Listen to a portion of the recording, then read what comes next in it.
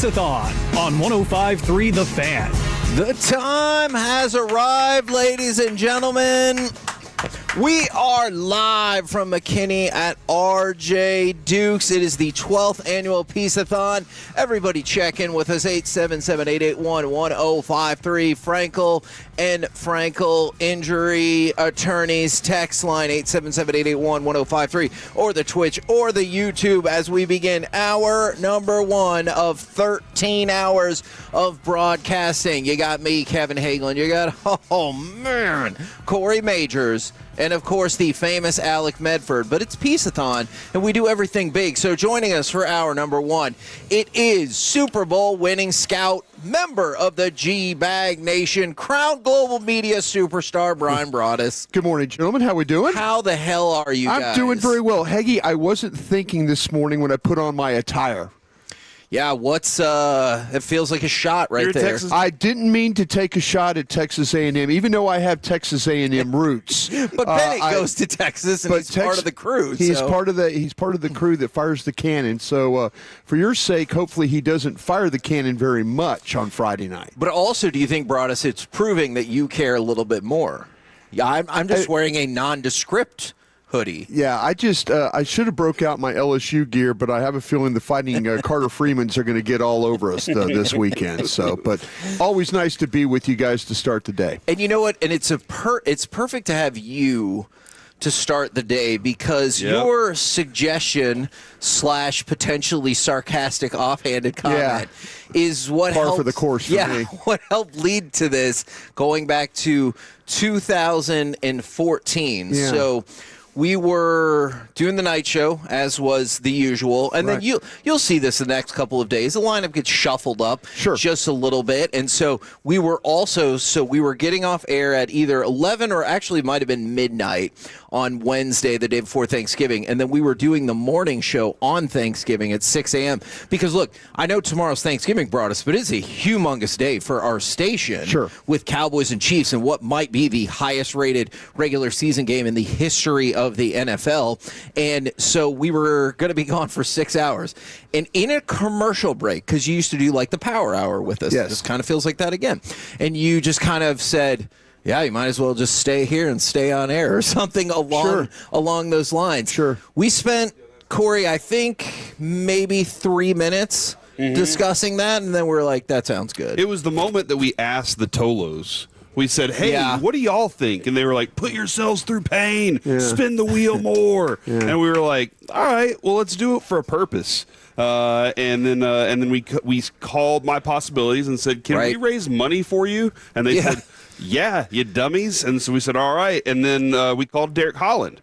And we said, hey, can you donate us a baseball, like an autographed baseball? And he goes, how about an ALCS game-worn jersey that I'll autograph for you? And we were like, all right. And then the ball started rolling, Broaddus. Yeah, I remember the first time, because I think I made a comment about the Jerry Lewis telethon. Yep, absolutely and so I felt like that, oh, this would be a great opportunity. And I was the only one old enough that had ever seen the Jerry Lewis telethon. So when you both looked at me, it's like, yeah, there's an idea somewhere in that old man's head, but I don't know if it's what the idea. But you guys took the ball and ran with it. I remember the start of it and how it was, how much it's always been fun, but just the hijinks of it all. Gosh. And then it came down to, because I always wanted to do overnight radio. Yeah. That was something that I always wanted. It was kind of like a little bit of a selfish thing. Right. You're the guys that just had to suffer for it. I just got to play for like 3-4 hours. But you went through some pain in some of those challenges. It was so much fun, though, that to know that there was an audience out there at 4:20 in the morning when you're putting cranberries down your pants, and that kind of thing. But for what you guys have done over the years, for My Possibilities and others, it has been so impressive. I was driving around yesterday listening to you guys, and you were talking about launching the various items that you could bid on and stuff. And it's come so far, and just the folks that take the time. And you said it perfectly, Heggie. Listen, there's a lot of different ways to do this. The donations, you can do things with purchase things, But listen. That's the most important thing you can do for us sure. today is listen, and then maybe spread the word to somebody else who might need to be listening to as well. So a tip of the cap to the station and tip of the cap to you guys for taking the ball. And just kind of an off comment about a telethon. Right. You guys took it to a whole nother level. Well, and if you think about it, that first year we raised about $5,000, give or take. We thought we'd done really good. Oh, my God. I mean, it was like, dude, we did. Yeah. We actually And did. I just remember one of the salespeople was like, "Oh, why don't you tell us about this? We could sponsor it." I was like, "We decided like 12 hours ago that we were going to do this, and this was on a Wednesday or no, it was probably like on a Thursday or something. So we had like 5 days to figure it out. Here we are as we go into 12. Yeah. I am hopeful. Look, I appreciate every dollar we make. I think there's a chance we can hit $100,000 raised this year, Sure. and that would put us at about $500,000. Yeah. Since we started this, which is crazy, bananas. Currently, almost everything, because we launched the site on Monday. Right. Almost everything currently has a bid. We got a couple of things that don't yet, but almost everything is already, and some things already sold. We had a Kobe Bryant full sheet of MVP cards. Wow. And uncut. And in frame, my dad made a custom frame for it. Went for $4,000 last night. I'm telling you That's this, awesome. you guys. I think you might have got a good deal on that if you look on eBay. Nobody's embraced the card world more than you guys have. Right? I mean, I'm wearing a card shop right now. Well, it's funny because I remember like when I was growing up as a kid in the 70s, and I probably had $100,000 worth of cards that somewhere down the line I threw away because I'm like, you know what, I'm getting older in life and I don't need these cards anymore. But like the 1970s, that makes me so sad. It was sorry, Broadus. No, when you sit there and you say, well, in the 80s, the cards weren't that good. I remember listening to you guys talking with Bassick. And, I'm the thinking, junk wax era, yeah. So, that was bad. But I guarantee you I had a card or two that was probably worth some money. So, yeah, here we are. So, and then somebody had already asked when Bassick is going to be on. I've talked with him. He will be here. My guess would be around 11-ish. Oh, look at that. But everybody from the station pretty much is going to be here. And the other cool thing, Broadus, is we've convinced most everyone who's going to be a guest to show up here. So Mickey's going to be here. Christy Scales is going to be here. John Machota is going to be here. Yeah, and so we convinced them all just to come out to RJ Dukes. But other guests we're going to have that will not be here in person, but they will be on the show. The Dallas Wings general manager, Will Clark, Jake Berger, Flula. So we've got all kinds of stuff. You got it covered for a day. Yeah, we really, really do. When you guys do the pre and post game show, when you do the pre-game show, Christy Scales, when y'all go to her, like your confidence levels through the roof that she's about to deliver something pretty good. I'll tell you what, we do. Or I'm terrified because it's an injury that's going to make me sad. I'll tell you what, there's the 3 hours. We're very fortunate to have great guests. I mean, tomorrow we'll have Tracy Wolfson on with us. You know, her and Tony Romo and Jim Nantz doing the game. But we're very fortunate to have generally the play-by-play, sideline reporter on. That 10, 12 minutes that we're with Christy Scales is the best information you're going to get going into a game. Yep. Because what Christy does is she'll go down on the field, and as players are warming up or coaches are milling around, standing on the bench, sitting on the bench, Christy's walking over and asking questions. And she knows them. And she knows, and everybody trusts her. And so when Christy says, well, this is how they're going to play the rotation today. This is I've seen like Nick Harris and John Machota and guys like that. They listen to that segment, and then they start tweeting out things that you got to look for in the game. And so Christy Scales is just so good to work with. I know doing games in the preseason, she'll just sit there and she'll pop on with these, like, she goes, hey, guys, got something. And usually when you go to her, it's something worth going to her for. You know, she's that kind of reporter. Do you like it that she still rocks with the old school notebook too? She's nobody prepares more than her. She's done some crazy interviews. Those Jerry pregame show interviews. She never knows if she's going to get Jerry, Steven, the commissioner. She has no idea. So like we'll basically ask, well, who'd you get today? And she's, well, I got Steven today, or I got Jerry today, and then the next thing you know, like Jerry and Mark Davis. You know, she just never know who is going to be on the sidelines. And Jerry grabs random fans or people or whoever and just puts them on air with us. So it's kind of fun that way. That is all. That's like. We have interviews weekly. You got to be flexible. We prepare for them, right? Like we prepare our butts off for those interviews. Yeah. You do. And I think a couple of times people have been like, why do you care if Schottenheimer's on time for his press conference? And I've been like, I care because we have a clock. But you have to be willing to be flexible with stuff like that or you're never going to make it. Yeah, Scott Agolnik has been getting upset with me here lately because we're like you guys will carry the Schottenheimer press conference. Dawson and like Dawson will try. And we're challenged with numbers on our show. We really are. We don't add very well. We don't plan very well. Yeah, having a matter of fact, in the pre-show meeting, we don't talk to each other. We do a 5-hour show and nobody says anything until we're like, Dawson brings us in, and then we all kind of talk to each other. But yeah, we've learned that with the Schottenheimer press conference, you're like sitting there, and I thought the other day, like, well, Schotty, if you're always going to be late. Well, don't sit your wide receivers down for being late. Yeah. If you're not going to be on time and they're not on time, then by all means let them go. That is a quality question and point to bring up. Yeah. From the Corey, we've already got a question for you from the 972. Hour number 1 locked in. That's from Captain Napkin. That's not a question. I love him. You're right. I'm sorry. I was going to read a couple of these and then get to the question. All right. But I'll skip right to the question from the 817. This person wants to know if they can bid on a date with you and then said their husband gave them permission.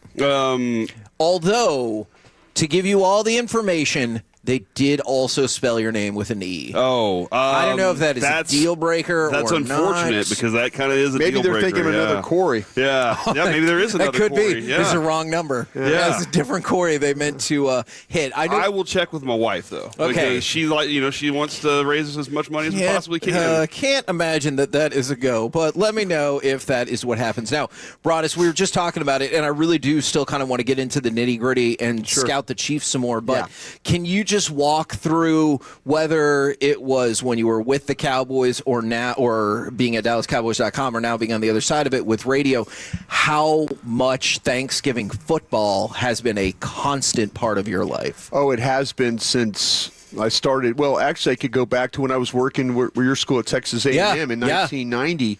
Because you would get Thursday night or Friday morning. Right, exactly. So that was my first real jump into Thanksgiving football. But ever since 1992, I've been having to deal with Thanksgiving football and stuff. It's funny. You just know when you look at the schedule, you're probably going to work.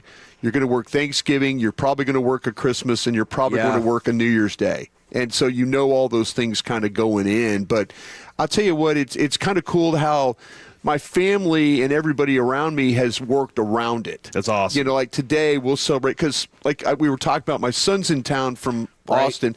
He's one of the Texas Cowboys who fires the cannon for the games.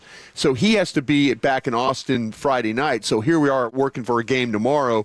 So we're going to do the Thanksgiving. So there's always kind of an adjustment for that. That is good for family time that it's Friday night because so many times you saw either Thursday night or frequently I remember when I was at A&M going to Friday morning games. Right. So I'm glad that he's got like a little bit more Oh, no, time. It's crazy how that you just try. But that's what we do in life now with the schedule. But Thanksgiving football has always, it was never one of those things where even when you didn't play the game, you knew you probably had a practice or something you had to be around for. And so, it's something I've just gotten completely used to. And like we've talked about this before, it's weird to think about living anywhere outside of like here or Detroit, and I know they've cycled through the night game, and it's always different. It's weird to think about my family gatherings not being structured around a football game. You know? Well, my family too had season tickets for 20 years at Texas Stadium. Okay, so from 1972 till 1992. That was what you did. That's what I did. Yeah, it was. I remember having some Thanksgivings in the parking lot at Texas Stadium. Like we didn't awesome. We didn't want to wait around. My family was in the restaurant business, so we had all the equipment to be able to set up like an area. Brad Sham and Babe used to do. I think it was Brad Babe initially when they were at the old Texas Stadium. They had a tailgate that they did. Did they really? Yeah, you might want to ask. But I know one time I went to an event where in the parking lot at Texas Stadium, I think Brad and Babe had a full setup of turkey and dressing and everything for everybody that was working that day. That's and crazy. So there was all kinds of traditional things that you were doing that you mentioned that were tied into football. Man, by the way, for people already asking, one of the auction packages we have up is a lunch or dinner brought us at Hurtado. Right. So if you're interested, you're like, hold on, I need more of this. Well, and two, like I said, if you're interested in, we're starting to work on the draft. Yeah. Is coming up, and depending on how the Cowboys play here in the next few weeks, the Mavericks sure aren't helping. Yeah, Mavericks aren't helping me. I'm listening to them. I'm just not watching, but I'm watching. So yeah, if you want to bid on that, I'd love to have you and your the number of people that you bring along there that we said. And because like I say, we talk about the draft. There's a lot of things that we've done over the years that people just kind of want to get a little bit more insight on some stuff, and things that I've heard. Heck, I might even tell you what happened to Diggs. I don't know the answer to that either. I got an idea. I got an idea. But I was going to say, because somebody asked if you'll open up those files, and I was like, legitimately, Corey, I'll just speak for myself. I have no idea. I just don't want to get somebody fired. Yeah. That's the thing about it is I promised somebody I wouldn't do that, but I don't know if you bid enough and I get if you make it really, really worth our while, I'll be happy to spill the information if we do that. That is the spirit that I'm looking for. It's all about helping out the charities. We got the right person to yes, start this. Absolutely. Absolutely we do. All right. Coming up next, we didn't really get an opportunity to dive in here. Let's start scouting the Chiefs, but also we can kick off some Ask Broadus if you guys want. I know there's people who have questions. I actually selfishly wrote down a couple of my own questions to dive into. So let's do that next, live from RJ Dukes in McKinney. Piece-A-Thon on 105.3 The Fan.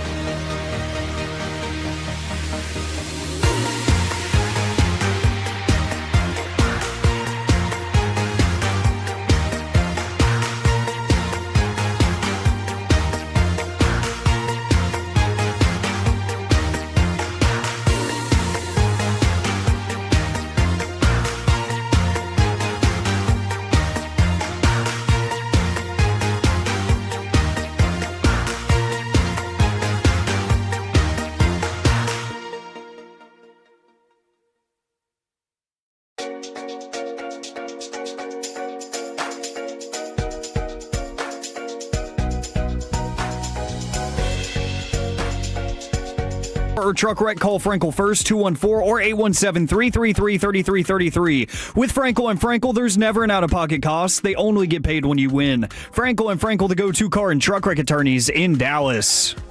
K&C Masterpiece back here on 105 through the fan. We're live from RJ Dukes. And, this is a question that comes up a lot. So there's two questions as...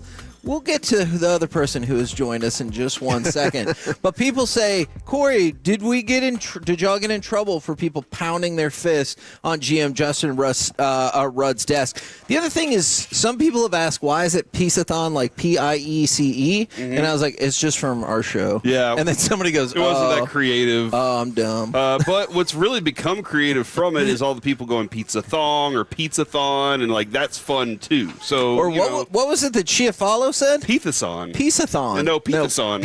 I can't even He say played it yesterday, and I didn't even understand what he said. Yeah. I was just like, what are you saying, bro? It's Piece-A-Thon. It was like when Colby used to do midnight snacks, and he goes, Amar Strutterblower, and I was like, that was a pre-record. Why didn't you do it again? And he goes, Nope. I'm not doing it again. With Platinum Chevy, Kevin, there were so many Tolos going in there and pounding their fists on the table, it broke the table.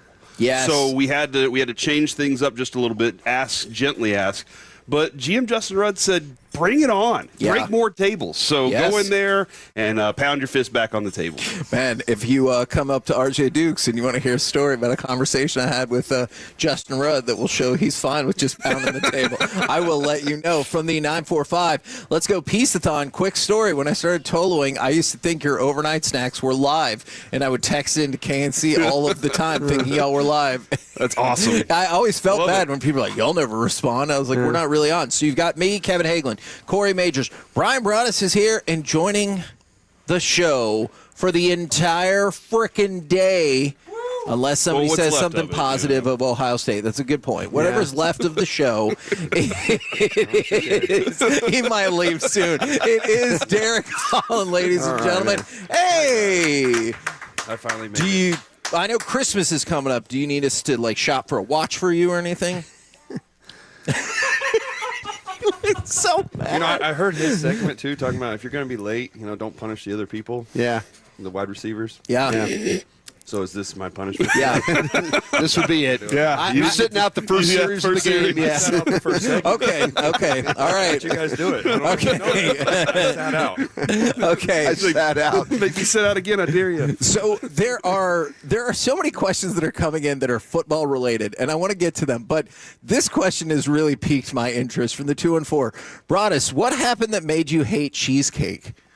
I don't think you hate it. You just think it's like I think it's a lazy order. I think it's a lazy order as a dessert. Cheesecake.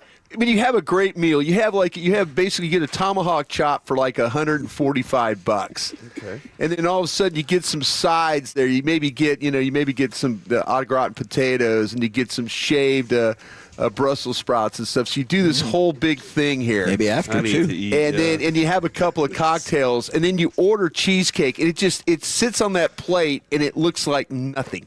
But it just sits there. Delicious. And I think it's one of the laziest orders you can have. Go for the banana Foster. Go for something that requires a little attention, not just let's take a piece of just normal cake. No, it's not cake. It's what would be cheesecake? That's cream cheese. Gelatinous sugar. I don't know. It's a triangle piece of Velveeta-looking cheese is what it is. Yeah, well, it's a beautiful thing, and it tastes so good. It's you know what? And what cheesecake hurt you? It was. I just don't like the fact that you can have a meal that's so glorious and you end it with that. But you say it's a lazy order. It is a Aren't lazy you being order. lazy though when you go to dinner anyway. You're not cooking? No, you're thinking about it like when you go. Come on, Dutch. Cooking, when you guys ball players all go out in Chicago or something like that, and you're at Gibson's Steakhouse, and you're sitting there looking at the menu, you're putting that thing all together.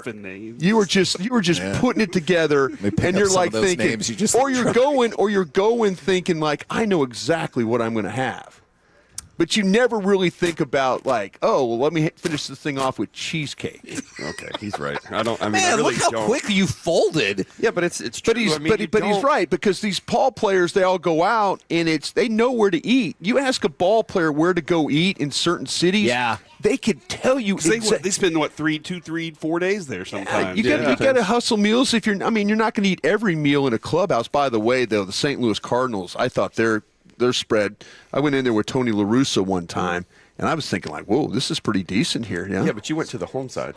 Yeah, I didn't go visit on the visiting side. What are the clubbies doing over there though? They're not. You guys are like rallying the clubbies for like ribs and stuff like that, right?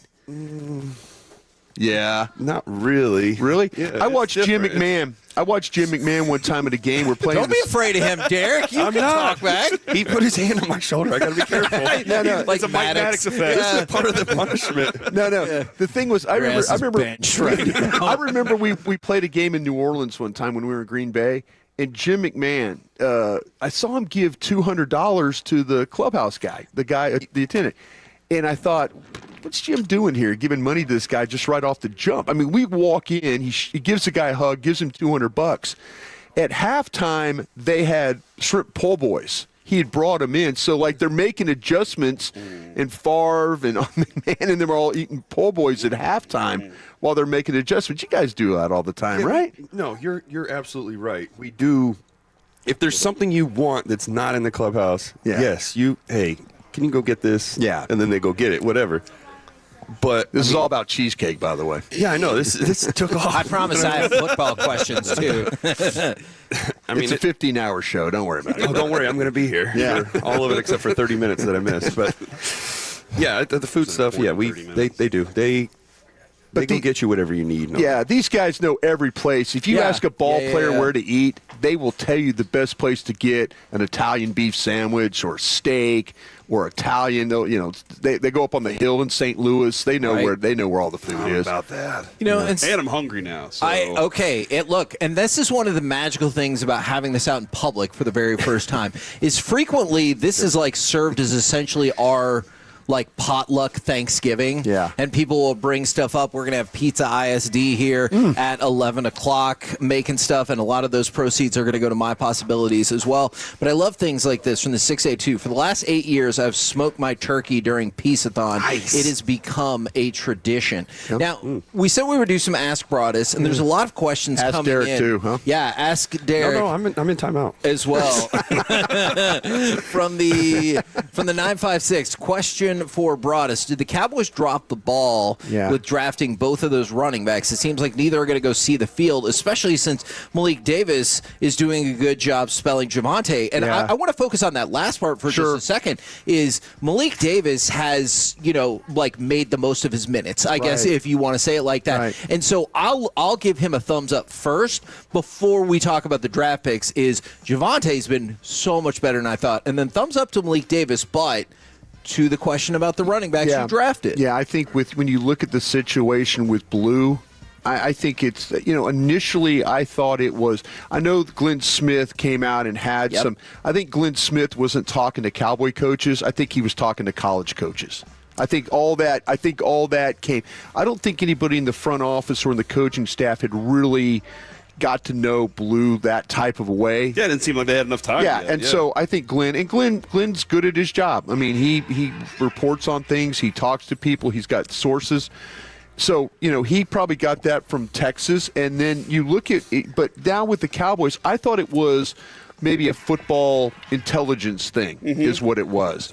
And so, when you say, well, can he take it from the classroom to the practice field to the game field? I thought that was the issue. But the more you talk to people, it really is a maturity thing. Okay. It is about how to be a pro. The same thing really happened with Guyton last year. How hard of a, just before we elaborate on that, how hard of a transition is that? Because I could see how you could easily fall into the trappings of all kinds of stuff. Well, the thing about it is usually the one position that has the shortest or the smallest learning curve is running back. How many times have we seen you plug in a rookie running back and then they go this to work. Year? Yeah, this year. Yeah, there's teams like Bucky Irving. They plug him in, and next thing you know, the Buccaneers are doing great. Trevion Henderson, but Henderson coming out of Ohio State. Sorry, Dutch, about that, but the thing about it is though these rookie running backs, man, they immediately start. The thing with Blue is they really say it's not that he's not picking it up, it's that he's not the maturity factor of being serious about playing football is not being.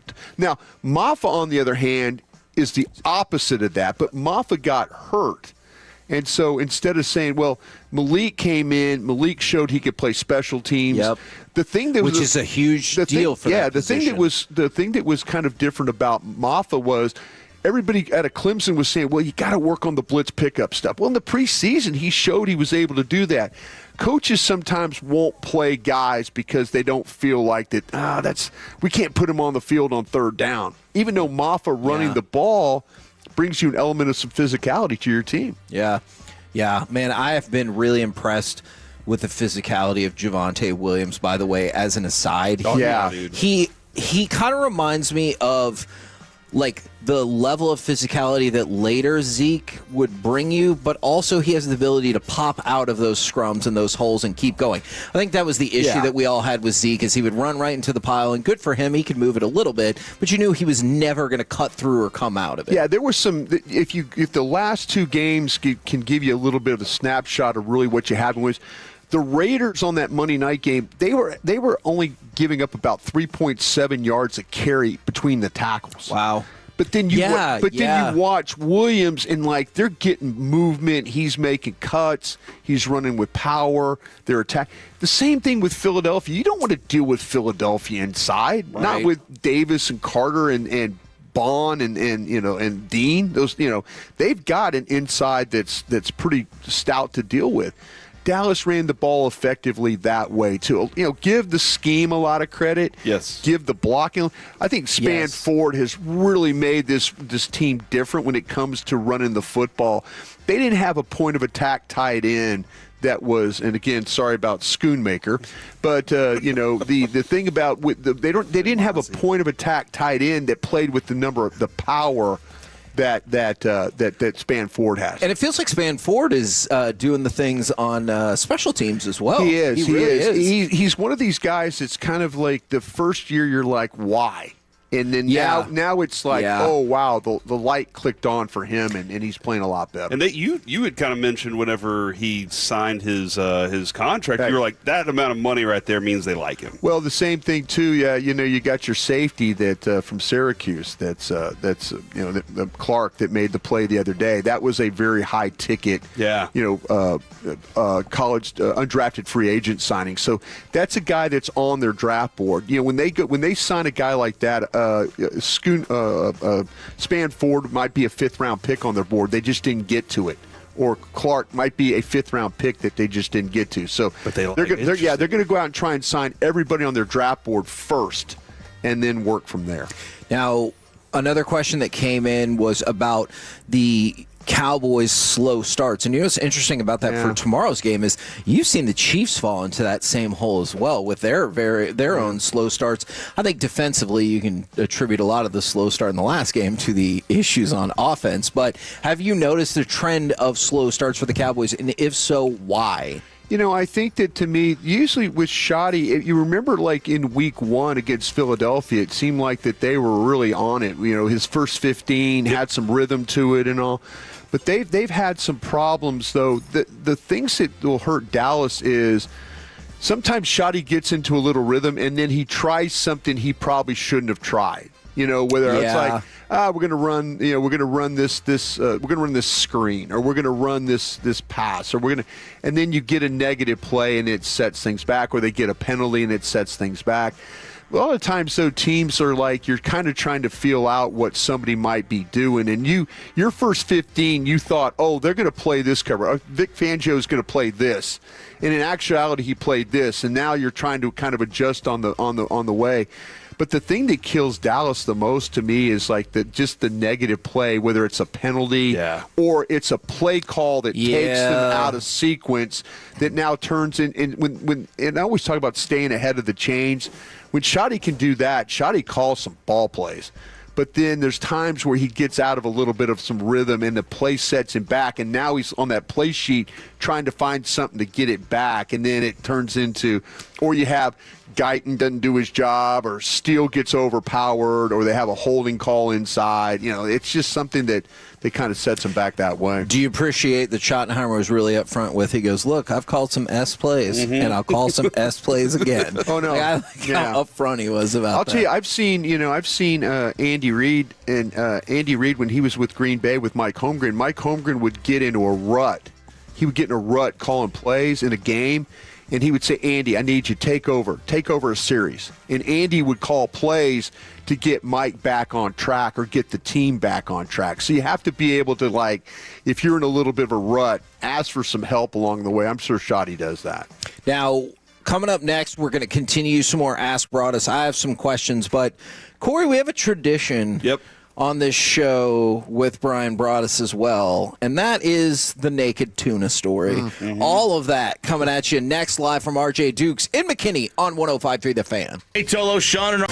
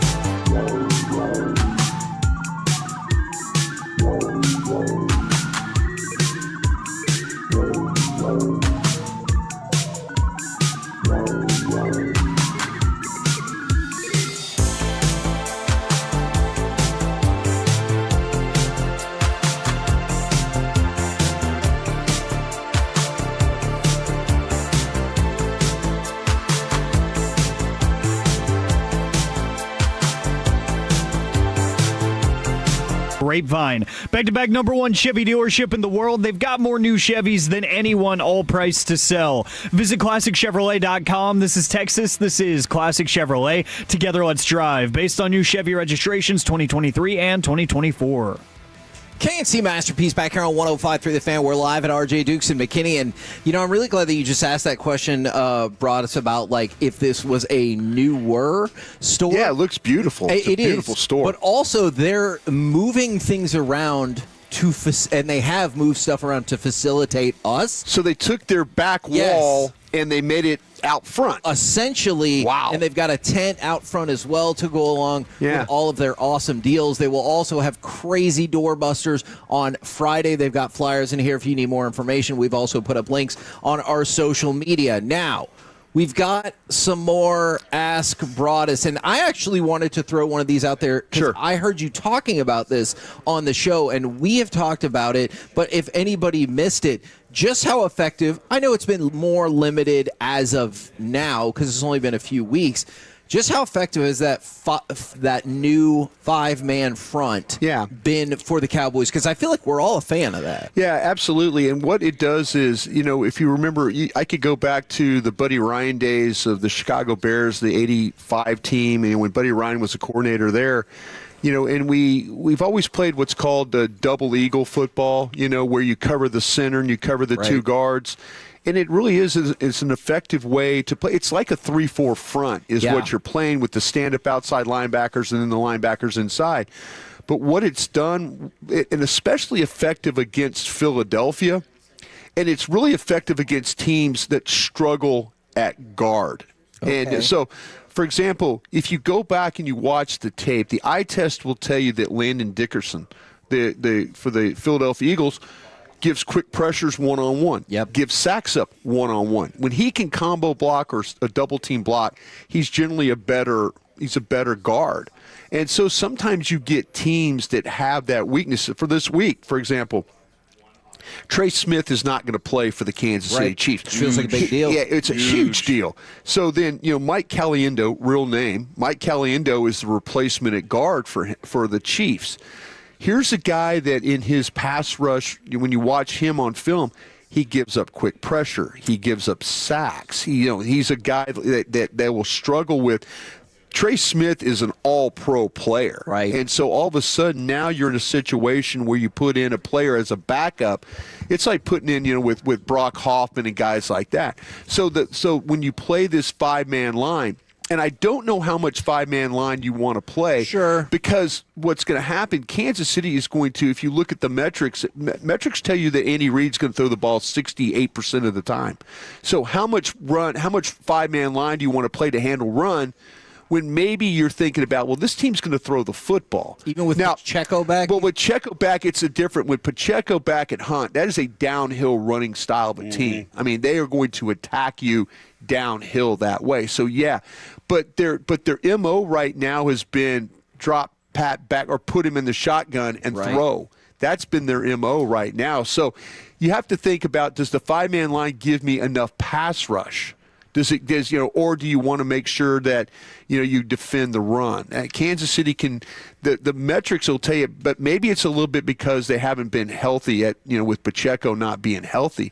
But Hunt gives them, they both run that ball. It's very similar with Dallas, that downhill running style that they have.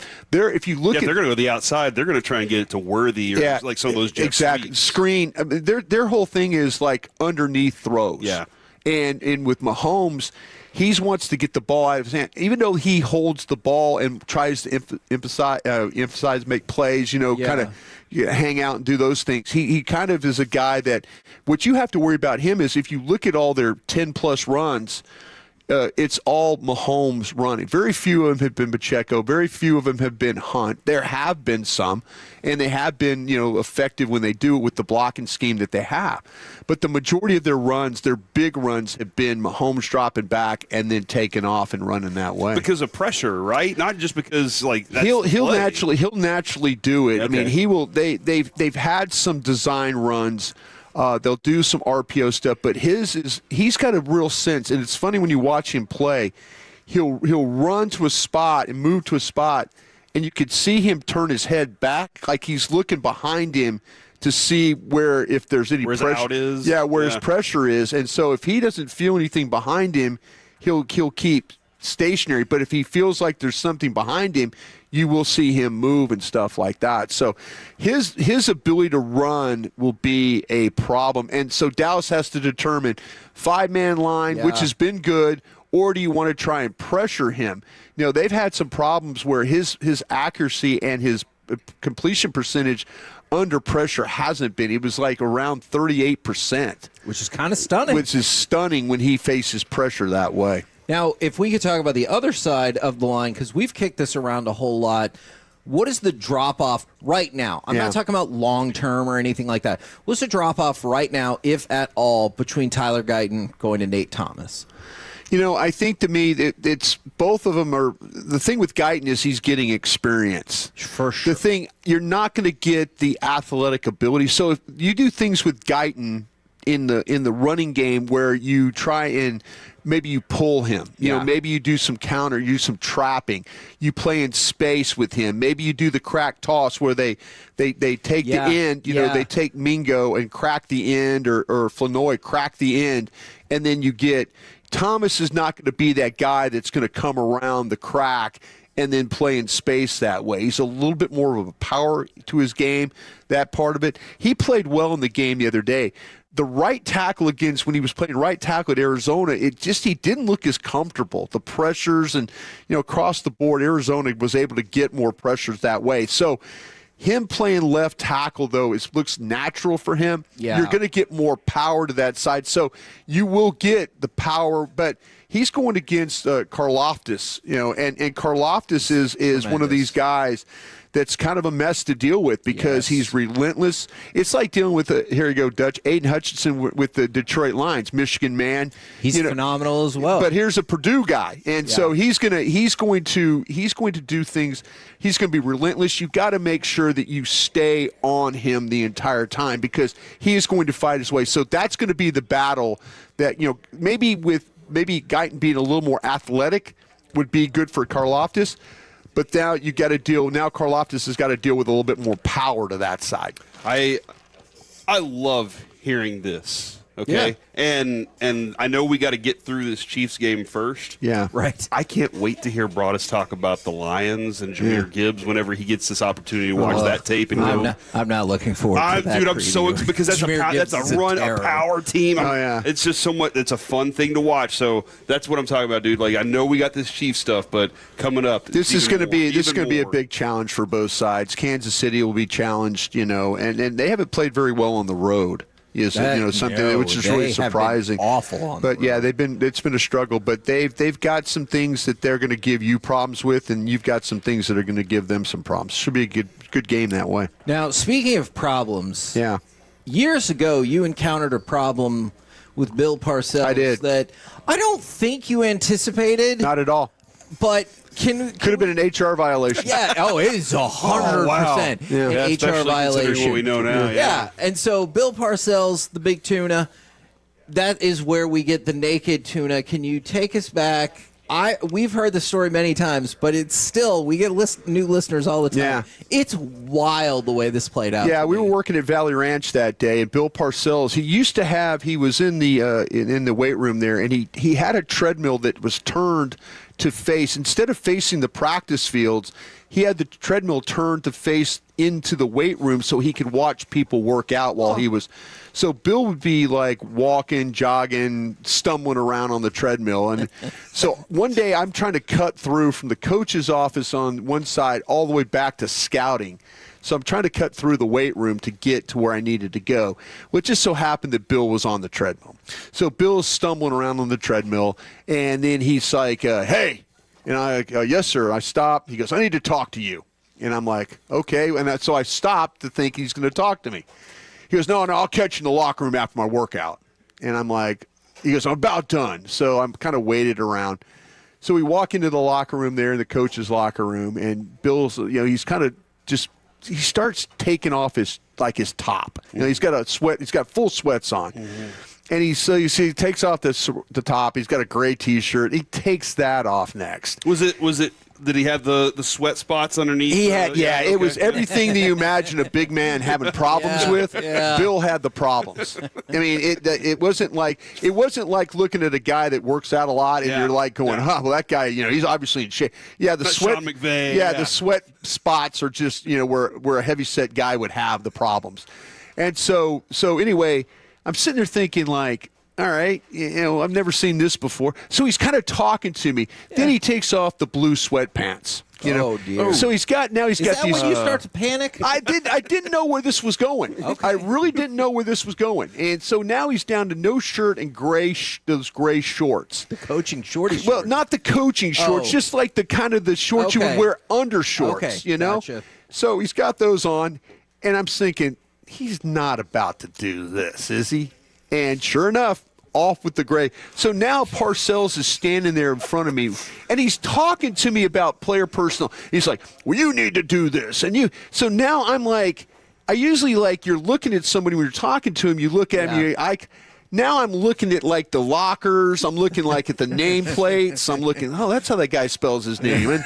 And Bill's kind of getting annoyed with me because I'm not looking at. I'm not focusing on. Look at the sweat glistening on my body. But he is standing there, and then he basically goes into like the Captain Morgan pose with everything just kind of there. Like he's old man in the old men in the gym. Yeah. When they parade around like they and they're like they're going to go where in they the got the term giblets. Yeah. No. It's crazy, The but sauna's the same way. sauna, yeah, exactly. So Bill's just he's standing there and listen. I'm trying not to I'm not even trying to make eye contact. I'm just kind of looking away, like, what are you doing? But he's basically yelling at me nude is what he's doing about stuff. And I walked out of there and I'm like, what the hell just happened? He doesn't even know what he was talking about. Yeah. He was so lost. I didn't. He was like, I don't even know what he was asking. Somebody has a different theory, Broadus. Yeah. Broadus was probably thinking, all right, it's promotion time. Yeah.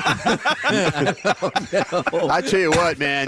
He and I, that was. But you can never imagine because I've never been put in that situation where all of a sudden you're like, we need to do this, and here I'm pulling on all these clothes. I'm thinking he stood there with nothing, and he's just yelling at me with that, and I'm like, okay, fine. And I was just hoping. Every word. I was hoping. I was hoping that please just let me get out of this situation and stuff like that. But that was the naked tuna story from Bill Park. And by the way, you can imagine the most awful sight. Yeah. The most awful sight you can imagine. What a weird power move. Yeah, very or weird. like Derek said, a gym move. I don't know. Well, I lift the most weights. Broadus, thank you very much. Where can people catch you? Obviously, I know tomorrow is a huge day. Yeah, we got preseason. We got pregame show tomorrow on 105.3 The Fan. Me and it's Eric Chiafalo for both the pre and the post. Oh, nice. Yeah, Zach did a good job of getting a victory against the Eagles. So we'll see what Eric can do against the Chiefs. So we'll be out there. We'll be out the Miller Lite Plaza. It should be a really nice day. So come by, say hello, and we'll be out there hanging out. So it should be fun. And then, like I say, we got the G-Bag Nation show coming up. We'll break all this stuff down. I'm on all these platforms too, DallasCowboys.com, and you mentioned Crown Global Media as well. So just kind of find me on the internet. That's what I'm doing. Yeah, if you can't find Broadus. If you can't find me, if you find me, you don't know how to use the internet, right? Really. I sound like that Indiana coach, didn't I? There for a minute? Yes. Google me. Google me. I'm on a lot of shows. Yeah, I like that. Thank you guys for everything you guys do. That's great seeing you. Go Blue. Very much. Brian Broadus, ladies and gentlemen. Coming up next, we'll move into hour 2 of Piece-A-Thon. And Derek, I know this is something that seems like it is bothering you, so let's talk about it. Are you okay with the Rangers finally turning the page from their World Series roster? Next, right here on The Fan. The more time you give, the more our crush grows. Together we continue to build something special. Keep turning it on and leaving it on 105.3 The Fan and the Odyssey, iHeartRadio, and TuneIn apps. Our mission is simple: to make better hearing affordable for everyone. This Black Friday,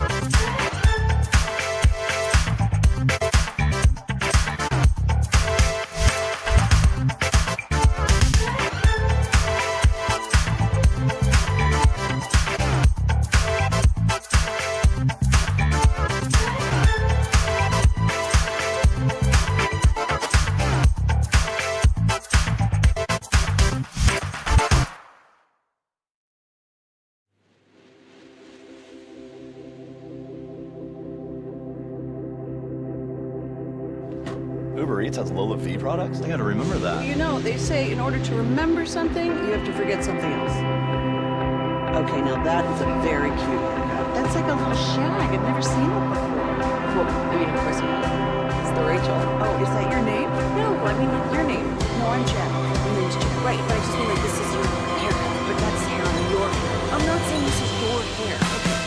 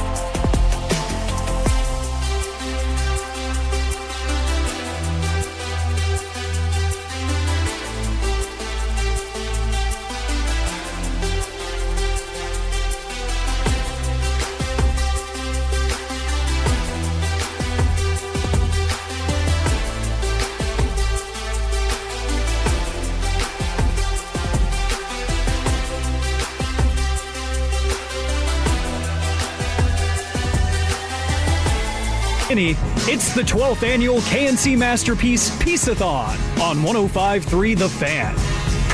KNC Masterpiece right here on 105.3 The Fan as we move into hour number 2 at RJ Dukes in McKinney. And by the way, I think some people texted this in. I'm sorry if I didn't respond. Yes, they are open and they are doing business. So your app might tell you like, oh, they open at 10, 11. Nonsense. They are open right now and the deals are flowing.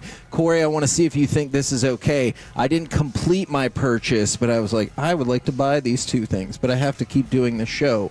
Can I set them to the side? Do you think that's okay, or can somebody come in and like just buy what I really want? Well, here's the thing with when it comes to the guys at RJ Dukes. All right, they know you and they know your past, so they were like, "Do not put that in your pocket, sir." I don't know if all of them know my past. Well, then I'll let them know. I'll tell them right now. So they probably are keeping an eye on you. Yeah, this thing's set up well, man. This is a great setup. I love they basically redesigned the store.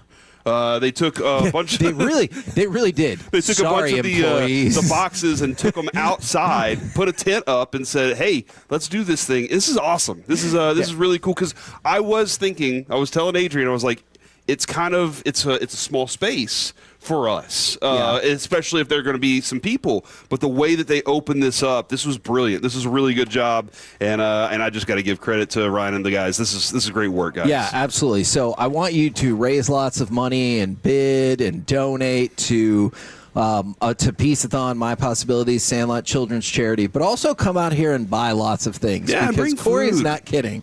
And I know and like a lot of these employees, and they really had to do a lot of extra work to make this happen. So, yeah, please name one thing. They moved like legitimately half of their store this morning. If you were here at like 5 o'clock, I was. Ish. I got here at 5:40. But you could see them lifting out. Immediately went to the bathroom. And everything. Yeah, it's like he planned. He's like, let me stop here and poop. Mm-hmm. All right, so I'm not gonna lie, I'm gonna have to do that too. Oh my goodness! Everybody poops. Yeah, that is it's true. A book. That is true. It's a great book. Yeah, kids read it every year. Yeah. Now this time, if they could always go in the potty. Okay. Sorry, no, real life alert. alert. All right, sorry, no, I love you. Yeah, I only say potty now because of what we're trying to potty train him. All right, so for the Rangers. And we were kind of having this discussion in a text, and I don't want to get into the specifics of that unless you want to. But, Derek, I'm going to start with you. Are you okay with the Rangers, and I'm going to tip my hand a little bit with this statement, oh boy, finally turning the page from their World Series roster? Because you saw it, Spores, Heim, Adolis, then you saw the Marcus Semien trade, and like there have been other moves leading up to this, but they are really like, thank you very much, we'll see you down the road.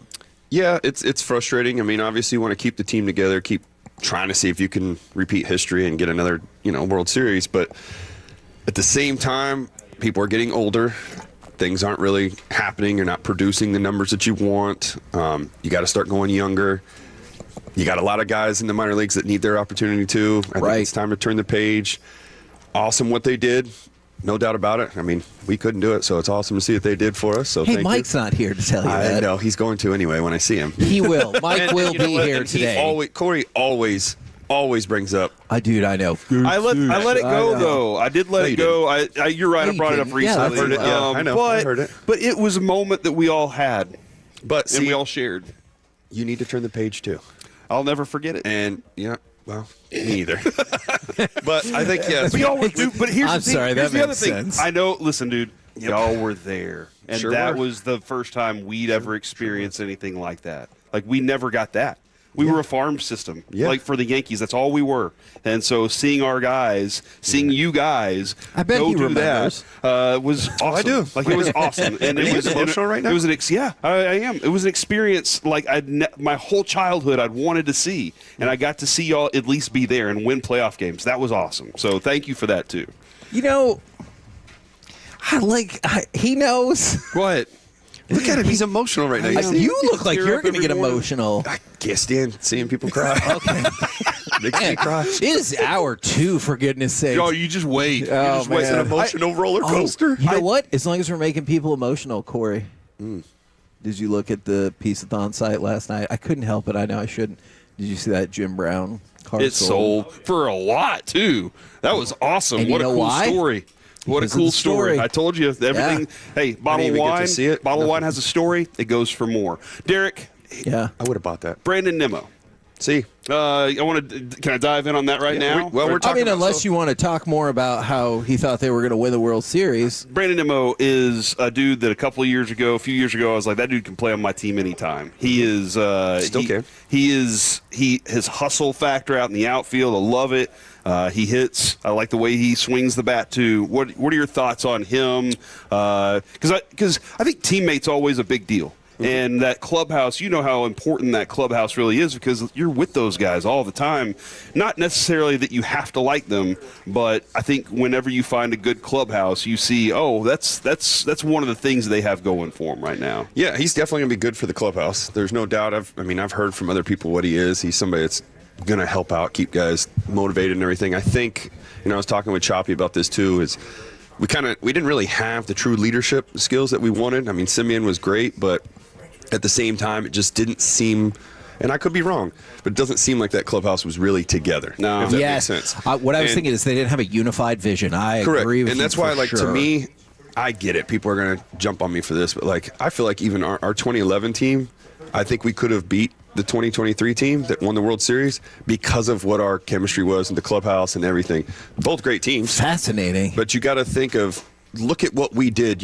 We were into it. The claw, the antlers, all that stuff. You watch them, and it was just like, get on first base, and we did it. It wasn't quite as. There's no personality. Really, yeah, it wasn't. It was Corey Seager's Seager's personality, right? When they got the big moment hits like Seager and the home run, of course that place went nuts, which anybody would. Yeah. But I just think that they were lacking stuff in the clubhouse. You got guys doing things on their own. There's not too much team stuff going on. Whereas our teams from before, we did stuff together, dinners, whatever. We were Has together. Has that changed just in general in sports in the last 10 years? I don't know. I'm very curious. I just feel like for me, I was a big clubhouse guy. I want to keep guys together. It's the same thing even outside of baseball. I'm trying to connect, Cowboys, Rangers, Stars, Mavericks. I'm trying to get everybody together. One of the greatest people that I've got to meet and hang out with and do stuff with is DeMarcus Ware. Dude's been unbelievable, but being able to bring us all together, going to his charity events, he's coming to mine. We're bringing other athletes together. That to me is what it should be like. That should be your clubhouse. Yeah. And I will say another guy that they have that I'm pretty sure is coming back with us, Jock Peterson. He looks good right now. I get it. He gets roasted, but for the weight. Very fair. What happened? Yeah, past season. and I think it got to him, and I think you're going to see some good things this year from him. Okay. But like I said, I just saw him. I feel like it was like a week ago, 2 weeks ago, whatever it was. But he was in good shape. He looks good. So that seems to be his MO over his career. Is he'll go through these phases where he's really hot, and then he just drops off. And then he gets very motivated to get back. That's what I can hope on. What about? Because he's coming back for sure. Yeah. Yes. The easiest player trigger of a option ever. Hold on. They want me to sign for that money? Yes, I'll play again. What about the balance of? Obviously, in a clubhouse or in any group of people, in this room right here, right now, not everyone is going to have the same personality. Did you ever find it difficult to, because you're a more fun and outgoing personality. I think Jock fits that bill for sure. 100%. How do you balance that? Because not everybody in that room, some of them are just going to be like, no, I want to do serious things all of the time. I mean, yeah, there are guys like that, but the thing is, you got to find ways to loosen them up. They're going to be uptight all the time, and that's fine. There's nothing wrong with that by any means, but you still find a way to loosen him up and loosen the rest of the group up. Have fun with it. Get everybody. I kind of just got myself set up there, but it's just you're trying to bring everybody together. So whatever it takes, you don't really care. It's more of create a good environment. So when somebody's pissed off or whatever, you're there, calming everything down, but also making it fun. If that makes sense. Yeah, no, absolutely. It's just to me, yes, my job was to go out and pitch, do my job, everything else. But also I just felt like my job was be a good teammate and show everybody that I can be a good teammate so that way you can get other guys around you on that, and then it just continues to mold and grow with everybody else so that, we're clicking as a team. It helps when you have good person. I mean, you think about the group, for instance, I'm going to use our team, Napoli. Elvis, myself, Colby Lewis. Like, we're all goofy. Beltray, all goofy guys. Ian Kinsler's a very goofy guy. That's what I'm saying. So you look at the personalities that we had. Yeah. Maybe he was never goofy with us. No, I get so there's all. It's, but well, I bet it's with just you guys, like anybody else. You got to flip that switch. Like, oh, here comes the media. Yeah. Lock it in. Unless if you're me, then it's like, I'm bouncing off the walls like I'm a cartoon character. But everybody else, you like that? Yeah. Derek Holland. I do. I was gonna ask if you can convince Jacob deGrom to do an interview with us, because this last time, I'm not kidding. I respected that he didn't make up a lie, because sometimes you get the lie. Oh yeah, I got to do this, whatever, and that's fine. But like Jacob deGrom, just this past year, because we've been trying for since he got here. Hey, do you have time for an interview? Not right now. And then he just sat down and kept playing on his phone. But I respected that he didn't lie about he had to go do something. I got to share this because this is funny. Do we have time? Are we good? Yeah, no, okay. Go. So DeGrom, when we were getting ready to sign him, remember it was between him and Rodon is what we were talking about? Well, Rodon's one of my very good friends. Yeah. And DeGrom, I just don't know him. I've talked to him, whatever. And when we signed DeGrom, that's when I ended up having Tommy John or whatever, and we ran into each other at the Dr. Meister's place. At the Tommy John place. Yeah, Tommy John's place. Yeah. And so I was in there, and I just remember the first time I got to actually sit and talk to DeGrom, he didn't talk to me. He just put his phone out with the article of us doing the radio when I was talking about how we should get Rodon and not him. Holy crap. You thought the Tollison thing was a bad situation. That became even worse. Oh, wow. He wouldn't talk to me for like a week. Oh, don't worry. We can get him on. But he didn't talk to me for like a week. And then finally I was like, dude, I don't know you like that. Rodon's one of my good friends. I even said good things about you. I even tried to show him. I was like, look, when you're healthy, you're lights out. You're the greatest pitcher. Man. But he was actually, DeGrom since then, I mean, he's been awesome. He's such a good dude. He is actually funny. You guys don't get to see that side of him, which I get it. It's the same thing we just talked about. Yeah. Media's here, flip the switch, see you later, don't talk to him. Yeah, we're different is what I always feel like. But, but they got to find out. I will say, though, as a guy who was on that mound, and you've experienced making dudes look foolish before, and maybe one day you'll be able to make me look foolish. Probably not, though. Like when you see DeGrom when he's healthy and he's doing that, it's kind of got to not envious, but you're just like, wow, like that's impressive. It's more than impressive. Beyond, I mean, yeah. As much as I love watching Shohei do what he does, DeGrom, when you get him on the mound and he's healthy.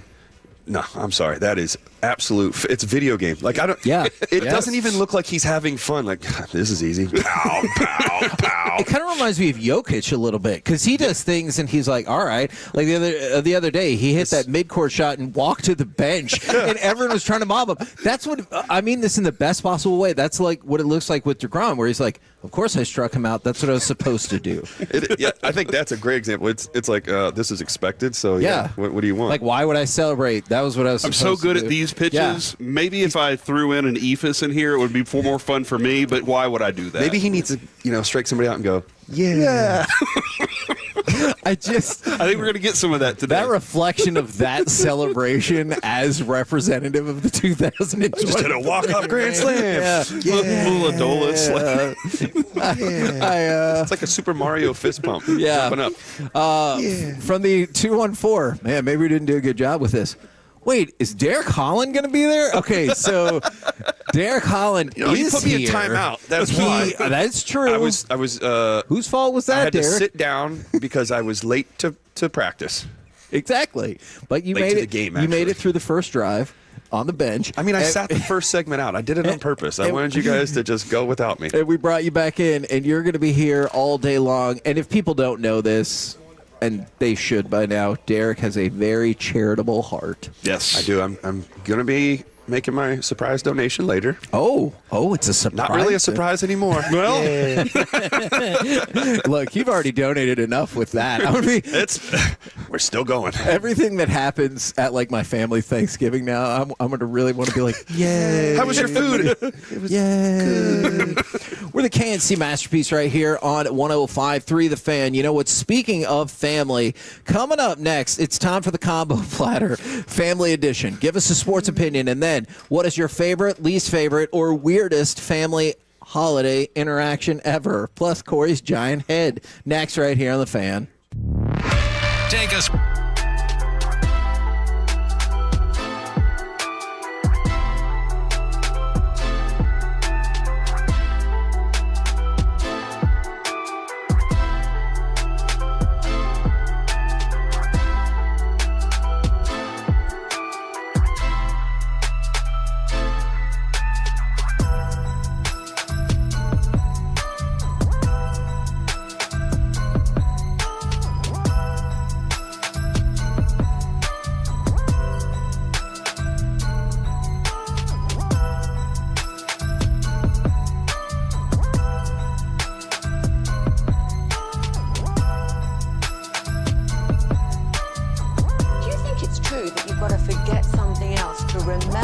Uber Eats has groceries. No, that's absurd. Hey, remember when you used to be a, what was it, Pepper Lady? Pepper Lady? Wasn't it Cinnamon Sisters? Basil Babes. Saffron Squad? Nutmeg Maidens? Pre-Curb? No. Nutmeg Maidens. I just said that. Was it Spice Girls? Doesn't sound right. Was it Saffron Squad?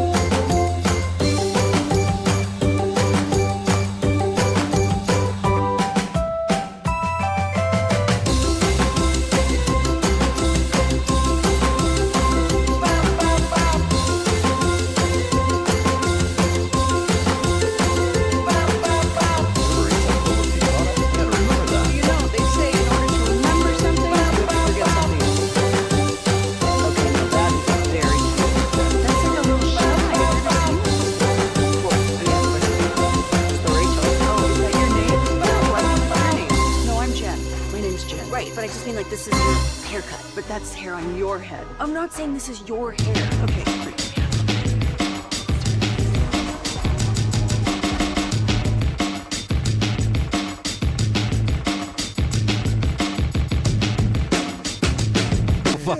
The fan.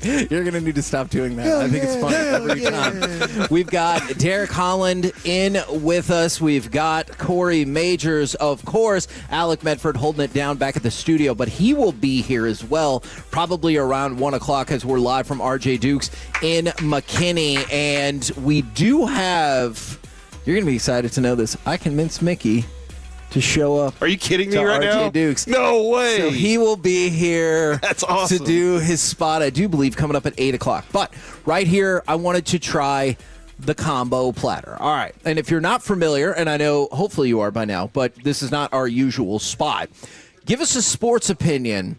And then for the combo platter today, what's your favorite, least favorite, or weirdest family holiday interaction ever? So, got Thanksgiving tomorrow. Perhaps some people are celebrating today, especially folks in the Cowboys world.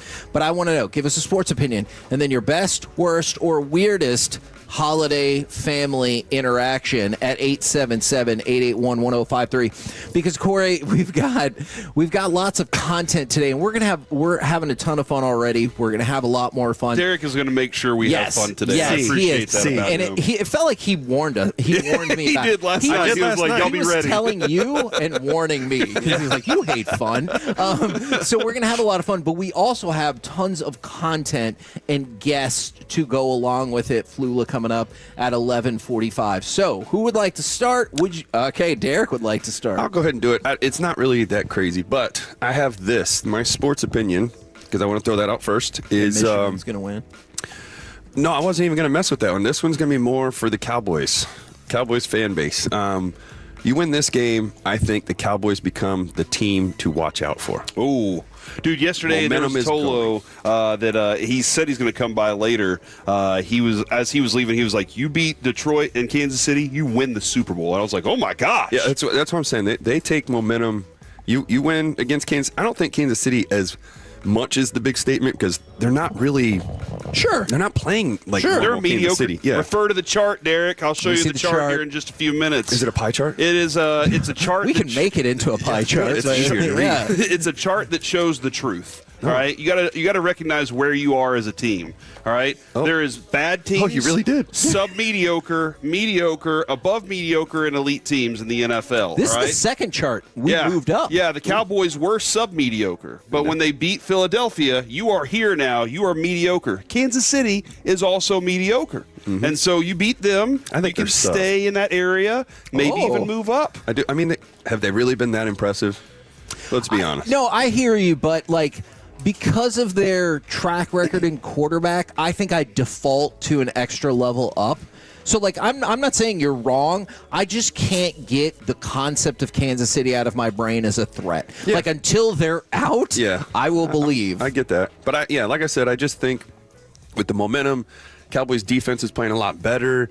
I'm not a diehard Cowboys fan. I cheer for them. That is true. But I also know when to be real, and I feel like right now the Cowboys – they win these. I don't really care so much. Beat Kansas City, yes, obviously we need that. Beat Detroit, but beat Detroit, that'd be something. Then I'm not kidding. You become the NFL rankings. You definitely shoot up, right. And you're definitely a team that literally becomes. Man, we got to be careful. This is not.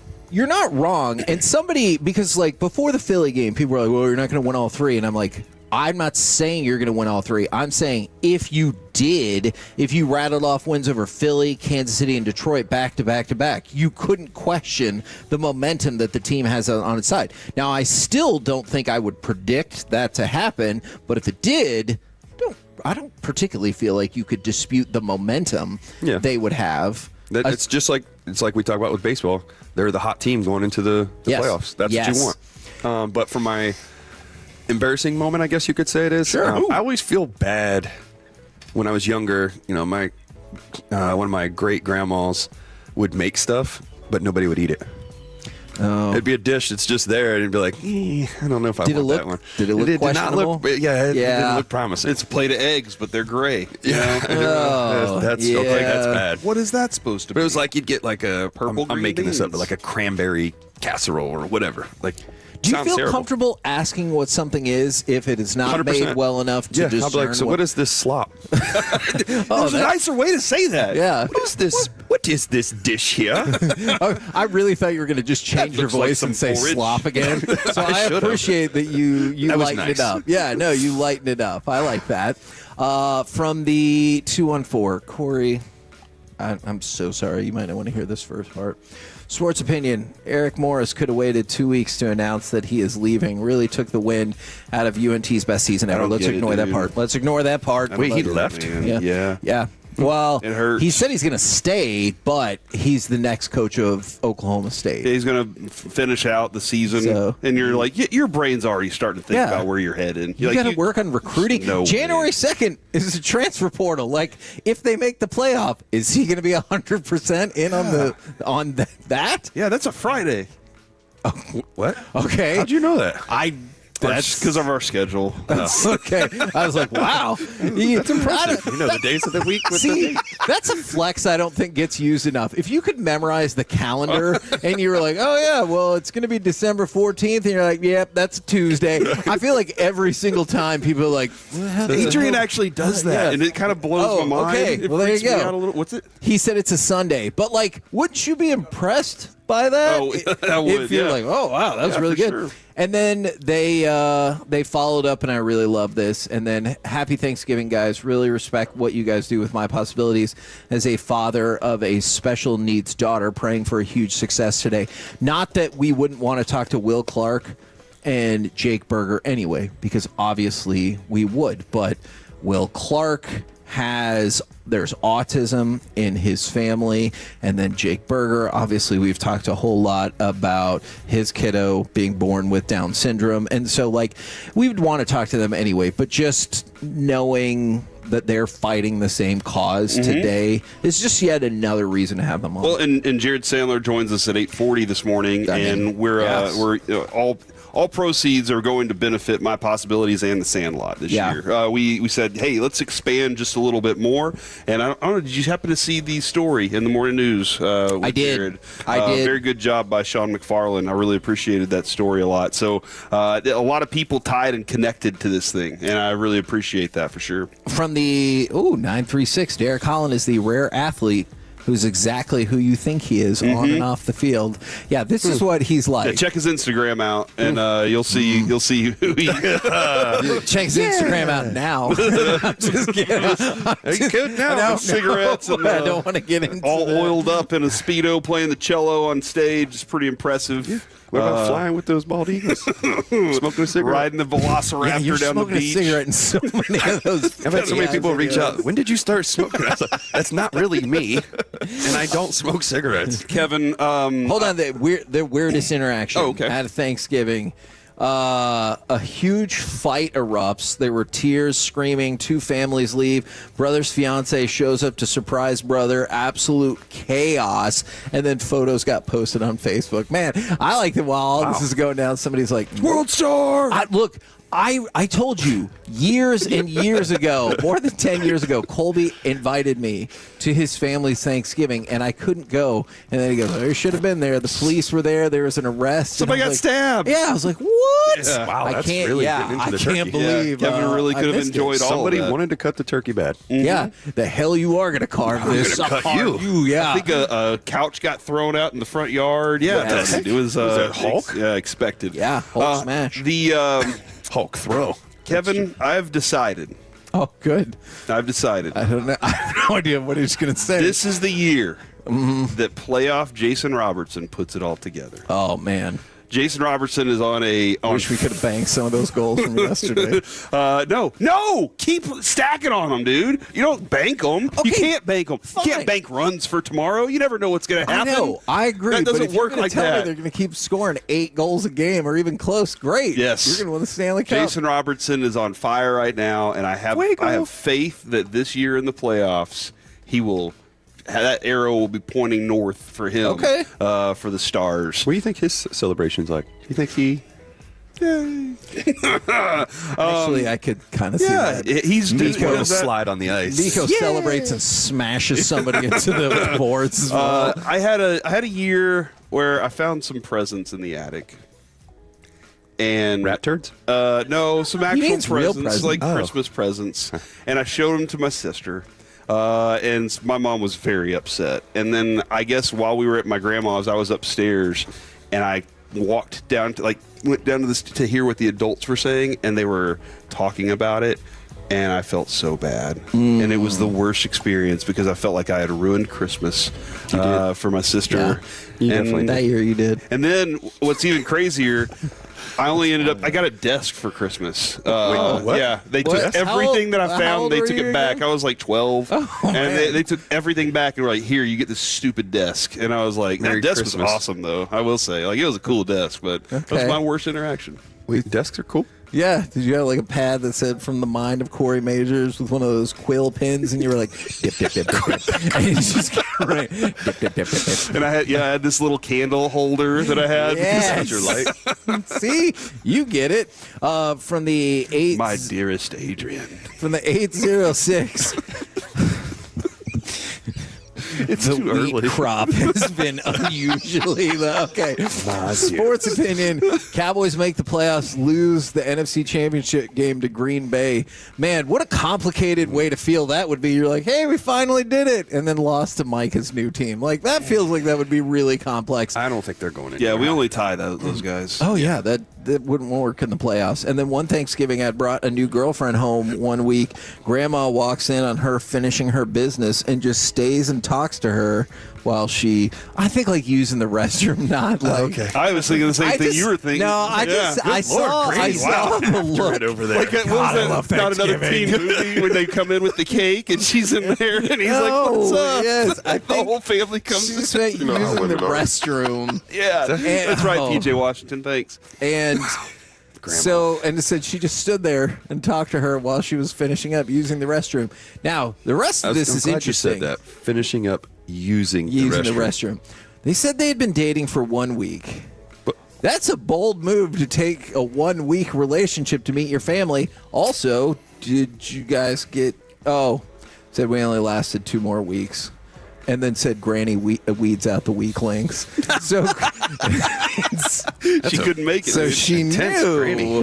that she knew that wasn't going to work. From the 817, I like this. These guys replacing RJ and Choppy are pretty good. The station should give them a shot. I like it. I think we I think we might be able to make it. From the number one midday sports talk show in DFW, by the way. Yeah. So nobody does it like we do. and frequently the number one radio show midday. Yeah, that too. Yeah. Yeah. In If your I could face learn how to speak Spanish, radio. we would always be number one. Yeah. See, Yeah, okay. Thanks for that, Derek.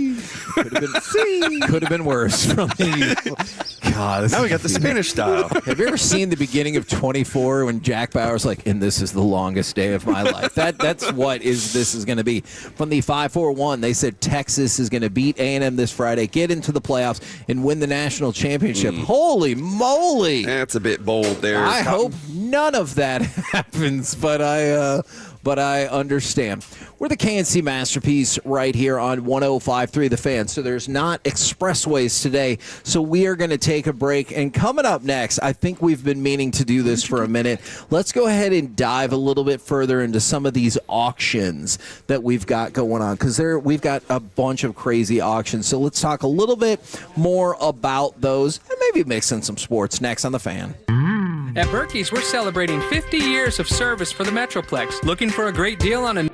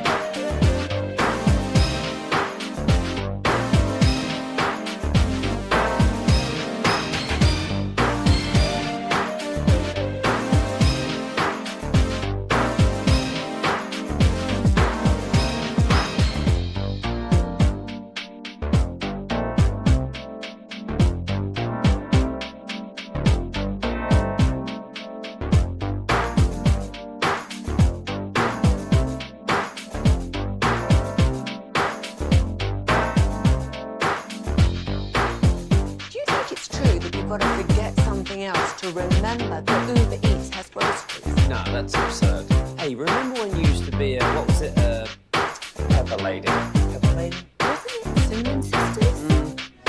Basil Babes. Saffron Squad? Nutmeg Maidens? No. Nutmeg Maidens. I just said that. Was it Spice Girls? Doesn't sound right. Was that Saffron Squad?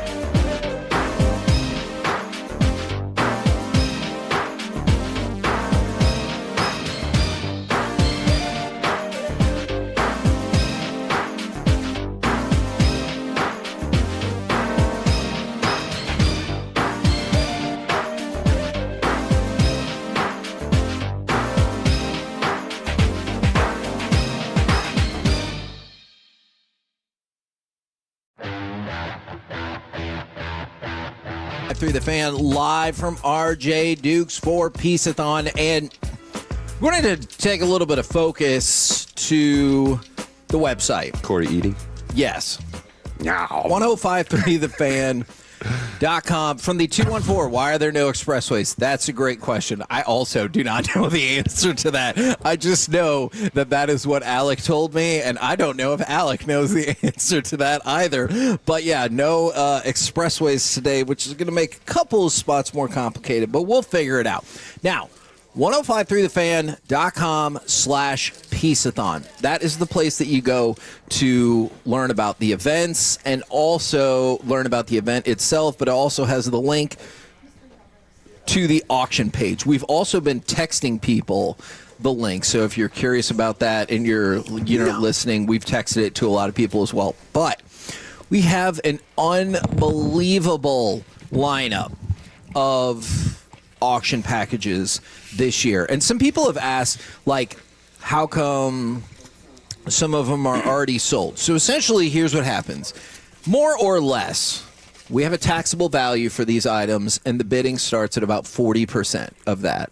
But some people want to do, there's a buy it now option on most of these as well. And some of the people have immediately pulled the trigger on the buy it now option, which obviously I appreciate. If you have the monetary means and just want to start buy it now on every single thing, I would freaking love if you could do that. But anything that you can do is appreciated. You can spread the word. You can donate.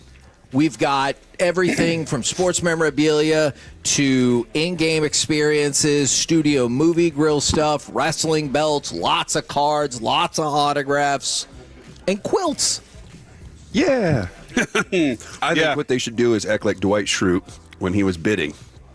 And he just put down what he thought it should actually be. Hey, I think that's a great idea. Here's a great tip for you. I do believe for charitable purposes, we have the taxable market value on there. So if you just want to look at that number and bid that amount, that would make this my favorite day ever on radio. And we'd really just cut right to the chase. And if you have any questions about any of these items, there's avenues for you to ask them. You can always text them in.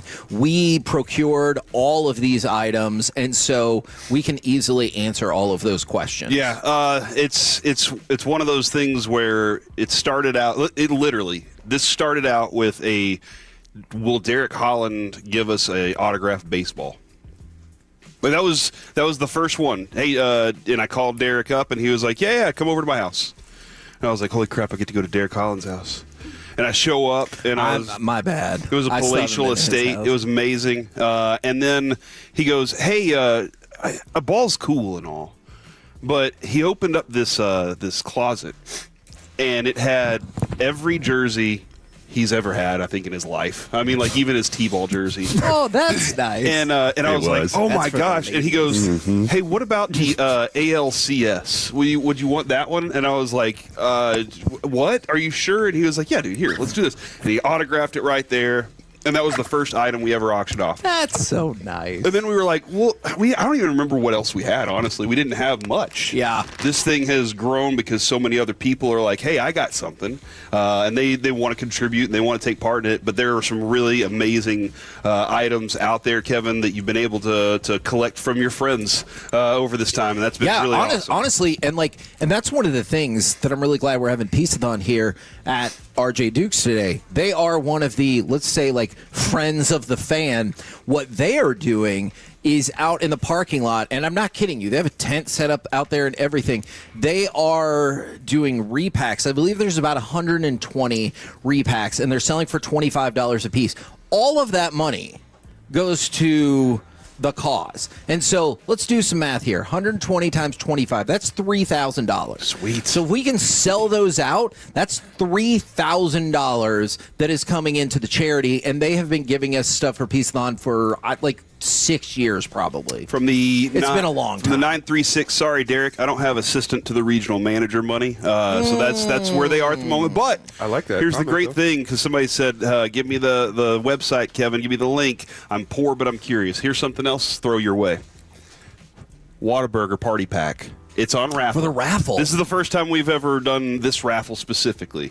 $10. And you get a raffle ticket for this Whataburger Party Pack that is awesome. Like, it's got so much additional stuff into it. Mike usually wins this thing. That's why we did a raffle. So Mike wouldn't just buy it immediately, because he's always like, I love Whataburger more than anybody else. Show that you love Whataburger more than Mike by buying your $10 ticket right now. One of the new things in that box this year is an LED hamburger. Like, I put it in the description, and and Jess goes, don't eat it. Or this Unless you want to. Yeah. And Jess goes, like a real like, she didn't mean like an edible hamburger, but she goes, it's like a hamburger that lights up. And I was like, that is exactly what it is. And then this question comes in. We have this conversation all of the time. When someone does buy it now, do y'all ever think we should have made that price higher? So there's two things about that. Sometimes yes, or sometimes I think that means the buy it now is priced perfectly to get somebody to be like, screw it. Like whenever you trade a 7th rounder, because you're like, I could get it, but I don't want to wait in line. You're like, screw it, I don't want to wait in line. Then that's the other thing, is we, like, especially because it's for charity and you have to do a lot of things, everything needs to be above board. Yes. And so we didn't set any of these values where we're trying to be like, oh, we're really going to screw some people over with this. Like, the market value that you see, that's the actual, I told you he would be here. He's not Mickey even wearing a hat. Spagnola, ladies and gentlemen. The market value is what it is. And so the buy it now is usually about twice as much as market value. And so, like, we're not trying to like artificially jack up the prices for charity or anything like that. So that's another part of it. What would be the after effects of eating an LED burger? Your family would come visit you in the cemetery. Yeah, well, I mean, it could be hospital. I would presume that's the first stage. Yeah, but is it plugged in? Yeah, if it's plugged in, when that's you a eat problem. If it's plugged in when you eat it, it's going to be the last burger you eat. Well, you know what? I would argue that if you Electrical ate it burger, and too. it wasn't plugged in, it's probably not going to turn out super awesome for you. Everybody in the family was like, man, it's shocking. Are there... That was good. Dun, dun, dun, dun. Mike isn't I'm even here all day, ladies and gentlemen. Are there any... Shocking. Can I turn people's attention to one specific package, and if there's anything that you want to shout out along the way, I definitely am here for that. Package number 89 is the Texas Motor Speedway Dream Weekend. Starting bid on that is only $1,000. I probably shouldn't have said it like that. $1,000 is a lot of money. Well, when I tell you what's in it, I think you'll be like, don't get me wrong. I understand that's a lot of money. It starts at $1,000. The race weekend that's coming up May 1st through the 3rd, 2026 at Texas Motor Speedway, you will get premium grandstand tickets, 4 of them for each one of those 3 races. Also, you will get preferred parking pass for each 3 of those days. And then on Sunday, for the big race, the NASCAR race, you'll get 4 track passes, which you can probably figure out kind of what that means. But you also get to walk on the track and sign the start and finish line. You ever signed the start and finish line at Texas Motor Speedway, Derek? No, but I drove a pace car. You get to do something Derek's never done before. How about that? I tried to get that included as part of the package. You really did. That was unfortunately... Dude, that's awesome. You get to sign it. Your name's there. Yeah, and so I just think... You ever autographed anything? No. That jersey and that story you just told right. 6 minutes ago. Story. But, like, those are the kind of things that I think are really cool that they have bundled together. And Texas Motor Speedway, they just donated it to us, and that's the other great thing. None of the money all of the money that we raise today, none of it will be taken out. Like, whatever the final number is, that's what goes to our charities. And here's one other thing about that. You win that Texas Motor Speedway package right there. You can take whoever you want. See. You can take your best friend. See. You can take somebody you hate and say, watch me do all this cool stuff today. See, that could both be Derek. Yeah, yeah, exactly. You can, and then you can be like, hey, I'm going to autograph this right in front of them. And then they'll be like, man, I have to deal with this. So as Kevin always says, you can get something because you want to have it or because you want to scoreboard your neighbor. Yeah, the other thing, I agree with that, obviously. Just get a scoreboard, put it up in front of your neighbor's house. Dude, we need to auction off a scoreboard. Why have we never done that We have before? a big audience. If for some reason you have access to that, let me know. We'll figure it out. And then the other thing is we have a Studio Movie Grill pass for the year. But the thing about this is it's good for up to 4 tickets every single time you use it. So hopefully you have friends or, again, enemies. You'll be like, hey, you enjoying all those free movies? Mm-hmm. But, yeah, so you can use it for 4 every single time you go to the movies once per week for the entire year. I think that is super cool. And then, Derek, I don't know if you'll be interested in this. We have an autographed framed photo of Ronald Reagan. So I'm just saying, we got all kinds of things. Politics right here. Coming up He was next, an actor, though. too, though. Yes. Oh, man, you didn't do... Well, never mind. What we have plenty Pure gold of time. as always. I know. Well, we're not there yet. I just wanted you to shout out what the kids do for My Possibilities. Oh, well... Can't do it right now. That's true. We got a commercial. Exactly. Coming up next, commercials. But also, we will move got all day, into Derek. hour number 3. Carter Freeman will be joining us for the hour, and he is here. Mickey Spagnola is going to be live and in person at RJ Duke's, That's awesome. our Dallas Cowboys Insider. Next, moving to hour number 3. Piece-A-Thon right here on The Fan.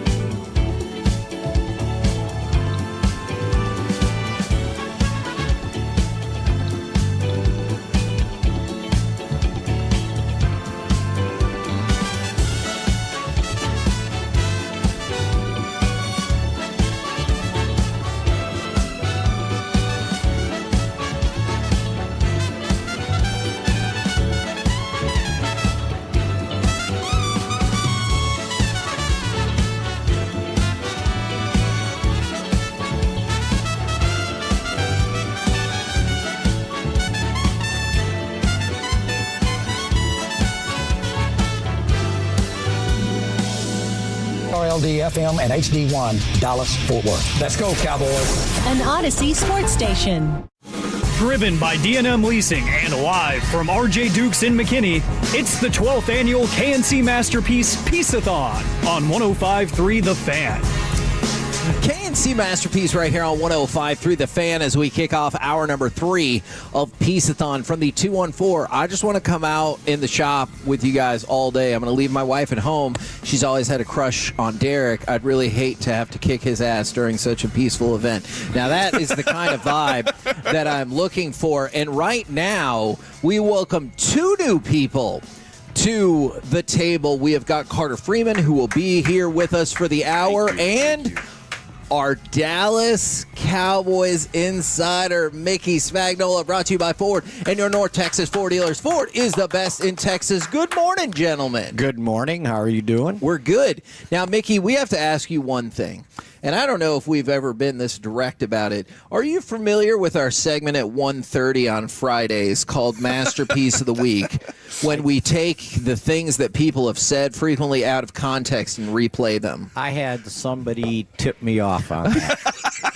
So we knew it. Usually 1:30 on Friday, I'm hard at work. You have become quite the folk hero of that segment, because just the sports terminology has been corrupted by our 15-year-old brains. Yeah. And not just us, by other people in the language lexicon, where so many things have been corrupted for meaning what they didn't used to mean. You know what I'm saying? And I was told about it, and he said, I think at times they think you're playing games and doing it on purpose. And I said, I'm not that smart. So I was convinced a couple years ago. I was like, I think he knows, and he wants to win. He's competitive. I was like, Mickey's a competitive guy. He gets his bike, and he rides out in Oxnard all the time. That is true. So for the longest time, I was like, there's no way. And then so many people texted it in, and now you bring them information, but they're also like, did you hear that? He did that on purpose. He did that on purpose. And so it has become like a very amusing part of all of that, is how many people have jumped in on no, I know Fun Mickey. They're listening for that. He's doing some stuff. So it's a word or so that I throw out there Yeah. expecting. And honestly, each Masterpiece of the Week will start with your entry. Generally, I feel like they're the leadoff batter for Masterpiece of the Week. I can live in infamy with something, right? People love it. It is a super positive for sure. Now, we have talked about this quite a bit. What's the practice situation for people who are not familiar, practice or lack thereof situation, when you have the Sunday to Thursday turnaround? I know they have practices, but how much actual physicality is happening in the week leading into the Thanksgiving game? We could take part in the practices. Heck yeah. Let's go, DJ. I've seen Kevin kick a field goal. I don't know if we want him to do that. Basically, on Monday, it's a walkthrough. Yesterday, it was they had helmets on for the first part of practice, and then they took them off. Right. That's too much. Today will be another walkthrough. Okay. So basically, it's mental preparation. They try to keep the guys off their feet as much as possible, knowing it's a short turnaround, especially since the NFL gifted them a Monday night game before they played Sunday, Thursday. Thanks a lot. As if that wasn't compacted enough. Right, yeah. I think Schottenheimer termed it yesterday as we were blessed with a Monday night game. So, they keep them off their feet. And basically, I remember Jimmy Johnson's philosophy on that quick turnaround Sunday to Thursday was always put everything you can into winning the Sunday game and then hope your talent gets you through Thursday. Okay. Because you're not going to, and the mental preparation, because you're not physically, you're still trying to recover. Because if you think about it, if it was a normal week, you don't practice till Wednesday after a Sunday game. Thursday's probably the big practice, and then you taper off Friday, walk through on Saturday. And they do They used to, by the way, the walkthrough before the game, they used to go on a charter flight. Say they were going to Philadelphia. Right. They would leave on Saturday. They would go straight from the flight to the stadium and do a walkthrough in the stadium. Wow. Right? So wherever they were going to get everybody used to the atmosphere and, just look around and do their walkthrough. I remember one year they showed up, and I think it was Philadelphia, and the gates were all locked. Shocking, right? Of course it was Philadelphia. Yeah, just an accident. And the Philly fans are out there throwing eggs and rocks at you. So they ended up doing the walkthrough in a parking lot, right? That's crazy. And then As Jason sometimes Garrett used to say, when they if it was bad weather, they do it in a ballroom at the hotel, right? Now they do it, and it changed 20-some years ago. Whatever. Right. They do it at wherever their practice facility is before they leave to go to the charter flight. So, yeah. Do you then scheme to talent? Because it doesn't feel like you can do a whole new game plan. They have the game plans already set. They'll do it a week ahead of time. Okay. They'll work extra. Fortunately for them this time, the bye was kind of close to it. Yeah. So the coaching staff can do all that work and then just present it to the players. Because somebody asked Dak, did you already start preparing for the Thursday game, maybe the Saturday before your Sunday game against the Eagles? He goes, no. He goes, I got in my mind what we're doing for Sunday. I don't want to get confused with stuff down the road. So, yeah, it's more of a mental preparation and getting guys' bodies right. So with that in mind, do you think from a logistical perspective, the Cowboys would much prefer, obviously, the Sunday Thanksgiving turnaround and then going back to Thursday where you get the mini bye right after that, as opposed to, obviously, now they've been going Thursday. Playing again? Yeah, Thursday to Thursday. Yeah, and you can think about it a couple of years ago when they had the Sunday game, it was an away game, right? Okay, that's bad enough. Then it was an away game on the East Coast, which means then it was an away game at night on the East Coast. So by the time you get back, you've already forfeited Monday, right? Because you're not getting home to 3 or 4 in the morning. Yeah. And then Tuesday, okay, let's go. Wednesday, well, we got to taper off. And so, yeah, I've always said, and I think I've told you guys this before, especially this year, when the schedule came out with the 6 straight games starting with the Eagles against teams that had played in the playoffs last year, that the computer was giggling, right? We got you. Yeah. No, I'm with you. So now it's only 5 straight because the Commanders have a losing record.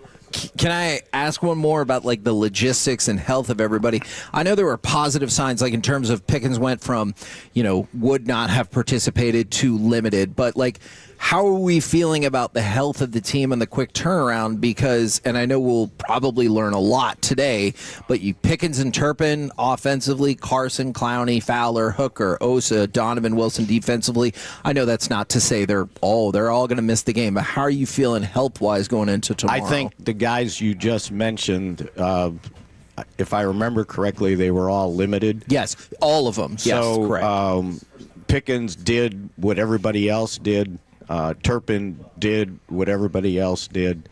The rest of the guys, I think it was just to get them off their feet. I think the only guy that's going to miss the game is Tyler Guyton. Okay. He's got a high ankle sprain, and he hasn't done anything all week. Okay. So chances are he's not going to make it back, which means Nate Thomas probably going to start. Well, will start. At left tackle, which is, to me, not a bad thing. I think Mickey's been on that most of the year. So we're in lockstep with you on we're that. all with him on now that we'll find out. Of course, yeah. But this will be at least he started a game already. Yeah. So, which was his first start since 2023 when he was at Louisiana. Wow. Because he missed all last year on IR, and even his last year at Louisiana. He played through a knee injury that he didn't realize was as bad as it was, that needed postseason scope surgery.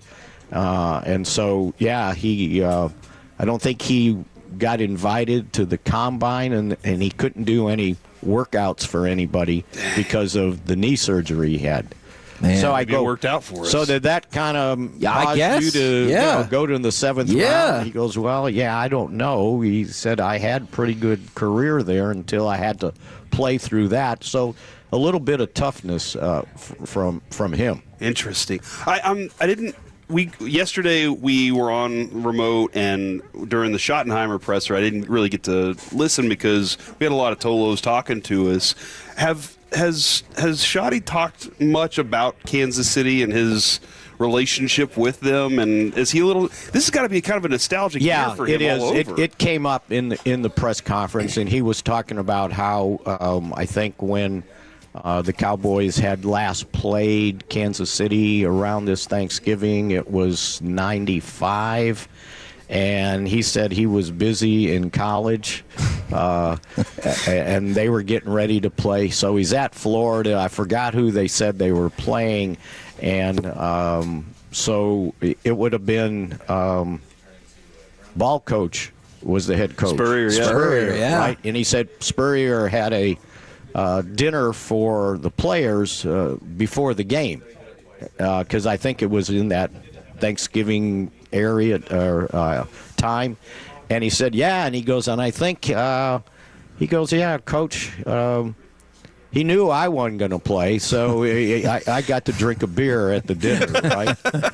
So yeah, but yeah, so yeah, I think, and it would have been Thanksgiving, but he would refer to his time when his dad was the head coach of the Chiefs, and his time around it. And what he learned from other quarterbacks that they had going through. McCarthy was there too with them. Yeah. He kind of knew Shotty before Shotty became Shotty, right? Yeah. And by the way, I brought you guys some gifts. I was wondering what those were. So either give them away, Okay. or if somebody wants to pay for them. It is the 2025 Dallas Cowboy Cheerleader Yearbook. Oh, how about that? Right. Corey, let us know what your donation will be for these. We'll find DJ, I'm going to let you borrow one. He says, that's really awesome. Man, wow. That's very nice. Thank you very much. See what you can do with it. And this will tell you how well this sold. In 1997, myself and 3 guys that covered at the time, the Redskins, we wrote a book, the 20 greatest plays in Cowboy Redskins history up until then, right? And it sold so well. How many years later is this? 38? Yeah. I still have a copy. So I brought it to you guys. Oh, right? Yes. And sorry, cheerleaders. I'm most excited about that. So you can do what you want with it. That's if so somebody cool. wants to pay Carter's you for like, it, I want to see that real quick. Would you I'll sign it? for them, absolutely, while I'm here. And I know one of the chapters is the 74 game when Staubach got hurt, and they had to bring in the backup quarterback that no one ever heard of, and he ends up throwing 2 touchdown passes, and so it's one of the chapters here. And That's I remember so cool. being in Washington, D.C., it was around Thanksgiving. We were at a place, and some guy started talking with us, and he told us he was this great growing up Redskins fan, right? And he goes, and to this day, and this probably would have been early 2000s maybe, he said, to this day, I still get sick at Thanksgiving because of that Clint Longley came in and ruined my Thanksgiving dinner. Okay. I'm glad it happened. So I'm glad that you said that, because, I think we all understand, or people who grow up in the Metroplex understand, they've watched the Cowboys. It's been part of their holiday. But for you, football takes up, I'm assuming, pretty much your entire Thanksgiving day. Can you tell us how entrenched Dallas Cowboys football is with your Thanksgiving? Well, gosh, I told this story. I hope I didn't tell it to you guys yesterday. Growing up, we have a big Thanksgiving family get together, right?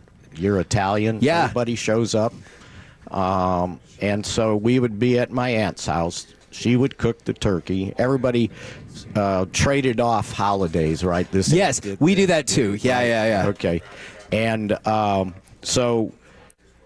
They would always serve dinner, and it'd be in the middle of the afternoon or early, whatever. And I was like, okay, there's football games on. Can I get I'm done eating. Am I excused? It's true. So I got to go upstairs to where the TV was. And back then, remember, we only had one TV in each house. Oh, yeah, that's true. There wasn't multiple. There certainly wasn't one down in the basement. Flip the circle dial. Yeah. So it was like, okay, Mickey can go up and, he's got to watch football. So I go up and watch. Next thing I know, one by one, my uncles start coming up there, right? And I'm going, how'd you guys get away? And they said, oh, we just told them, we're going to go keep Mickey company, right? Well, they came up and fell asleep. Well, by the way, Corey, you might need to flip through that book quickly. Okay. Somebody just offered us $250 for that book. This thing's no way. Yeah. And that means that, not us, the charity. Mickey has to sign it right now. There we go. And I will sign it for whoever ends up getting it. But so we decided, or the guys in Washington decided that this would be a cool thing to kind of explain the rivalry. Yeah. And, back in the day there, it was Cowboy Week. Yes. And the whole place would go nuts, right? Getting ready for the Cowboy game. I still know people like that. And in Dallas, it wasn't, it's Redskin Week. But there was some paranoia because they didn't trust Coach Allen because he was always going to be spying on you. When they had the practice facility over at Forest and Abrams, man. It was one field, right? Just one field. The facility was it looked like a corrugated transmission repair shop, right? Because the first time I went there, they told me, okay, this is where it's at. Now, you're going to drive. It doesn't have an address on it. There's no, sign that says Dallas Cowboys. But you're going to see fancy cars. And as you're just about to drive past it, that's it. It's like a hole-in-the-wall restaurant. Yeah. And it's like, and look for the Pizza Inn or whatever pizza place. That's how I get directions. Corey knows that. And so it's one field, an outdoor, somewhat weightlifting area, and behind it, I want to say it was a Days Inn. Wow. Well, when they were playing the Redskins, they were paranoid that George Allen was going to spy. So they bought out all the rooms on the second floor. Amazing. Right? Tex Schramm didn't want any hijinks going on. Make sure no one was buying rooms to spy on them in practice. So whenever you pizza place instead. Yeah. So whenever you heard all the Belichick stuff, you're like, oh, that's cute. Now, this ain't new, brother. No, it was going on way back there. And Everson Walls, who does the podcast with us on DallasCowboys.com, he grew up kind of in that area, right? And he would tell the stories how they'd all ride their bikes to that area, and they would lift themselves up on the fence and kind of get their chins on the top of the fence to be able to watch practice. Yeah. Well, Mickey, two more quick things. Another person texted in, a different person than the original offer, and said, hey, Corey, I'm going to need you to close my book because I'm coming to get it. And then also from the 903, man, I just love Mickey and everything that he does for the show. Happy Thanksgiving, sir. I know you don't always get access to those I appreciate texts. that. And one of the neat things in the book was we were able to not only go back and research and look stuff up, players were willing to do interviews for us. That's cool. To remember back. And the funny thing is most of them remembered like the good things. Yeah. And the bad things, it was a foggy, I don't know if I quite, it was pretty funny. Success has many parents, but failure is an orphan. And the fun thing in the book, the opening chapter, I got to do it and do the research, was coming up with why this rivalry began, right? Okay. How did it start? Yeah. Well, and you guys might have heard the story, but back in the day, George Preston Marshall, who was the owner of the Redskins at the time, his wife's favorite song was the song they played before every game, Hail to the Redskins. Yeah. Right? Well, when the Cowboys were petitioning to get the franchise, they needed his vote to be able to get enough votes to from the NFL owners to get the franchise. So Clint Murkison knew that he didn't want the Cowboys to get a franchise in 60. He wanted it in 61. So Clint Murkison found out where the song was stored or whatever. Shut up. And he went and bought the rights to it. Genius. Right? He bought the rights to it. That is Leverage. smart. And, I love it. And so when he talked to him about if you're going to have the vote and everything, he goes, well, if you don't vote, you're not going to be able to play your song. What do you mean? Well, I just bought the rights to the song. That level of pettiness is what I appreciate. That's how it started, right? And then it just went on and on and on. I've never heard that story before. And there was a lot of hijinks going on because all of a sudden when Lyndon Johnson became the vice president, and then the president, all these people from Texas came to Washington, D.C. to work in his administration. So it was Cowboy fans. Well, they had a bunch of guys that were, what do you call the people that help promote an agenda or something? Oh, lobbyists. Lobbyists. Yeah. So they're all in Dallas, in D.C., and they decided they were going to punk the Redskins before Christmas because they would have a big deal where they had Santa on some sort of wagon and these dogs would come out and pull it. And so the night before, they actually did this, and they were called the Chicken Club. They went and they snuck into RFK and they sprinkled like chicken feed all over the field.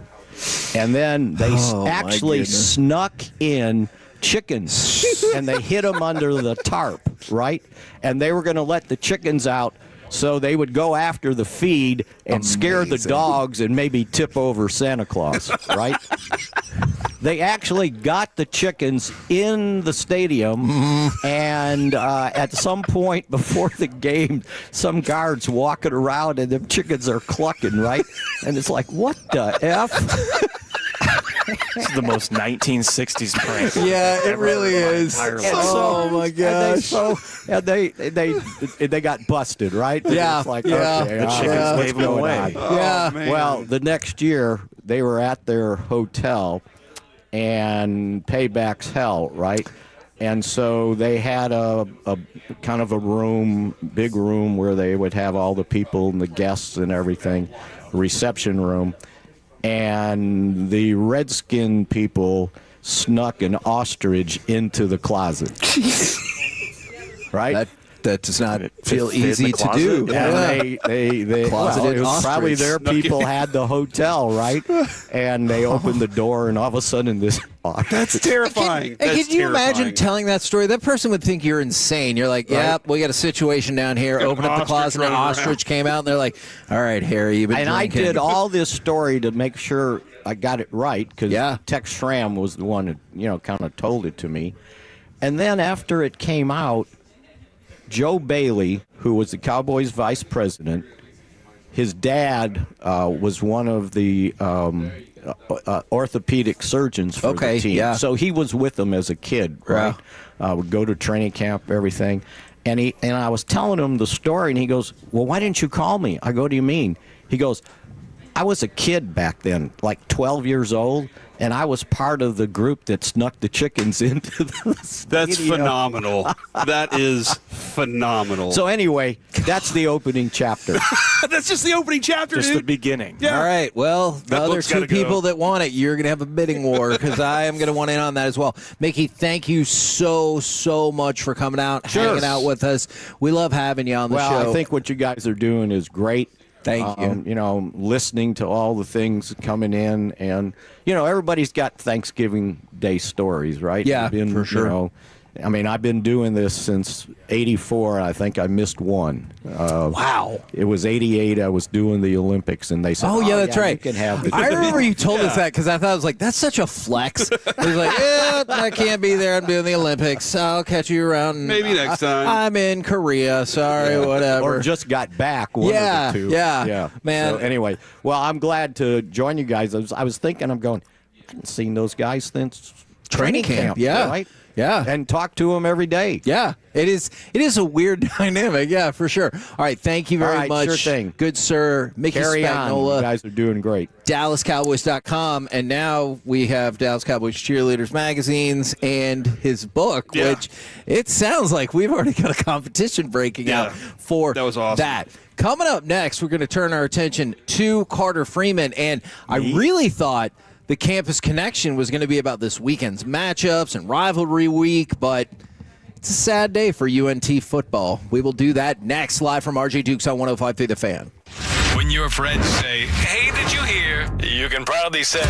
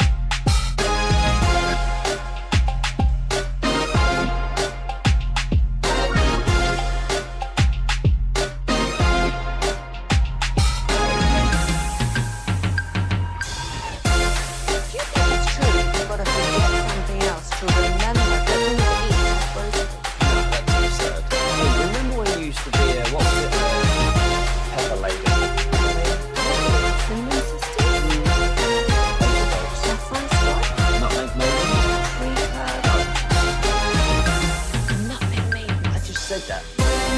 Is it spiced out? Doesn't sound right. Is it so complicated?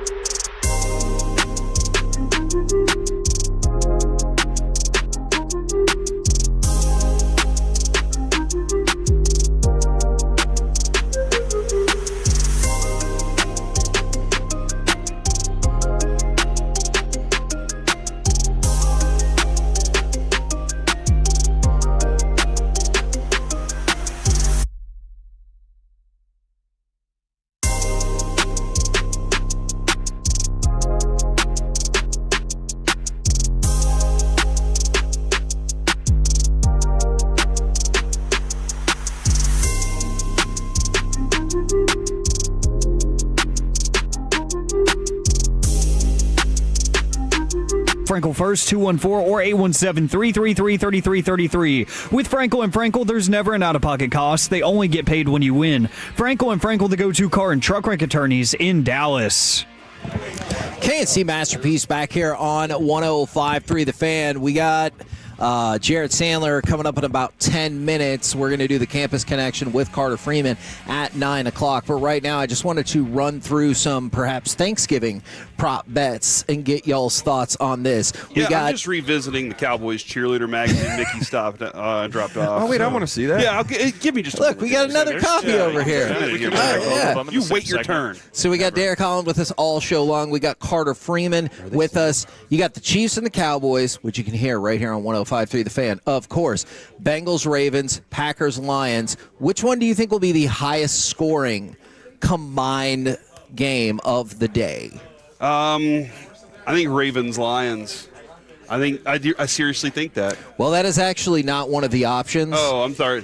Bengals, Lions? Guys, if you could put down the cheerleading magazines for just we did. That was our friend. There you go, Derek. All right, I'm back here. It's Chiefs, Cowboys, Bengals, Ravens, and Packers, Lions. All right, Packers, Lions is not going to be a high-scoring affair. I don't think so at all. Oh, okay. No, because the Packers right now, their defense is good. I do think, though, that their offense is still struggling to figure out what they're doing. And something still seems off about Lamar. I know he said he's fine. And maybe that works for the Lions' offense then, because that could be a thing there. So I don't know. I don't think that one's going to be a high-scoring affair at all. If there is anybody who thinks this, Carter, 8.5 to 1 on your money if you think the Bengals will be the highest scoring team of the day tomorrow. I mean, I feel like the Bengals, you got Jamar Chase coming back, and with Joe Flacco and Burrow as well, they've managed to score points. Like, that's never been the problem. They're losing games 50-48, right? So, with Joe Flacco. Their defense is so bad that it might make Lamar finally look good, and then Derrick Henry still exists and has had a really good game last week against the Jets. So, of the three of these games, I wouldn't hate that one to be the highest scoring if I'm throwing money on it. 8.5 to 1. I feel like it's pretty good. Yeah, I'm down for a Thursday night barn burner, right? Yeah, I mean, that's going to be Navy at Memphis. I'm surprised that wasn't the game that we're talking about, the only college game of the day. But I can go with Bengals Ravens as the highest scoring. All right, now you guys are going to have to use your combined brain power for this. I told you there's 3 NFL football games tomorrow. How many? What would put your over/under for touchdowns scored tomorrow? By all of the teams total. All right, and scoot your chair. I'm sorry. Let's see. I'm going to presume. If you hear the laughter in here, it's a happening at RJ Dukes. Somebody was trying to get by Corey, and right then he decided to lean his chair I did not see her out of my peripheral. like and I have good. I was actually turned around looking at you. I really hung you out to dry. 6 touchdowns per game. All right. And you said there could be maybe up to 3 games. Well, there are 3 games. So it's not a to be determined situation. I'm going with 18. All right. What say you? I like the high number, but I want to go with 22. Okay. Carter? I'll go higher. I'll go a little lower because it's just a couple days after their last games. They don't get the full week, so maybe give me 16. Well, you guys are all wasting your time after Corey answered because he hit it right on the money. I know math. 18 touchdowns. Back in your screen. What? Oh, did he? Yeah. Okay, I hid this answer. That's why he was trying to play it off. I can't see that, dude. Yeah, he couldn't see the person like 1 foot behind him. That's because he wasn't. I mean, he doesn't have eyes in the back of his head. He couldn't see her. He's facing that is you. valid. How many he was field looking goals? at your screen. But cheater. I did math. So how many field goals then? Does that count as extra point? 4. No. Okay. I'm going to say 3. Did you just ask if a field goal counts as an extra point? I just want to make sure. I'm just throwing it out there.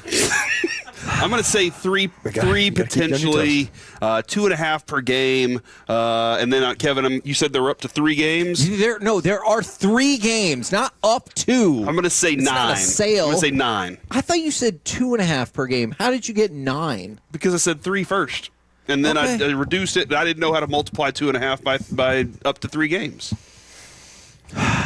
Derek, is that 7.5? Yes, but you said 9. Okay. 7. Go with 7.5, boys. Don't. I feel like the Green Bay game's gonna have quite a few field goals. I do feel like we're gonna have a lot of field goals in the Kansas City and Dallas game, but also a high-scoring game. Baltimore and Cincinnati, not so much. I think that's just gonna be a high-scoring game. Period. I'm gonna go with 10. Ooh. Carter? I feel like I shouldn't. Like, Corey did such hard work to get to 9. He did. And not use it, so I'm going to go with 9. Okay.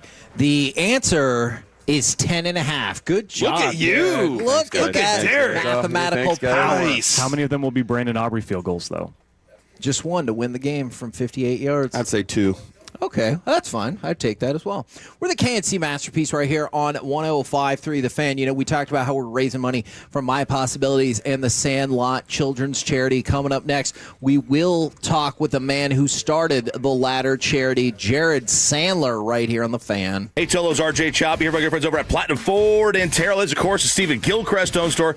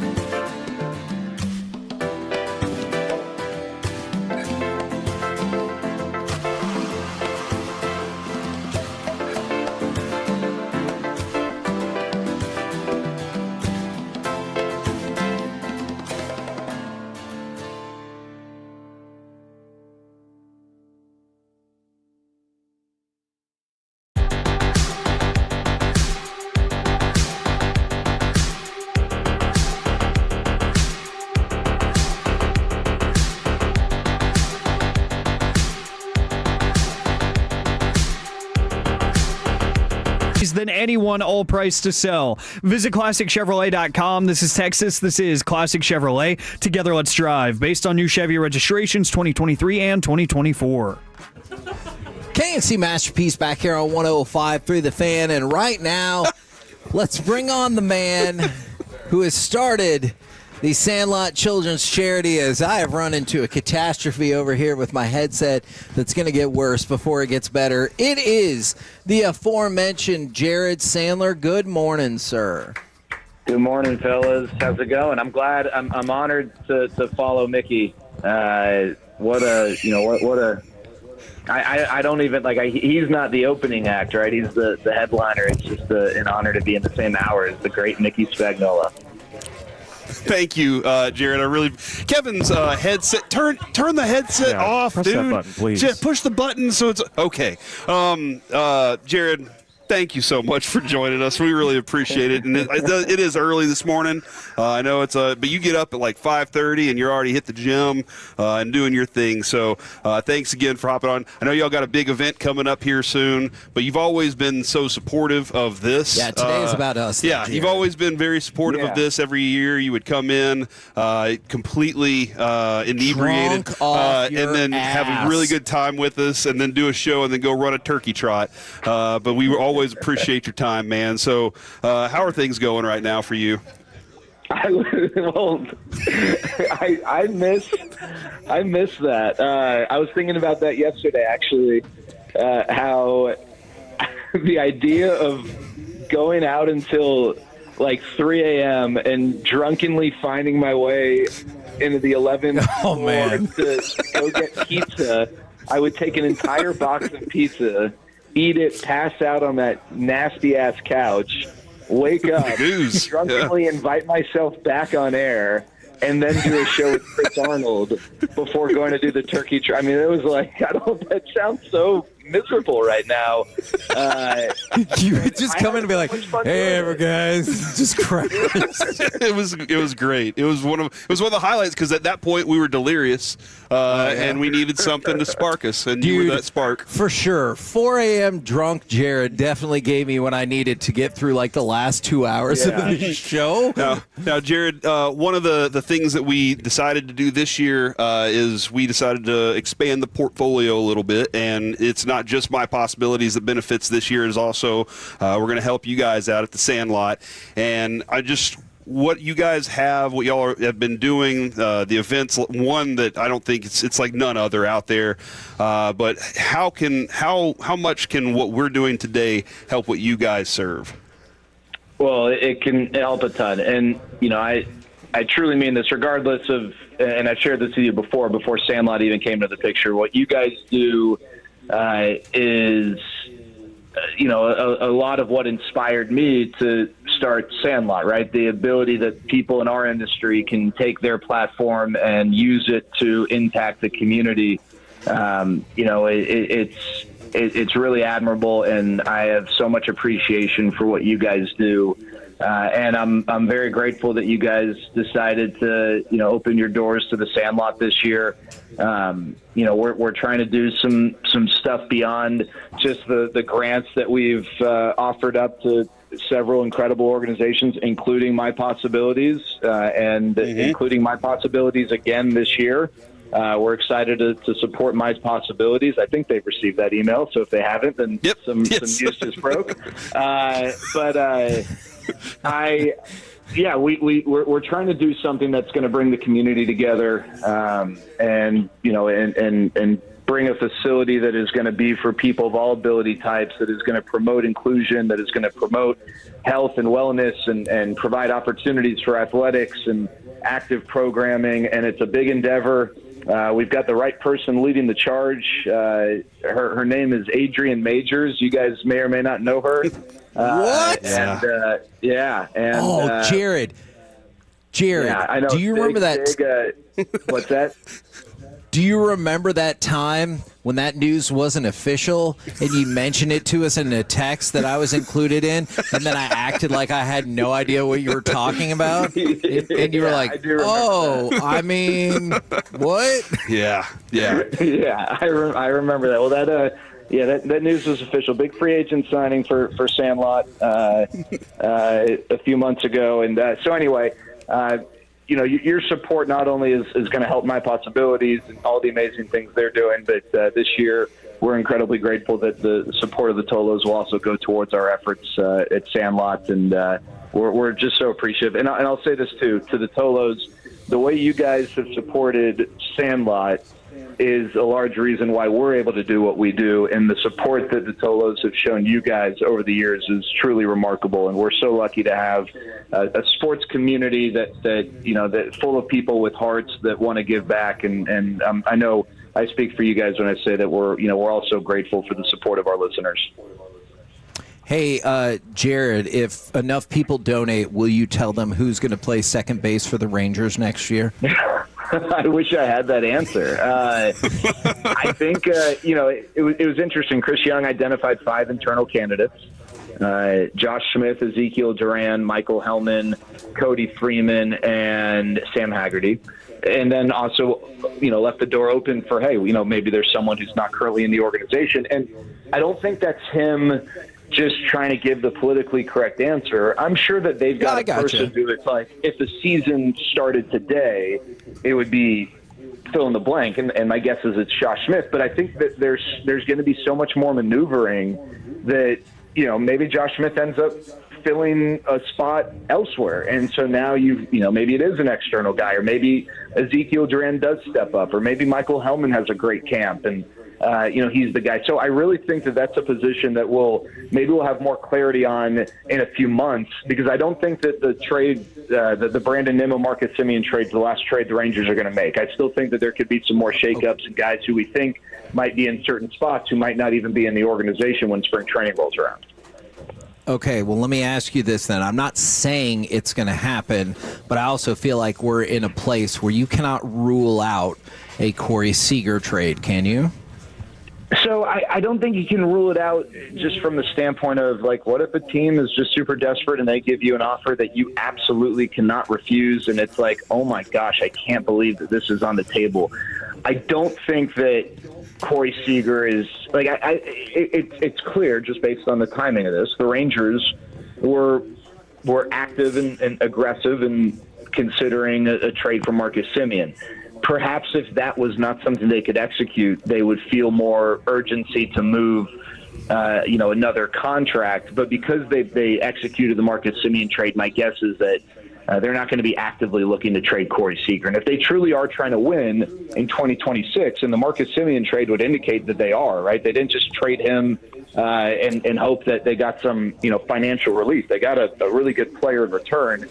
It would be really tough to justify for a team that has lacked offensively the last 2 years trading your best offensive player if you are trying to win, unless, again, like I said, there's that no-brainer deal that gets put in front of you. But I don't think they're actively shopping him the way that, perhaps has been reported. Well, Jared, the moment that Kevin had right there at the beginning of this whole thing, somebody texted in and said, this is like watching Mike eating snacks while Jared was pouring his heart and soul out for the Rangers World Series victory. Jared's trying to talk about his charity, and Kevin runs over his mic line. And that was glorious. Jared, here's the thing. It had gotten to a situation where I couldn't hold my head up at a normal level anymore because I had twisted the microphone cord up in the chair so much. So sorry if I derailed any of your momentum. We obviously love you, and we love your charity. Well, I love you guys. Hey, is Flula coming on this year? 11:45. Brother. Yeah, he'll be on 11:45. Okay. What a day for Kevin. The two favorite things: he loves Germans, and he's at RJ Duke's, and he loves Duke. I mean, what a perfect day for Kevin. Thank you. Hi, Jared. Man, and Derek Collins says Derek hi. Collins here too, but we got to go. All right, thank you very much. Hey, buddy. Good to talk to you. Hey, text Derek Collins and ask him. Hey. Indeed they are. Text Derek and ask him if he thinks. I'll send you Derek's number. They're going to trade Corey Seager. All right, see you later, Jared. All right. I guess he didn't care. It's the only goodbye you needed. Yeah. Hanging up the phone. Never mind. See you, Jared. All right. That was well. He was offended by you and your microphone situation. That's fair. Like I said, I thought I was going to strangle myself. Coming up next, we move into hour number 4. We bring in Eric Chiafalo, but also we fire up the Campus Connection. A sad day for UNT football. The most underrated rivalry week matchups and previewing A&M Texas. All of it next, live from RJ Dukes. On 105.3 The Fan. Wahoo.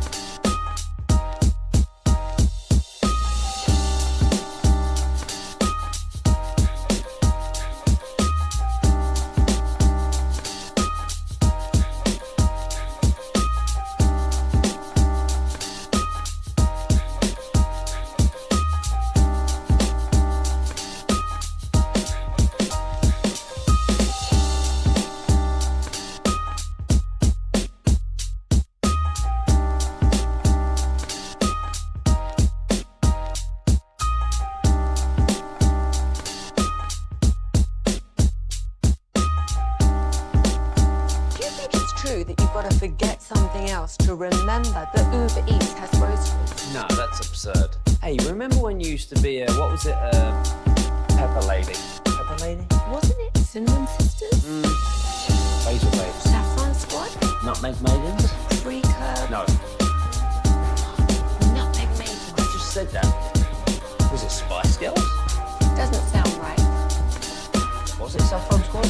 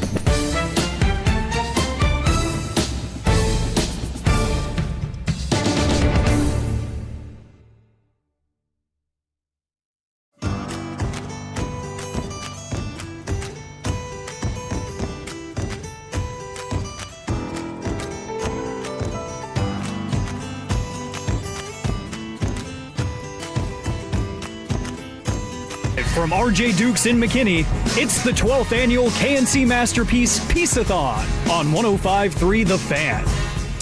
KNC Masterpiece right here on 105.3 The Fan, and we've got Eric Chiafalo with us, where I don't know if he agrees that it's called Piece-A-Thon, but we move into hour number 4, 877-881-1053. If you want to go ahead and text in Frankel and Frankel Injury Attorney text line, or the Twitch, or the YouTube if you want to get involved in the conversation. Now, big shout out to Nick Eatman. This is usually where we would have him on, and of course, Nick Eatman, brought to you by WinStar. WinStar is the proud to be the casino of the Dallas Cowboys. Please game responsibly. Because we've already been shifting up the schedule today, we're going to skip that for right now, and instead we've got Chiafalo, we've got Derek Holland all show long, and we of course have Carter Freeman. And Carter, I meant to tell you yesterday at the Taco Bueno, somebody came up to me and goes, man, that Carter, and I didn't know which direction it was going to go, and he goes, he just knows, like, all of these things. He must do a lot of research. And I was like, I'm sure he does, but he also watches and knows an ungodly amount about college football as a baseline. Yeah. Is that fair to say? It's a blessing and a curse. Okay. Sometimes I'm like, I'm glad I have this so I can come on, Piece-A-Thon and just talk ball. But then it's like, I sit at home and think about it. I'm like, man, I could really be doing something more productive with my life. I think about that all the time. Yeah, whenever people are like, I learned these new skills during the pandemic, I was like, I learned nothing. Like, I just kept doing my thing. I was like, I could have played the piano or learned sign language, something. So we're going to do the campus connection right here. And I mentioned this earlier. And I'm sorry for what's about to happen, Eric. Yeah. I really was thinking it was going to be rivalry week, A&M, Texas, and all this and other stuff. But instead, we get the news yesterday. And I'm going to tell you, I still think it's an odd situation where North Texas is losing their coach to Oklahoma State, but he is going to stick with the team the rest of the way. And we were throwing this out there. You've got a game this weekend that you should win, and that will set you up for the conference championship. You win that, you're going to be, it appears, in the playoff. Well, guess what that's going to run right up against? Transfer portal, signing day, stuff like that. And he's like, oh, I'm all in. How in the world are you supposed to balance your attention between those two things? And what are y'all's thoughts about UNT's coach hitting the road? I don't think you balance it. I think one of them is going to suffer, whether that's Oklahoma State's recruiting class isn't going to be as good as they want it to be because he's focused on UNT for the time being, or UNT, they're 20.5-point favorites against Temple on Friday. Either that's going to go poorly, or if they play in the American Championship game, that's going to go poorly. And we kind of saw this at the Group of 5 level 2 years ago when Willie Fritz was at Tulane, and they played in the conference title game, but there was a lot of rumors swirling around he was going to leave. He eventually goes to Houston. Well, Tulane got smoked by SMU's backup quarterback in that game. So we've kind of seen parallels with it, and that's UNT might end up playing Tulane in this championship game. So it's just unfortunate, like the timing in the sport with how much it's changed. There's so much overlap that it really makes it unfortunate that, UNT's having the best season in school history, at least the best in 60 years, and it ends up with their head coach leaving before the season's even done. Yeah, it's a bummer, man. Were you surprised by this? Not at all. Yeah. Not surprised at all. This was definitely the expected outcome, just not right now. I felt it would happen after the season. I just can't believe you would leave Denton to go to S-Water. Hey, who would actually make that choice? No Eskimo Joe's in Stillwater. Or in Denton, excuse me.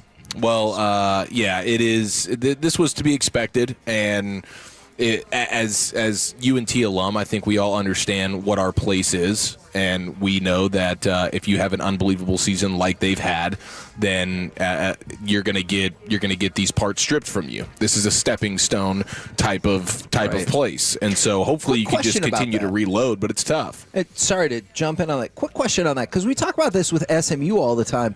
Could that ever change for UNT? Because you are literally recruiting from the most talent-rich spot, either state-wise and Metroplex-wise, in the entire country. Could you ever see that changing? I just think it's tough because, yes, you do have the great recruiting base, but you also have 17 other schools that are already ahead of you in the pecking order. And I think UNT could be a more consistent program for sure. Like, you don't have to be struggling to make bowl games every year. I think UNT can get to a place now that you've had a baseline season like this to end up, 7-5, 8-4, 9-3 on a more consistent level. But to be at the top of the Group of 5 level, you got to spend. And UNT's budget right now, it's growing because of this season, but it's not where like a South Florida is or a Tulane or a Memphis. So right now it's just tough, but you just hope this is the beginning of them getting to that point. Yeah, exactly. And I don't know if you could get to a point where could you be consistent enough for a long enough period of time to maybe get into the Big 12 conversation? Yeah. Big 12 ain't going to exist by the time you're ready for it. Yeah, that's Big 12 that you'd fair. be joining would not be the Big 12 you'd want to join, right? Like if it gets to that point, I think you're looking at it's really just the Big 10 and the SEC. Yeah. And then the ACC and the Big 12 have fallen even further in the public perception. Both of them are still very good conferences. Like it's frustrating seeing people dog on the Big 12 and the ACC like they're not playing great football every weekend. They just don't have the public perception or the talent level the other two have. Do you guys have any issue? Because I saw this come up, and Scott Van Pelt said he has no issue with it whatsoever. Do you like the current playoff system where they take a UNT or Tulane as opposed to, let's just say, like Vanderbilt or Texas? I don't know if that's how it's going to play out, but do you like that theoretically? Because if those two teams were matched up, the SEC team would be the favorite. Do you like the system the way it is, where it has that level of like inclusivity? Or you're like, screw it, you take the best 12? Yeah, I mean, I think you want the best 12. When you look at the lines, the look-ahead lines, you're talking about being like a 3-touchdown dog in the first round. Do you like that? Is that what we really want? Okay, I kind of think I do, because like I remember being so freaking jazzed for like the SMU game. And if UNT makes it, like, oh my gosh, I'm going to be so excited for that, as opposed to if it was Ole Miss against Texas in the first round. I'm like, all right. You tell me it's going to be Ole Miss against UNT.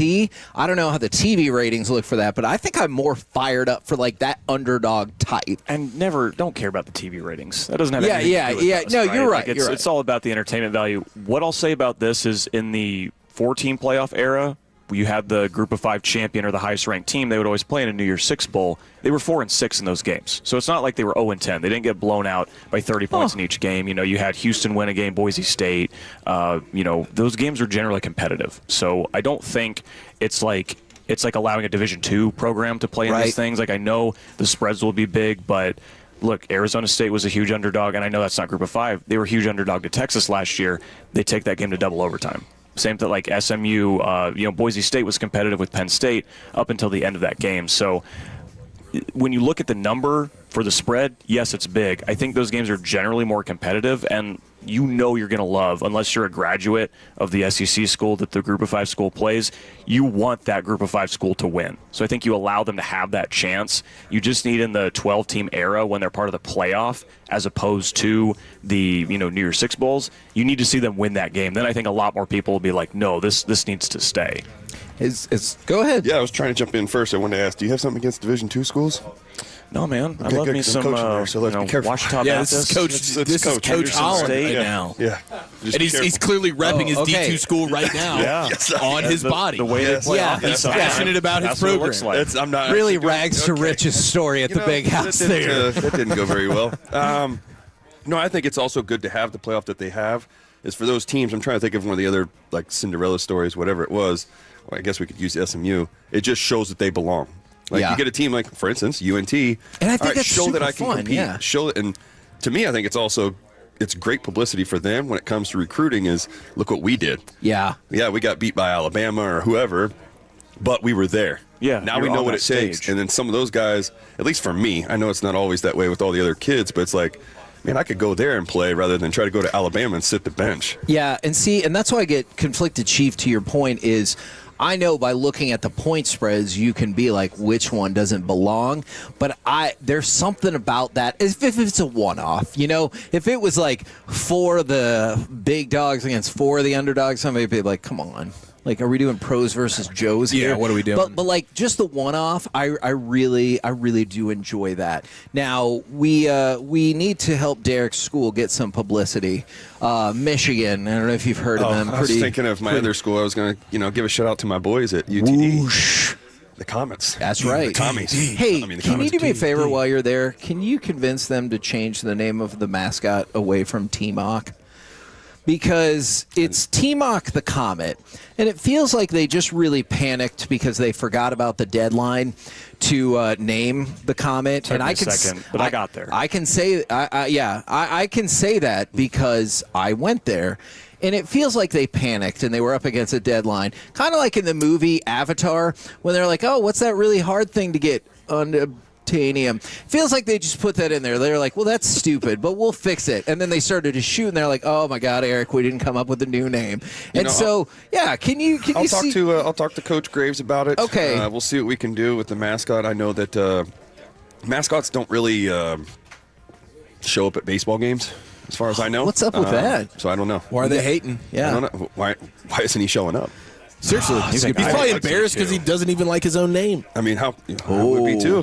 Maybe that's what it is, trying to stay hidden. Oh, I like that. We can fix that. But I did have to give a quick shout out to the boys. Yeah. No, look, hey, since he hates on Division II schools. I went to UTD. I went to many a UTD sporting events. So I think it's super cool what you're doing there. Oh, it's going to be fun. Your other school. Yes. Michigan. Yeah, that's right, baby. Now, they are a pretty heavy underdog this weekend. You mean just like last year?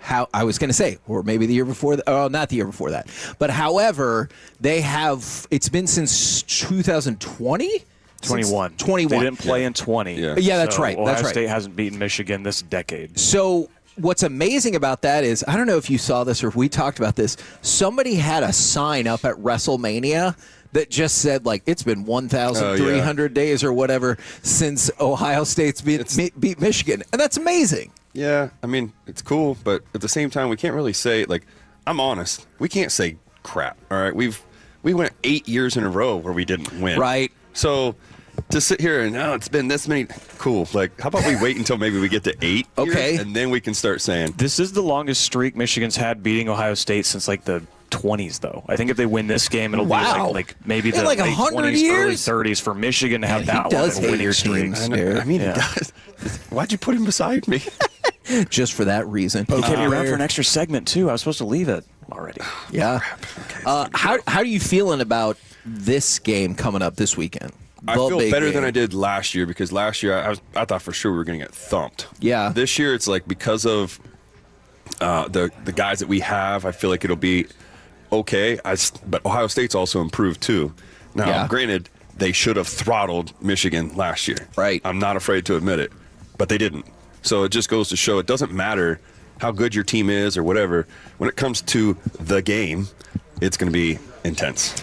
And Ohio State hasn't really been challenged since week 1, I would say. Penn State falling off. Well, that was probably bad. wasn't helpful for them or Indiana. No, not at all. Well, hey, they still took Indiana to the final seconds, and I think Indiana That's a good needed point. that, right? That is a good point. They needed to be, be in a close game, learn how to win. I know some of the players know that from last year, but it helps in season to go through that.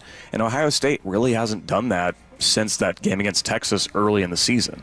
So I don't know how much of that will be a factor. I mean, Ohio State's number one for a reason. They're allowing, 5 points a game? Yeah, their defense is legitimately that good. That will change, boys. It'll change. That will change. Do you think y'all will score more than 5? Is Jerome Morgan let Bryce Underwood do his thing? That's what I'm hoping for. We were talking about that during the break. Yeah, it's, everything changes. I feel like this is what you did before, and it's like, throw it out. Who cares? This is a whole different concept, different game. We don't care. This is what we're going to do. I can't wait to watch Sharon Moore cry after the game if they win. Don't join this. I'm excited. I'm just excited about it. I don't think that was sarcastic. I don't think it was. You just look for me. All right, I'll be on TV. Okay. Oh yeah. Hey, I like your AI videos that you're doing, where you're taking a dump at midfield, ripping a heater. That's great content. We were talking. What did you think about his content before that? I thought it was still good. I know he likes it too, but yes, I somehow I picked up smoking cigarettes. I know. I noticed that. It became my thing. Everybody likes it. It's a staple. Now, you mentioned Texas just a second ago. Obviously, this is the matchup I care about. By the way, Johnny Football put down $15,000 on Marcel Reed to win the Heisman. That would cash at $100,000. So there you go. Must be nice to have that kind of money. Pretty reasonable number to put down. That's not like the million that Drake puts on something whenever he loses it. By the way, if anybody has $15,000 they just want to donate to Piece-A-Thon today, that would be fantastic. All right. How are y'all feeling about that game? Because I know what the metrics say, But I feel like I'll never hear the end of it if our undefeated season is roughed up by Texas. It reminds me of 1998, where Ricky Williams single-handedly broke my heart by just running wild against an awesome A&M team. Yeah, well, Texas doesn't have that type of running back. Yeah, their this running year. game is rough, which is what's the rough part of A&M's defense is their run defense. Their pass defense is terrifying. Yeah, so, man, it's the whole season I've said this is a monkey off the back type of season for A&M, and they don't resemble the A&M teams that would seem to fall apart late in seasons. And just because of that and the way I look at Mike Elko, I think it'll be a good game. You know, obviously it's a road environment. It's the first time Texas A&M will have played in Austin since, 2010, I think? Yeah. And I think A&M won that one back then. They did. Still, it's like everything A&M's doing, it's hard for me not to buy in on it all. And then I know their offense figured things out last week against Arkansas. It was like throwing against air for Arch, and that's good for him. He was able to put up a bunch of points, but A&M is going to be a different kind of challenge. And I still just look at A&M as the kind of team to figure it out and end the regular season undefeated and then go play Alabama, Ole Miss, Georgia, one of the top 8 SEC teams, the ones they haven't been playing all season long. Good luck with that. Yeah, seriously. I think Elko's got the eye of the tiger, though. I mean, he really does. I got so much respect for him and the second halves that A&M has put together throughout the season. And smashing the chair and stuff like that. Dude. What about instead of eye of the tiger, we say eye of the lion? Because I'm going to use my context clues here, and this is a football helmet from McKinney, and I've seen many, as Corey has, many a game at the old Poe Stadium. And if you look on the back of it, it says 105.3 The Fan, and that is freaking awesome. I'm going to get more information about this in the break. But oh, okay. This is for the studio. Okay. Hey, look, you know how I am. You really liked it. You were trying to get rid of it. You know, look, but today, man, we're selling things, right? We're getting money, so I needed that clarification, or else I would have been like, yeah, what did you donate? Yeah. So the McKinney Coach came up and brought that to us. That's awesome. To get the gold hat's really a big deal, and that one has some wear on it too. That one's got some life to it. So I love that a lot. So cool. And our studio, look, man, we're local. We're a DFW station. We're built and our on new it all. studio's bare. Yeah, so and we need something, and so that's the start right there. I love it. So I guess I would just say Boyd and North in your face. I don't know. Dunk on them. Oh, I'm sorry. I don't know if that's what we're supposed to say or not. But yeah, it looks like McKinney is taking in the house, the baby. lead right there. We're the KNC Masterpiece right here on 105.3 The Fan. By the way, Carter, where can everybody see you and hear you on Saturday? Are you going to be at Jake's again? We will be. Let me get the address pulled up really quick. It's Jake's in Dallas. We will be at a certain location, and it is 10031 Marsh Lane in Dallas from 9 to 11. Dude, I love that store. The patio they have for the outside is amazing, and they have like an arcade in there. It's awesome. They got burgers and stuff. Yes, no, that too. Yes, they do, and beers. And beers. And for the Saturday from 9 to 11, you'll have Fan University there because we're carrying the Michigan-Ohio State game that day. So we got an abbreviated show, and we'll go straight into you can listen to Derek. He'll be there. See. By the way, update here at RJ Dukes. They had 120 of these repacks for Piece-A-Thon. I'm told it's now down below 50. Uh-oh. It is 9 in the mornings. So, okay, yeah, so we need to pull aside two for Alec. Coming up next, let's spotlight some more of these auction items. And, Eric, what I would love is if you could take a look, tell us maybe some of your favorite auction packages that are up there and available on the Piece-A-Thon website. And we will talk with Marty Turco, who also has a Marty Party auction package happening, and we'll probably have a Michigan party as well. Next, right here on The Fan. But first, Hollis, I want to tell you about my favorite number one local family.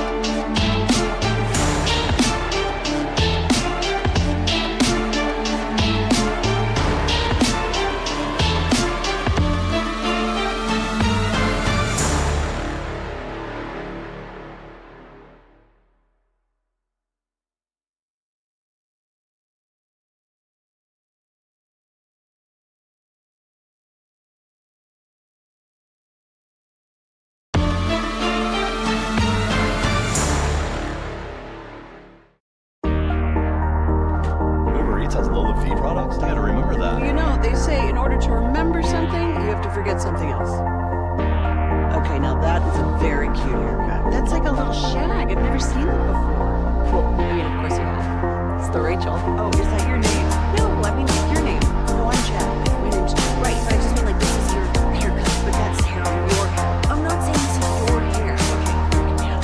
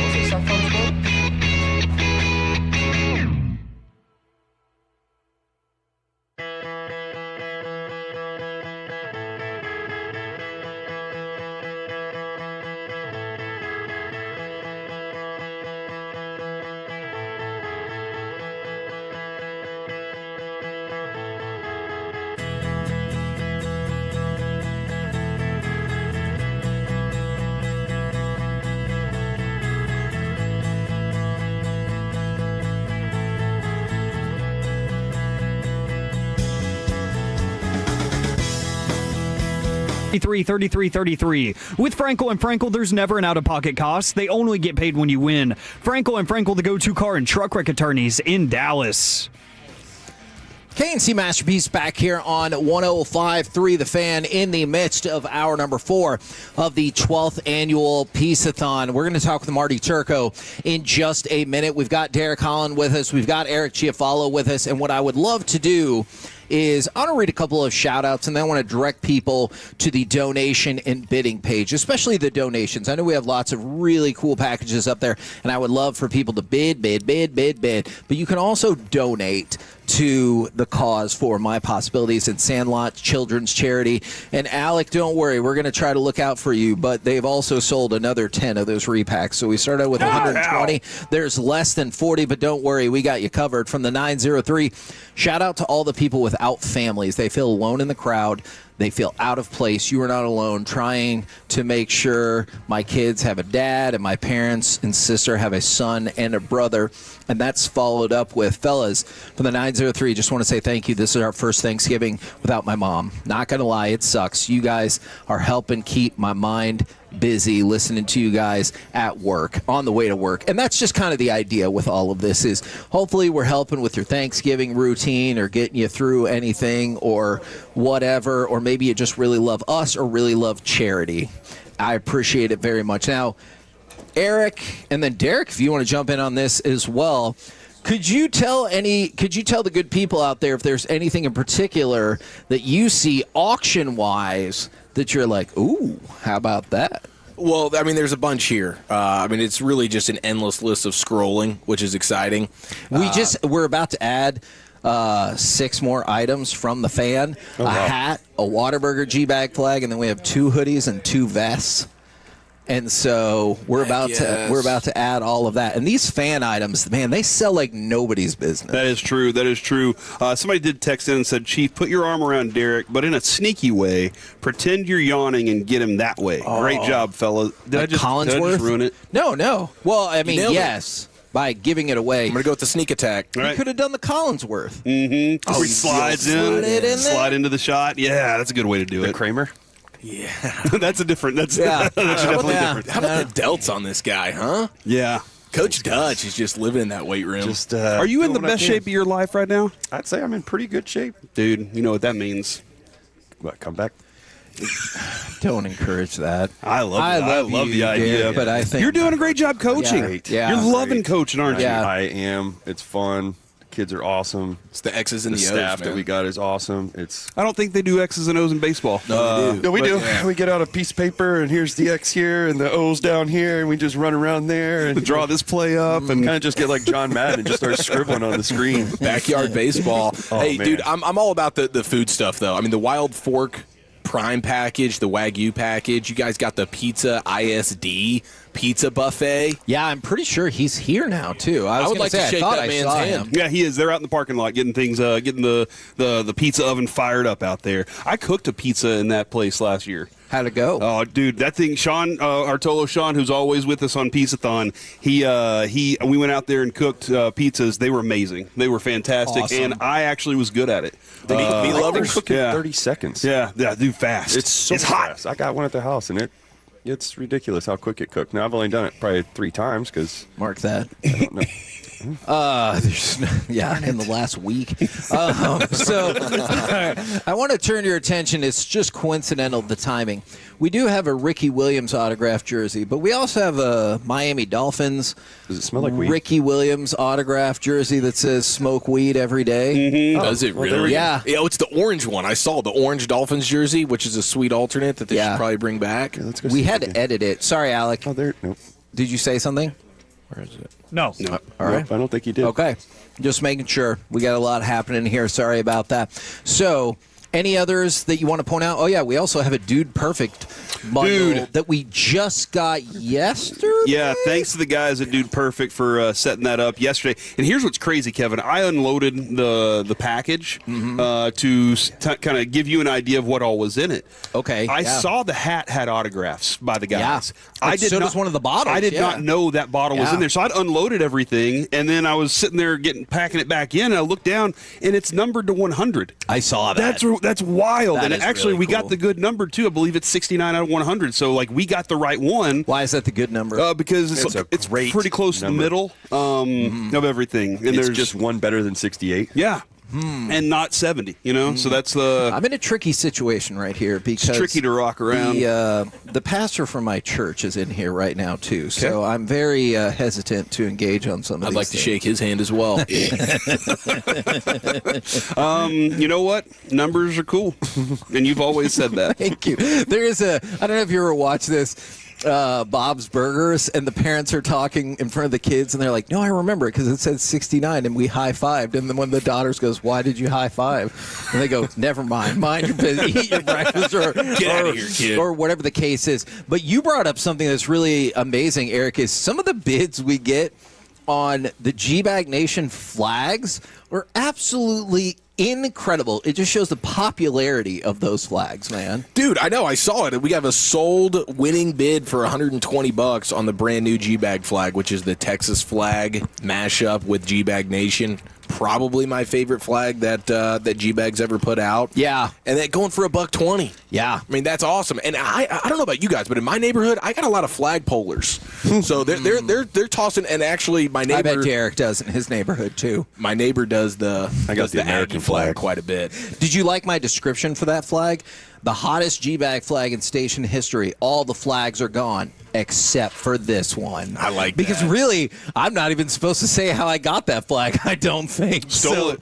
I guarantee you did some grimy work to get that. Remember when Broadus, charity. Remember when For Broadus charity. had to go into Bill Parcells' office and you Yeah, said yeah. you thought he was getting a promotion? Man, you'd be amazed how many naked tunas I'd wade through if it helped raise money for my possibilities in Sandlot That's Children's true. Charity. That is true. We're the KNC Masterpiece right here on 105.3 The Fan. Coming up next, we will talk.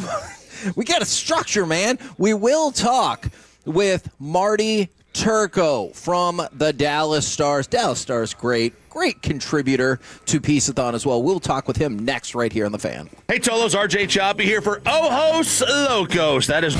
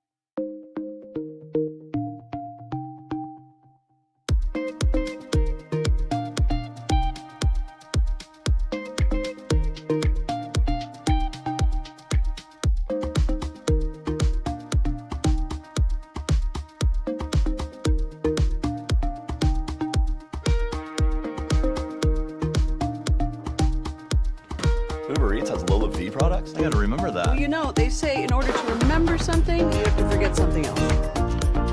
Okay, now that is a very cute haircut. That's like a little shag. I've never seen it before. Well, I mean, of course you have. It's the Rachel. Oh, is that your name? No, I mean like your name. No, I'm Jen. My name's Jen. Right, but I just mean like this is your haircut. But that's hair on your head. I'm not saying this is your hair.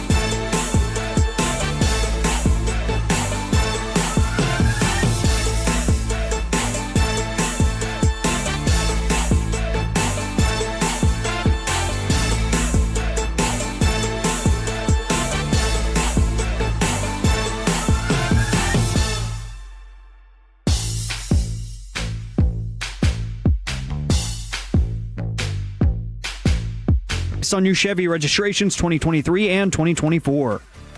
K&C Masterpiece back here on 105.3 The Fan right now. We will bring in former Dallas Stars goalie and Michigan alum, of course. It is Marty Turco. Good morning, sir. Good morning.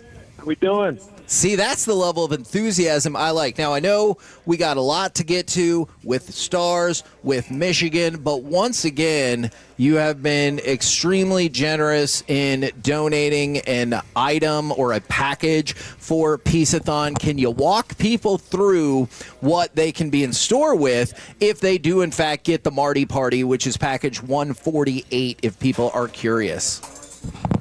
148. The best you can do for me? Wow, Jesus. Here's the thing. We knew you didn't need the help. 35 or something. We knew you didn't need the help. We slid you down in the lineup for other spots that needed help. Kev, did you let Derek take over the auction again? Jeez. It happens, bro. What's wrong with you? Anyway. You're happy. I know that's what you mean. What I meant was 14. Yes. Number 14. But it's 148 for everybody else who's bidding.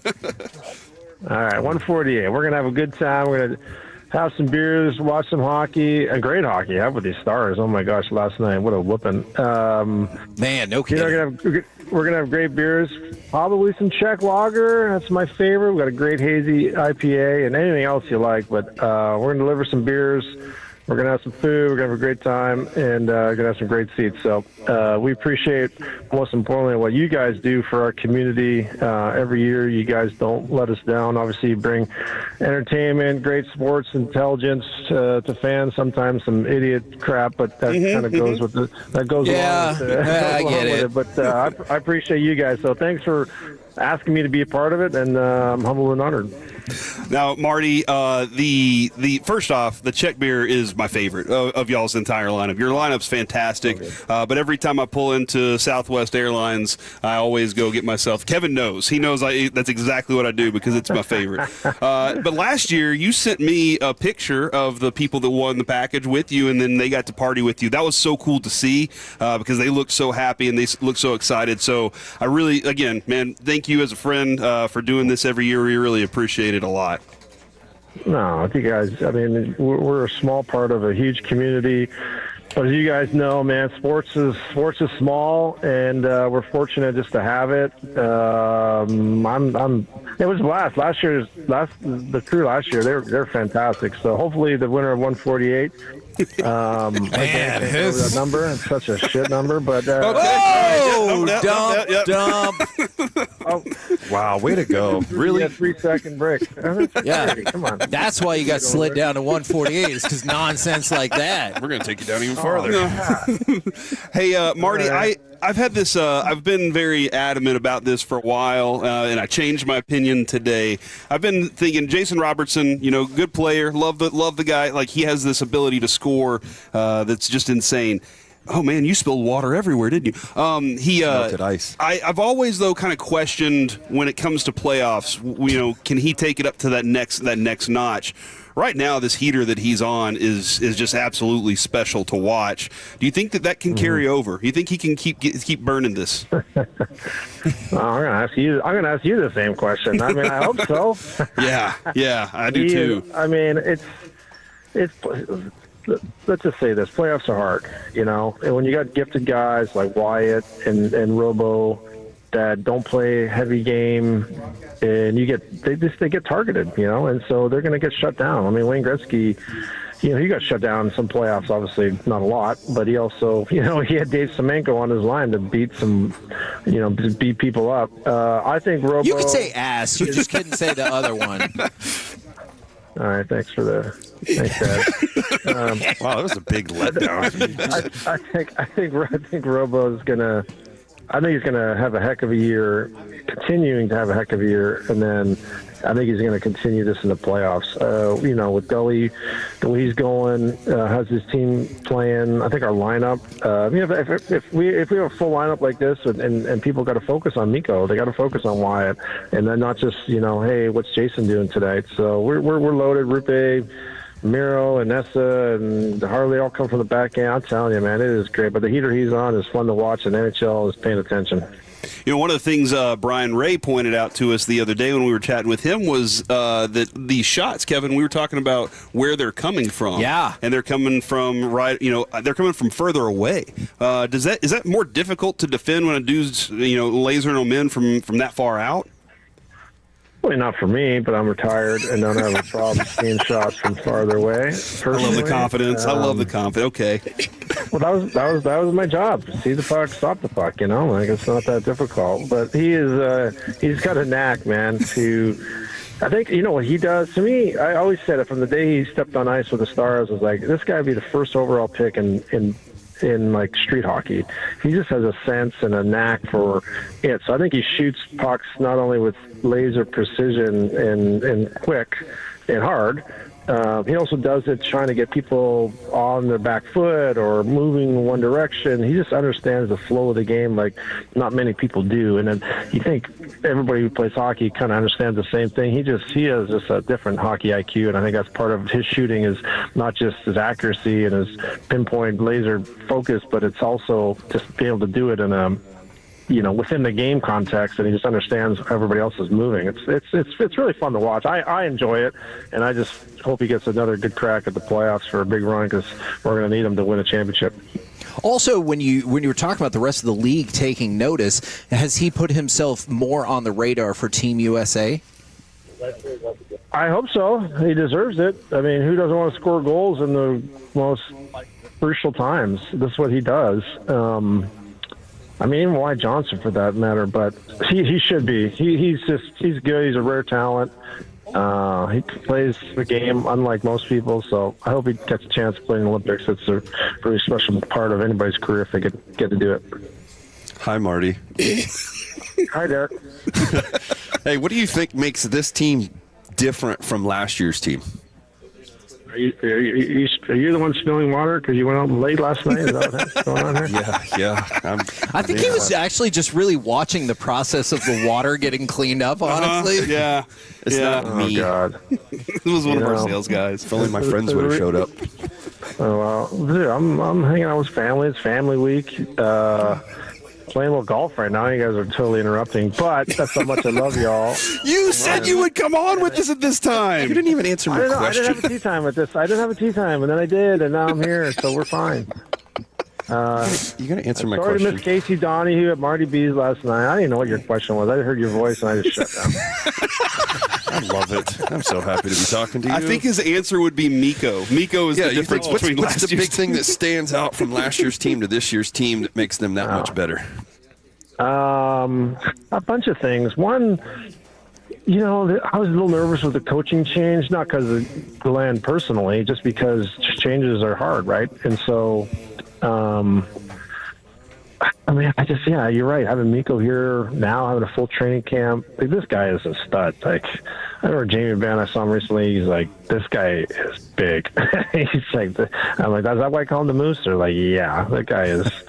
And he's good, man. He sees the game, and that gives all of we have so much talent. I mean, that third, fourth line, they're just oozing with it. We got Roddick back.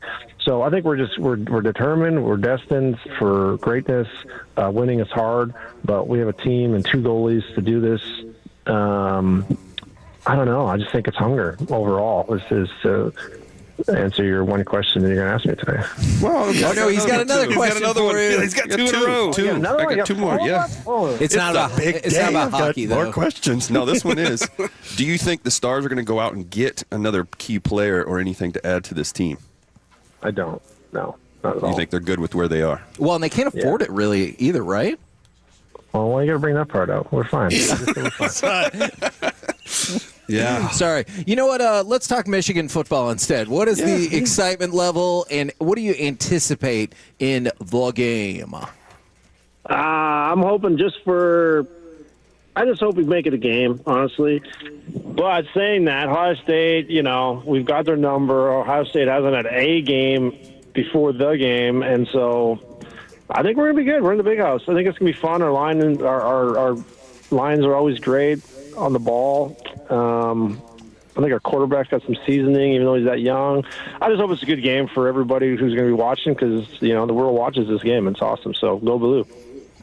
That's right. I love that. There it is from the 214. Dude, hearing this, I really need to win this bad. Turco sounds like a cool dude to hang out with. He absolutely is. He absolutely is. He's a good dude. I'll give him that. Man, that felt so begrudging right there. He already destroyed me earlier, so. Hey, Marty, thanks, man. We really appreciate it. I hope you miss your putt. Have a great day. Miss your putt. It was a gimme. Yeah, of course it was. Don't worry. It's outside the friendship zone. Next week when we hang out at Freestone, you're not going to be on my team. That's all I know. I can't wait. Thank you very much. Marty. There you go. All right. Hammer. Missed the putt. Lover of charity, maybe hater of Derek Holland. I can't really sure what whenever to. they were in studio a couple years ago, they were so friendly. Yeah, they were. And then what happened? The Sean Tollison effect kicked in. I think he's upset that he wasn't with you last night. I think he's upset that he wasn't partying with you. Is. Yeah. That's what it is. I mean, that, and clearly we set a bad tone for this when we told him he was package number 148 on the auction site. That didn't sit well with the competitor. From now on, we'll just not tell people until after they're off the phone what that number is. Eric, anything that you want to add? We appreciate you very much for partying with us. Yeah, happy Piece-A-Thon, boys. Thanks for having me. This has been a blast. And if you can help us spread the word, that would be fantastic. Oh, I'll spread it. Woo! That's what he's good at for charity. Piece-A-Thon. Yeah, Piece-A-Thon. And you, Medford. One of my favorite reads ever.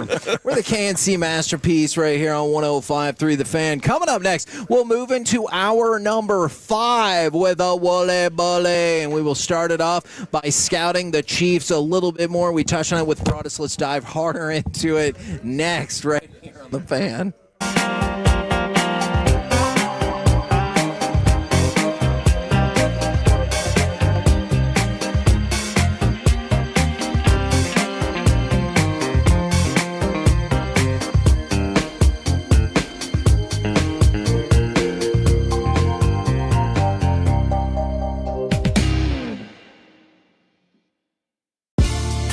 You can meet them fast. ZipRecruiter. Need to hire right away. Start your search for strong candidates. The right fit awaits. Build your team. Build it sooner.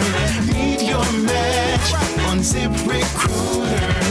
Just head to ZipRecruiter.com/free right now to try it for free. And you're on your way to meeting your match. 4 out of 5 employers who post on ZipRecruiter get a quality candidate within the first day. So try it now.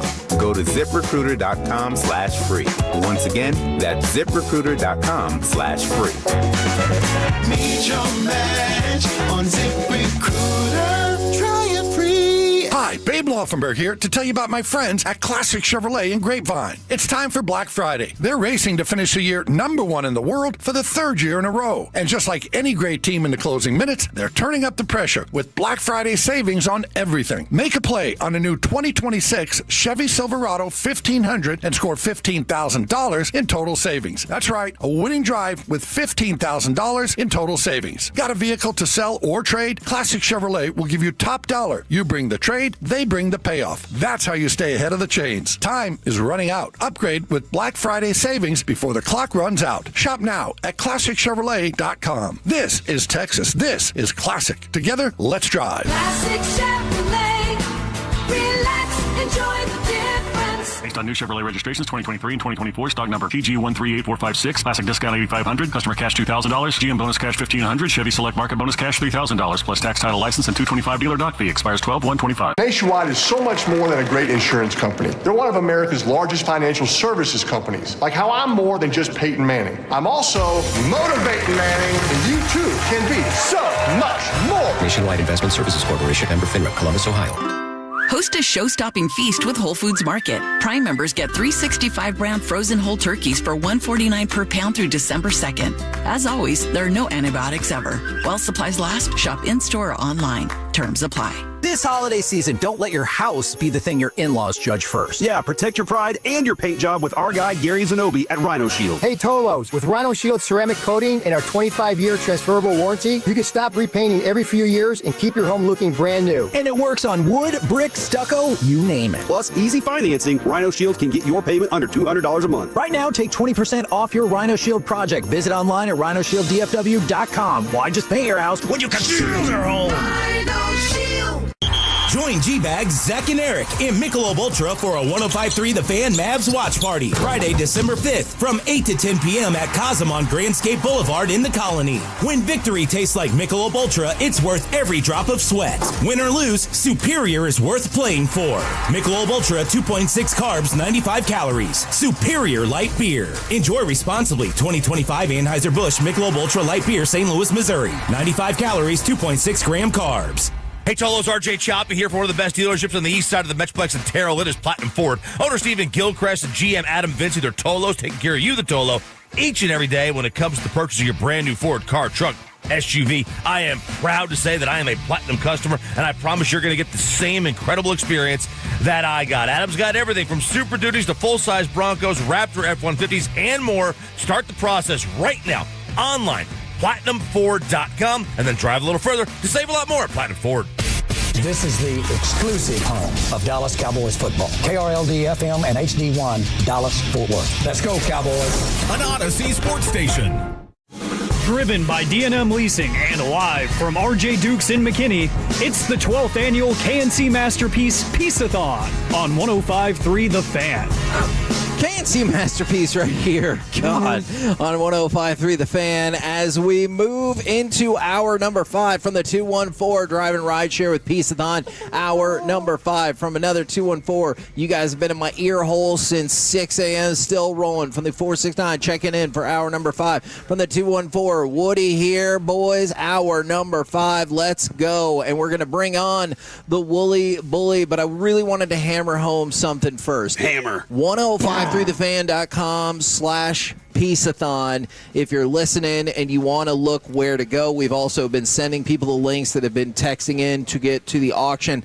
But I want to remind everybody, you can donate as well. What? So we're raising all this money for a great cause, My Possibilities and the Sandlot Children's Charities. You can hit that donate button. It's right to the right side of the page. So if you're looking at any of the auctions, if any of them are out of your price range, or you're just thinking, hey, I want to donate some money as well, you can do all of that. Donate.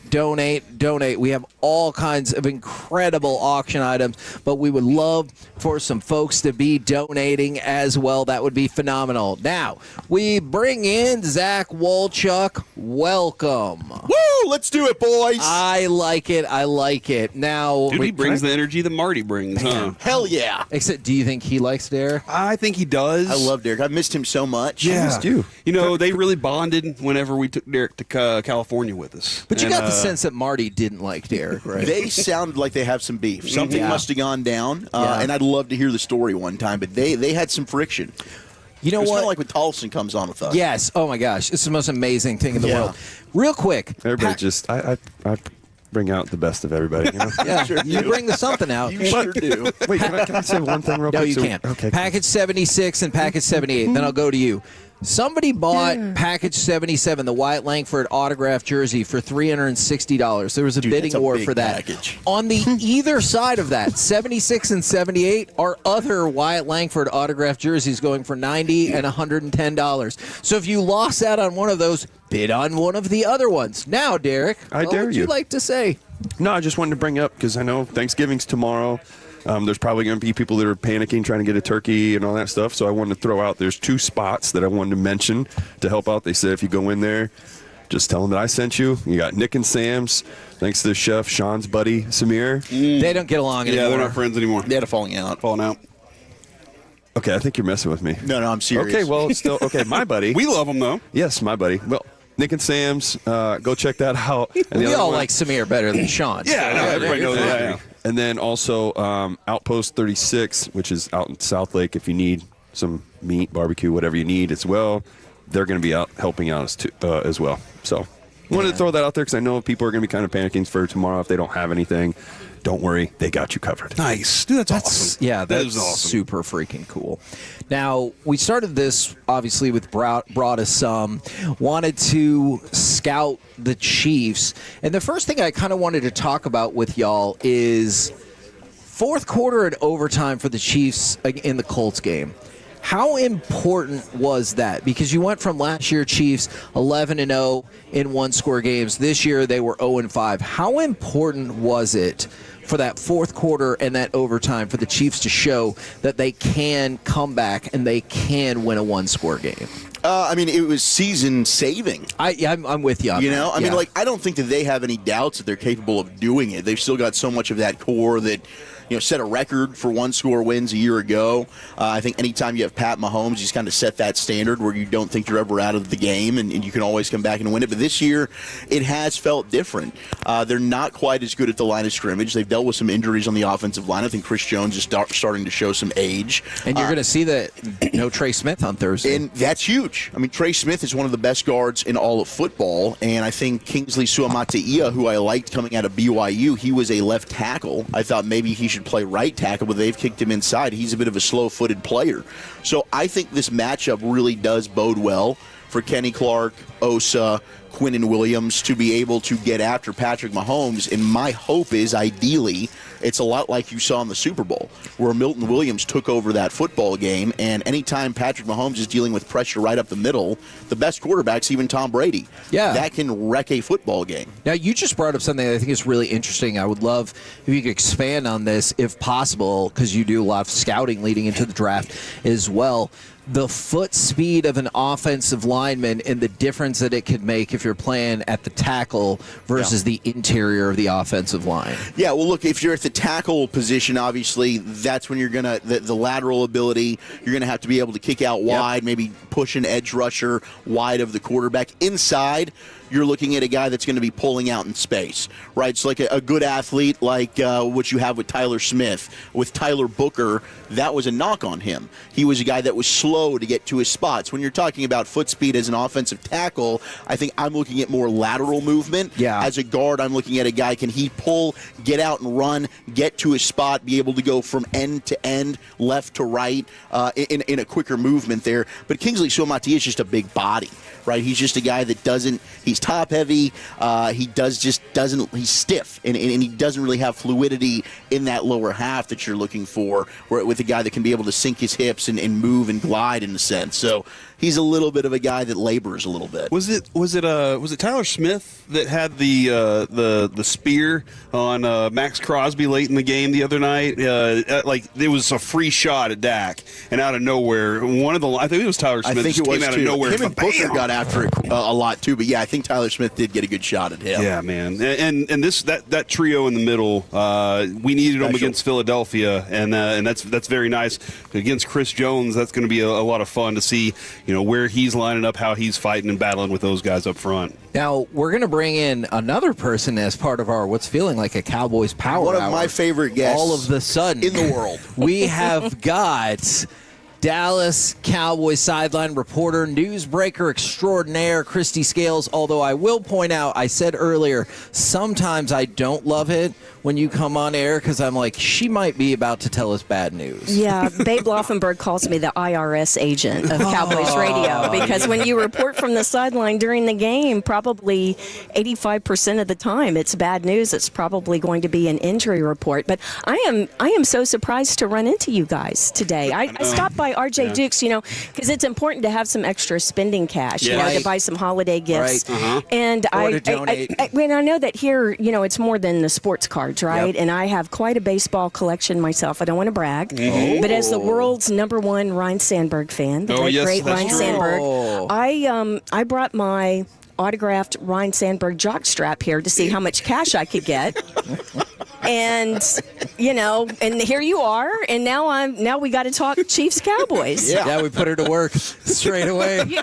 We put her. No, what's funny is now DJ Pridemore, he knows a good family friend of ours and knows my husband very well. Has been to my house several times, and DJ can attest that I have maybe the world's greatest Ryne Sandberg collection. And I'm not joking about the autographed, whole room, and I'm not joking about the autographed jockstrap. Now, it is not game used. So, but I do have a pair of pants. Where did you I'm pretty sure that I hasten to say this. Where did you get that jock strap? Actually, it was a gift. It was a joke gift from a very good friend, Gus Perrin. I worked with his wife Denise for many, many years at KVIL Radio. And Gus is he's a real jokester and played golf with one of the members of the bullpen. Yeah. No, one of the relief pitchers for the Cubs. And so he was telling the guy, oh, my gosh, my wife's friend, coworker, is the #1 Ryne Sandberg fan. And so Gus went to a sporting goods store bought a jockstrap, sent it to Chicago to his friend, and Ryan Sandberg signed it and returned it, and Gus gave it to me. That's amazing. Just to see me turn 87 shades of red when he handed it to me. That is a true athletic supporter right there. There you go. Oh, my goodness. There you go. It feels like it was worth your trip up here just to hear that. Well, that's a Mike Bassick joke right there, so I had to steal the Mike Bassick joke since he just showed up, too. Speaking of, Mike Bassick is here. It's a happening. Now, one of the things I wanted to ask you guys about, no, you're good, about the Chiefs. What a transition back. Is I'm still afraid of the Chiefs, but the Chiefs have been afraid of success on the road this year. Mm-hmm. They have been awful on the road. They beat the Giants, good job, and lost to the Chargers, Jags, Bills, Broncos. They have the second worst road record in all of football. Don't listen to this part, Derek. Only ahead of the Cleveland Browns by half a game. And they're lumped in the category of Miami, the Jets, the Bengals, the Titans, and the Raiders. These are teams that have either already fired people or are having problems. What, I guess, have you noticed? I know it can be the opponents, but have you noticed a difference on the road where they have just been awful this year? I don't know. I mean, I can't really say that there's anything that stands out. Their struggles offensively, they're just a team that doesn't get a lot of big plays. Xavier Worthy was brought in to try and stretch the field. He hasn't really been able to do that, and he's been banged up. Tyquan Thornton's really the guy that's been their big play threat.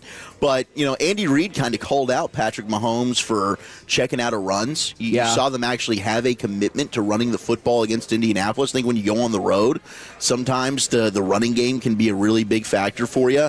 And at home, we know Arrowhead is one of the best home field advantages in the entire National Football League. Christy can attest to that. She's been to all of these stadiums. Yeah. So I don't know that there's anything that really stands out as to why Kansas City has struggled on the road, but certainly they do have a massive advantage with the home crowd. Well, and it's going to, if they get on a roll tomorrow, believe me, there are going to be a lot of Chiefs and Patrick Mahomes fans at AT&T Stadium tomorrow. Similar vibe to the Eagles game, because there's a lot. There were a lot of Kelly Green jerseys because they were wearing those Kelly Green throwbacks on the field, and there were a lot of them in the stands. But got to shut them up at the end, so that was good.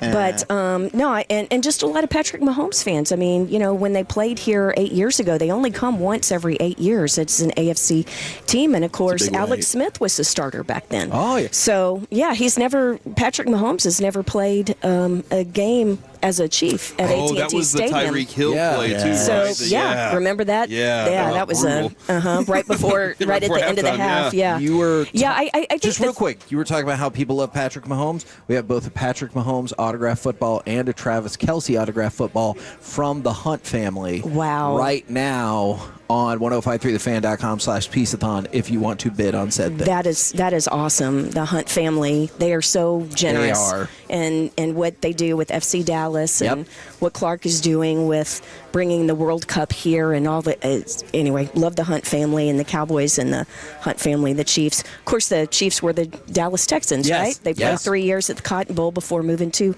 Kansas City. But I would just say one thing about the Chiefs' struggles, and I'll make it real quick. They are having trouble in the red zone. I mean, struggling a lot. So lose with the game against the Colts, they got into the red zone 6 times and only scored 1 touchdown. Wow. Had to settle for field goals. Wow. 4 field goals, lost a fumble, and 1 touchdown. And then if you just take it back, let's just look at the month of November. 13 red zone trips, which isn't that many for the Chiefs, a prolific offense in the past. Only 4 touchdowns, 7 field goals, 2 turnovers, and 13 red zone trips. How ironic is it that while their offense struggles there, their defense has been really good in the red zone? They've given up the 6th least amount of touchdowns in the red zone. And so, that makes a lot of sense about their offensive struggles, but it really looks like the defense has been there in terms of bailing them out a lot in terms of getting 3 versus 7 put on them. Absolutely. And really overall, beyond third downs, I mean, red zone, they're middle of the pack in third downs, but they've only allowed 21 touchdowns all year. So that they are the ones that are keeping them in the games, and they're 4th scoring overall, just allowing just over 18 points a game. So I know some people were thinking this might be a more moderate scoring game, but I don't know. Thanksgiving, things just happen, like that Tyreek Hill play that Corey mentioned just a moment ago. I think it's going to be maybe a little more high scoring, not a shootout like 40 points or something. But can we all agree, win or lose, as long as it doesn't look anything like that Raiders game from a few years ago? Oh my gosh! Was it 20 penalties for both teams? It felt like it was that. Okay, I hated that game. So I had the top 10 that I had prepared was the top 10 best Thanksgiving games of all time. That game made the list. No. That Cowboys Raiders game. That's the worst Thanksgiving game. It was terrible. Of all time. And the amount of penalties in that game. Yeah. Oh my gosh. It was like, I think it was Sean Hockley, Ed's son. He just wanted to take over the show. And the following day is when Eric asked the record-long question to Stephen Jones. Oh, really? So if we had it on the list, I was going to say, Alec, you just have that ready to go. And we would have segued right into Eric asking Stephen the 90-second. It was 90 seconds long? Yeah, I mean, it was like 96 seconds. I don't know. It might have been 126 seconds. It might have been 2 minutes and 6 seconds. What a glorious response, though, by Stephen, who doesn't always get the jokes. I don't really remember all the things you covered a lot of ground there. Yeah, you covered a lot of ground. So, you know what I remember about that game, too, is super weird, is, you know, like if you ever set your DVR or whatever for a game like that to watch it back, is always add on some extra. I think I added like 30, 45 minutes, and it still elapsed before the game was over because of all the penalties, because that was an overtime game, right? I think so, yeah. That game was the freaking worst. It was bad. All right, if you guys are cool with it, let's continue the Cowboys talk, kind of Cowboys Power Hour happening here at RJ Dukes with Christy Scales. Zach Wolchuk is here. Derek Holland is holding it down as well. We will continue it next right here on The Fan. Take us with you wherever you go. Now heard on the iHeartRadio app, YouTube, Twitch, the TuneIn app, our Odyssey app, and of course with the biggest mother of a radio signal in DFW. Thanks for making your favorite travel buddy 105.3 The Fan. Football season is in full swing, and Underdog is the best place to get in on all of the action. You can make picks and win money right now in Texas, and it is that time again. It starts today, Feast Week, today through November 30th. Check the Underdog app daily for special promos. As if playing on Underdog wasn't already easy enough, you just pick whether your favorite player, favorite team is going to go higher or lower on stats like rushing yards, receptions, touchdowns, and more. You probably know what stats are. Get your picks right. You can win up to 5,000 times your cash. Plus, if you download the app today, we're going to make it even sweeter for you. Sign up using the promo code MASTERPIECE to score $100 in bonus entries when you play your first $5. That's promo code MASTERPIECE. So think about that. Think about Feast Week. It's an extravaganza happening. Underdog. Make picks, win money. Must be 18 or over and present in Texas. Terms apply. See assets.underdogfantasy.com/web/play and get terms_DFS_.html for details. Concerned with your play? Call 1-800-GAMBLER or visit ncpgambling.org. Pros don't just show up. They prove how it's done with precision and without shortcuts. Makita tools are built the same way with a dedication to lasting quality, trusted performance, and results that reward your effort year after year. When the job calls for the best, call on Makita. Built to be the best. Available at the Home Depot. Every morning, we rise and shine, make breakfast, and brush away the night's rest. These routines help us start the day off right. Nature-Made vitamins are a simple step in that daily care regimen. Multivitamins with daily essentials, clinically studied probiotics for gut health support, magnesium to help relax the body. Nature-Made is made to care for you every day. These statements have not been evaluated by the Food and Drug Administration. These products are not intended to diagnose, treat, cure, or prevent any disease. Get ready for the most electrifying holiday event, the Cowboys Christmas Extravaganza, powered by Reliant at the Star in Frisco, from November 21st to December 20th.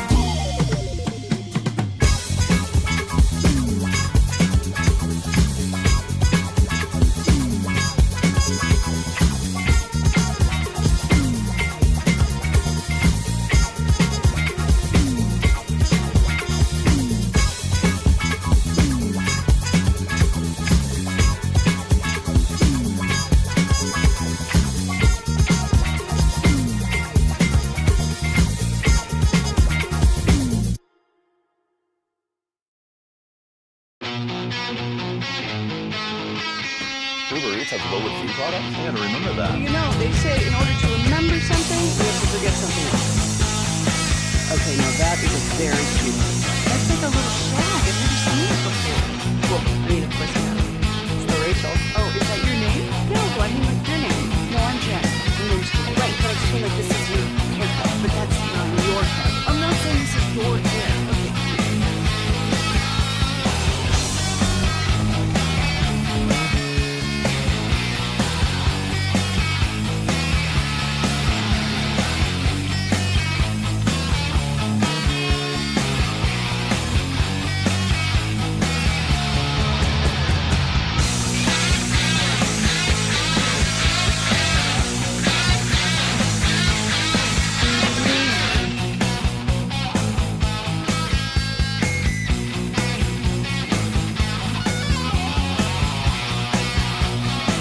Tough yardage backs, they're never going to break off anything. But I feel like Javonte Williams has done a great job across the board this year. Agreed. And what I notice most from my vantage point on the sideline is just the yards after contact.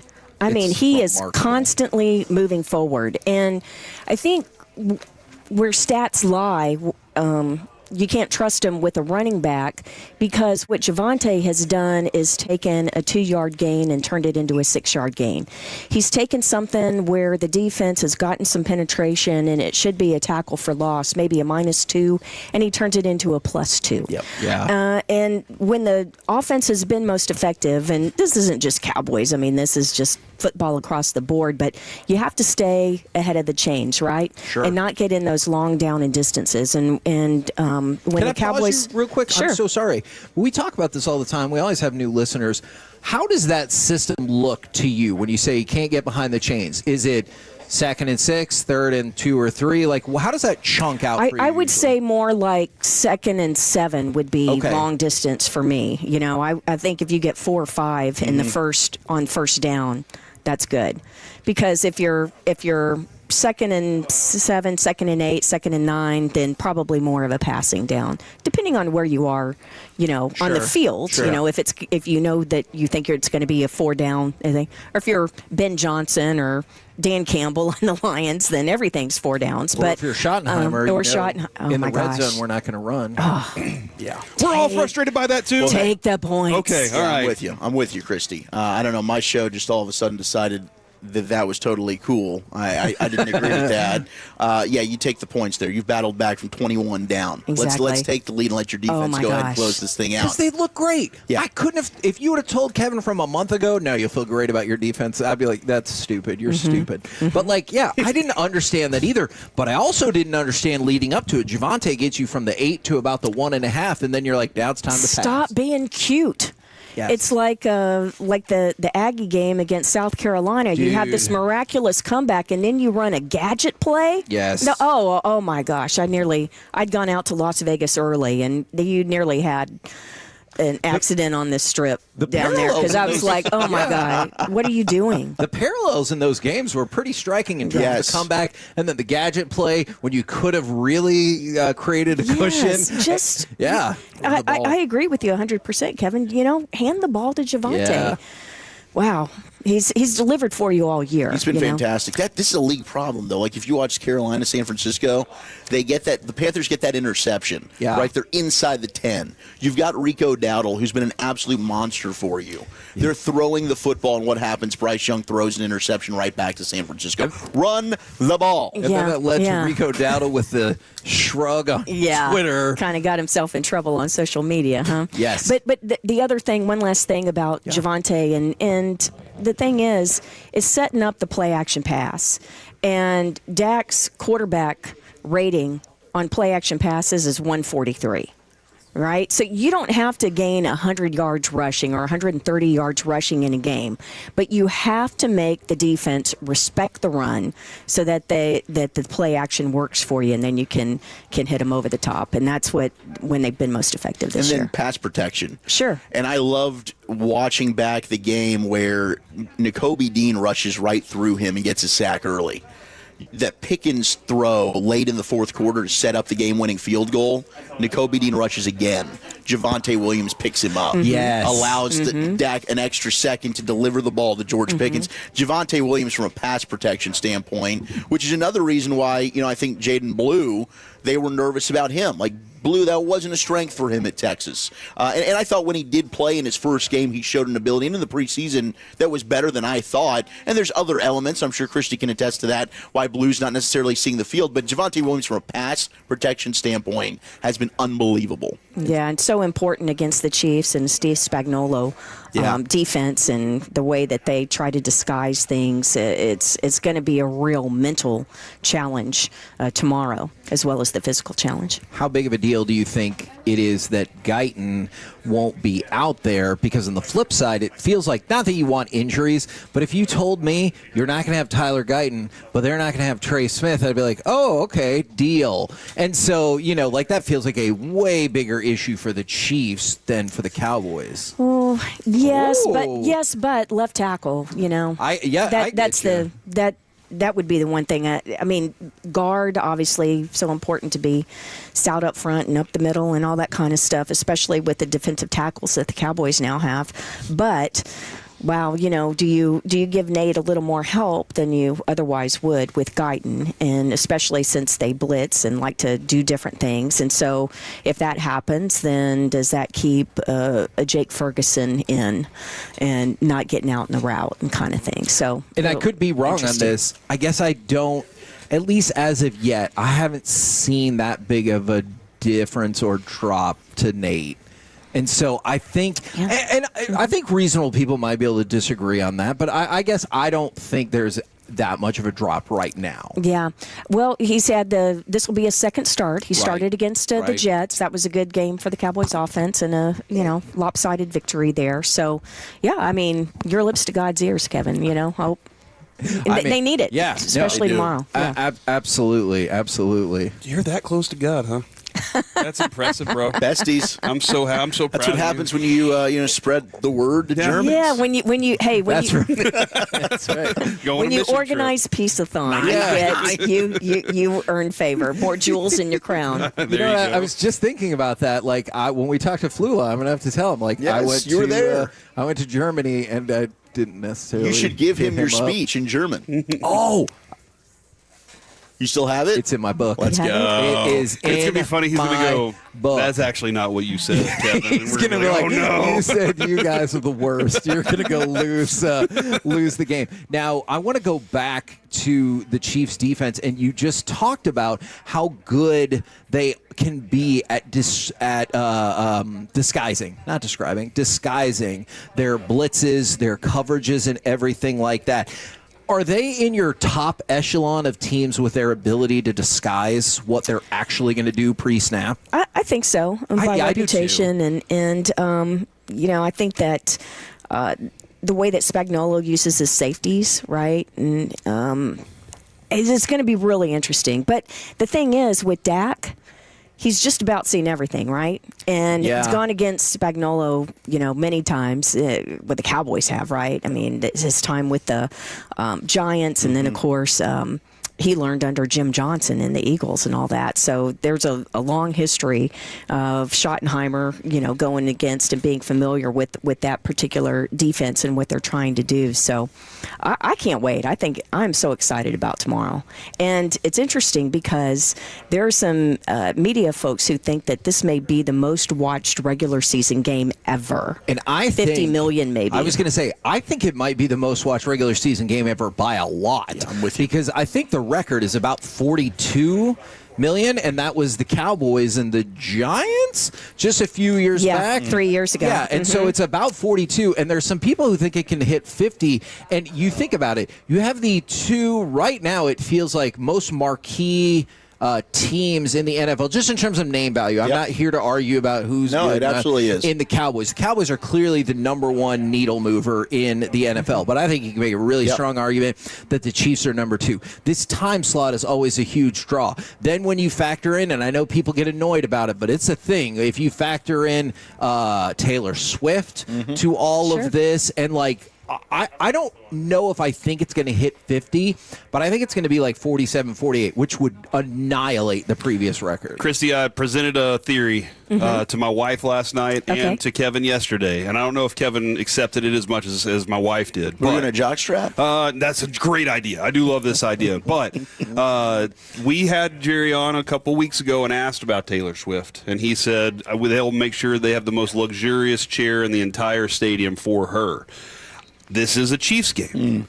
Post Malone and her did a song together on her. They did the Fortnite song. Do you think there's any chance that Post Malone goes, "Ladies and gentlemen, Taylor Swift"? Oh my gosh, that would be so awesome. You would have 36 Dallas Cowboys cheerleaders faint right on the field there. No, that would be so exciting. No, actually, the rehearsal is this afternoon. Oh, maybe I shouldn't say that. At AT&T Stadium. You're going to have eyes out there? See? Breaking news.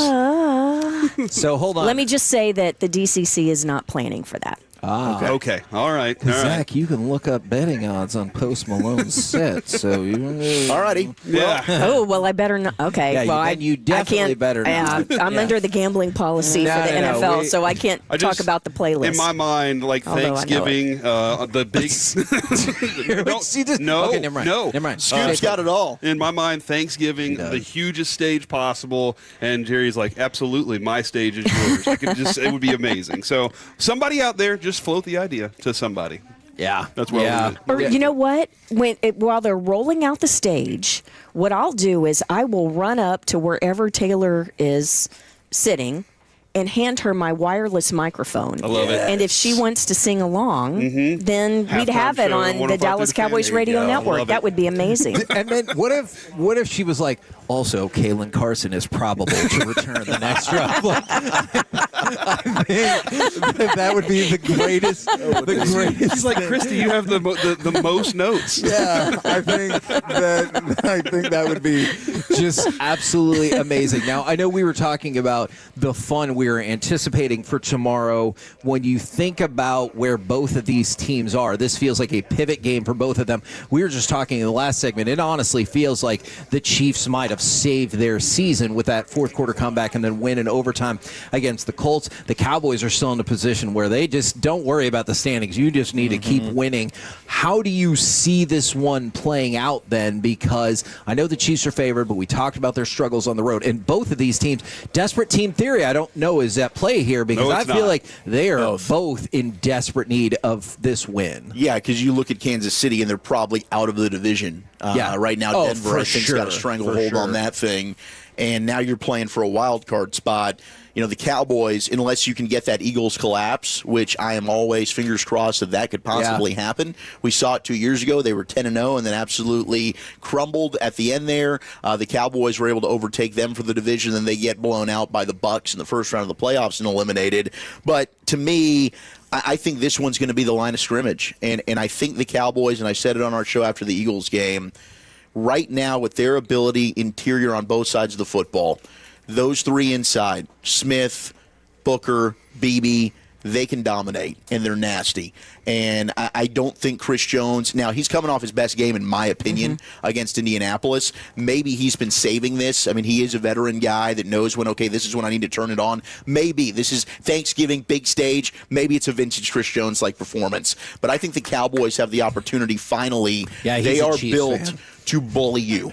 And previously, I think some of these teams, especially on the defensive line, would get bullied. I think with Quinnen, with Kenny Clark, even the way Jadeveon Clowney's playing right now, Donovan Ezeraku against the run, I think they're going to get after it, and they're going to cause problems for Patrick Mahomes when it comes to pressure right in his face.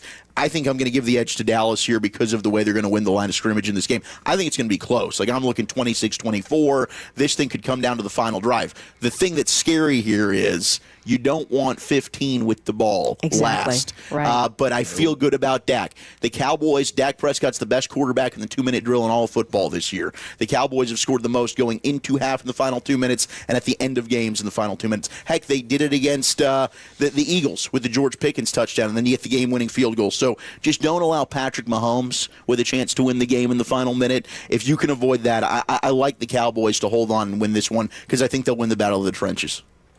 Does that sound? Yeah, no, I'll go with that. And you were mentioning Chris Jones, and we only play him once every 4 years. And that game 4 years ago up in KC, he had 3.5 sacks.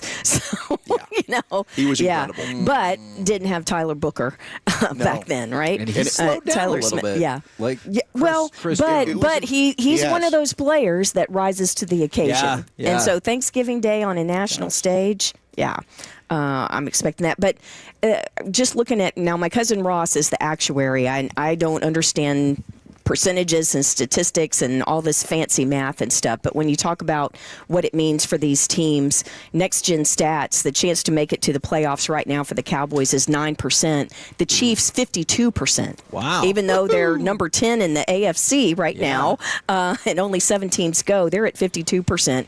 If the Cowboys win, beat the Chiefs tomorrow, Thanksgiving, it goes up to a whopping Cowboys percentage to get to the playoffs, 15%. Oh, so I'll take it. So still a lot of work to do. Yeah. If they lose, So it's you're down to saying 4%. There's a chance. If they lose, down to 4%. Yeah. But the Chiefs, they really do need that win a lot too. If they win, their chance goes up to 61%. If they lose to the Cowboys, it's down to 35%. So, important for both teams. Absolutely. Christy, thank you so much for not only all the info, but for coming up here. We're not going to talk about the auction item?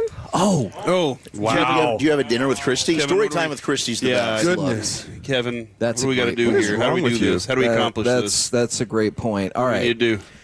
We need to. Dude, he effed this up bad. I really did. Can you tell people about the auction package? Shut up. That we have with the Star and Sidecar Social, because this was actually your suggestion. Yeah, this is awesome. And you helped us get the ball rolling. It's for 10 people. Yes, we'll give you. I will personally give you a tour of the Star in Frisco, Cowboys headquarters. We'll work out the timing, make sure it works out. But bring 9 family, friends, whoever you want to bring, but a group of 10, and I'll take you on a tour of the Star and tell you the stories that the tour guides aren't allowed to tell, so we can go off script. I like that. Yes, and then we'll enjoy, depending on the date and time and whether it's lunch or dinner, but thanks to our friends there at Sidecar Social in the Star District, the Star in Frisco. They are very excited. They are very excited. And, of course, that's if it sounds familiar, that's the home of the Cowboy Hour for the Cowboys. So thank you to them for their lunch or dinner for 10, depending on the timing. Ooh. So I'd like to throw that in the hat as an auction item. And it's a big deal because remember, Marty, it's like 148. This is package 10. So, but can seriously, dunk on Marty now. Hey, thanks to Matt and the folks with Dallas Cowboys Tours at the Star for making this possible. Yes. The starinfrisco.com/tours is how you learn about it. And if you did this, just went online and booked a regular tour, it's $40 a person. Okay, so just to kind of put things in perspective.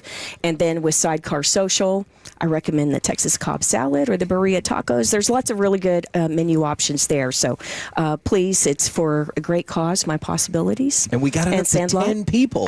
Up to 10 people. So excited to do it. Yes, thank you very much. And thank you. You're so welcome. Keeping my head in the game right there. You bet. 100% was going to drop the ball on that. You dropped the ball in front of Christy. Fumble. Something I have not done yet. I put all my energy into the Taylor Swift joke, and I had nothing after that. We're the KNC Masterpiece right here on 105.3 The Fan. Coming up next, let's have some fun. Let's do some top three holidays. Ooh. Does Thanksgiving make the cut? 877-881-1053. We'll do it next right here on The Fan.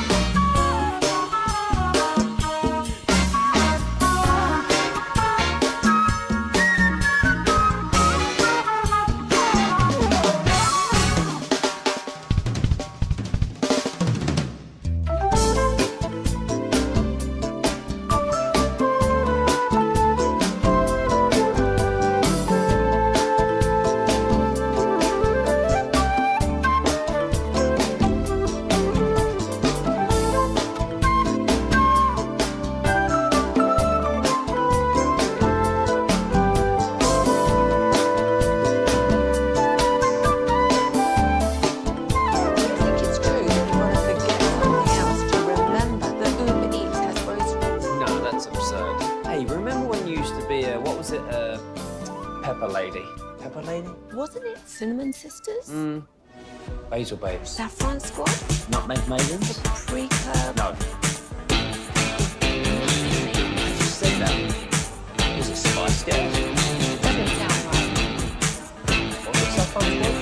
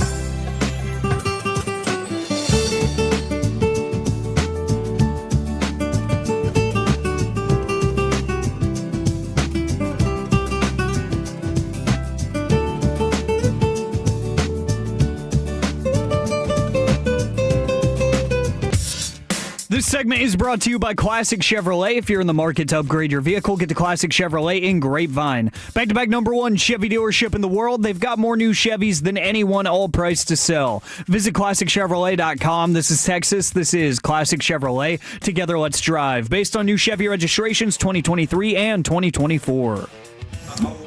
KNC Masterpiece back here on 105.3 The Fan. And before we even officially started this segment from the 210, how the hell would Thanksgiving not make the top 3? All right, we'll get to that. We bring in Mike Bassick to join the extravaganza as well. Wow. Hey, Mike, I'm going to cut you off real quick. Mike, who do you play with as on your team on NBA Jam? Because you were over there just rocking the NBA Jam machine. I played with the Golden State Warriors, so I was a little Run TMC. There you go. That's a nice Chris one right Mullin there. and Mitch Richmond, I believe. I don't think Tim Hardaway Jr., they used to have you'd have one sub, right? Yeah, I but think that so. one, it's obviously comes as an arcade. It's just Derek Harper and Derek Harper. That's when the Mavs were so bad. They're just like, you're just going to double up with Derek Harper here. That's so funny. Now, I'm so glad you're here because I think you can have some fun with this. Let's do a little bit of top 3 here. 877-881-1053. What are your top 3 holidays? Oh. And does Thanksgiving make I thought you were talking about the top 3 wins for the Mavericks this year, because you have just about 3 to choose from. Have you picked up on them anymore or not? I occasionally watch them. When they take Cooper Flagg out of the game, I'm out of the game. Yeah, And I'm like, I'll join in 10 more minutes to watch, the possible 3 years from now when the Mavs are good at basketball again. Yes. And I think I'm going to get crushed here because I do not have Thanksgiving in my top 3 holidays. But I think it matters if you like the spread, the food spread, and you're not a big fan of sides. Yeah. Mr. Rolls and number 1. Oh, by the way, here, I'll show you the great Thanksgiving food bracket that's going to It could be very different because I'm not voting this year, so and I'm out. For the first time ever, we're going to do a play-in for the final 2 spots. But we So does he get that vote? I don't know. We need me out of this. Yeah, because Is he would that get so? so Did he mad. say meow? I still remember the second did. year we meow? did it. Meow? When it was Needs to be meowed ham at it. against macaroni and cheese in the finals, and you go, "What is this? The Easter finals?" And so I remember how mad you were. So for me, I don't really like the desserts either. Okay. And so you don't I like told, nuts? Yeah, I Like told you I was pecan. going to get crushed for that. So my top 3 are Christmas, Halloween, and Easter. And so Thanksgiving doesn't make the cut for me. Okay. And by the way, it's not 4th either. I'll tell you what; those 3 are 4th of July. you 4th of throw in Christmas, Easter, religious holidays, then you throw in Halloween, the anti. Yeah. Yeah, look. Do you call it a fall festival? Yeah, I know. Okay. I don't recognize the solstice or anything. I know for a lot of people it's religious. I'm just like, I like scary movies and candy. Christmas for me is number 1. I'll just throw out my number 1. You did get excited. Your excitement for Christmas was always fun. I used to love Thanksgiving a lot more when I was a kid because my family from Mississippi would come in and I wouldn't get to see my cousins and aunt and uncle. But that's changed over time. But would I put Thanksgiving number 2? I think I might. Ooh, okay. I think I might put Thanksgiving number 2. Well, this is top 3, though, Mike. So Yeah, we need a you have third to have one, a buddy. Number 3, 4th of July. That's a good one. That's a good one. I thought this was going to be a classic Mike thing where you didn't totally have all the information. Yeah, ready for the that's right. segment. Yeah, I didn't know about the segment until we did it. By the way, what do you think about the claim that the 2011 Rangers could have beaten the 2023 Rangers? Okay, so Yeah, they'd have kicked their ass. I think the 2011 Rangers is the best Texas Ranger team ever. Now, I will put them up against this, which is weird because you guys really screwed us over, Derek.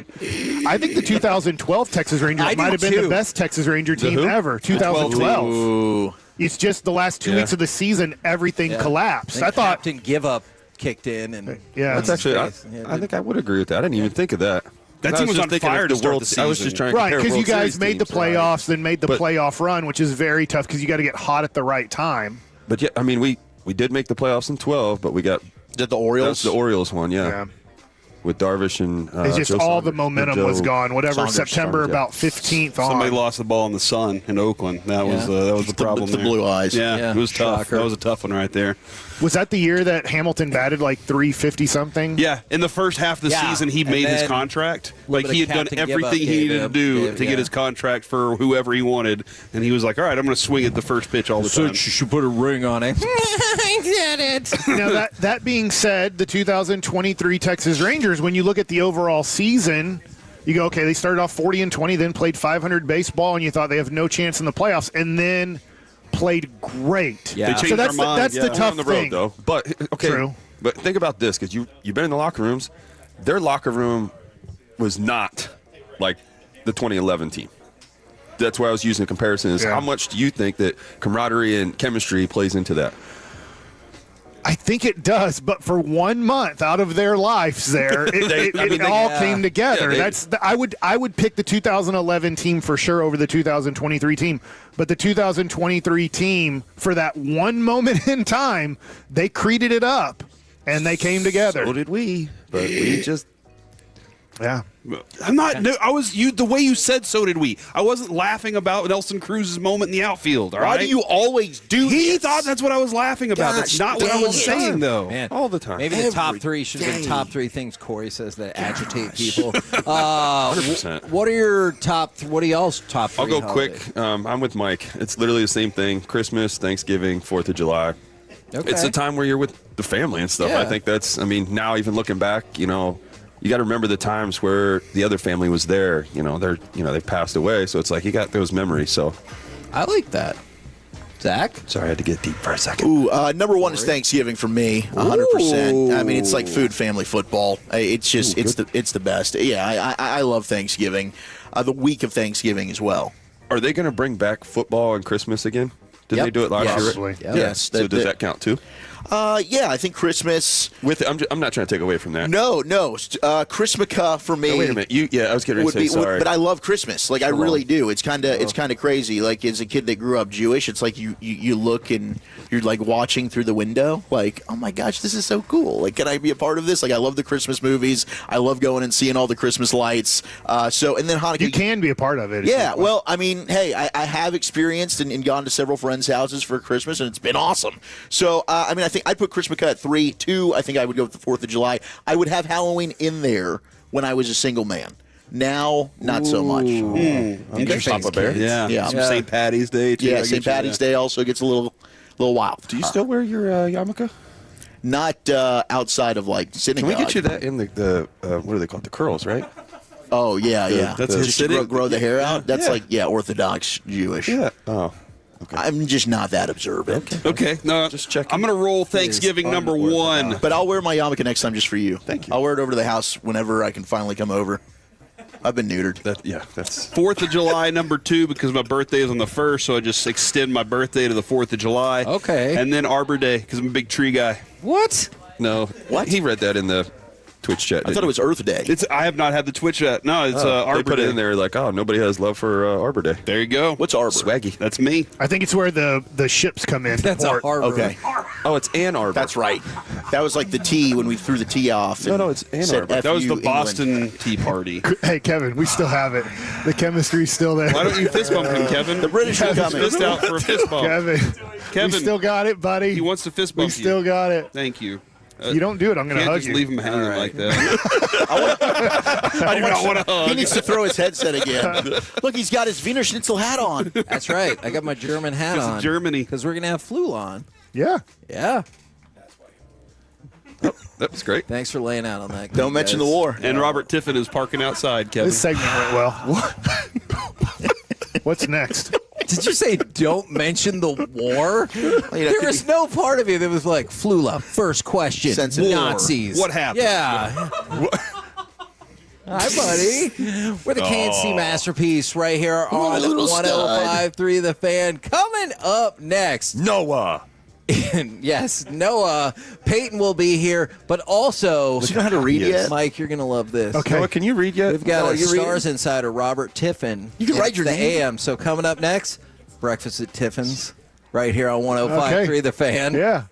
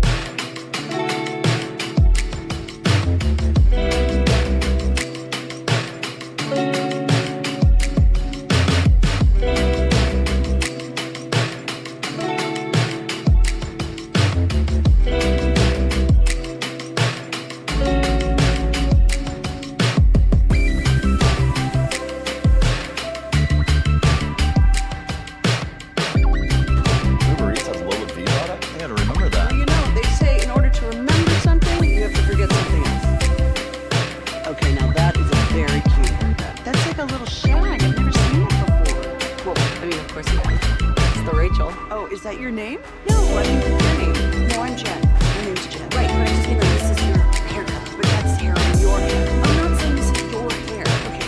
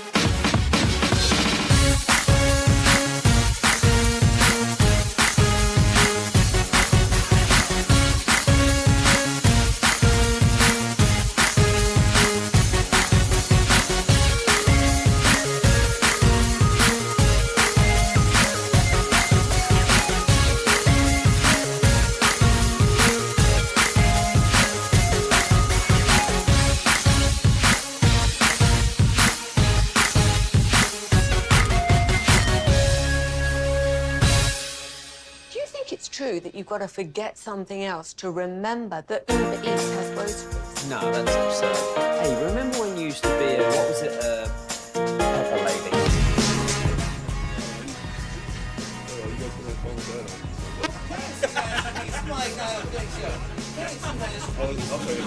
Here on 105.3 The Fan, we are live at RJ Duke's, and my little 3-year-old was actually blocking me from getting to the microphone. We move into hour number 6 of Piece-A-Thon. You missed it. Alex yelled at you. Sorry. Live! I was trying to talk too. I was going to open up the segment, but I didn't have the button thing. I was trying to get there. We had my little 3-year-old that would not move out of my way and let me get to the computer, so we couldn't make that happen. All right, we move in to hour number 6, and we welcome a new slate of people. Mike, you're still here. Thank you very much. But also, we bring in from starsthoughts.com. It is our favorite. We're going to talk stars because it's time for breakfast at Tiffin's. Good morning, good sir. Good to be here, guys. He has been trying to push this on Robert for years now, and it seems like he's okay with it, Kevin. I think he's okay with it now. I turned it on. I smelled pizza when I walked in, so suddenly everything seems great. Oh, yeah. Here's okay, can we, if we feed you pizza, will that count as breakfast? That you had me at the first part of that sentence. Yeah. All right, let's go. Now, we came up with a bold hockey strategy earlier today. Mm-hmm. Jason Robertson scores at least 1 goal, and the team scores 8 goals every game and probably runs the other goaltender out of the game. That feels like a pretty sound strategy. Yeah, I don't see any flaws in it, especially right now. It's worked for 7 straight games for Jason Robertson, so just tell him to, keep on doing the same thing. Yeah. Glenn Goldson had a great line the other day about They hadn't won a game in Ottawa for like 10 years or something like that. And we asked him after the game, did you talk to the guys about the losing streak in Ottawa? And he said, yeah, I just talked to S. Lindell and said, whatever you've been doing the last 10 years, do the opposite of that. No. And it worked. So, yeah. hey. That's the Gulletson relationship with these guys. Can you talk a little bit about what you're seeing amongst them and how quickly they seem to have they corrected after a little bit of a slump? What's that relationship like? There is it's a change. It's hard to really overstate how big the change has been from his first go round. He was a rookie head coach. He was brought up. He was pretty young when he got brought up, and he hadn't even been on an NHL bench before. And suddenly you're the head coach. Your team immediately starts going through bankruptcy and all that stuff. He hasn't said overwhelmed, but he has said it was probably too early in retrospect. But again, who's going to say no to that chance, right? There are only 32 of those jobs in the league. It's a dream job. So he took it, but he's been really honest about the fact that, that probably was a little bit too early. One of the things he said is he tried to chess piece a lot of things when he was a younger coach. So, okay, I'm brilliant. I know one way to do this, and if we just do it my way perfectly, it'll work. And when the players don't do it, then you get frustrated. And this time around with the players, it's been really clear that he's pulled back a little bit more of a CEO, and I've got to delegate, got to trust my people. I think you're seeing that a lot. On the power play. I think you're seeing that a lot even on the defense, where he's letting them do their thing. His system asks a little bit less of the defense, and that's kind of perfect since half the defense is injured right now too. Yeah, that's true. Right. But there's such a trust there. I think with Pete DeBoer, it was always there was a sort of an underlying tension where DeBoer had really high standards. He'd had a lot of success. With Gulletson, I think he was expecting growing pains the whole time. And you start off with 3 wins in a row, a little bit messy, but you beat Colorado, you beat Winnipeg on the road right out of the gate. Everything seems great. Then you lose 3 in a row, and suddenly the defense starts, looking not so great. He was prepared for that. It seems pretty clear. He was expecting those growing pains, so they didn't rattle him this time because he has a much bigger perspective. He knows how long this road is and where they want to go, so he wasn't going to get caught up in, we've lost 2 or 3 in a row. It's time to panic and switch everything because my guys are making me look bad. He just doesn't think like that. Was DeBoer an executive like that too? Because I know last year he over complimented the special teams coaches at the end. He was just like, what they've done is just I can't talk enough about it. And I was just kind of curious his style compared to and to the players, like how they respond to that. DeBoer was very much, it's become clearer and clearer, and some people I talked to also made it clear that yes, when it came to things like special teams, you only have so much time as a coach. So when you got your guys, Steve Spott was Pete DeBoer's guy, right? They'd been together in 2 or 3 different places, as well as way down in juniors for a while too. They both kind of came up together. So delegating, quote unquote, to your guy isn't quite the same as delegating to an outside guy. But Alain Nasruddin, he was an outside guy, came in, let him run the penalty kill, do his thing, and obviously he did a great job with it. Everywhere else in the roster, though, it became pretty clear that Pete DeBoer kind of had the final say at the end of the day. And Gulletson, he's a head coach, right? It's not like he's going to completely wash his hands of things, but he really understands the importance of not trying to get in there too much and chess piece and micromanage, for lack of a better term, right? Yeah, for sure. And I think DeBoer, at the end of the day, you saw it when push came to shove in the playoffs, right? At the end of the day, he's not having a conversation with the goalie coach about what to do in Game 5 with Jake Otten. Yeah. He's yelling at him, you get back, get off, do this, and everyone's just kind of, okay, Daddy's angry right now. Yeah. Let's just take a deep breath and see what happens. Nobody look at each other.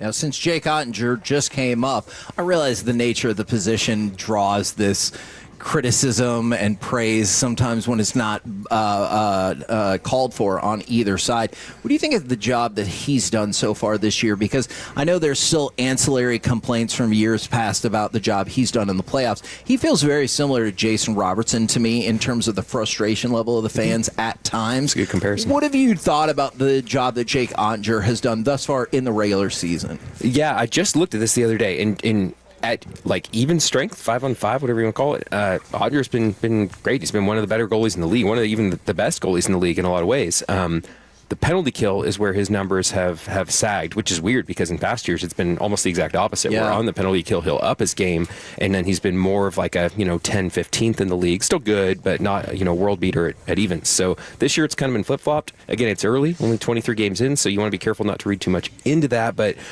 I think, number one, Jake Ottinger's still fairly young by goalie standards. He's 26, 27? It's easy to forget that because of the way he carries himself. He is a leader in that room, and people look to him, but he's still a franchise goaltender, and he's young. This is every team that doesn't have a player like this desperately wants a player like this. So yeah, he's not Connor Hellebuck. He's not whoever the random hot goalie is from one year to the next who happens to be top 5 and then disappears the next year. He's always in that kind of tier of what you're going to get more or less. He just sometimes doesn't steal you that game in the playoffs that you want. But that's why hockey's a team game. You can't ask your goalie to do that every single night, even though the Stars got that with Ed Belfour way back in the day. Did you hear that stupid Connor Hellebuck song? You last love year? that song. Actually, I do. Think You it's really, wanted to play that song all the time. It is kind of catchy, but it's also kind of dumb. By the way, with his injury issues, and since we're making the comparison, what does the path look like for Ottinger to start and then Robertson to be on the Olympic team? Ottinger is in a really good spot. He was the clear number 2 coming into the season. Hellebuck getting knee surgery here pretty clearly, I think. He came into camp, apparently Hellebuck did, with this nagging knee issue, so they decided at this point to pull the trigger. It reminds me a little bit of Tyler Seguin early December last year. That's when the Stars pulled the trigger on him, kind of understanding the timeline where he probably could get back around the first or second round of the playoffs, and obviously Seguin pushed and supposedly beat the records of everyone else who'd ever recovered from that surgery to get back for game 82 of the regular season. So Hellebuck similarly looks like do this, he'll get back in time to tune up for the Olympics. It seems kind of like the organization and player doing that. But again, who knows what you're going to get? It's knee surgery and a goalie, the way the position's played. And plus, in a big game with Hellebuck, sometimes you know what you're going to get. You know what I'm saying? Yeah, especially if it's big high old stakes. Yeah. So Jake Ottinger, I think, is in a really good spot because you know what you're going to get with him. I think even the game he did play in Four Nations last year, he was really good. Whereas Jason Robertson, Bill Guerin just said the other day, there was a piece in The Athletic where Bill Guerin, the GM for Team USA, was talking about Robertson and some other players who are kind of on the bubble and essentially saying, that's great, and they're doing everything they can. They're making the decision hard for us, which is kind of the same thing that a manager says in spring training or training camp right before they do the last round of cuts, right? But, the pace of play he's talked about, Robertson isn't known as a fast skater, although he's a better skater than, he's really tall. His legs are exceptionally long, I think even proportionally. So his stride is better than it looks. It's just kind of wonky looking. So he doesn't read as a fast skater, and he's more physical than you think, but he doesn't read as an overly physical player like JT Miller or some of these other guys that are known for being more gritty, Kachuk type guys. For my money, Team USA is trying to kind of outgrit, build a roster, at least from the things Guerin is saying, is trying to outgrit the other teams in Team Canada when you're playing in the Olympics under a rule set that allows for far less physicality than the NHL, even Four Nations. So I personally think Jason Robertson would actually be the perfect player for a setup like that, where it's more structured, a little bit more deliberate. Power plays are even more important, and he excels when he has that little bit of space. He's such a smart player, and he's in a contract here. He's never going to be more motivated than ever before. So speaking, I agree. Speaking of that, let's say he takes off and has a banger playoffs as well. Can the Stars afford him then? They can. Locking up Thomas Harley gave them some cost certainty for the next few years, which is a really big deal. Robertson really is the last piece, the last core piece. Everyone else, they got their goalie locked up. They've got, 3 defense, Lindell, Haskin, and Harley are all locked up. Bischel's still on his entry-level contract.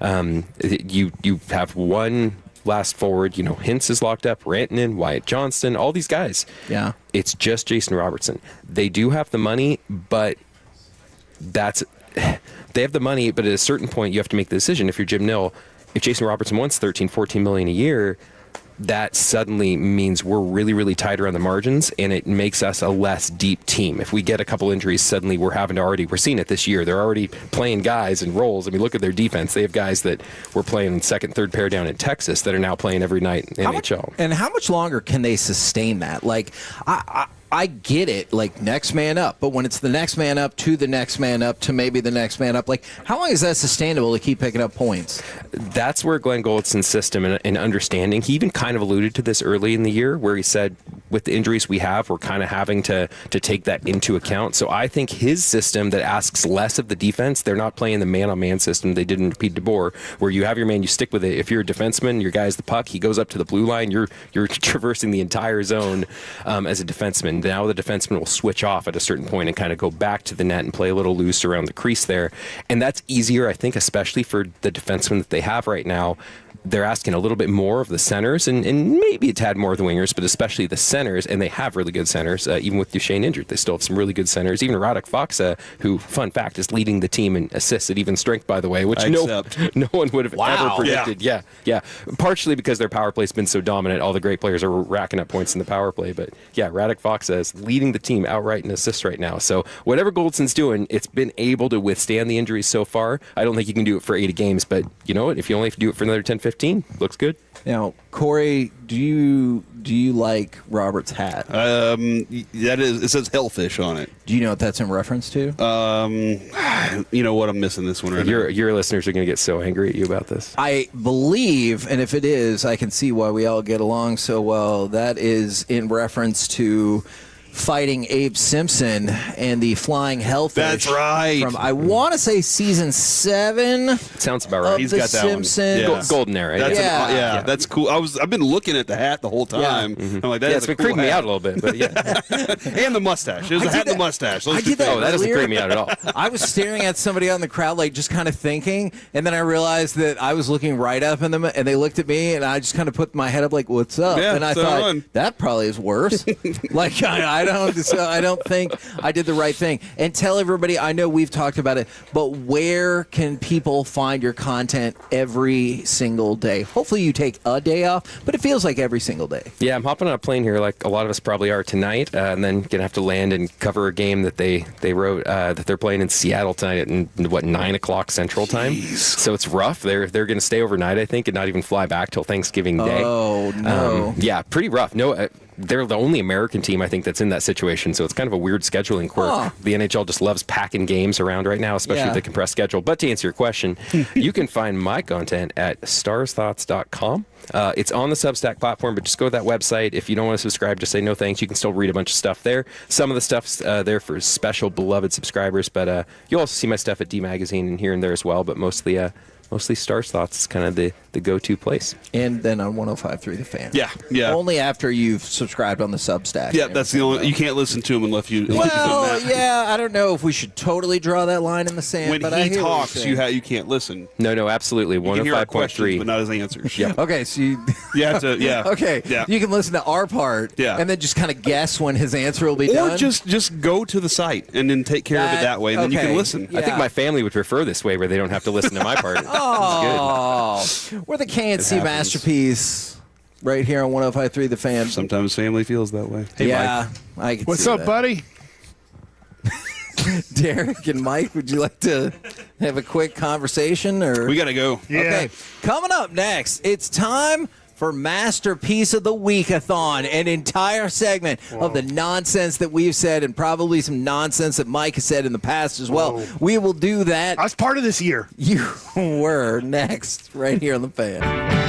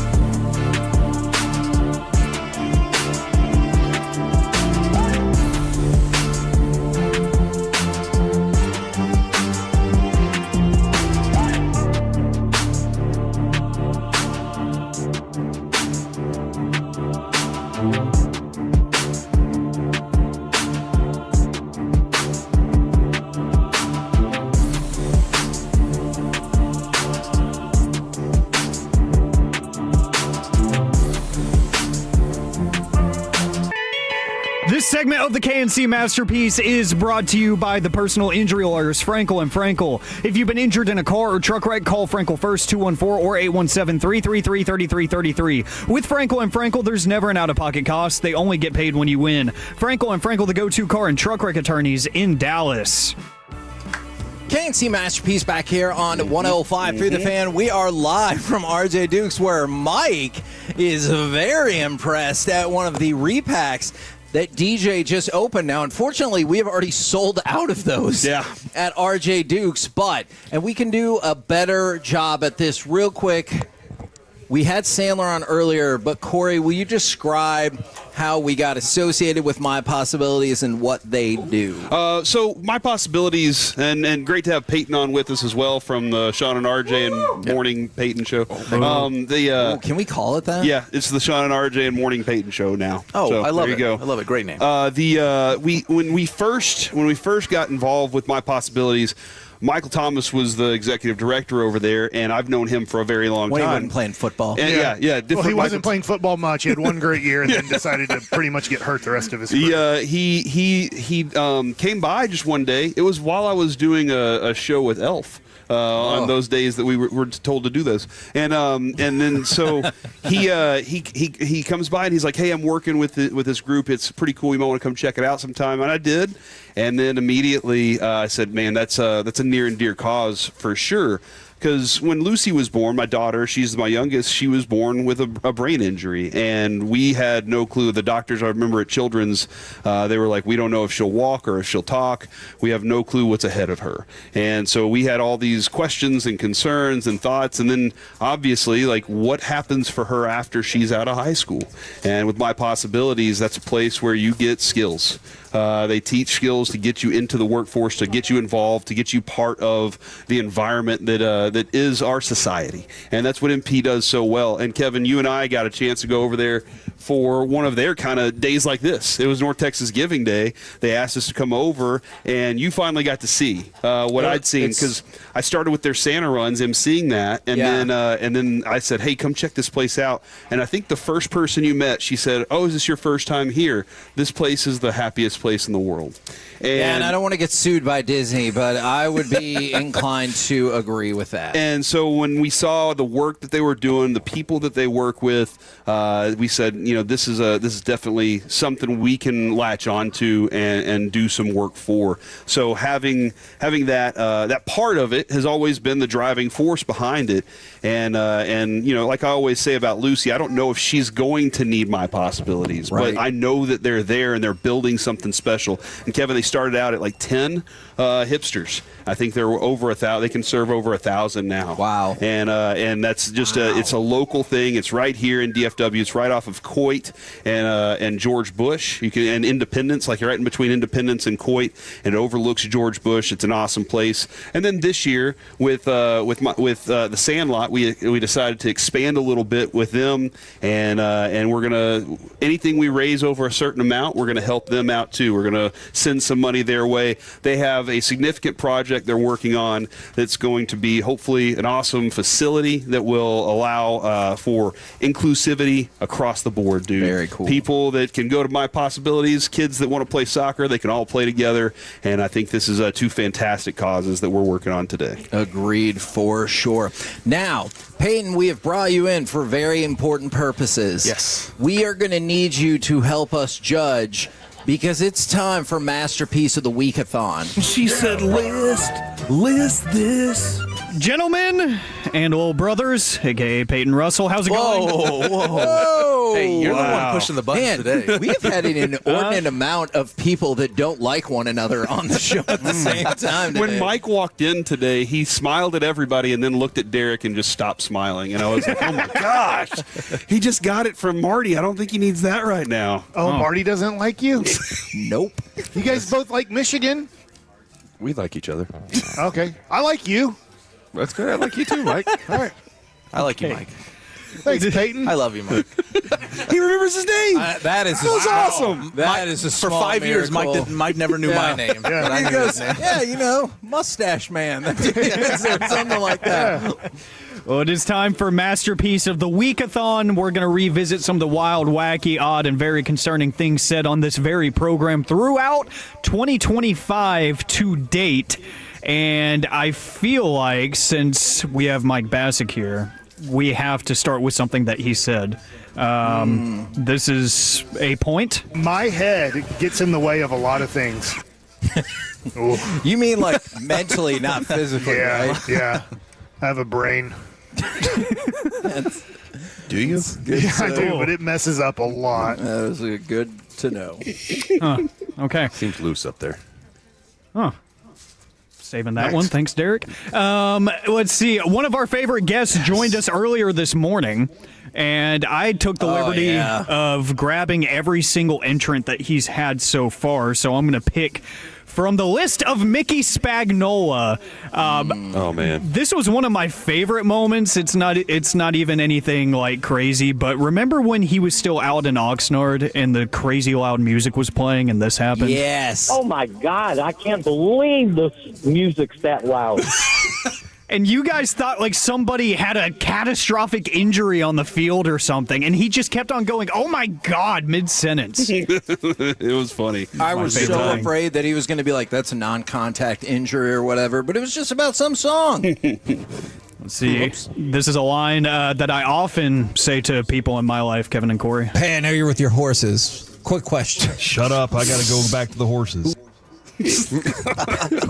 You have horses, Corey? I actually can't be around horses. I'm deathly allergic to them. Yeah. Oh, no. Yeah, one time we were out in Oxnard, we were on the beach together. I saw him just sprint out of nowhere into the ocean. I was like, what the hell just happened? Where, in Oxnard? Yeah, we were on the Did you beach. freeze to death? That water's like 43 degrees. Mike, it was a choice. It was either I can swim. I know that. All right. I knew I could swim. I didn't know about how much horse I could handle. Huh. Can you swim in the ocean? You shut your mouth, Derek. Wow. You shut your mouth. A lot of horse. But then I look over to the left, and there's two people riding their horses on the beach. And I was like, oh, all right. And so the water helped? Yeah, well, rinse off? it was staying away from the dander. You know, that's all I was trying to avoid. Yes, it wasn't the horses? You're thinking, because you've been Planet of the Apes. Damn it. I hate how much I understand Mike. I speak Mike like few others. Apparently you also speak cow, Kevin. That's just like things that cow people do. What are cow people? Okay, but Men and people women. Like the Chick-fil-A people. Yeah, no, they're not like a human hybrid. I was like people that interact with cows. I couldn't think of the word rancher or farmer. I came up with nothing, and that's Cow why I was people. like cow people Ooh. because my brain could not come up with it. Hey, does a rancher deal with animals and a farmer deal with plants? I think this is a great. Is that the difference between a rancher and a farmer? This is a great way to ask. out fantastic. 877-881-1053. What do the cow people do, and what do the plant people do? Cow people specifically are with cows. Yeah, that I feel like. yeah, feel like Yeah. that would be right. yeah. Yeah, but are they But ranchers? a rancher and a farmer, those sound like similar people, but maybe one is dealing with animals Yeah. and doesn't deal with the plants. But a farmer might have to deal with chickens. Yeah, that's true, Kevin. You ever think about that, buddy? I definitely Cow people, huh? I definitely have not. Discriminated against the chickens. What? Free rangers. Yeah. How long does your moo have to be free to be a cow? Oh. He does. How a many great O's moo. are we? Yeah, they never say we're getting free range steak. That's good. No, grass-fed. Grass-fed is I know how that grass works. fed. Yeah. Yeah, not grain. But Back they're to you. not free ranged. Why Thanks, are you Mike. looking at me like I have something to say about whether or not that cow or whatever is free range? You're the person that we came need, up with the we cow need your people. horse impersonation.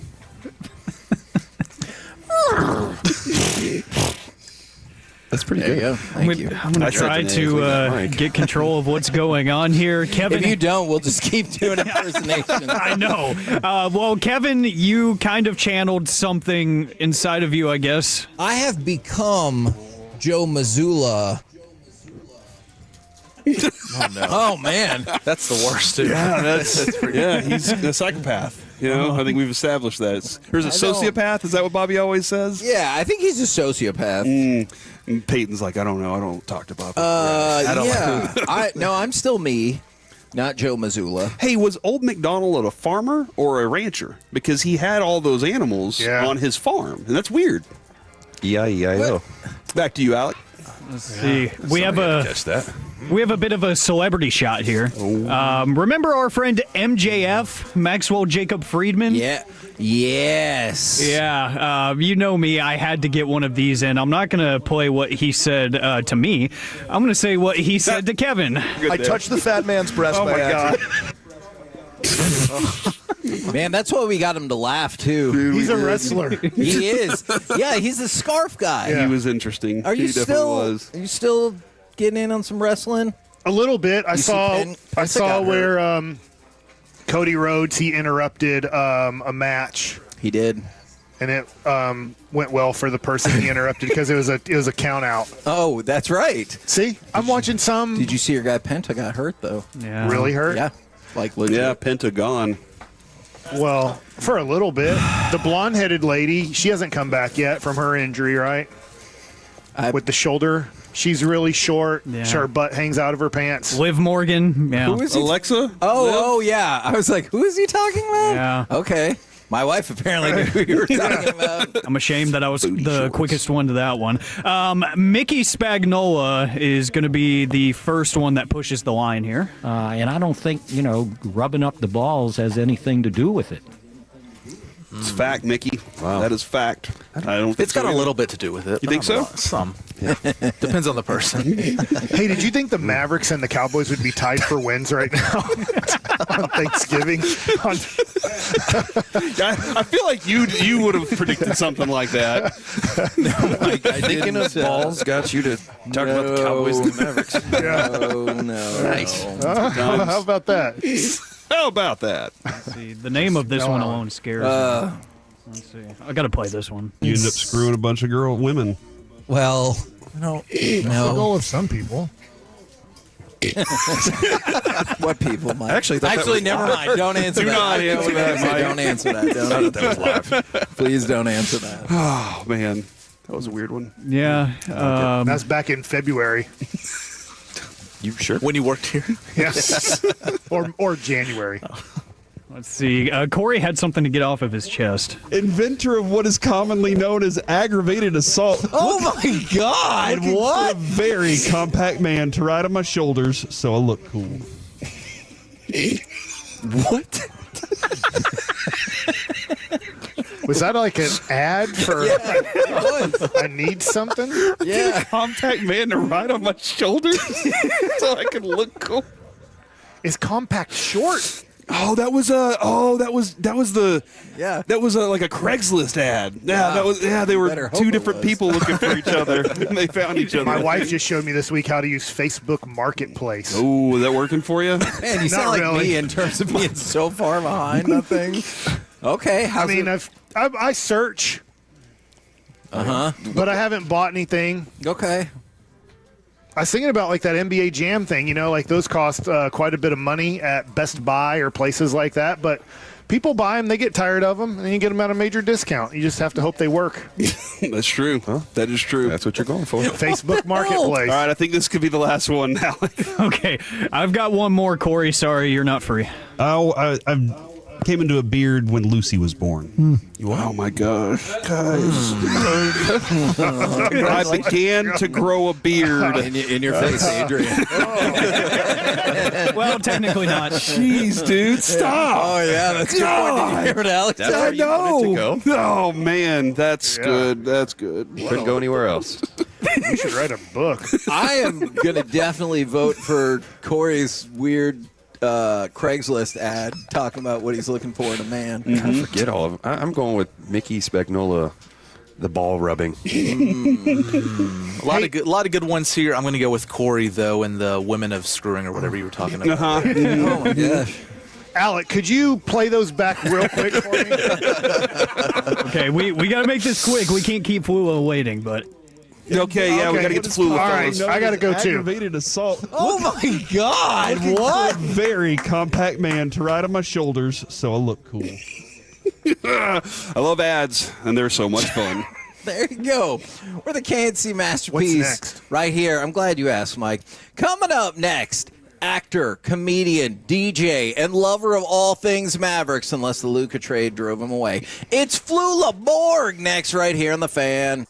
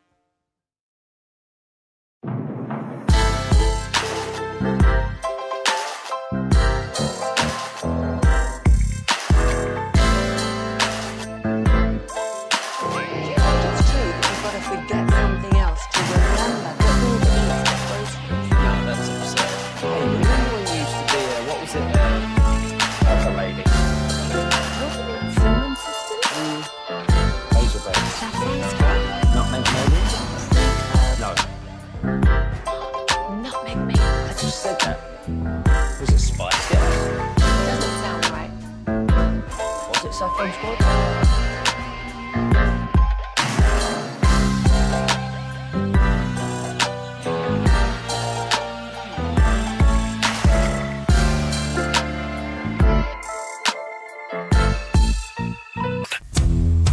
This segment is brought to you by Classic Chevrolet. If you're in the market to upgrade your vehicle, get to Classic Chevrolet in Grapevine. Back-to-back #1 Chevy dealership in the world. They've got more new Chevys than anyone, all priced to sell. Visit ClassicChevrolet.com. This is Texas. This is Classic Chevrolet. Together, let's drive. Based on new Chevy registrations 2023 and 2024.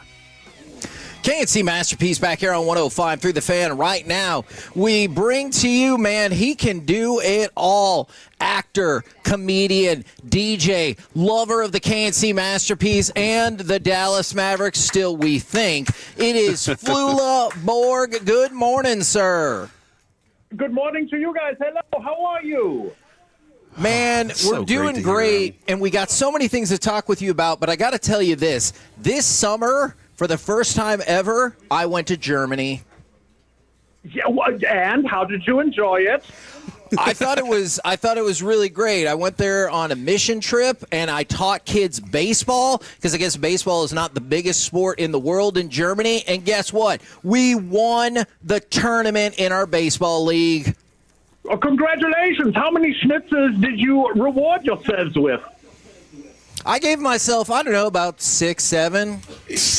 No, he didn't do 6, 7. I'm sorry. But yeah, it was a beautiful country. It was an amazing experience. And if you guys can just get your Chargers on point, then we'll really be set. Yes, you're right. We need Junior Seau to get his act together. I totally agree. Wait, you had 67 schnitzels? No, 6 or 7. No, not that many. That's a lot. Not that many.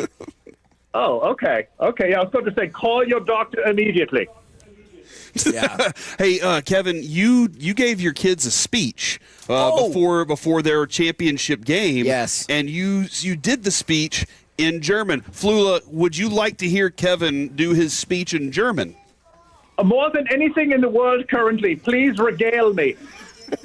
Okay, I'm gonna give this a shot. Wir Spa, fang den Ball schlagen. Wir sind die Reds, lasst uns gewinnen. Look, it was a minute. I could do better. No, that was great. You've offended half of Bavaria, but I think it was a success. I tried my best. And who are the Cindy Reds? Is that what you said? No, it's supposed to be We Are the Reds. Wir sind die Reds. Wir sind die Reds. I believe. And so my players. Okay, good. My players were fired up, and one of them said, "Oh, you speak pretty good German." But I worked really hard on just that 4 sentences. I loved it. Listen, I'm motivated to bunt and slide and steal a pillow. Yes, that's right, because he does the video about all the pillows on the field. I forgot about that one. It's good. Okay, do you have to be careful about the videos that you're doing and all? Because we have somebody here right now that has gotten super into doing AI videos. Oh, yes. Have you gotten into AI videos? Because that feels like a slippery slope. I love Adobe Illustrator more than Photoshop. So, yes, I'm into AI more than like AP and the other one's Premiere. But, yes, I do love Illustrator. It's great for graphics. I'm going to look him up and see. You're going to look him up. Put him into one of my videos. Yeah, we do have Derek Holland with us, former Rangers pitcher, hanging out as he does every year with us. And you got to check out his Instagram sometimes because he has some very interesting. There's one of him riding a Velociraptor in a Speedo while he's smoking a cigarette on the beach, and I just think that's kind of wild. What are your thoughts? That sounds like a fun thing to do at Tuesdays at 9 a.m. Indeed.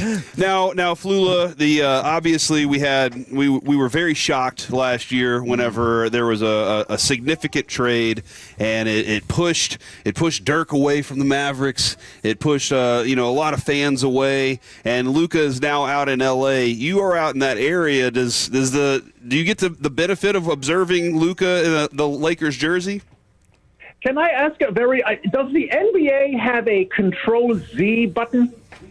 That would be away. great. everybody kind of has the same feeling. Flula, like, if we can just get Flula, or obviously Flula we can get Flula back, if we can yeah. get Luka back, then everything would be resolved. But that's just not going to happen for anybody. It really hurts our hearts here. Well, that Freudian slip, if it's true, I will sign a 10-day with the Mavericks. So if that's needed to get him back, sign me up. Can you shoot the three? I can shoot the hoop. Yes, absolutely. Why not?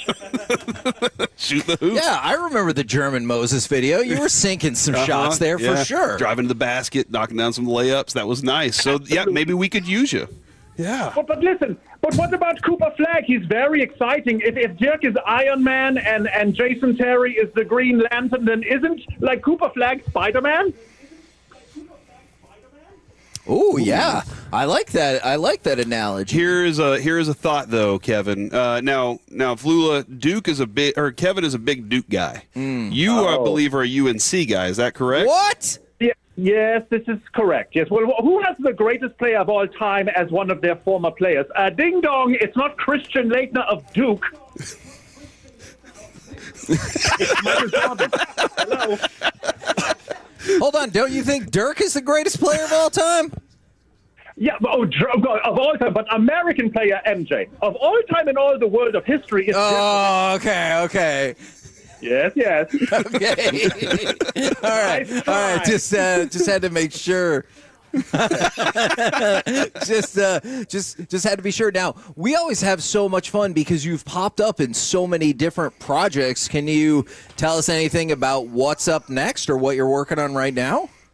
I'm currently in a film called Champagne Problems on Netflix. It's doing very well, apparently. It's a rom-com, which stands for romedy comedy. I'm not sure, but I play a man who looks like Draco Malfoy, except all. Was that an intentional design? Did you come up with that, or was this? Did they tell you, no, you're going to look like this when Minka Kelly's on set? You have to look like this. I'll be honest. The director said, "Listen, too many dudes with brown hair. How about going blonde?" And I said, "Okay," and we did it. Is it true then that blondes have more fun? Oh. Listen, I think just human beings have more fun if they don't think about it. And that's what I am. A human being man who has some terrible hair. If you see that wig, it should get an Oscar.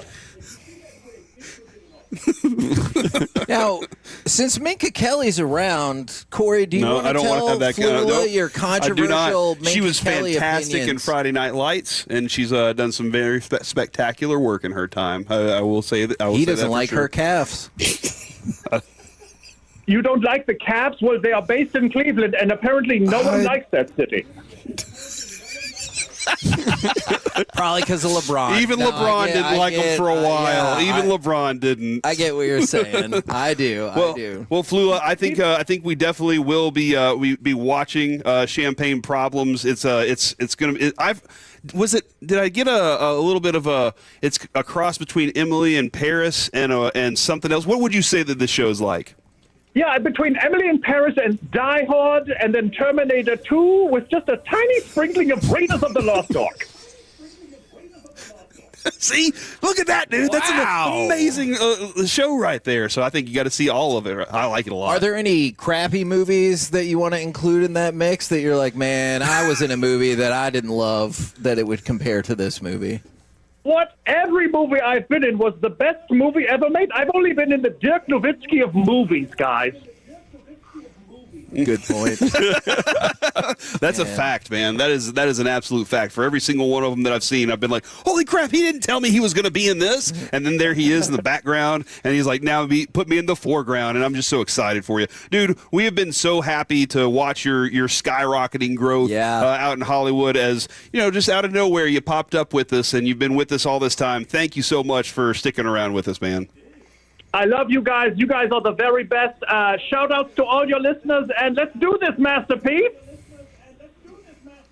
Let's go. There you go, ladies and gentlemen. Flula man, I love having him on. Obviously, the delay made it a little bit more difficult. But he's still hilarious. Right there, but he's yes. still Doesn't hilarious. skip a beat? Not at all. He is. Not at all. He was so just thinking quick. of his answers. That's what he was Oh, okay. doing. Man, there was no delay. I like that. I like that, Peyton. You know, it's really funny. And if you spend time with him, like outside of just these interviews and in real life, that's what he's like.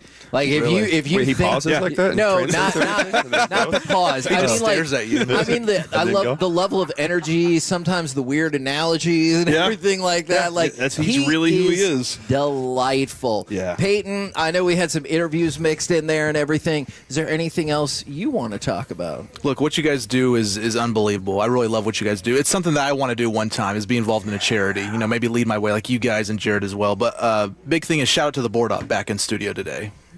Emphasis on the board op. Jeez, Alec, man. Yeah.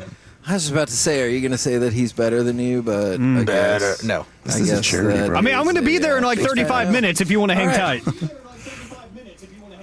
Oh, he said he will body slam you right in the middle of It's for the kids, right? It's for the kids. Let's do it. Whoa. I love it. We need to I get like those this big, idea. giant boxing gloves, the big ones. that just- Oh, dude, we do have some Mike Tyson boxing gloves that are autographed. We can put those on the guys and let them punch each other. See if they can smear the signature on their faces. Yeah. I don't. Your thoughts, Kevin? I don't. It's for charity. I know, but okay, if we could raise more money for that than we could off of selling the Mike Tyson thing, then sure, we'll make that happen. Okay. I'll chip in. Donate right now. 1053thefan.com/Piece-A-Thon. It's been a really great day. We are really struggling on donations, though. So if you want to go ahead and donate, you can see that button right on the auction page. Would appreciate it very much, good sir and good ma'am out there. Coming up next, we're going to move into hour number 7. We're going to have RJ Choppy joining the show. Apparently. Also live from his hunting ranch, it is former Texas Rangers great Will Clark next right here on The Fan. Tolo means turn it on and leave it on. Thank you for making...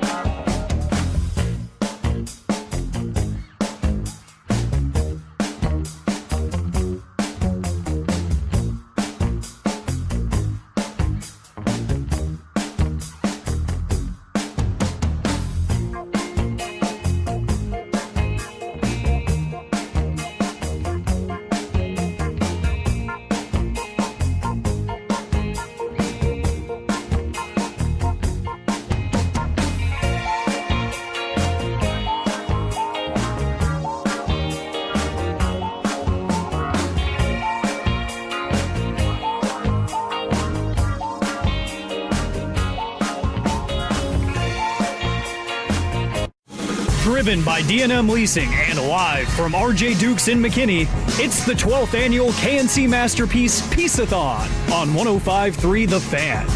KNC Masterpiece right here on 105.3 The Fan. We're kicking off hour number 7 as the 12th annual Piece-A-Thon live from RJ Dukes in McKinney. And I love this. I realize some people can listen the whole time. Some people can listen for part of the time. But check this out from the 817. Checking in for hour number 6 from the 214. Checking in for hour number 7 from the 469. Checking in for hour number 7 from another 469. Nate from Forney checking in for hour number 7. So we got so many people that have been rocking with us all day long. We're supposed to be contacting or connecting with Will Clark in just a minute, but he is also on He's a big fan of the modern era of baseball. Yeah, man. I think him and Derek will really bond over that, but he's also at his ranch hunting right now. And so it's supposed to be noon. We will see exactly how that plays out. But in the meantime, we welcome in RJ Choppy. And RJ, I want to direct everybody to 1053thefan.com/Piece-A-Thon. 1053thefan.com/Piece-A-Thon. You can get all the info for the event there. You can hit the link to get all the auction packages, or if you want to donate from My Possibilities and the Sandlot Children's Charity. It's delayed. Oh, it's delayed. Yeah, it'll show up in a second. Okay. Are you guys bidding on What is things? happening right now? No, he's trying to make sure he's in my screen. Oh, are you doing the Consworth slide? I was trying to, yeah. Oh, okay. Yeah. It just I was trying to. It didn't work out for you. Didn't work out for me. I have the computer. I'll get it out 0 for 2 against that with me. Yeah, it's not going. Nobody really knows how to do it. Yeah. What's Kevin? You're gonna have to show. You're gonna have to do it. Oh, were you just like you slide right in? Yeah. Slide into the picture. Absolutely. That's right. Slide right in. That's surprising because I would have thought you two were really high on sliding in on the DMs back in the day. So I'm surprised you can't do the slide in the screen. Oh yeah, Derek and I. Yeah. Oh, yeah. Still on it. Yeah. Okay. Not so much me anymore. That's probably for the best because I know your wife listens. Yeah, she does. She's probably listening right now. Dude. Hi, Sarah. Hey, I just want to say your somebody at the station's good at sliding the DMs. Your moment with Jerry and the George Pickens jersey was one of my favorite parts of the interview. Like that was hilarious. I love that. Great job making him human too. Like that's another thing you guys did. Yeah. You made him just a regular guy. I think he threw up in his mouth a little bit. Just a little bit. Just visualizing what we were doing at halftime. Well, it was really before halftime. It was in the commercial break. That's about the amount of time it took. What did he say, Kevin? What? It was 99%. Hold on. I'm sorry. I know you got a great point there. You're right, and it's the imagination. Did you say in the commercial break? About how long it took, including the ramp up and everything. I was already ramped up. George Pickens got a touchdown at the very end of the first half. Yeah, dude. Does that not excite you? Not in that way. Why not? I don't know. Well, you know Choppy though. Yeah, that's a good point.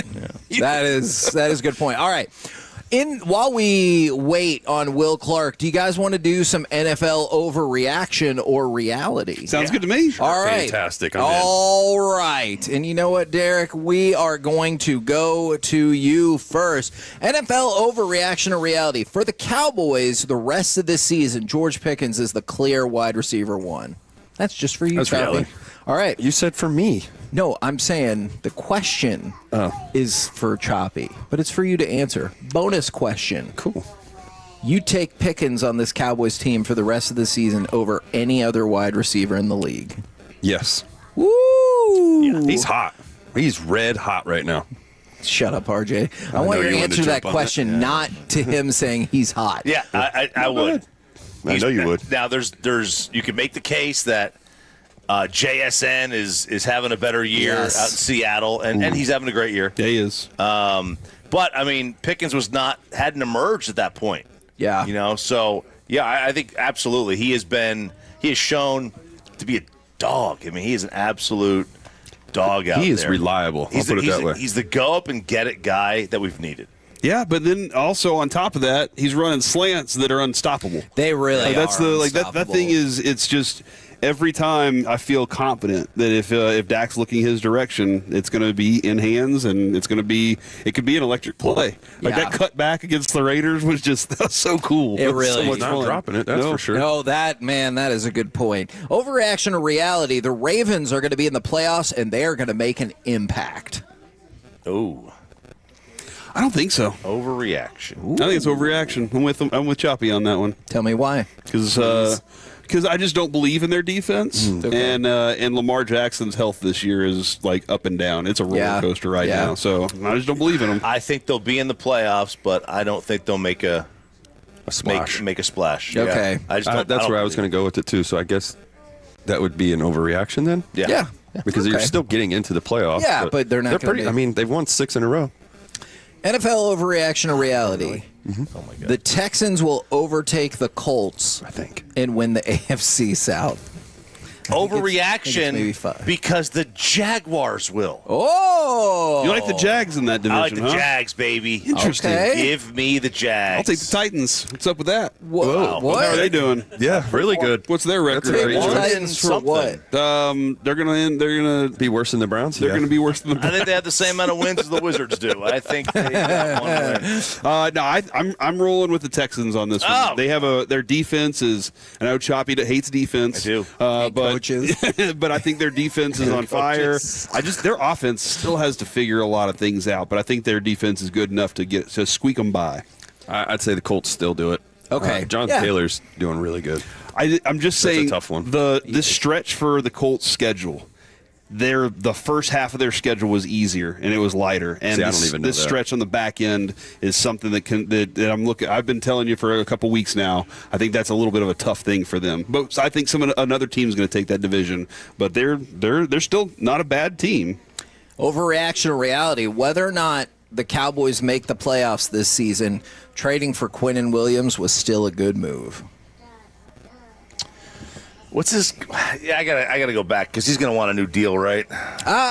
No. You don't think I so? No, I don't think so. I think Kenny Clark is the one where because he's not no guaranteed money left. With Quinnen Williams, you should be set through next year as well, and then it's 2027 where you might have to have some talks. Look, I didn't love the deal because I get it. I wanted the 4 firsts. Yeah. I wanted to blow it up. Yep. But he's here. Yep. He's playing well, so it's fine. Yeah. Okay. Yes. Reality. All right. Oh. In your face. Oh, I'm not against that. Okay. Derek? I just think I think with the Cowboys, they win this game and they beat the Lions. That's a team. Like I said earlier in the show, Yeah. it's a team to watch out for. They're hot now. It's heading into the playoffs. We're getting hot at the right time. Do you think that's going to happen? I do. Oh. I actually believe that I'll take will that. happen. Yeah. As much as I've talked crap about them and Yes, stuff, thank which you. I do. I mean, it's just how it is. But I think they will be, if they win, I'm not so concerned about the Chiefs one. I think it's the Lions one is the bigger win. I think the biggest factor of adding him is we're here, and it's ridiculous that we're hearing a dude that got traded Yeah. is like taking over the locker room because there was no leadership there. Do you think that's more ridiculous, or that his brother forgot that he got traded for a second? That's pretty ridiculous too. But just having him on the team makes this defense better, and that's It's already been proven that way. Yeah, no, you're So I'll right. take it. The numbers are showing it Yes, that is true. for the nerds out there. Okay. Yeah, you're a nerd. making a really That's what fair he's saying. point. And then NFL overreaction or reality. Jahmyr Gibbs is officially a full-blown NFL megastar. Oh, Yeah. yeah. And you know what? Anybody that plays fantasy football, Yeah. which there are a lot of fantasy footballers out there, they either have him on their team or they have been demolished by him at some point this year. Man, I do feel like when we talk about fantasy every time, Jahmyr Gibbs comes up. And, you never know if it's going to be like, that's why I won, or stupid opponent. I went against Jahmyr this week, and I won. And then in another league, in our league, I had him, and I lost. I don't know, dude. That's so tough. weird. That's so weird. Something that would only happen to me. Yeah, All didn't he drop right, like man. 60 points? Yeah. Yeah, it was insane. That sounds like that. Man, it's tough because it sounds Well, I like started you won. Shador in that same. Okay. That's right, baby. That's right. Hey, they won the game. Yeah. No, they did. And that's what's important. They did. Got it. Overreaction to reality. Choppy, I want to start with you on this because I By the know way, it's you like. Shasavior. Savior. Oh That's my right. gosh. Okay. Yeah, you like that one, don't you? I don't. but Okay. Good luck. Overreaction reality. The Chiefs-Cowboys game tomorrow will be the highest-rated regular season game in NFL history. Overreaction. It will be the highest-rated non-Super Bowl in NFL history. I would be pretty shocked. It will by beat that. any AFC or NFC championship game. Pretty sure those games draw like 65 to 70 million. This is going to be a $50 million viewed. Yeah, 50 yeah. million. Let's think about what you just said. I don't 65 think, to 70 million, I think and you're you go, wrong. oh, it's going to be 50 million. Now, I don't know I how heard good you Jerry are on with their numbers. show this week. He said 70 or 80 million people are going to be watching. Yeah, that's what I heard. Yeah, listen, I think so. you're wrong on this one. You just said I was right by not understanding numbers. No, I think you're wrong that those games get that much. I think those games get like 40 million. They don't. They don't. You won't look it up. Prove it. I will look it up. Prove it. Prove it. I'm gonna eat my hot honey pizza. Yeah, it's a good But in the pizza, man. meantime- Pizza ISD out in the parking lot right now doing some phenomenal work with some pizzas. And ask Will what his favorite nerd stat is. And a lot of that money Yeah, nerd. goes into my possibilities as well. All right, I might have overshot just a little bit, but 58 million is the initial number I Okay. come up with. That's still significantly more than 50 million. I don't know that 8 million is significant. You know I'm gonna what? chop you on this You know one. what? You need to You help out. are? You need to help Jerry out with I mean, contracts. that's only 1% of the world's population, right? Okay, well, are we judging everything off of that? Right. Isn't it Am I wrong? also okay? Shut up, DJ. That's not helpful. Isn't it also 16% higher than the next highest one? That's a lot. Is it 16%? Yes. No. Yeah, I just did that in my head. It is. He went to Duke. He didn't go to Duke. He didn't go. Yeah, he got was into accepted Duke. though. That's true. He He got was into accepted. Duke. Yeah, But I didn't have any money. yeah. And I would pay out the things I can't divide by 3. I was smart enough to Can't get in, divide 500 by 3. but not smart enough to get the money on the scholarships. to be Yeah. able to Derek go understands. there. Yeah. I think this is going to be. I agree with Jerry. This is two teams. One, the Cowboys that are now on the rise. Like it's not like they're a bad team. This is a team that people are like, hold on, I have some interest in them again. Right. From the positive side, the negative side, they still are going to watch anyway because they hate the Cowboys. On the other side, it's the Chiefs, True. and they bring star power to this thing right now. Not just with Taylor Swift, but with Patty and with Travis Kelce. We have autographed footballs of both of those. Yes, we do. Yes, we do. And you have no clue what's going to happen. Sorry about it. Piece-A-Thon. You have no clue what's going to happen at the halftime show. Like we still have the Christy Scales possibility. knows. I mean, Post Malone, isn't it? Yeah, posting. Yeah. So we but do know that. again, the possibility that, ladies and gentlemen, Taylor Swift, like that's a possibility. Do not count it out. I will. Oh, so I didn't. He has a better chance Morgan Wallen's out there with him than Taylor Swift. I'm done with that. What, Taylor Swift? Yeah, me too. No. Oh, He loves Taylor Swift. I'm sorry to hear that. Oh man, why don't you like Taylor Swift? Nothing, Never so mind. let's carry no, on. never mind. I Don't answer that question. All right, one more for you, Elise, right now. We can. Yeah. In the podcast. Let's put Yeah, the podcast. I have a guess. See. Overreaction or reality? Saquon Barkley, not Jalen Hurts or A.J. Brown, is the real problem with the Eagles' offense. I think that's an overreaction. Yeah. I think it's the offensive line. And I think that's where it starts. I do think the tread on the tires has worn out. That's for sure. But I just don't think they're getting the lanes that they need for him to not have to be a superhero every time he touches the ball. That's a football guy answer, the offensive line. I like it. I think it still hurts. Okay. Hurts is still the problem. Even though he didn't turn the ball over? Yeah, he just doesn't throw the ball downfield. That's fair. Do you really have to? If you're It'd be moving? nice to. Yeah. I don't think so. The crowd goes, that's always good. That's always good. That's what I feel like being on the show with you. Every time we run to talk, I'm like, I don't quite know what's going to happen just yet. We're the KNC Masterpiece right here on 105.3 The Fan. I'm going to give you guys an opportunity since we have not had a chance to connect with Will Clark yet. Do you want to do some gridiron gravy next, or do you want to get back into baseball next? We got chops. I mean, I'm sure he wants to talk some baseball, so let's do it. Oh, there you go. Swing the stick, baby. I don't know if you heard him. They said, baseball. Wants some Baseball over here. baseball, so we will talk that. What are the challenges that Schumacher is going to face going into the 2026 season? We will do that next right here on The Fan.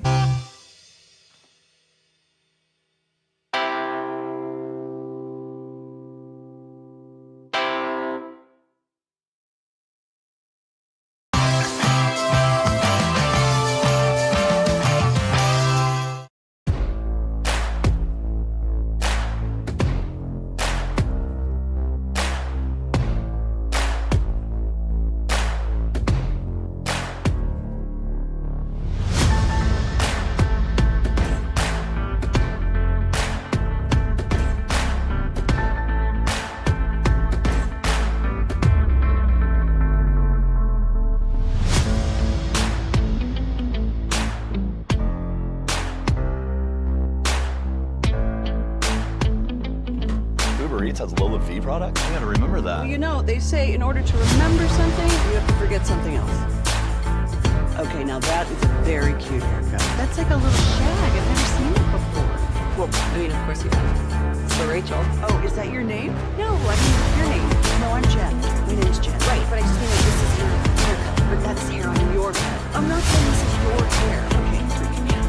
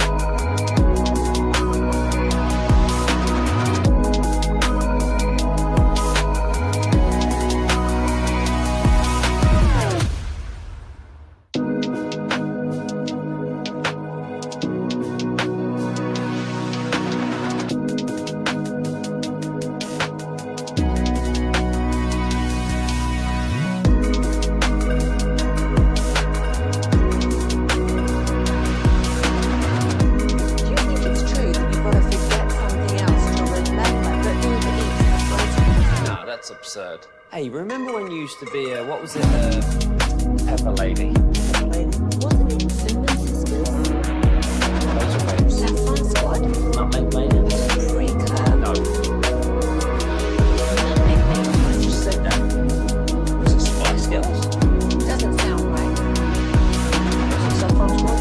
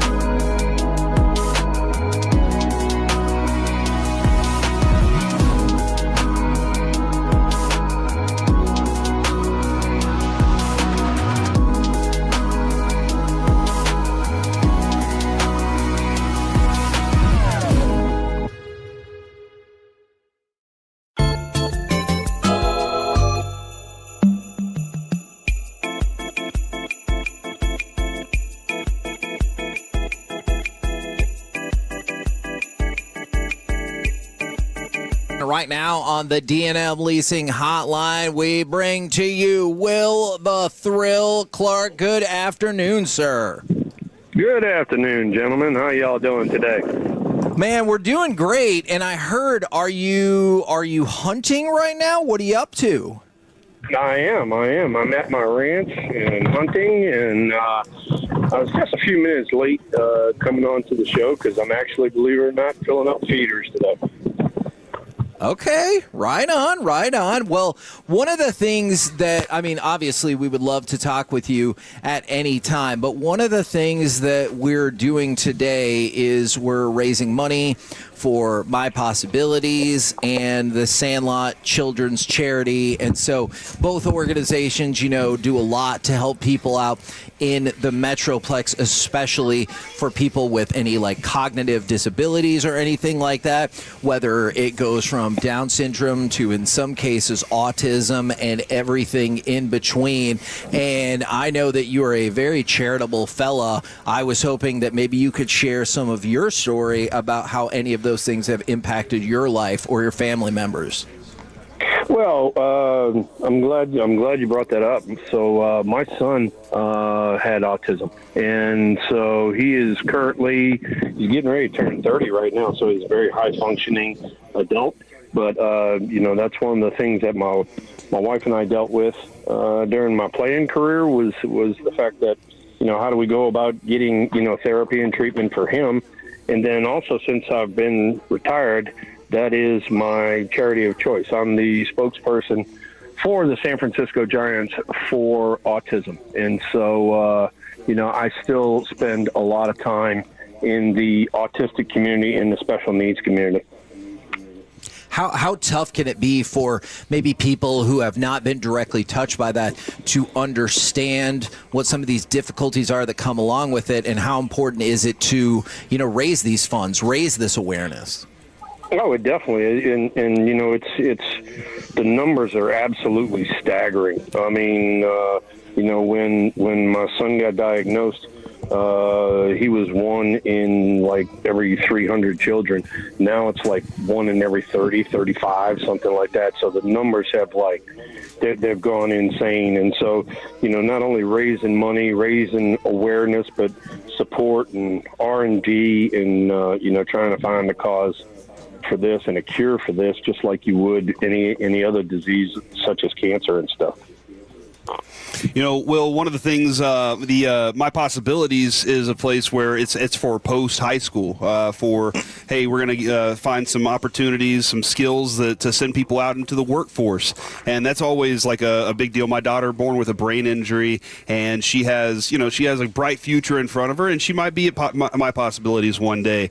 And I think about that a lot. Like, that's constantly on my mind, is what is her future going to be like? And hearing your son's high functioning and doing well, that's an awesome thing too. And then with Sandlot, they cater to athletics and kids in that area. And so those are two different areas that it really does make an impact for us, because it's the idea with the kids of just, hey, you know, inclusivity. There are kids, there are students at my daughter's school, and they're like, yeah, she's exactly like us. And I love seeing that and those relationships that she gets to build too.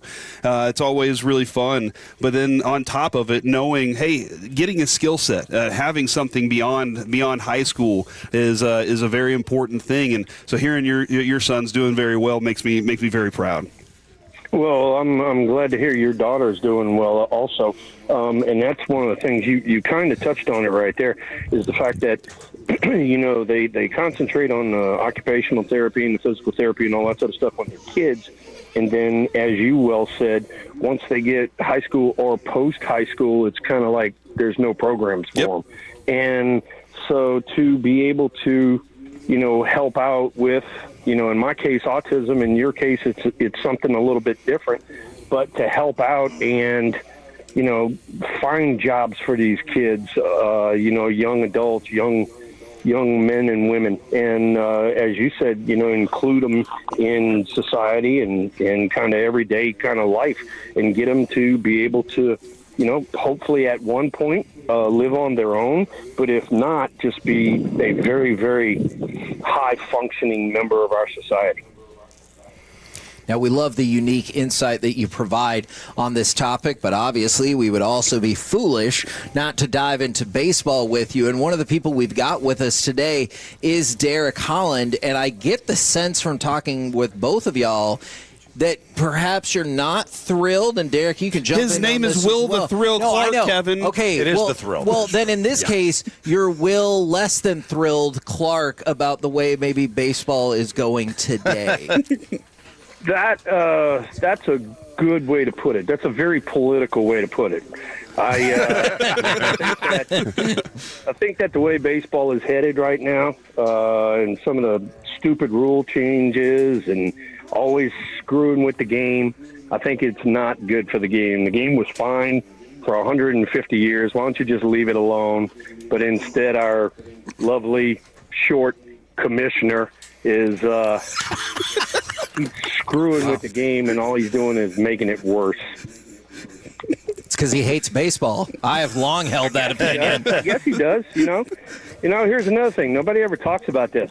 All right, he was the attorney for the owners in 1994 and 95 when we went on strike. So you think there's a little conflict of interest there, or what? Oh, he's still on that salary cap thing. He absolutely wants one. Ain't gonna happen. Yeah, and I mean, come on. You mean, why you got to mess with the bases and make them big old pizza boxes, and then let's do a ghost runner in the 10th and 11th inning. Except for when you get to the playoffs.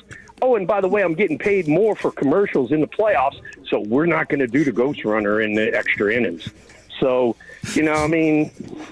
And I hadn't thought about that he comes out and says are just absolutely terrible. Well, I got to say, man, I love listening to you and Burnsy talk. It's awesome, the insight, everything you guys bring, your old school. I've been around you, talked to you when I was with the Giants. But the thing I wanted to bring up, why don't you get into coaching and bring back the old school, attitude of baseball? We could use a third base coach. You know what, Derek? I'm glad you brought that up. I mean, I'm one of the special hitting guys with the Giants, and I really enjoy that. I can make my own schedule out. I'm not in it full time, which that was actually one of the reasons why I did retire, was, to be around my son and try to help him out and stuff like that. So, being around the house and being daddy and father and stuff like that has really helped him out quite a bit. And, so that's one reason. The other reason is, to be absolutely blunt, is, the athletes of today, they need a lot more coddling than I am willing to give, shall we say. That's what I They need to be respect. patted on the back and told how great they are and all that. And I'm like, Derek, you're hitting 220. You ain't that good. Because the way you were trained to hit at the youth and high school level is way different than the way they're taught to hit now.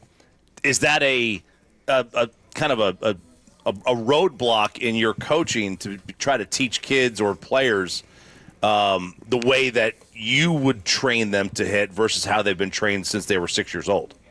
I totally agree with you right there. I mean, we were taught, 2 strikes, shorten up, maybe choke up a little bit, cut your swing down, put the ball in play, those kind of things, instead of, I'm going to swing out my ass and try to hit a homer every time up, instead of putting the ball in play and working on your craft and, hitting the ball the other way and, driving the ball in the opposite field gap, taking the holes you have in your swing and cutting them down. None of that has translated into the modern day game. So, I have to deal with it, and I try to be very politically correct, but then the old thrill comes out and says, give me the goddamn bat and let me show you.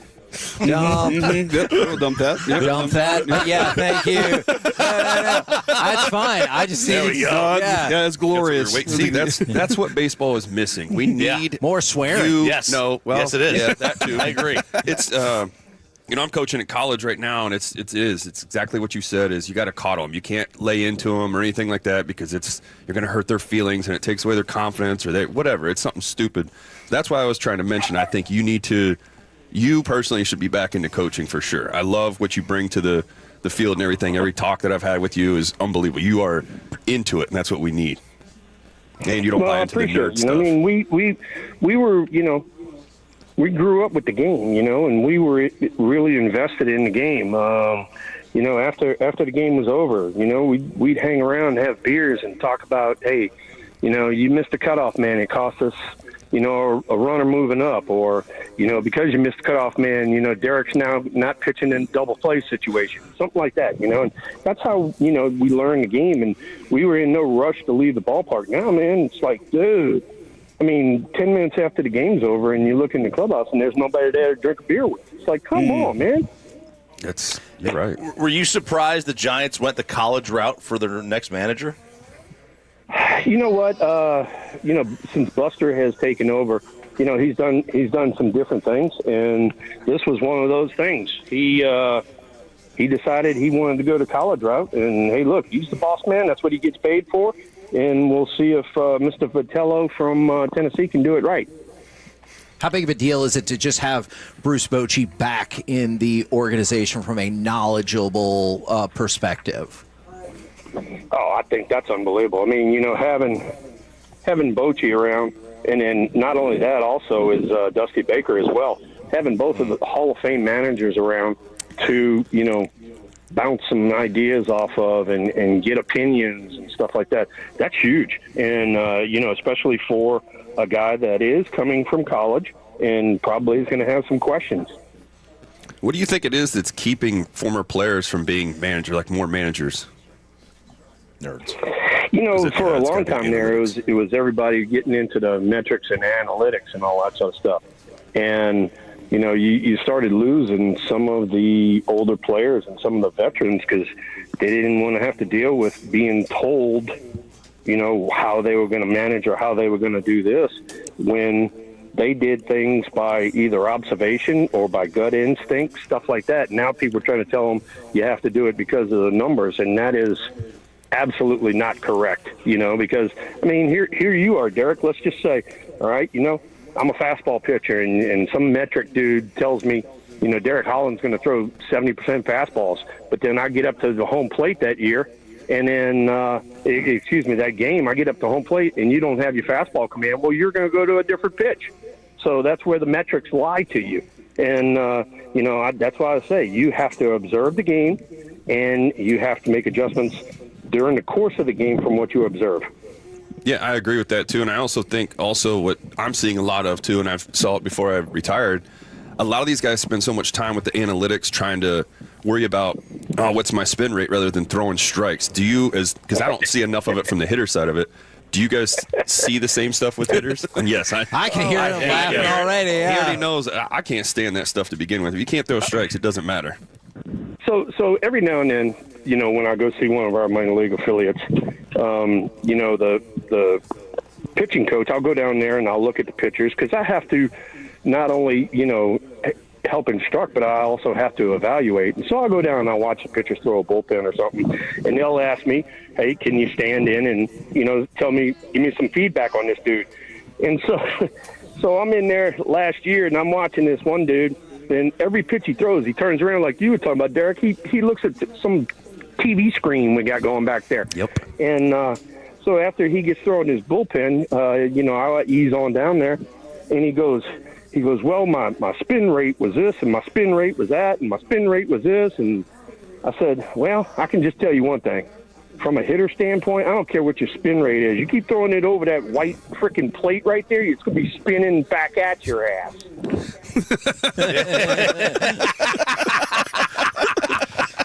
Man, you are amazing. You are. I agree. Dude, he was my favorite player. Amazing. This is my favorite interview. I love it. Absolutely.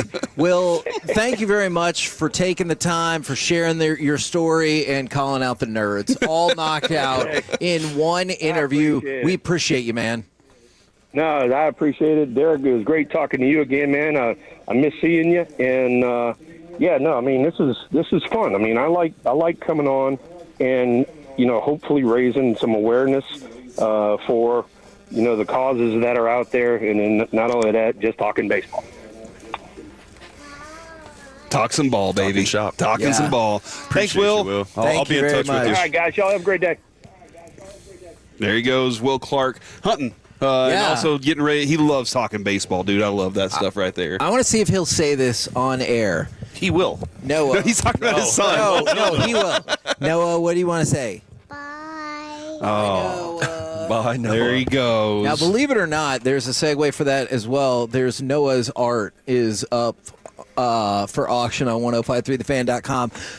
It's going to save everybody. It's going to save all the animals. Man, Noah's art. And it really will. And look, we've been talking about it. There's a lot of reasons to come out here to RJ Dukes. They got all kinds of sales, but also, and we haven't really talked about this yet today a whole ton, Market to Mint is here as well. And so if you're like, oh, I'm worried about doing this submission here or there, they are here. You can drop it off in person, so you don't have to worry about your cards getting lost in transit or anything like that. And people will ask us all the time, who are the people that you trust? This is one of the shops that we trust, and this is one of the shops that has been so helpful to Piece-A-Thon over the years. And they got Pizza ISD out there in the parking lot making those delicious pizzas to raise money for My Possibilities and Sandlot as well. Now, quick sports bit of news before we get back at you on the other side. Injury report magically cleaned up today for realistically both teams. Trey Smith is out. Feel like we already knew that. But for the Cowboys, Tyler Guyton's out. Already knew that as well. The only one who pops up otherwise is Kalen Carson. Kalen Carson is listed as questionable on the injury report for tomorrow's game against the Chiefs, which you can hear right here on 105.3 The Fan. Coming up next, we get an opportunity to do it earlier. So let's dip into our first helping of gridiron gravy right here on 105.3 The Fan.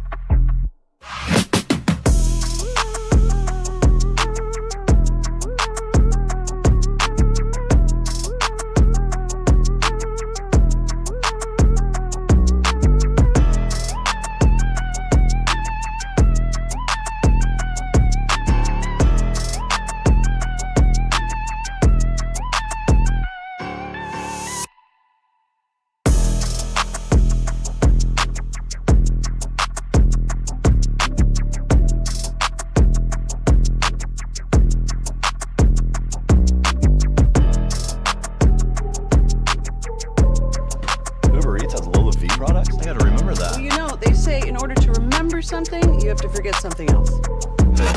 Okay, now that is a very cute haircut. That's like a little shag. I've never seen it before. Well, I mean, of course you have. It's the Rachel. Oh, is that your name? No, I mean like your name. No, I'm Jen.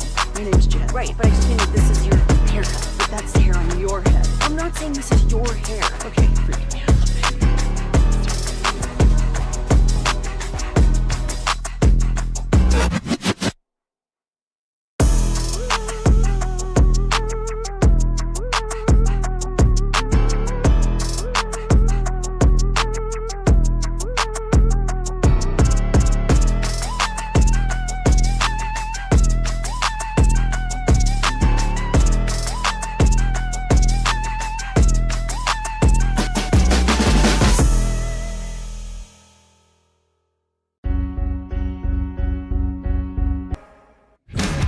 This segment of Piece-A-Thon is brought to you by Classic Chevrolet. If you're in the market to upgrade your vehicle, get to Classic Chevrolet in Grapevine.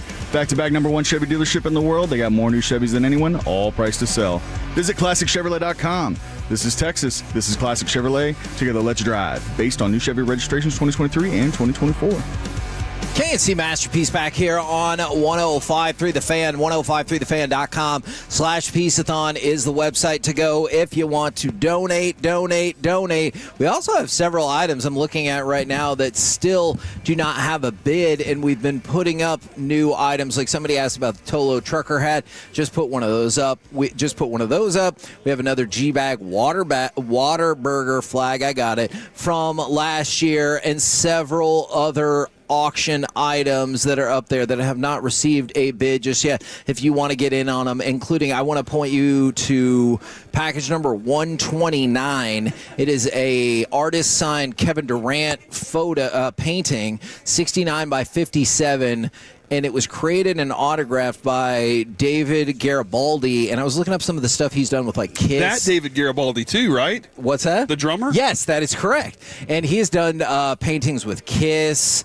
And he did a painting of the Beatles that have all gone for thousands of dollars. So if you want to jump in on the Kevin Durant painting, go check it out, 105.3thefan.com/Piece-A-Thon. Right now, how about we go around the entire NFL, powered by Men's Tea Clinic, and dip into some gridiron gravy. Yep. Nice job, Trevor. Dip and rip it. That was awesome. Freaking tremendous. I loved it. Now, you guys were making reference to this before. NFL.com had a story up about the units across the NFL that still need a wake-up call. And number one on the list, the Eagles passing game. So first of all, do you agree with that? And I guess second of all, probably more importantly, do you think they can actually fix it? Yeah, they got to get a new quarterback. Okay, with the current personnel they have in place, do you believe they can? Are you a Jalen Hurts hater? No, or I think he is. You just it sounds like it. You don't love his efficiency on yardage? Yeah, I don't love his. I don't love his ability. Do you think he can't see it? No, I think he has eyes. Okay, but do you think like he's not? I think Sam Howell. They should put Sam Howell in. That's what they should do. Put Sam Howell in. What's your thoughts on Brock Purdy then? Because he's a short passer too. Yeah, he's a bum. Okay. No, but I like Brock. Look, here's the thing. These are both top 10 quarterbacks that are not any good. How's that? I don't think you win a Super Bowl with them. You think Dak's a top 10 I know the Eagles won a Super Bowl with him last year. Yeah. But not the way he's playing right now. No, he's right. Okay. You can still have been a great quarterback for a stretch, but also the way you're playing at the moment does not put you in that position. Yeah, for whatever reason, he stinks this year. And I don't know what it is because he's shown flashes.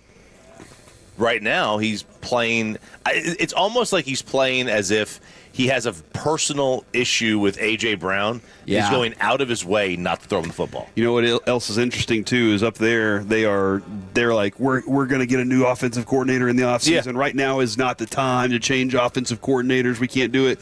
And I think that Kellen Moore had a lot to do with his success last year. You saw Kellen Moore's success with Dak Prescott, who a lot of people had questions about, and I think that's a huge factor for them at the moment still. Now, what exactly is happening over there? I have no clue what that tube is. This thing was on the table, and I was like, what is this? What is that thing, I have Kevin? no idea. Does anybody know? Oh, my. Well. It makes sounds.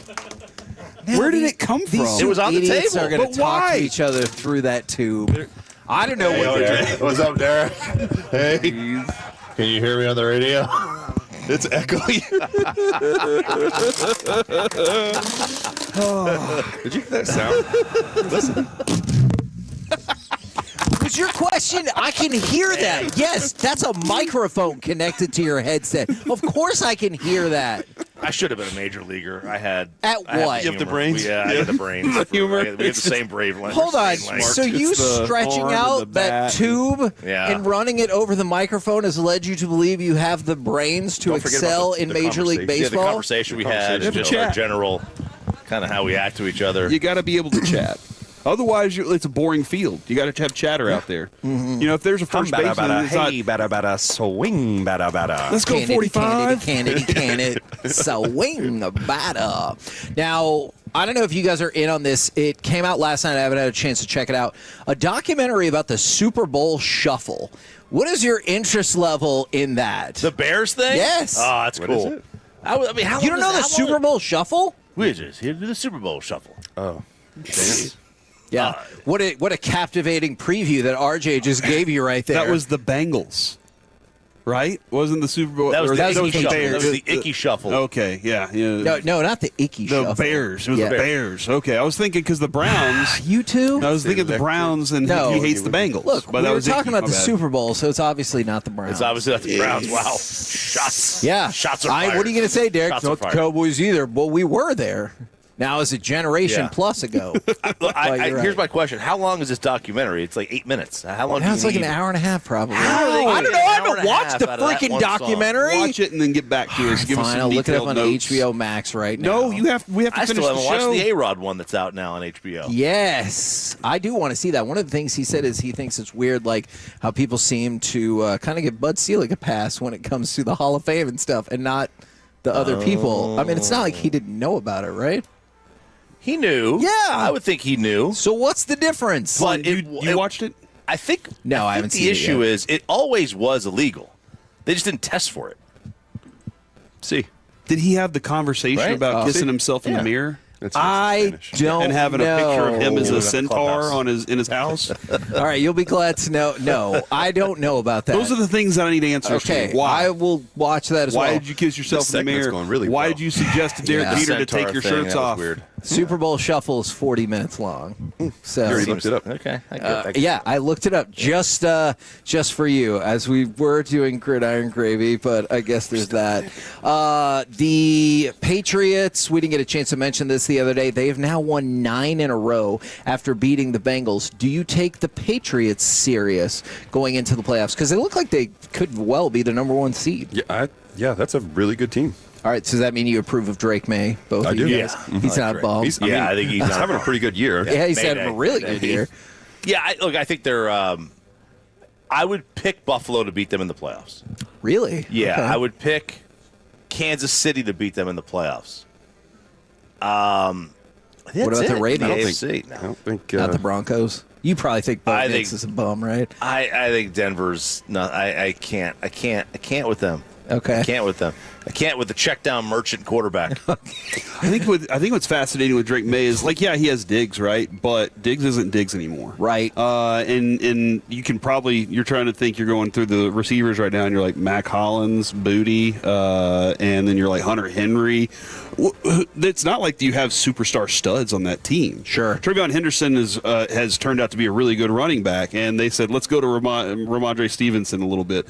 But Drake May is doing all this with regular people, it feels like. And that defense is playing exceptionally. They're playing Mike Vrabel defense right now, and that's nice to see. Is he going to win Coach of the Year? I would think so. Yeah. I mean, Steichen's going to have a say in it too, especially because of the way the Colts resurrected Daniel Jones' career. So Steichen will have a say. Shanahan should definitely be involved in that conversation. Okay. He's done a good job. In the NFC. Do you think both of those teams are going to be in a position for that at the end of the year? Like, I'm not saying the Colts are absolutely going to collapse, but do you see collapse potential there for the Colts where they finish Yeah, I think the Colts. Have the Colts won their last game of the year? I think they might have. Let me go look. Choppy, I think you might have. I think you might be onto something there, Kevin. I pointed out a while back how tough that schedule was, but that game against the Chiefs, I was like, I don't think it's going to happen. And then the Chiefs came out with the win. So they play Houston, Jags, Seahawks, Niners, Jags, Houston. They've won their last game. Colts are going to lose out. Wow. Kevin, can you imagine? I don't even. What are the odds on that right now? Oh man, I feel like you'd have to. I feel like you'd have to give 5-1. Oh, I think more than that, right? To lose out? Well, yeah, but you're just yelling, take it, so I'm going to lowball you on the offer. Yeah, if somebody's like, just take the offer, obviously I'm going to lowball you on that offer. Money. That would be an 8-game losing streak to end the year. Ooh, yeah, then I feel like you could probably get like 10-1, 12-1, probably at least. I could Jags win the division. Okay, all right. Yeah, you did say that earlier. Yeah. Are you just proud that Are you proud that he listened to you, or are you proud that you kept a static opinion? Go with both. Does that mean that I kept the same opinion that I had before? Correct. I'm proud of that one. Guys, we have 6 hours left to go. At this pace, and we're doing so good. Are we? You're doing great, man. Okay. I'm proud of you. RJ, is there, I guess. I bet you can't finish the show. You might be right. Oh, no. I thought that was how I was supposed to motivate you. Yeah, no, that's true. RJ, is there any other bits of wisdom you need to leave us with, or anything you want us to know? You know, a couple of things. I fear... Me too. I fear that my son is a communist. Oh no! Is this? He went to the to buy clothes for school for the new year, and he came back with all gray. Everything was gray. It's very. Did you say for the clothing. new year? For the new year, like for the new school, because they're going back to school in January. Winter clothes. He needed winter clothes. Okay. Right. He needed winter clothes. Because I was like, they go back to school before New Year, but okay. All right, good. Break? No, go ahead. I'm with you. Okay.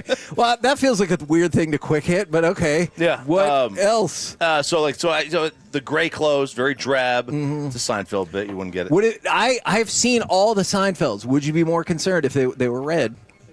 Well, you see what I'm saying? Part of me would. Yeah. But the other part wouldn't. Now the next thing, the political. I gotta tell you, I do feel I want to leave you with this, and I need Derek's advice because he's a baseball player here. Oh my god. Luka needed to throw with me the other day. Oh, I heard about this. You can't throw as far as he does, so hit it with the bat. Everything. You heard about this? Yeah, I heard it. What are you doing? Your stand-up bit in the 1980s? You heard about this? You heard about this thing? That is. No, so he was like, he wanted to go to the football field and throw.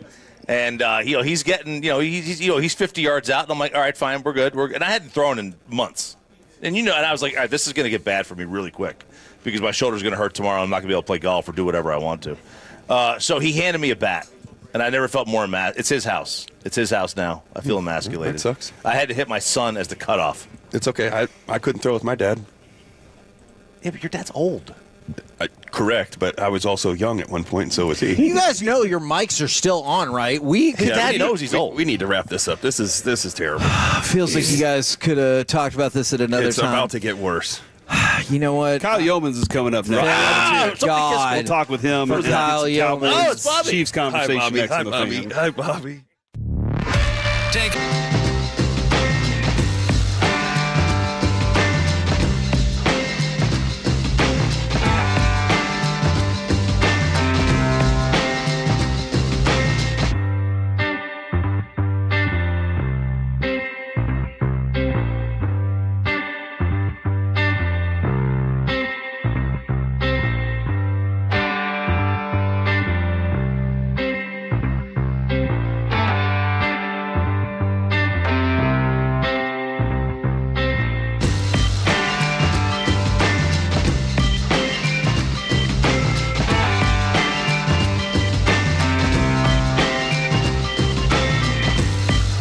Will be like, look, where did you get that? And you can say, you know what, I even got a great deal on it, because during the cyber sale you can get 50% off site-wide and an extra 20% off select favorites at omahasteaks.com. You're not going to miss these deals right now in season and exclusive limited time offers. Plus, our listeners, this is exclusive for you. You get an extra $35 off with promo code Corey, C-O-R-Y. Go put that in at checkout, and that's going to get you an extra $35 off immediately. Listen, backed by an unconditional 100% money back money-back guarantee. Omaha Steaks has been America's original butcher since 1917. Family-owned operation for over 100 years of expertise in the meat industry. Save big on unforgettable gifts with Omaha Steaks. Visit omahasteaks.com for 50% off side-wide and an extra 20% off select favorites during their cyber sale. Extra $35 off. Use promo code Corey at checkout. C-O-R-Y. omahasteaks.com. Promo code Corey at checkout. Terms apply. See site for details.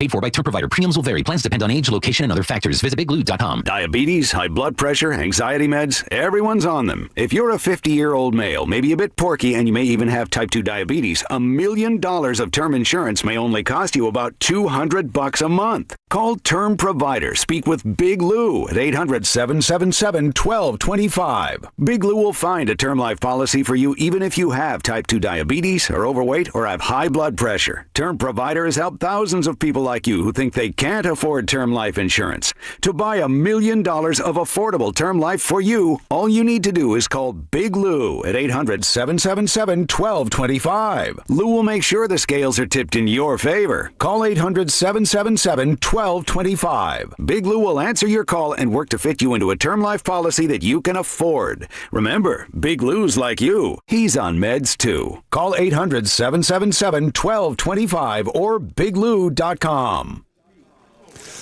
everybody, get the best value and the best windows for your home at Best Buy Windows and Siding. And that's with Dax Kirk's family-owned business offering gimmick-free, straightforward pricing on quality windows made right here in Texas. 10 custom single-hung windows installed for just $59.50, plus a lifetime warranty on every single window. 0 down, 0% financing with approved credit makes your home upgrades an absolute breeze. Call 469-WINDOWS or visit BestBuyWindowsAndSiding.com today. Hey, Tolos, RJ Choppa here for one of the best dealerships in all of North Texas, Platinum Chrysler Dodge Ram Jeep, on the east side of the Metroplex between Highway 80 and I-20. And right now, you can take advantage of the massive savings this month at Platinum Chrysler Dodge Ram Jeep with the Wrap Up the Year sales event. Truly one of the best times to get your brand new ride. You can also start the process online, PlatinumCDRJTexas.com, and then drive a little further to save a lot more at Platinum Chrysler Dodge Ram Jeep. Hey Dallas, it's the Rocket Roger Clemens here. Spent a lot of time pitching heat. Years later, the pain in my joints remind me of those days, but I'm not looking to sit still, and I definitely am not interested in going under the knife. That's why I chose QC Kinetics. Not just for elite retired athletes. QC Kinetics gives everyday folks joint pain relief using regenerative treatments that work with your body to help repair joint damage. No surgery, no long recovery, whether it's your knees, hips, shoulders, or back. My friends at QC Kinetics will help you get moving again so you can get back to doing the things you love. QC Kinetics medical professionals will look at your x-rays or MRI to determine if you're a good candidate. I trusted QC Kinetics to help me feel like myself again, and I'm proud to recommend them to you. Call QC Kinetics today and schedule your free consultation. Call QC Kinetics, 972-972-8610. That's 972-972-8610. 972-972-8610. Hey, it's Brian Baldwin here. At the Home Depot, Makita tools are built for the pros who show up early, who don't do shortcuts, only precise cuts, who know the job's only done when it's done right. With tools built to last, job after job, year after year, performance that pays off. When the job calls for the best, call on Makita. Built to be the best. Available at the Home Depot. How pros get more done. Well, good morning, kiddo. I love that you're home from college. I've missed you. Still taking your nature-made vitamins? Every day. A multivitamin and a probiotic. You better be taking yours. Still looking out for me, Mom. I'll never stop. Made to care for you every day. Nature Made, the #1 pharmacist-recommended vitamin and supplement brand. Find us in the vitamin aisle, based on a survey of pharmacists who recommend branded vitamins and supplements. This is the exclusive home of Dallas Cowboys football. KRLD-FM and HD1, Dallas-Fort Worth. Let's go, Cowboys. An Odyssey sports station. Driven by D&M Leasing and live from RJ Dukes in McKinney, it's the 12th annual KNC Masterpiece Piece-A-Thon on 105.3 The Fan. KNC Masterpiece right here on 105.3 The Fan as we move into hour number 8 of the 12th annual Piece-A-Thon live from RJ Dukes in McKinney. And right now, it's time for the C Block starring Corey Majors and Bobby Belt, who is here, and Kyle Yeomans. What's up, Kyle? What's up, guys? How are you? Pretty good, man. How the heck are you? I'm good. I want to decipher what the heck happened going into break there and what was going on, because I was listening on the Odyssey app, and somebody said it's about to get worse. Was that in reference to me or Bobby? I just want to clarify that. No, that's the Derek Holland effect. It's in reference to Bobby Belt now being here. So I would never say that about you. You're fine.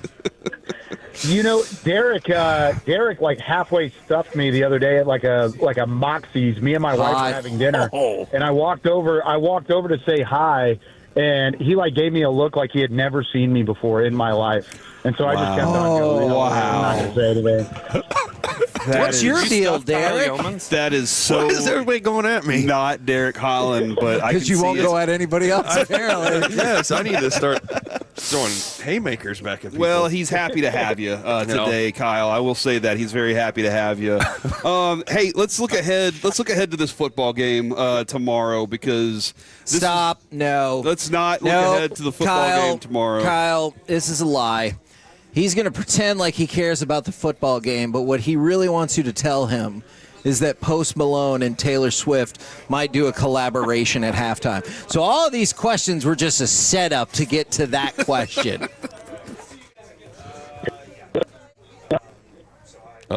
I think we lost him. Okay. We will. We lost him. You can ask me. Yeah. No. God, Bobby. What am I here for? Not to participate. Jeez. Bobby's like, you can ask me. Hey, all right. Well, I actually had real football questions there, but I appreciate that Kevin knows. You can see how I thought. Just ask me the Taylor Swift question. Yeah. Do you think that Taylor Swift will step onto the stage with Posty? I don't actually know. I'm not sure. I don't work for the Cowboys, and they don't share that information with me. Why would you even tell me to ask? Because I wanted to. You just want to be part of the segment. You were going to ask the question. I wanted you to be asked the questions you wanted to get. Yeah. Thank you. I appreciate that. welcome. See, that's one of the things I've always appreciated out of Bobby is that he wants to participate and be helpful. He wants what's best for you is what he's always said. So, Bobby, did you see we got a helmet from McKinney ISD? I did. Actually, that's McKinney High. So you had texted me a photo of that. I was not sure which school it was from. It was like turned to the side so I couldn't see where it was from. But that is a beautiful helmet. Yeah. I love it. And this is a beautiful store. Holy Yes. cow! I'm overwhelmed. But I was about to ask you, Hagee, and then we were coming back on the air. I was about to ask you, like, what's the best pack of cards for me to buy? Oh, for you, so probably more on budgetary. No, what is that about? Oh, because I am out of contract. That's right. I got out of Holy contract on crap, Friday. That was my dude. last day under contract. So Hagee, which one would you point to and say is the best one for me? That's just a factual statement. Which one of these is best for me, would you say? To get back with you on that, Bobby. I was going to buy it for you to. I was going to buy it for you to pop on the air. That's what y'all call it, right? Breaking. Yeah, we're going to break. All right, we've got Kyle back. Thank God to save us. Kyle, see, I don't know if you heard any of that while you were gone. That's what we meant by it's going to get worse. So thank you for being back. Yeah, when I was crackling up, I guess in the last part there where the connection was going in and out, I was actually saying I was completely joking, and I appreciate Derek and Bobby, so I was trying to like turn it around and be like joking about it, and then I heard the whole question about Taylor. Uh-oh. This is the Cowboys not wanting that question answered. Jerry tapped in. You know what? I'm going to text Kyle. We're going to have to turn our attention to Bobby now. It's just not our day today. Robert on the Zoom. For that. Throw him the Zoom. Oh, yeah, come on the Zoom. Okay. Well, shut up. Shut up. I know what you're going to say. Shut up. I know what you're going to say about that. Throw that one out there for us. Ouch. You want to try one more time with this? Yeah. All right, Kyle, I'm going to ask you a real football question. How do you think the Cowboys offense can square off against this Chiefs defense? Because Spagnuolo is pretty good. Yeah, he is good. Sorry for the connection, guys. I think it's on my end. But really the case across the board is you've got to continue to run the football, right? You got to continue to get Javonte Williams going in the right direction and consistently run the football against this front seven that still has Chris Jones, still has Nick Bolton, still has capable players up front. because if you're not able to run the football, then you can't set up play action. And the Chiefs have actually been pretty downright bad against play action this year. They're bottom 10 in the league in terms of passing yardage allowed on play action down the field. And, of course, Dak has the highest passer rating out of any quarterback on play action. So I think if you're going to have success against Spagnuolo on defense, it's going to be all predicated off of the run and the way that you set it up early in the game and continue to have capable running game in the early going. Would you anticipate Pickens having another big game after what he's been doing? And it doesn't seem like these teams are saying, hey, we got to stop him, as much as they're like, we're going to stop everything else, and we'll see if Pickens can not be as effective. I think at some point it's going to switch, right? I think at some point you're going to look at it and say, we can't let this guy go for 140 yards and a touchdown every time. But then you're leaving CeeDee Lamb open. Then you're leaving the middle of the field open for Jake Ferguson or whoever wants to be in the middle of the field. So I think they're comfortable saying, let's keep Pickens and keep everybody to the boundary here. Let's take away the middle of the field and dare Dak Prescott and George Pickens to beat them. I think he's already shown it doesn't matter what defenses he's going up against. Is it the Philadelphia defense that had allowed under 10 points in each of the previous 2 weeks, or if it's the Raiders defense, who, of course, we saw what the Raiders were doing going into that game. So I do think Pickens has already proven that he is a capable number one guy, but I also don't want to necessarily say that it's out of the realm of possibility that he starts seeing the coverage and then things open up for guys like CeeDee Lamb and Jake Ferguson. It really is a pick-your-poison scenario. It sounds like then you will not support my controversial new idea for the Cowboys offense where they just run slants to Pickens or Lamb on every single play ever. I'm okay with that. You yes. The amount of open field that they can create just by those quick slants and those quick passes. I think there's a stat on Next Gen. I don't have it. Bobby may have it. I know he looks at that kind of stuff too.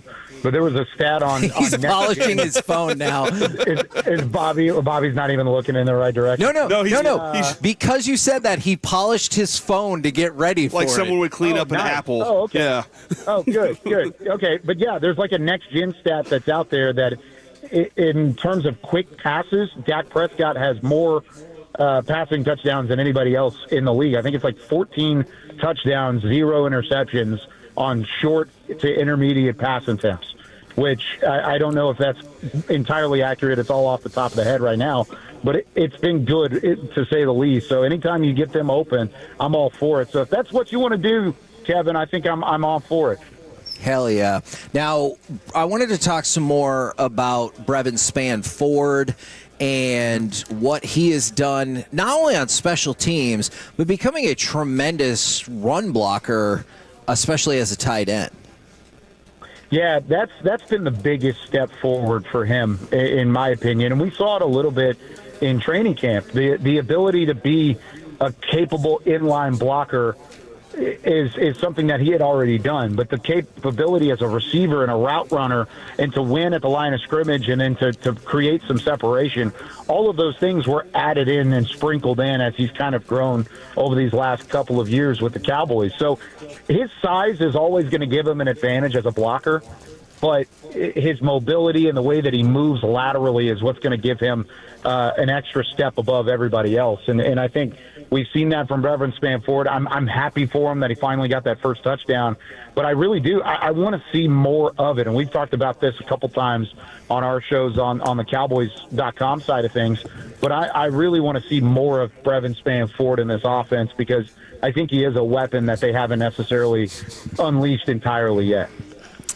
Okay, Kyle, so I asked Tommy this question yesterday when he was on with us, but right now it still feels a little ridiculous to be talking playoffs if you're the Cowboys. They're still very much on the outside looking in, but even if they win, so at what point, how many games, when does this winning streak have to continue to what point do you start saying, all right, we got to slow down and start talking about this team as a playoff team? Does it have to go through Detroit? Does it have to get a week past that? When are you looking at and saying, all right, this is where this team is actually in playoff talk?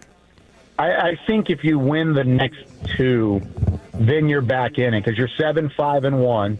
You're probably right on the cusp of being in the playoff picture at that point.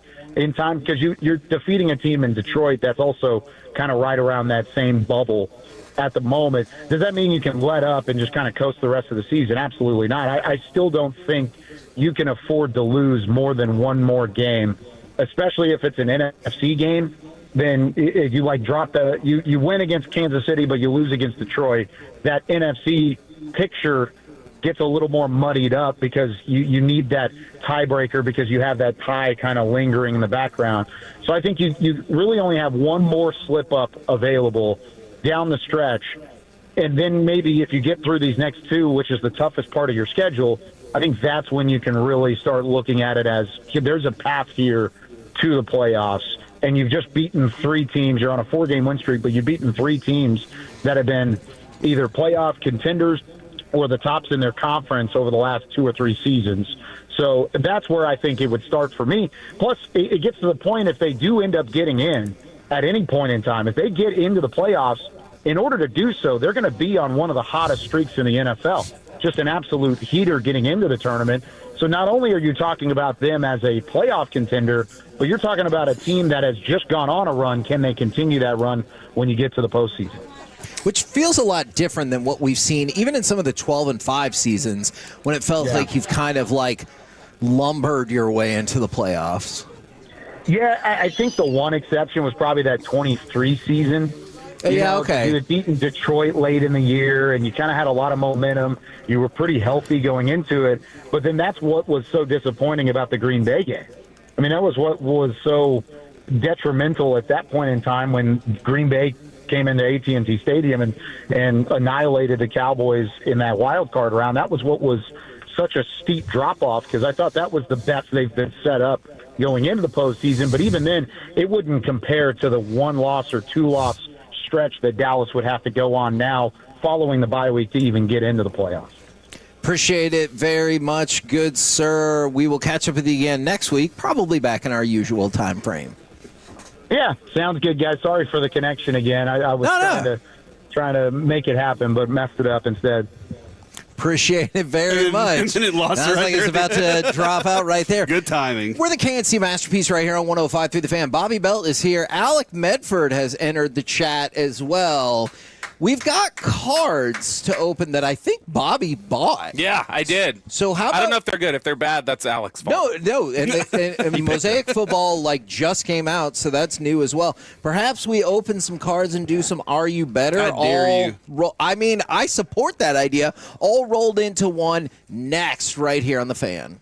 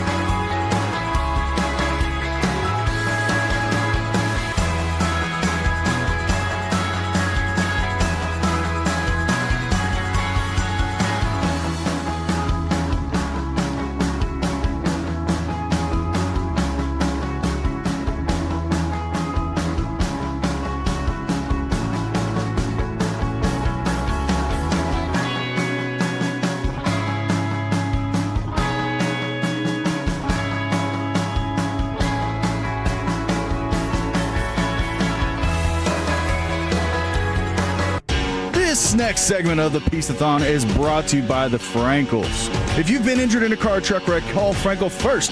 214-817-333-3333. With Frankel & Frankel, there's never an out-of-pocket cost, and they only get paid when you win. Frankel & Frankel, go-to car truck wreck attorneys in Dallas. K&C Masterpiece right here on 105.3 The Fan. Hopefully we are helping you reach out and touch faith today. 877-881-1053. That's right. Is that what they say? Yeah. Reach I thought it was out, space. touch May. I thought it was reach out, touch space. Well, maybe I'm wrong on that. 877-881-1053. The Frankel & Frankel Injury Attorney text line if you want to get involved in the conversation. And we've got some cards to open. Perhaps we're going to do some Are You Better as well. Let's see if we can fire that up all in the same segment. And let's start with Are You Better? You're Darryl Strawberry. Yes. You play right field. Yes. I play right field too. So? Well, are you better than me? Well, I never met you, but yes. Hello, DFW. This is Kevin Harlan, voice of Monday Night Football on Westwood One. And yes, Kevin, I am better than you. And doesn't Choppy hate Kevin Harlan? Isn't that? No, he just thinks he's too excited for games, which feels like his fundamental job, and he's like, it's too much. Yeah. He's like, it's a regular season game. Yeah, he's Tone like, it it's down. a game in September. Nobody cares. Which, like, I think that's a ridiculous claim, unless you're talking about Gus Johnson. Gus Johnson could tone it back a little. Yeah, and see, here's the thing. When I went to UNT and we were in our broadcasting school of excellence there, that was one of the things that Hank Dickinson taught us. I went to go study under Bill Mercer. Bill Mercer said, great Bill. Yes, absolutely. And I remember, being able to interview him at the newspaper when you and I were working together, and I was like, this is the best 30 minutes of my life. It was awesome. And I was like, I'm going to go study under that guy. And he had retired that year. So I was like, dang. But Hank turned out to be awesome. And it was wonderful. But one of the things they taught me was, at the end of the game, you got to have as much energy as you had at the beginning of the game because the moments is big. So you got to figure out how to pace yourself, almost. But that also, was Nico's rule too. That's why he traded Luka. Because fortune favors the bold. Are You Better is a segment where we find out if Kevin thinks he's better than everybody that was born today. 877-881-1053. You can text in right now. Pass out cards and let Kevin know if Bobby you think you're bought us better cards. than him. Bobby, here you go. You can open those bad boys right there. I'm gonna save a. Oh, he wants the big purple pack or blue. Is that blue or purple? Purple. Okay. It's blue and purple. Oh yeah. My apologies It's to purple. my daughter Lucy has showed up with my wife, and she's so awesome, and I just think she's so cool. Why are you apologizing? I got a little shell shocked, from Are you kind of worried off we're going to guard. say something bad? She's a little worried about it now. All right, Kevin, turning 51 today. We the best music. DJ Khaled. All I do is win, no matter what, except against DJ Khaled. Because he's going to be, like, the self-promotion there is phenomenal. And you know what? I like him. He could be better than me. Okay, I like that. I think you did the right thing. You put cards in front of me, and so I'm like, Now you're kind. You're kind human because you have exactly. cards in your hand. Yeah, you've definitely seen swings in my emotions already today. You are a swinger. Turning 36 today. No. Rita Ora. Do you know who Rita Ora is? Is she another musician? She's a singer. A British musician. She is a musician. Oh, okay. And She's like a discount Rihanna. Yeah, I think he's right about that. And Why she's is married that? to Tiki Waititi. Is that right? Waititi? Yeah, that's her husband. Oh, yeah, I like him. Now, a couple of different rookies. He's got a fun voice. Real quick in this pack, Ashton Genty, who was supposed to be good at football but is not. And then Carson Schlesinger, who is not supposed to be amazing, and he is, and that is going to be a Rookie of the Year, I think, if you want to pass it down to Derek. If you were listening to the draft show, you would have heard. Okay, so I think I got a good one. I don't know. You tell me if that's a good card. I don't know if that's a good card. But it's a Travis Hunter card, and it's got, like, cool design. It's a rookie card. I have no idea. Yeah. Sean's going, like, to me. He doesn't think it's that good. Because he doesn't think Travis Hunter's any and good? I just dropped it. Oh, my gosh, Bobby. The corners are already bent. It's worth nothing. I got a Caleb Johnson rookie card, his notoriety card. Jaden Blue, also supposed to be good, and is not. Oh, man. You know what I like is that you actually pulled out. Oh, what? That's a pretty looking card. I don't know if it's any good. Mr. Pickens. It's like a holographic George Pickens. that's a pink one. Why do you right hate there. George Pickens so much? Well, I you said did not all sound pink. as excited I as just I thought said, you would sound for that. Okay, Yeah. holy F, it's There you George go. Pickens. There you go. Please don't say that. I'm word sorry. the full way. Holy Lucy, I don't it's know. George Yeah, Pickens. are these? See, I don't know. When I was a kid, we always saw holographic. and We're like, that's a good card. Yeah, there's a parallel. One bad thing about the modern hobby is there are too many parallels, unfortunately. So that does not. What about like if they put a special label on it, like Epic Performers? I don't know if that's supposed to be good or not. That is kind of a Bobby, run here's of the kind of mill. what Hey, you're looking for. Here's another I mean, Travis like that. Hunter. I won't drop it. You are looking for rookies. Notoriety, a Derrick Henry notoriety. You're looking Is that for good? rookies. You're looking for autos. So these don't mean Autogram. He doesn't even Yeah, play autogram anymore. cards. Yeah, yes. autogram cards or numbered cards. Yes. If you get them out of there. If you get autogram, They all have numbers. That'll be It's workout football. for you. Oh my gosh. Good call. No longer with us, Kevin. Died in 2023. Tina Turner. Oh. Are you better than Tina Turner? Okay, so I am going to say that I'm better than Rita Okra or whatever. No, it's you Rita said. Ora. Okay, but Tina Turner is responsible for one of my favorite moments ever at the newspaper. Because we were talking about the song "What's Love Got to Do with It," and I know people are going to be like, "Well, you could just look it up on Google." That's not fun. We were having a conversation about is it what's love, but a second-hand in motion or a second-hand emotion? All right. And did you look it up on Google? Secondhand emotion. Yeah, and so one of the guys we work with, Justin, we asked him. He didn't even break stride walking by, and he goes, secondhand emotion, and just kept walking, and we're like, oh, okay. He said it with such confidence that I believed it. Confidence is important. Yeah, I believe in Tina Turner. She can be better than me and deader than me. Okay, yeah, that is. Oh, I'm sorry. Is me changing my answer going to bring her back to life? Oh, my gosh. Don't think so. Also, no longer with Say us. something about Ike. No longer like with Ike. us. Cartoonist Charles Schultz. Oh, I meant Dwight Eisenhower. Wow. No. You guys heard Hagee. Shoot. I meant the president, son of a gun. I got a Michael Irvin card. Look at that. That's fun. Charles Schultz. Also yeah. dead. He drew pictures of peanuts. He did. And he taught us important messages. And one thing, I don't know if people know about this, he took a stand along the way at a time where we were not particularly racially tolerant as a nation and said, fine, if you're not going to take some of these cartoons, you don't get my cartoon. So that was a bold stance for him at a time that he used his power for good. So, yeah, he could be better than me. Yeah, that one's dude, just think of all the entertainment we got out of Charlie Brown. For sure. Our whole lives, everything. Every year, Thanksgiving, right? Like Did you ever think the Great Pumpkin was really going to come on by? Yes, that little Christmas tree. Was it a sad Christmas tree? No, that was a Christmas tree that brought everybody together. And he taught us about Jesus. Yeah, he taught us. Yes. I have a question. So you said if they're numbered. They all have numbers on the back. So what do you mean by if they're numbered? Okay, so there will be like kind of a stamp. A number out of? Yeah, on the card, yeah. Okay, So right. not just the regular base numbers, yes. Turning 57 today, Sean Kemp. Dude, Sean Kemp. He's in jail, I think. He is in jail. Also, one of the most prolific lovers out in the world. He has like 9 kids with 9 different people. Oh, too many kids alert. I don't know. I don't know what that was. But like, how many baby mamas or baby daddies do you get to where you're like, that's enough? Is it 3? I'm asking. Derek? Hey, look, I don't know. as somebody who have has 2 any. baby mamas, I get it.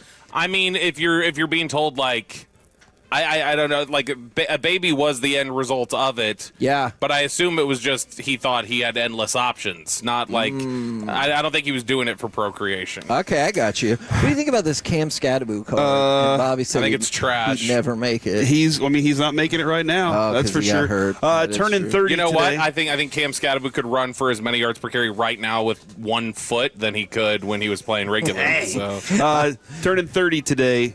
Should he have been the MVP this year? Cal Raleigh. Oh, the big dumper. Derek, I contend that a guy that has to manage catching duties as well as hit bombs like he did this year should have been the MVP. I agree. Also, to not have any pass balls either.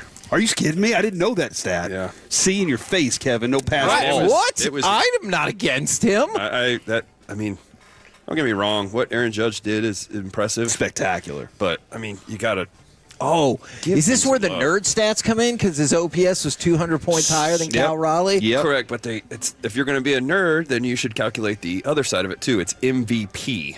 It's not just What do you think about the fact that he hit significantly better when catching? What do I think? Is that more impressive, or is it like, look, you didn't? All you had to do was hit. All you had to do was hit, and your OPS was like 780 when you were designated hitter. I think when you're hitting, when you're catching, and you're engaged in the game more than you would as if you're a DH. You're just kind of sitting there waiting your turn. There are a lot of people who their numbers are significantly better when they're in the field. I think it's the majority of guys. Wyatt Langford was one of those guys too. Turning 41 today, Matt Carpenter. I think. By the way, Wyatt Langford is still waiting for his first career home run as a DH.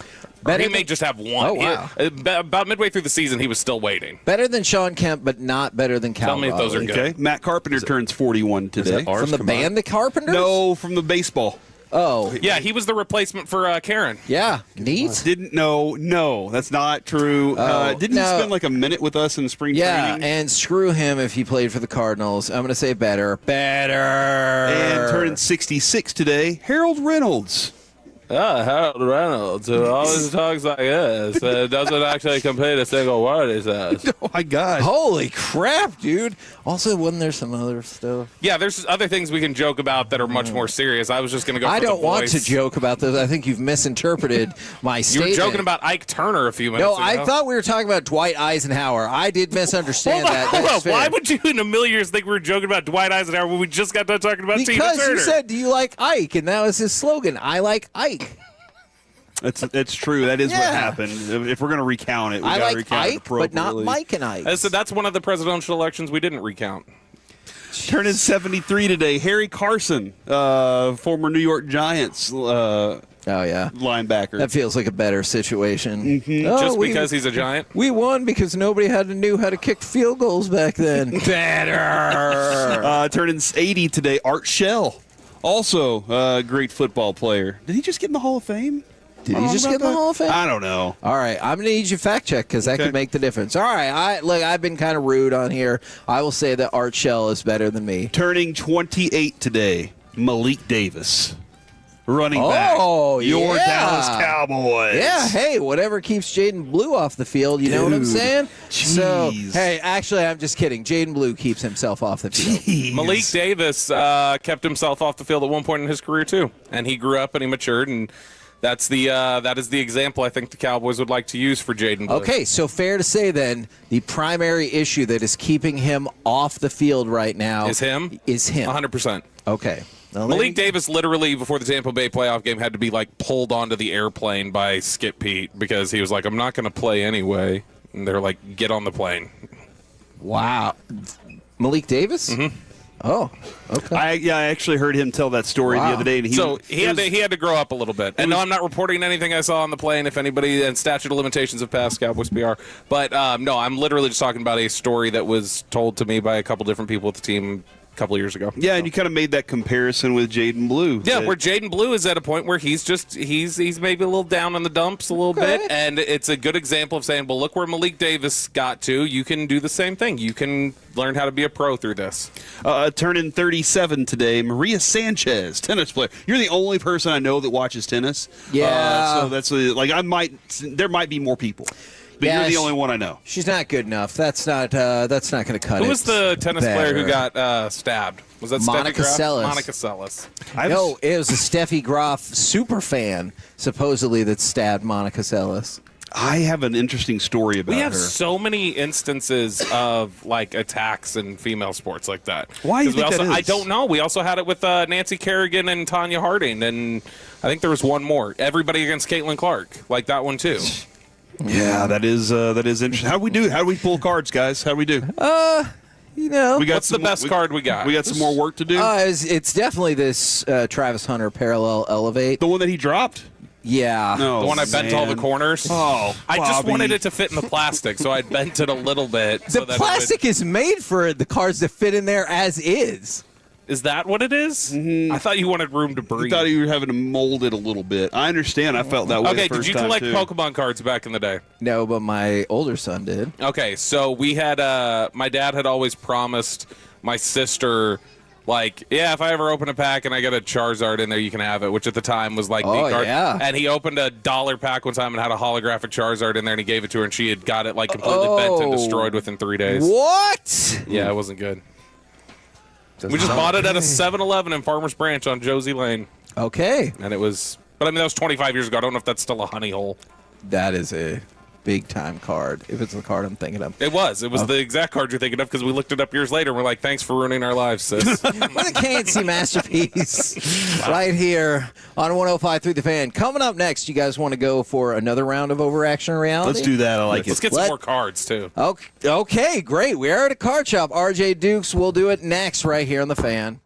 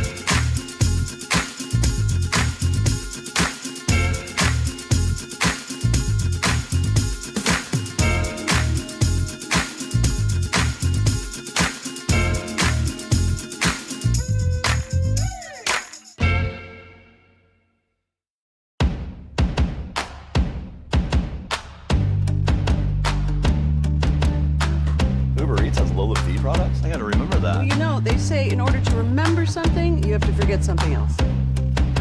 Okay, now that is a very cute haircut. That's like a little shag. I've never seen it before. Well, I mean, of course you have. It's the Rachel. Oh, is that your name? No, I mean like your name. No, I'm Jen. My name's Jen. Right, but I just mean like this is your haircut. But that's the hair on your head. I'm not saying this is your hair.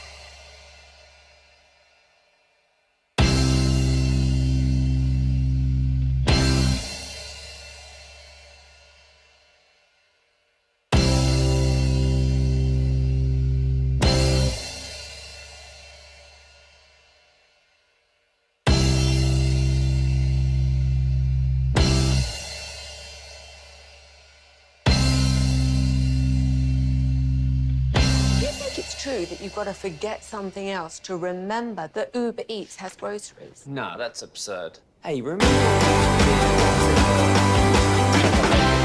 Lady? Wasn't it Cinnamon Sisters? Basil Babes. Saffron Squad? Nutmeg Maidens. This segment of Piece-A-Thon is brought to you by Classic Chevrolet. If you're in the market to upgrade your vehicle, get to Classic Chevrolet in Grapevine. Back-to-back #1 Chevy dealership in the world. They got more new Chevys than anyone, all priced to sell. Visit ClassicChevrolet.com. This is Texas. This is Classic Chevrolet. Together, let's drive, relax, and enjoy the difference. Based on new Chevy registrations 2023 and 2024. 25 seconds in the half. Fake on the inside handoff, throws it to the left post to Pickens. That's a touchdown. It's the Miller Lite first touchdown of the game.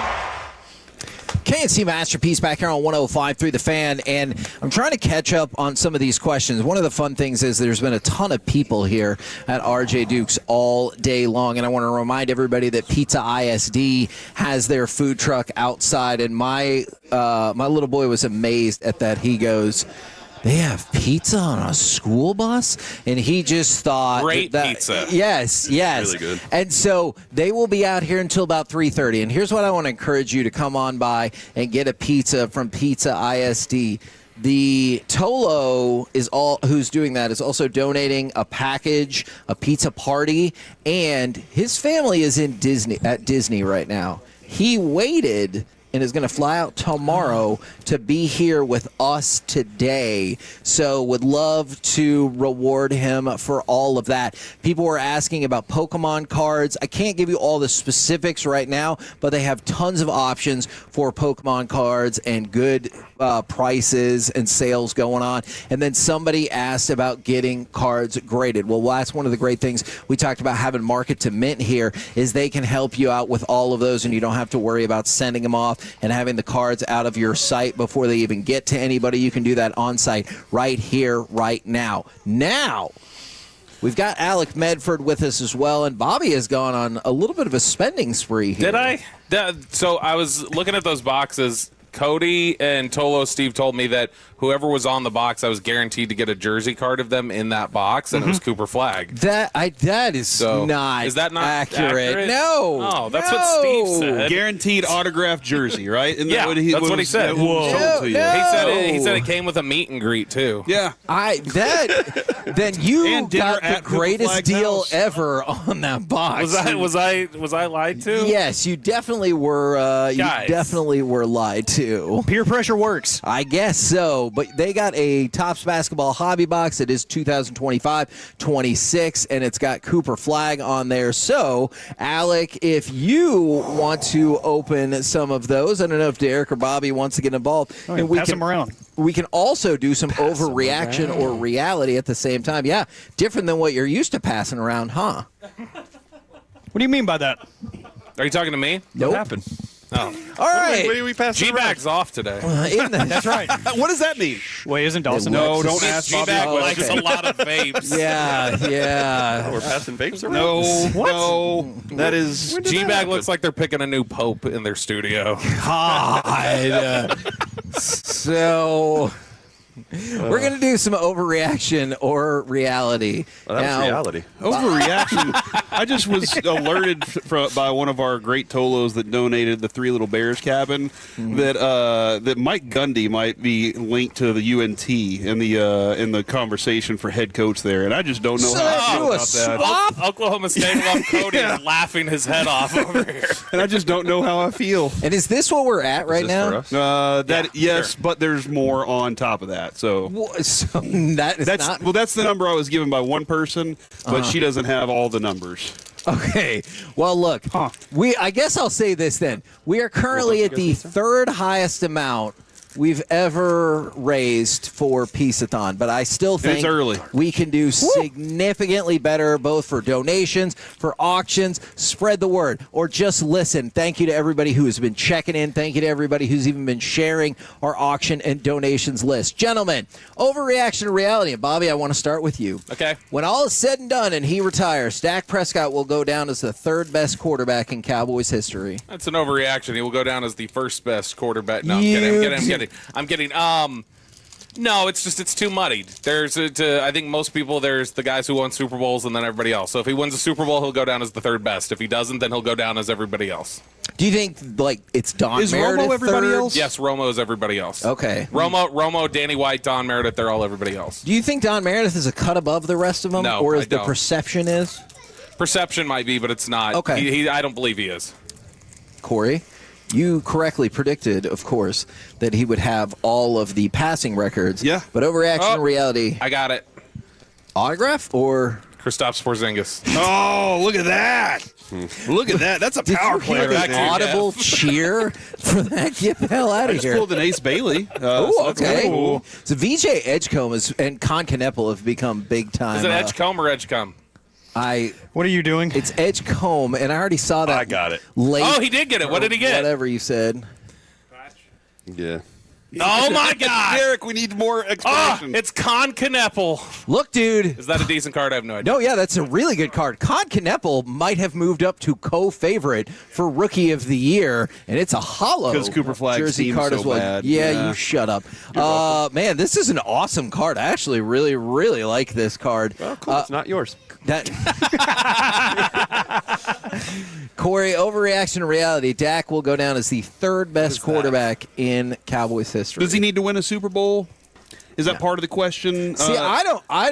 I think he needs to. If he wins one, then I think he could definitively. All of be his third. stats, like opposed to, like I did, Bobby, a long time ago when Dak replaced Romo, I said, hey, in 10 years, if he's healthy, he'll have every single passing record. A, because the game's changed, but B, because he's better. He's good.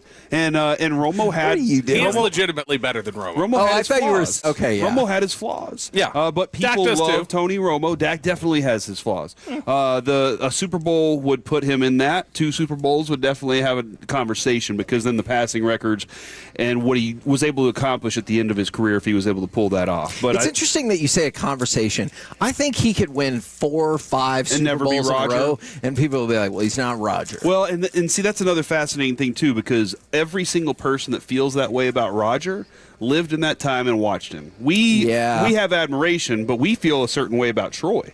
And so if Dak was able to do something like that, we would have watched it happen. And there would be like this indisputable evidence in our mind that we saw this go down. He's got to be better. Plus the numbers. Like, I think that would be, you would have that conversation then, because a new generation has the voice. Overreaction to reality. The Vikings will have a new starting quarterback in 2026. It's an overreaction. Everybody needs to slow down. Whoa.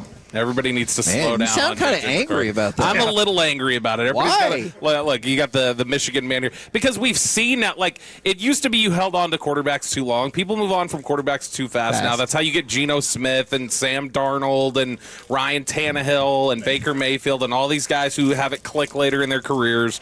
That's why. And so, no, it's too quick to move on from guys. We're talking about the only 2 victories he has yet are a guy making big-time plays on the road in division games to beat the Bears and the Lions, the 2 best teams in their division right now. And so, yeah, I think I think that's way too fast. That's an overreaction. If it's a reality, then Kevin O'Connell is dumber than I thought. I got a Bronny James card. Oh. Yeah, throw it out. You basically got a me card then. Congratulations. I got a Scion James card. Oh. Okay. Oh, yeah. Does that one work? Yeah. Like the car, a sign. I got a Dirk Nowitzki card. No, you did. Derek, is it safe to say you agree? Overreaction. I agreed with him on that. I think it's an overreaction for sure. I mean, it's his first year. He's got to stay a little healthy, though. That's the thing. Yeah. It's kind of hard to be consistent when you can't stay on the field. Now, I did pull a Kobe White green parallel numbered out of 99. He is a trendsetter. That's why kids these days go Kobe, and then they shoot stuff. I've often said that. Have you? Yeah. Have you? Yeah. Overreaction to reality. Franchise quarterbacks coming back from injury shouldn't play if their team has nothing to play for. Oh, man. Are you talking about Aaron Rodgers right now? He's a franchise quarterback. I was for the more Pittsburgh. Joe Burrow, but you Okay. can throw Jaden Daniels in that mix as well. So Joe Burrow has career goals also, right? Sure. So why would Joe Burrow not want to come back and play? Like, Because he might get hurt again when there's nothing on the line. But he also has like a contract to uphold. And so well, that's part of it. I would think the team would take a look at that too and be like, yeah, butts in seats, right? For a season that's lost, at least they're showing up for Joe Burrow. So I think I'm against that. Players want to play. They only have so many seasons in their career, and only so many games as well. So I think that they want to show up and play. Bobby, you agree with that? What was the question again? Derek and I were talking about Kobe White and where he's vacationed before. The Colorado joke. Plus, think about this. Whoa! Think about all those times that you like a couple Fridays ago, you didn't have your voice, but you showed up anyway because you wanted to be there. That's true. The Toe Logo in the parking lot. He wanted the Toe Logo in the parking lot. That is not what happened. That's a fact. Yeah, I would tell you if that's what happened. He said franchise quarterbacks whose teams have nothing to play for shouldn't play. Referring to Joe Burrow. Reality. They shouldn't. They will, but they shouldn't. Yeah, I'm probably with you. Yeah, I agree with that. It's hard to talk somebody out of not playing. Okay. You want to be out there for your guys. They're out there battling for you.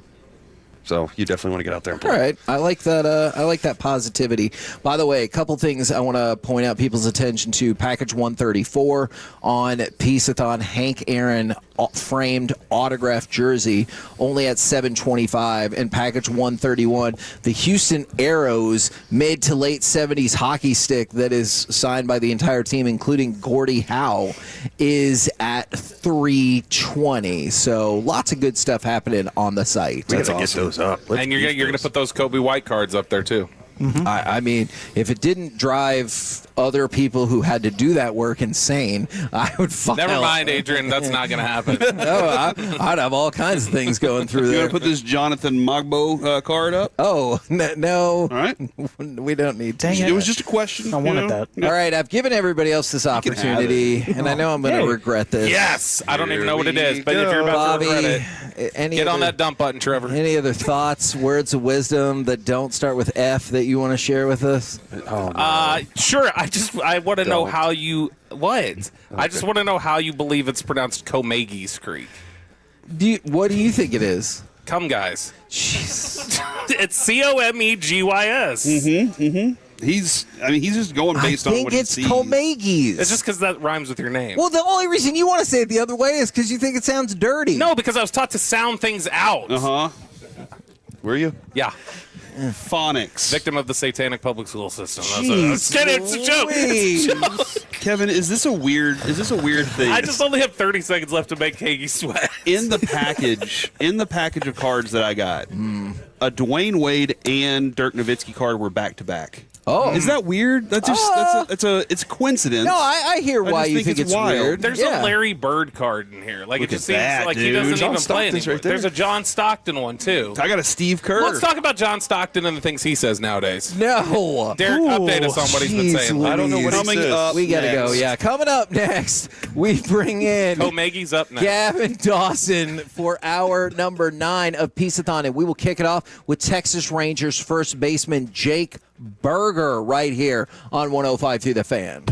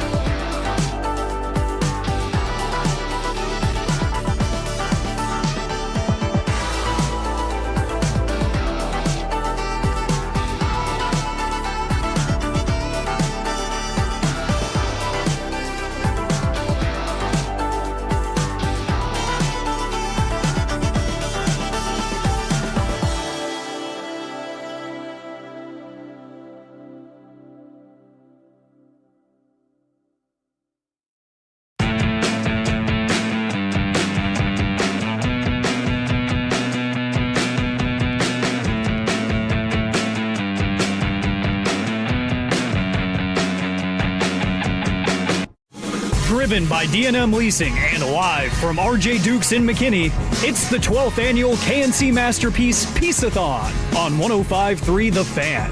KNC Masterpiece right here on 105.3 The Fan. We're live from RJ Dukes in McKinney. We are starting hour number 9 of the 12th annual Piece-A-Thon to support My Possibilities as well as Sandlot's children's charity. And right now, we bring to you Texas Rangers first baseman, although he can do third base, DH, he can do it all. It is Jake Berger. Good afternoon, sir.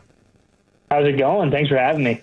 Man, yeah, we're very excited. Sorry about the little phone snafu right here. We're all 9 hours into the show, so we're getting we're getting a little punchy now. I know usually the interview process works where we ask questions and you answer them, but I was hoping I could tell you a story to begin this interview. Oh, I'm great with that. All right, so I think a lot of people are familiar with what you and your wife have gone through with the little baby being born and everything like that. One of my favorite things I have now ever seen in the clubhouse at spring training is the team gifted you with a blanket. But I don't know if you know this. We were there when everybody was signing the blanket. And Jake, I got to tell you, man, everybody on your team, Major League Baseball players making millions of dollars in front of tens of thousands of people, they were so nervous to get those signatures just right. They were practicing on the blanket. Yeah, they were practicing their best signatures off to the side on a table so there's paper on there, but to make sure that they did the signature right. And just for whatever it's worth, I'm sure the blanket meant a lot, but I wanted to let you know they were all like ultra focused and nervous about signing it as well. No, that's amazing. I mean, it's one of the coolest things. I got back from her surgery to spring training, and like they gifted it to me, and I was like floored, because a lot of these guys, I was only in camp for 7 days before I had to leave, and so didn't really know a lot of these guys, just from talking on the field and stuff, and like them doing that for Penelope and for our family was just like, this is just top-notch organization and top-notch dudes in this clubhouse. Kevin and I were both just in shock watching that happen because, like he said, these are dudes that perform in front of lots of people, and it was a really cool experience for us to kind of observe how they were treating that. So it was really neat. And I think it made us like you said, you just gotten there, but when we all saw how much your teammates were how much they already loved you, I think I hope this is okay to say like this, we kind of fell in love with you as a player at that moment too. Mm-hmm. Yeah, well, I appreciate that. I mean, it's at the end of the day, we're all humans, and I think we have a really good thing with the clubhouse in there. Everybody loves each other, and just it's just like treating each other like humans, not just baseball players. And it means so much to me how much the organization did for Ashton and I, and still continue to do.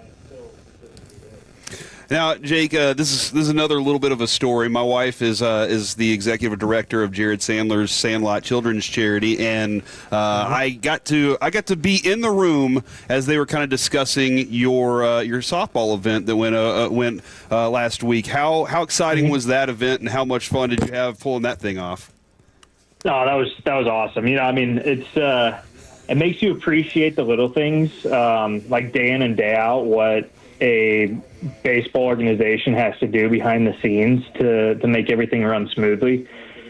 Just like the amount of detail that goes into it. And, you're playing 81 home games. So it makes you appreciate the little things there. But just from a standpoint of the people that showed up and supported us, it was just incredible. The Rangers sent a ton of people there that, you don't see every single day because they're behind the cameras making everything work and run, and having them there, and then a lot of my teammates there, and just guys across baseball showing up and showing out for us. And, I think it's enticing to take a weekend trip to Nashville, but, they still don't have to do that. And so all those people flying in to go to that event, and then all the country stars too. I think it was a really cool experience for all of us, because I know a lot of baseball players wish they were country music stars, and I know a lot of country music stars wish they were baseball players. So it's cool to blend the two worlds, and doesn't happen without my rock star wife, Ashlyn. She was working the phones for like a month leading up to it, trying to get everything perfect, and it went really well. Now, Jared has bragged many, many times about his baseball skills. Did you get to see them on display, or were you like, come on, man?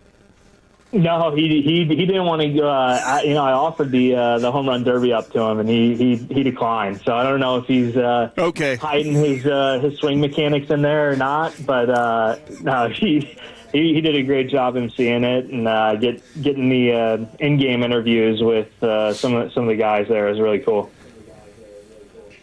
Jake, if you were going to be a country music star, what kind of country music star would you be? Bluegrass, 100%. I grew up. My dad grew up in southern Indiana, so obviously some bluegrass ties there, and obviously close to the border of Kentucky, and I've always loved bluegrass growing up. I mean, it's I think it's just more authentic sounding. Yeah, a couple of those Sturgill Simpson bluegrass acoustics that he did were pretty nice, too. Get a chance to listen to those, yeah. Well, I'm glad that you said that, because I have to admit something to you. I was born and raised in Texas. I have lived in Texas my entire life. I went to college in the state of Texas. But when you say bluegrass country, I was like, I don't know. You thought it was the actual bluegrass? No. I don't know the different subcategories of country. Does that make me a bad Texan? No, I think that means you're just Texas through and through. You know, everything those Kentuckians making music, you know, it just doesn't match to those Texans making music. Yeah, I'll pass on that. I'll take Texas barbecue and Texas country music. How about that? Jake, the new manager for this team, obviously we loved Boach. He brought us World Series. We got a new manager now. We got a chance to talk to him right after his press conference, and I'll tell you what, I was excited. I was pumped. Can you tell us a little more about this guy, because you know him pretty well? Yeah. I had him in Miami for a year and a half, and I love playing for him. I know people say this a lot, and it sounds like it's just like scripted, repeated, but like he's one of those managers that you want to run through a brick wall for. He cares about the human and cares about the individual more than the baseball side of it. And I think it's not saying he cares about the baseball side any less. It's just that's how much he cares about each individual human. And that creates a clubhouse culture that, everybody's pulling on the same side of the rope and is there to create that camaraderie, because we do spend more time with our teammates and our coaches than we do our families in season. And so being able to build that and create that chemistry is huge. And that's what he did in Miami, and everybody loved playing for him in Miami. And I'm excited, man. He's great. I love playing for Boach. It's interesting. I've 3 years, 100-something days of service, and I've played for 4 different managers, 2 of which Tony La Russa and Bruce Bochy. So I've seen the 2 Hall of Fame side. And then, seeing Skip, who played under Tony La Russa, and have some similar tendencies in that way, and learned a lot from him. So it's just been, I'm excited, and I know a lot of the guys are excited too. Do you want me to see if we can get like Connie Mack back out here or Joe Torre, so we can really just hit all of the Hall of Fame? That's what I'm saying, man.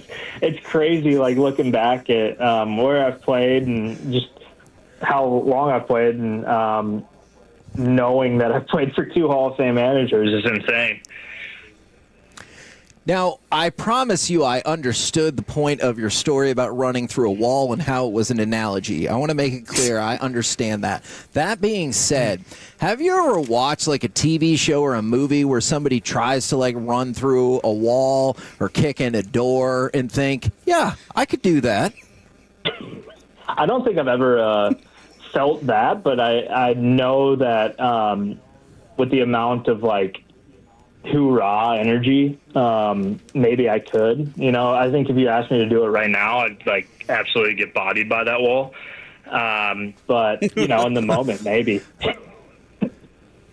I like that idea, though. Heck yeah. I bet he can hit a baseball through a wall. I've seen him hit a baseball pretty hard, so I think we should set this up and see if we can make it happen. Well, especially now that he told us Jared couldn't hit a baseball through a wall. That's what I've taken away from this. Not that Jared couldn't. Sure. Jared chose not to. Okay, all right, that's fine. Then I want to loop back around to, we love talking with you, but one of the reasons that we wanted to talk with you specifically today is we are raising money for My Possibilities. We are raising money for Sandlot and their children's charity. And I was hoping, because obviously you can give us a unique perspective from probably a lot of other people out there about why it's so important to raise money for organizations like this. And then if nothing else, spread the word about people and their families that are going through this.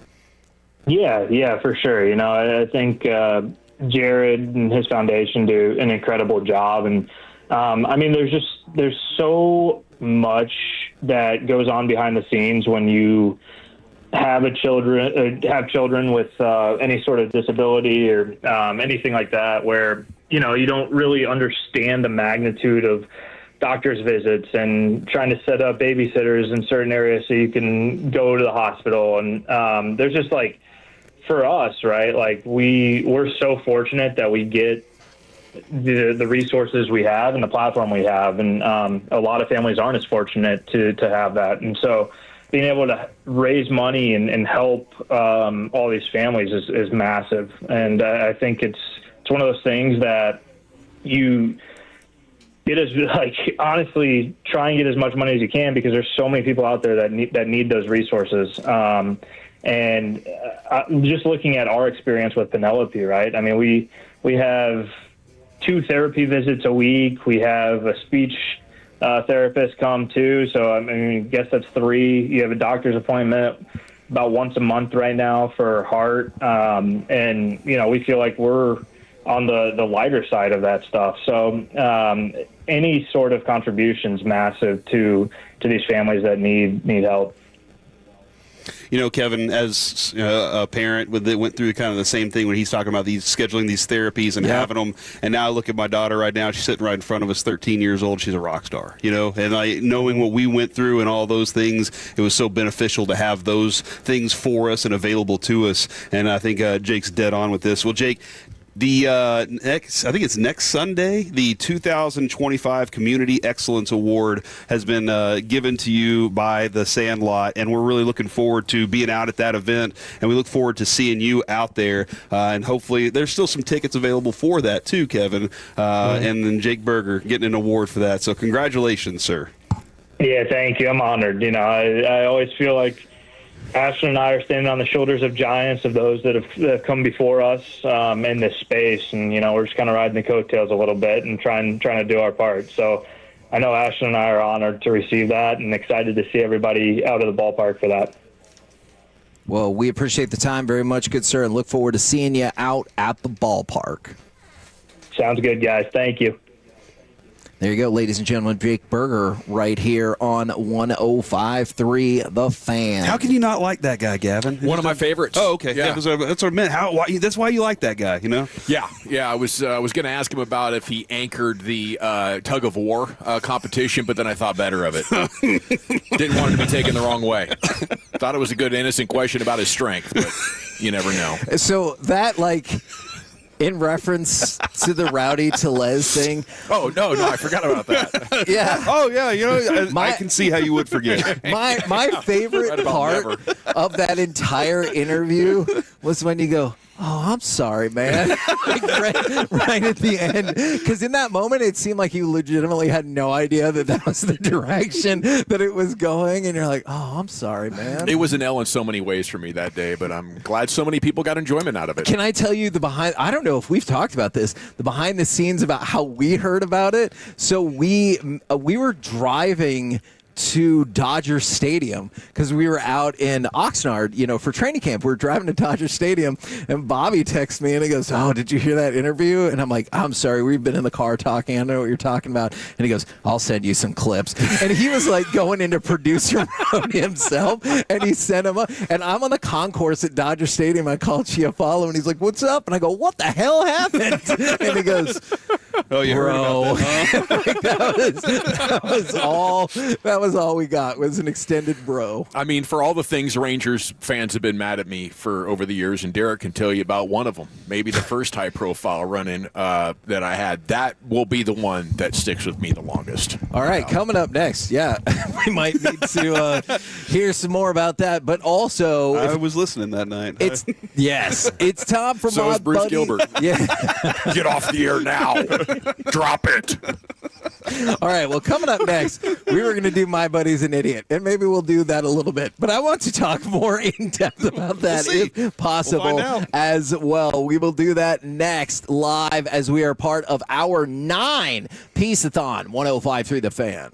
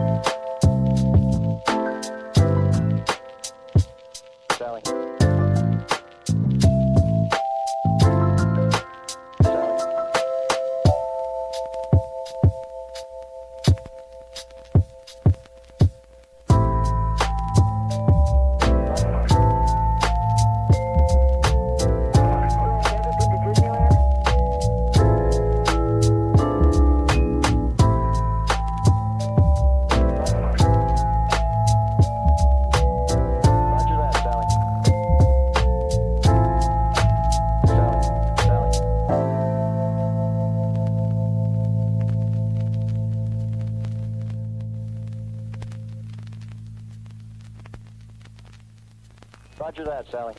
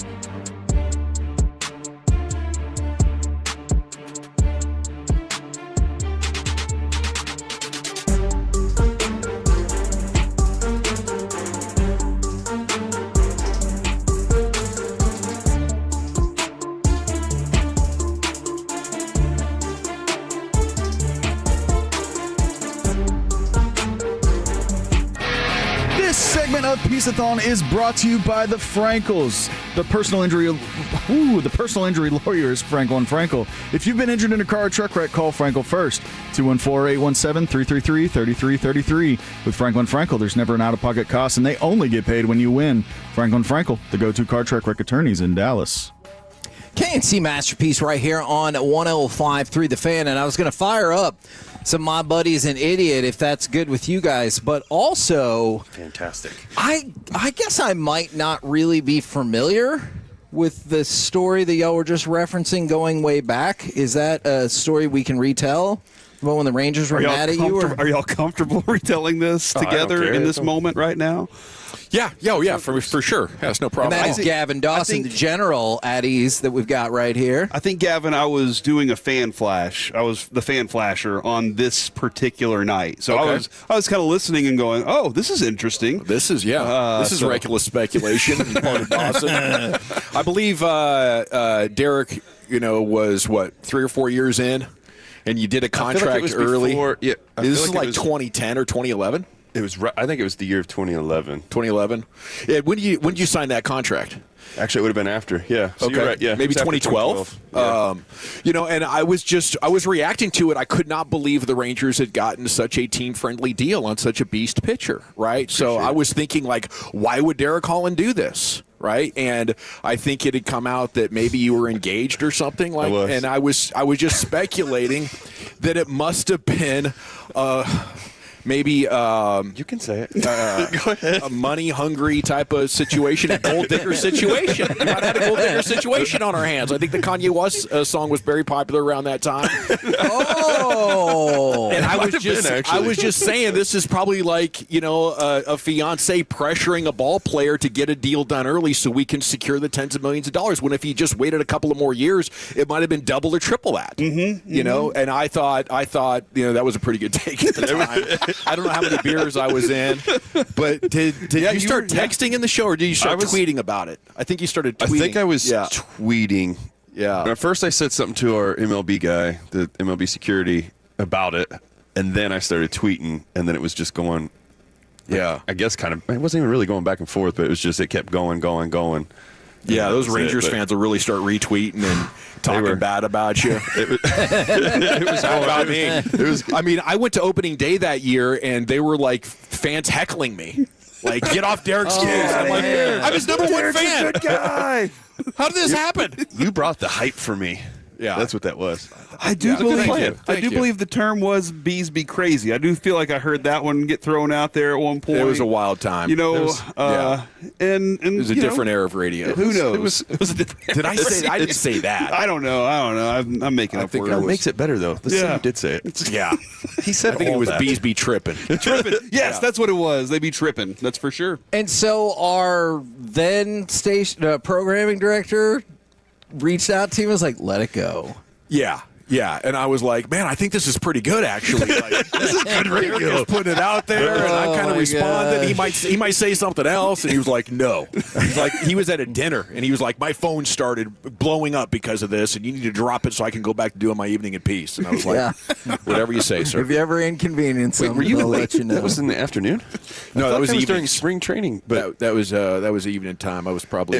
I know I was in spring training. I know that because I was in Arizona. You heard it in Arizona? I didn't hear it. Oh, you heard about it. Yes, Gotcha. It got brought up to me. I don't know if she brought it up.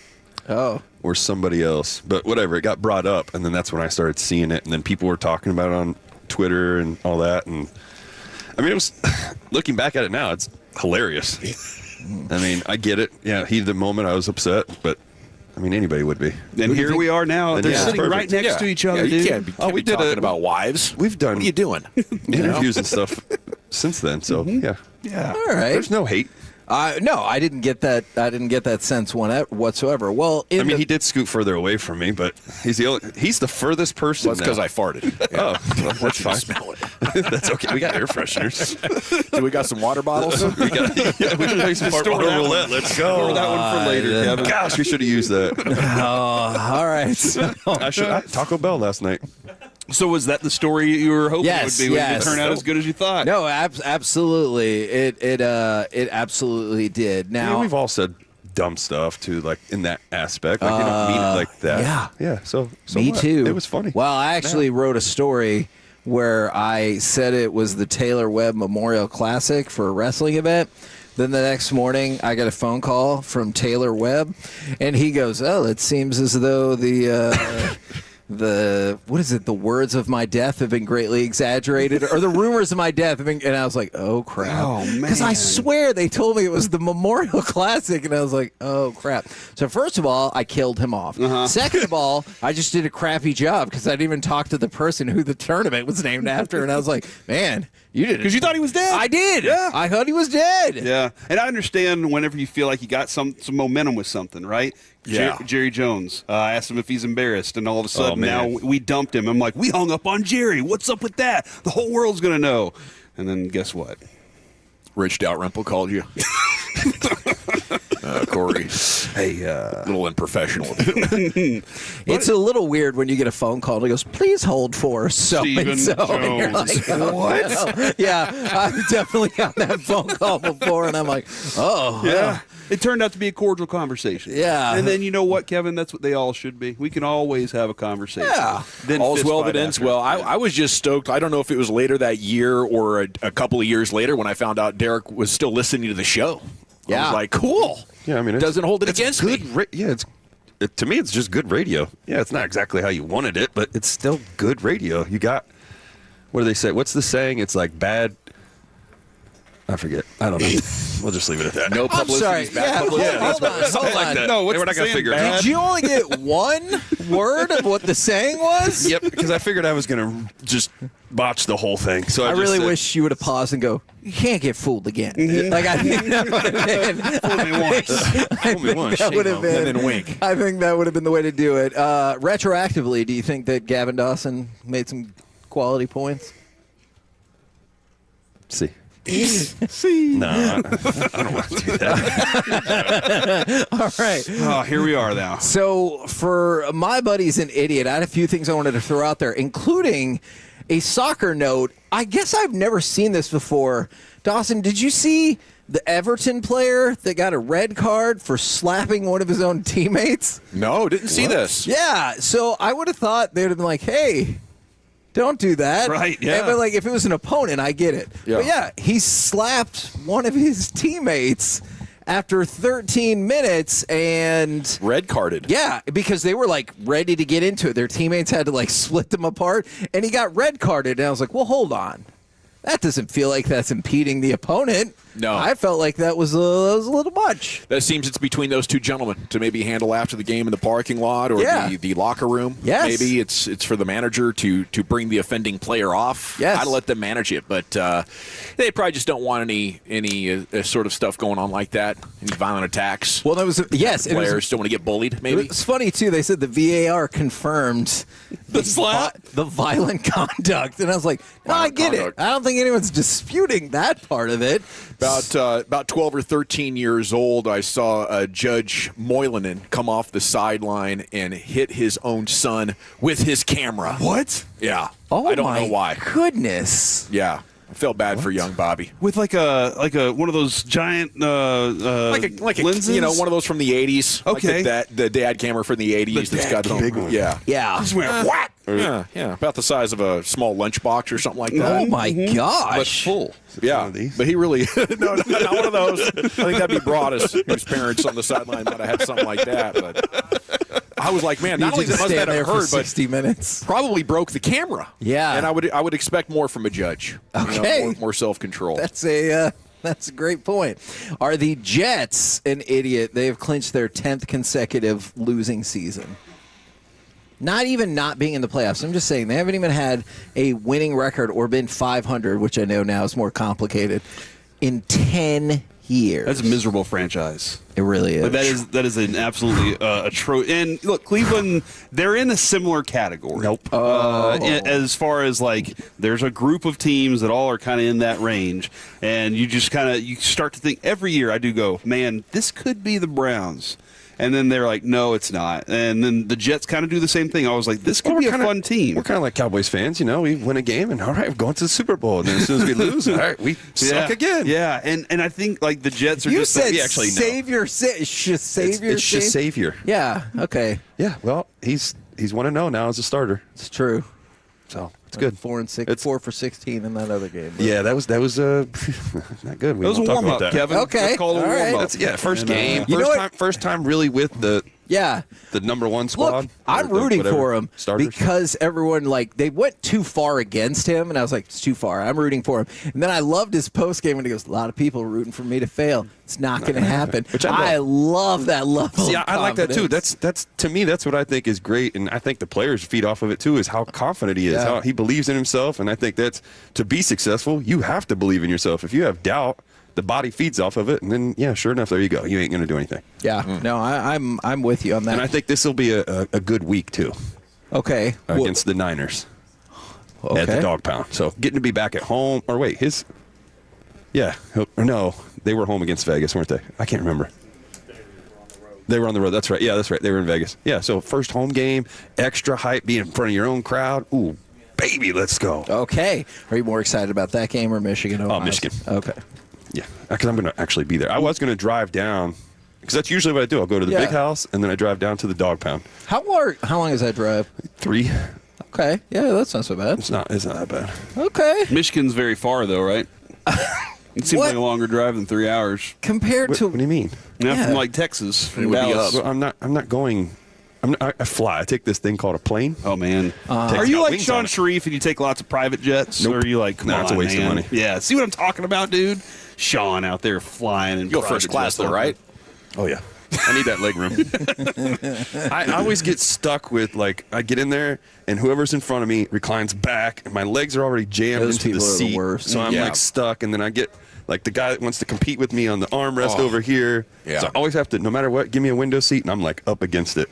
And I just fall asleep anyway. I think the best thing about first class is just getting off first. You don't have to do that whole 20-minute song and dance as the plane's heating up back there. Mm-hmm. Man, yeah, but you're still that whole breakdown right there felt like it could have been applicable from the 20-minute warm up to everything. I feel like all of that. I feel like all of that. He's so right though, because when we fly back from Oxnard, Kevin the last 2 years has put us in first class on the flight back, and it's awesome. You're like a hero, dude. Except for that one dude that was flying back. That was like, oh my shut God. your window, and you were like, shut up. And I didn't even notice that until you were like, what's that guy? But that guy also feels like he'd never, ever been maybe on a plane because he was chatting up this cheerleader the whole time. And I was like, I would too. Okay, yeah, you would. Because you're hope this is okay to say, good-looking millionaire athlete. This guy checked none of those boxes, all right? Actually, I don't know if he had money. Didn't really feel like it. But, yeah, he was chatting her up like he really thought he was going to get her digits when they got off the phone and stuff. And so he's sitting on the other side off the plane. I'm sorry. And then, so I had the shade up, and he's like, the sun's in my eyes. And I was like, no, it's not. Mm-hmm. And shouldn't you be busy hitting on that lady who doesn't want to talk to you? What is his thing, though? I don't think, even though your first one's on, okay, for example, I'm flying to Michigan. So when I fly back, it's going to be cold. So I'm still sitting up at the front freezing because everything's, coming through, whatever. I don't know if that's the way you'd want that, but that's the only argument that I have. At some point. Yeah, the cold, legitimate factor. But they'll give me a blanket or something. You're back in row 30, right? Yeah. That's going to take a long time. And then the guy in 31 or 32 that's impatient is going to get up. Yep. And I'm an aisle sitter. I'm an aisle sitter, so he's going to stand right in between the aisles. And I'm doing that for 20 minutes, just like having claustrophobia. Yeah. And his crotch is right there. Yeah. I'll take a little chill over that. I do hate that too. Like as soon as the plane stops and they're, all right, we made it to the gate and you hear the seatbelt thing come off. And it's funny how everybody just gets up and then they stand, like you said, right in your way. And it's like, the thing that makes me mad is, I'm on the inside, and I've said it to multiple people, they'll get up, whatever. I'm like, hey, can you grab my bag? And they just look at me like I'm dumb. I'm like, bro, you're standing up. I can't get up, or else I would. Yeah. And I'd get my bag. Or the other one, too, is you do get, like you said, too, somebody from 30 hurries up and sprints to the front, and then you watch and they get off, and want to do is be the first ones to baggage claim. Yeah. I get it if you got to go catch another bird, but sure, still. Yeah. Do you ever believe that all the people that are going to catch the next flight, whenever the flight attendant's like, all right, guys, I don't believe any. Everybody I don't just either. chill. We're going to let these people get up and come to the front first. Right. And then they're like, everybody on this plane needs to go right now? I don't think so. See, but it led to the incredible thing on one of our flights where we stopped somewhere and everybody got off the plane except for us. It was me, Mike, Kevin, and one other dude that all stayed on the airplane. Actually, it was affiliated with us. It was all three of us, and this guy got on the plane, and he was like, "This is pretty empty," and we were like, "Yeah, man, we can sit anywhere." It was the coolest flight I've ever been on. Did you ever see that guy who took a picture like in every seat of the plane and photoshopped them all together? Like, we should have done that. Like, we should have been in every row, just throwing it up. But yeah, it was the weirdest thing, and we sat there for like 45 minutes, and one of the stewardess was like, "Do y'all need anything?" And I was like, "Can we like run up and down the aisles?" And she goes, "That's fine." And so like that's what we did, is just screw around on the plane for like 45 One of the funniest minutes. things about the planes, like now this is only on the team flights, is we would literally put the little booklet, the emergency stuff to show you where you're going, put them down and stand on them, and then when you take off, just slide down. See, remember Frank Provenzano told us a story where his teammate dressed in full ski gear. Yeah. And then whenever the plane took off, he stood up and turned down and went down like he was skiing downhill. Dude, it's so funny. You'll just be sitting there, and all of a sudden you just, here he comes. There he goes. That is freaking amazing. We're the KNC Masterpiece right here on 105.3 The Fan. Coming up next, he's here. We will talk with Dallas Cowboys beat reporter for The Athletic and avid sports card collector John Machota. He's here at RJ Dukes. We'll do that next on The Fan.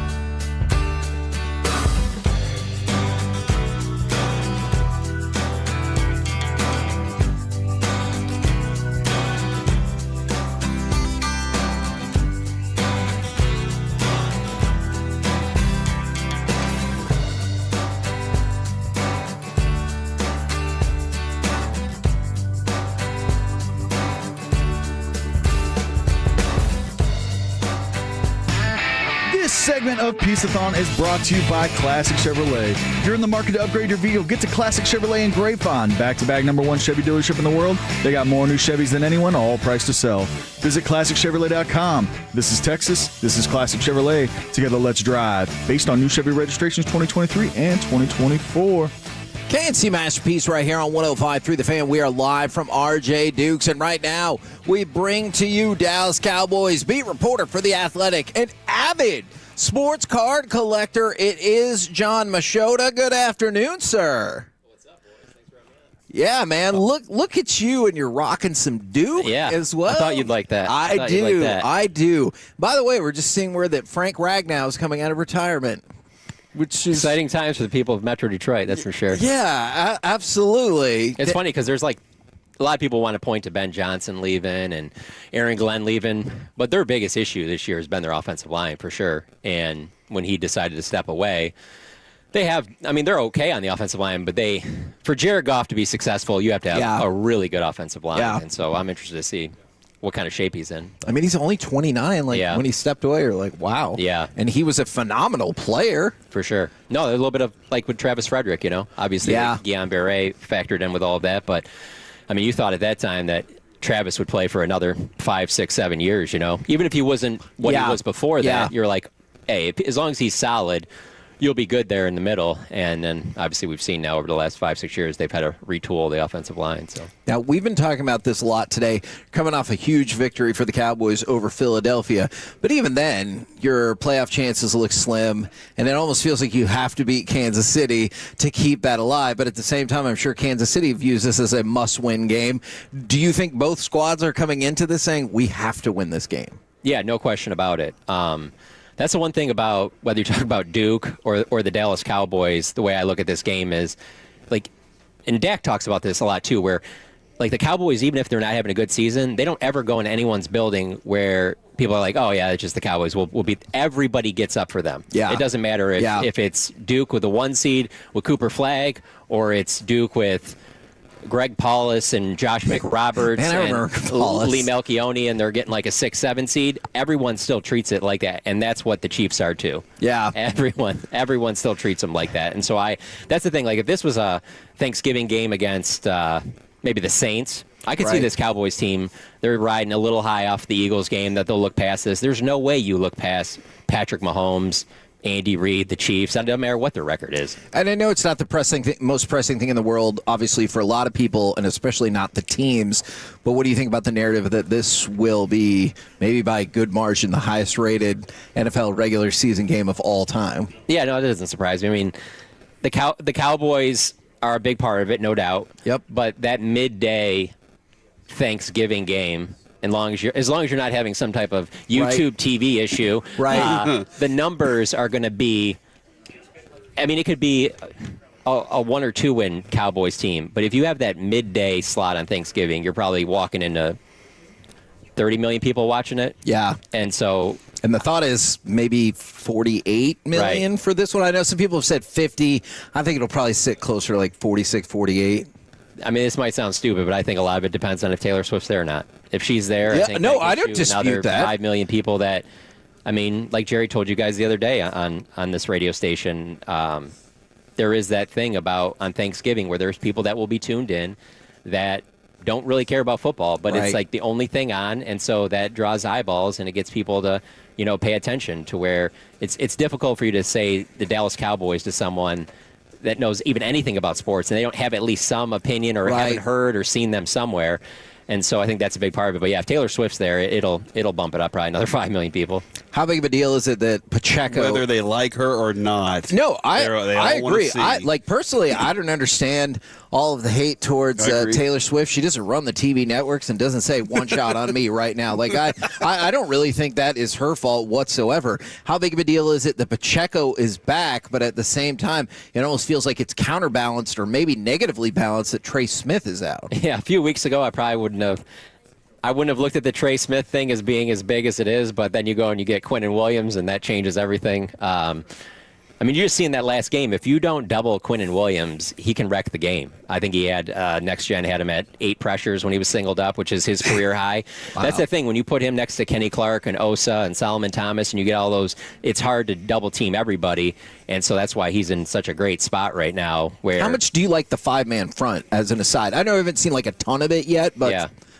Me personally, I love it just because of this is my 15th year covering the Cowboys, and I've just always felt like they weren't doing enough at defensive tackle. And obviously, a couple years ago, they used the first-round pick on Mozzie. It didn't work out, but hey, you're at least trying. And then they do the trade with Micah, and you go get. They got Hankins, but it still wasn't enough. Yeah, it's still no, not like it should be. Not like when you look across, whether you talk about major college football or the teams that are making the deep playoff runs, how good they are at defensive tackle. And so, yeah, if you were a little bit better at D end, then maybe you go back to having a 4-man front. But with what they have, their value is with those defensive tackles. If they're all healthy, get them all out there. Derek turned off his mic for you, so. He was trying to be considerate. That's nice. Yeah. I want to be super confident about the Cowboys and looking at the Chiefs and being at home and everything. You're like, okay, well, this could go the Cowboys' way. I just feel like it's a coin flip, and maybe not even that because the underlying metrics and analytics say the Chiefs might be better than they were last year. They're just incredibly unclutch. Maybe that got fixed last week against the Colts. Their red zone numbers are bad, but their per play efficiency, they're actually pretty dang good. They might be the best 6-5 team we've seen in a while. Well, for sure. And as improved as the defense is these last couple of games, there's still plenty of issues on the backside that nobody would be surprised if Mahomes just is slowly picking them apart. That's the one thing about as good as the defense played against the Eagles, there was not enough pressure on Jalen Hurts if you give that time to Patrick Mahomes, he's going to. And if it's not even the deep shots, he'll take the underneath stuff and beat you all day long with that. And so if they're not getting pressure on Mahomes, yeah, for sure, they'll be able to move the ball all over the place. But I think they've shown that they'll be able to get some stops. Where you go back 5 weeks ago, you probably would have been like, I don't know if they're going to get a stop against some of these teams. But now you get this feeling that not that they're going to get 7-8 stops in a row like they did against Philadelphia, but you feel like, hey, if the offense plays like it should, this defense should get you a handful of stops to keep you in the game. You think CeeDee Lamb's going to have his best game of the year tomorrow? If it's not his best, it'll be one of them. I will be very surprised if he doesn't have a great game. Looking at the different, prop bets and things like that, I would take the over on CeeDee with everything tomorrow. Yeah. I don't know if it's been brought up to Shotty, and I don't know if there's enough evidence to actually present it yet, but we have this discussion frequently that it seems like once he gets within 10 yards, he's like, these receivers, I love them so much. When you're like, dude, you're on the 1 yard line, run the ball. You got a really good running back. Yes. Have you brought that up, or has anybody brought that up to him, or is it kind of like, no, let's see it first? And does Schottenheimer, does he have a specific feel like, no, this is what I do? It has been brought up. The way he talks about it is, I have these such valuable weapons that I got to get these guys the ball. You can't double them both. Somebody's got to be open. Even at the expense of what you just saw work the play before. True. And there's a part of me that wonders if it's also a little bit of I also got to keep these guys happy. Yeah, touchdown, make them happy. Yeah. I would say late in a game, like after you have the Elijah Clark fumble and you're there on the 1, I don't really care who's happy. Exactly. Yeah. But I will say, when they didn't score in that instance, it added more to like even this game. That Philly game, that looks like a big win right now. That game's not over with, because if this propels them, we'll look back on that game and it'll be even bigger than we look at it right now. Probably so. And I will tell you if that happens, because one of the reasons why I think it's possible is because what's ahead does not look nearly as daunting as it did when the season started. It's true. Thank you very much, Vikings. Lions, nobody thought the Chiefs would be like this. Right. Giants are what they were, but we thought Washington would be better than what they are. Yes. But I will say, when they didn't score on the goal line, it added more value to me that I'm not saying it's his best play of his career, but one of the best plays of Dak Prescott's career was that touchdown run. You can't guarantee me that they were going to score there and tie that game up if they just rely on the passing game.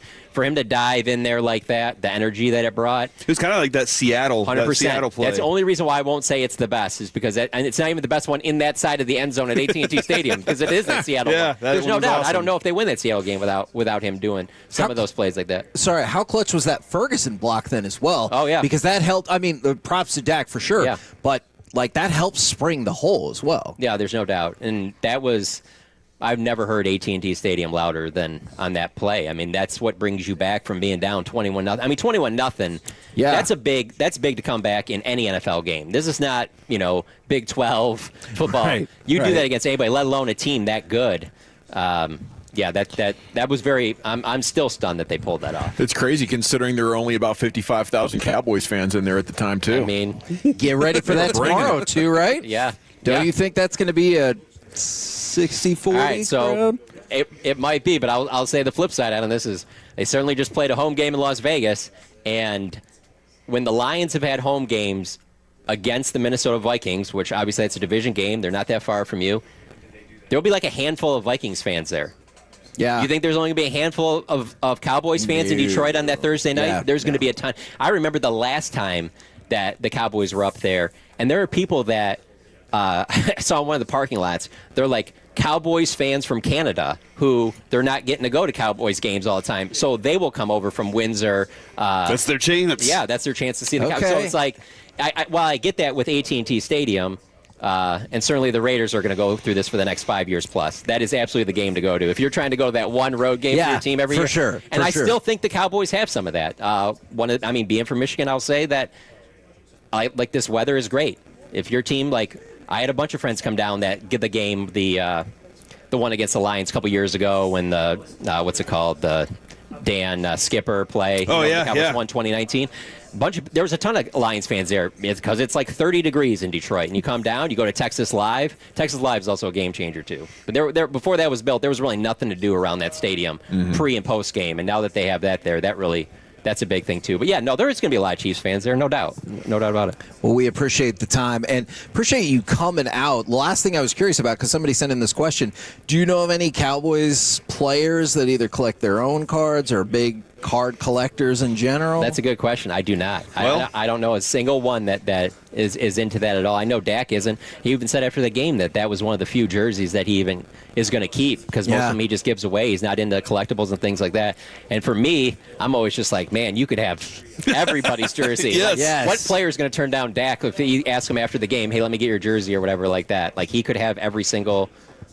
how would you not go and try and get Patrick Mahomes' jersey off this game? Yeah, no, I'm with you. Yeah. Thank you, John. To you, Gavin. Thank you to you. Thank you, guys, for jumping in. We really appreciate it. Coming up next, we'll move into hour number 10 of Piece-A-Thon. We will kick that off with Dallas Wings General Manager and EVP Kurt Miller next right here on The Fan.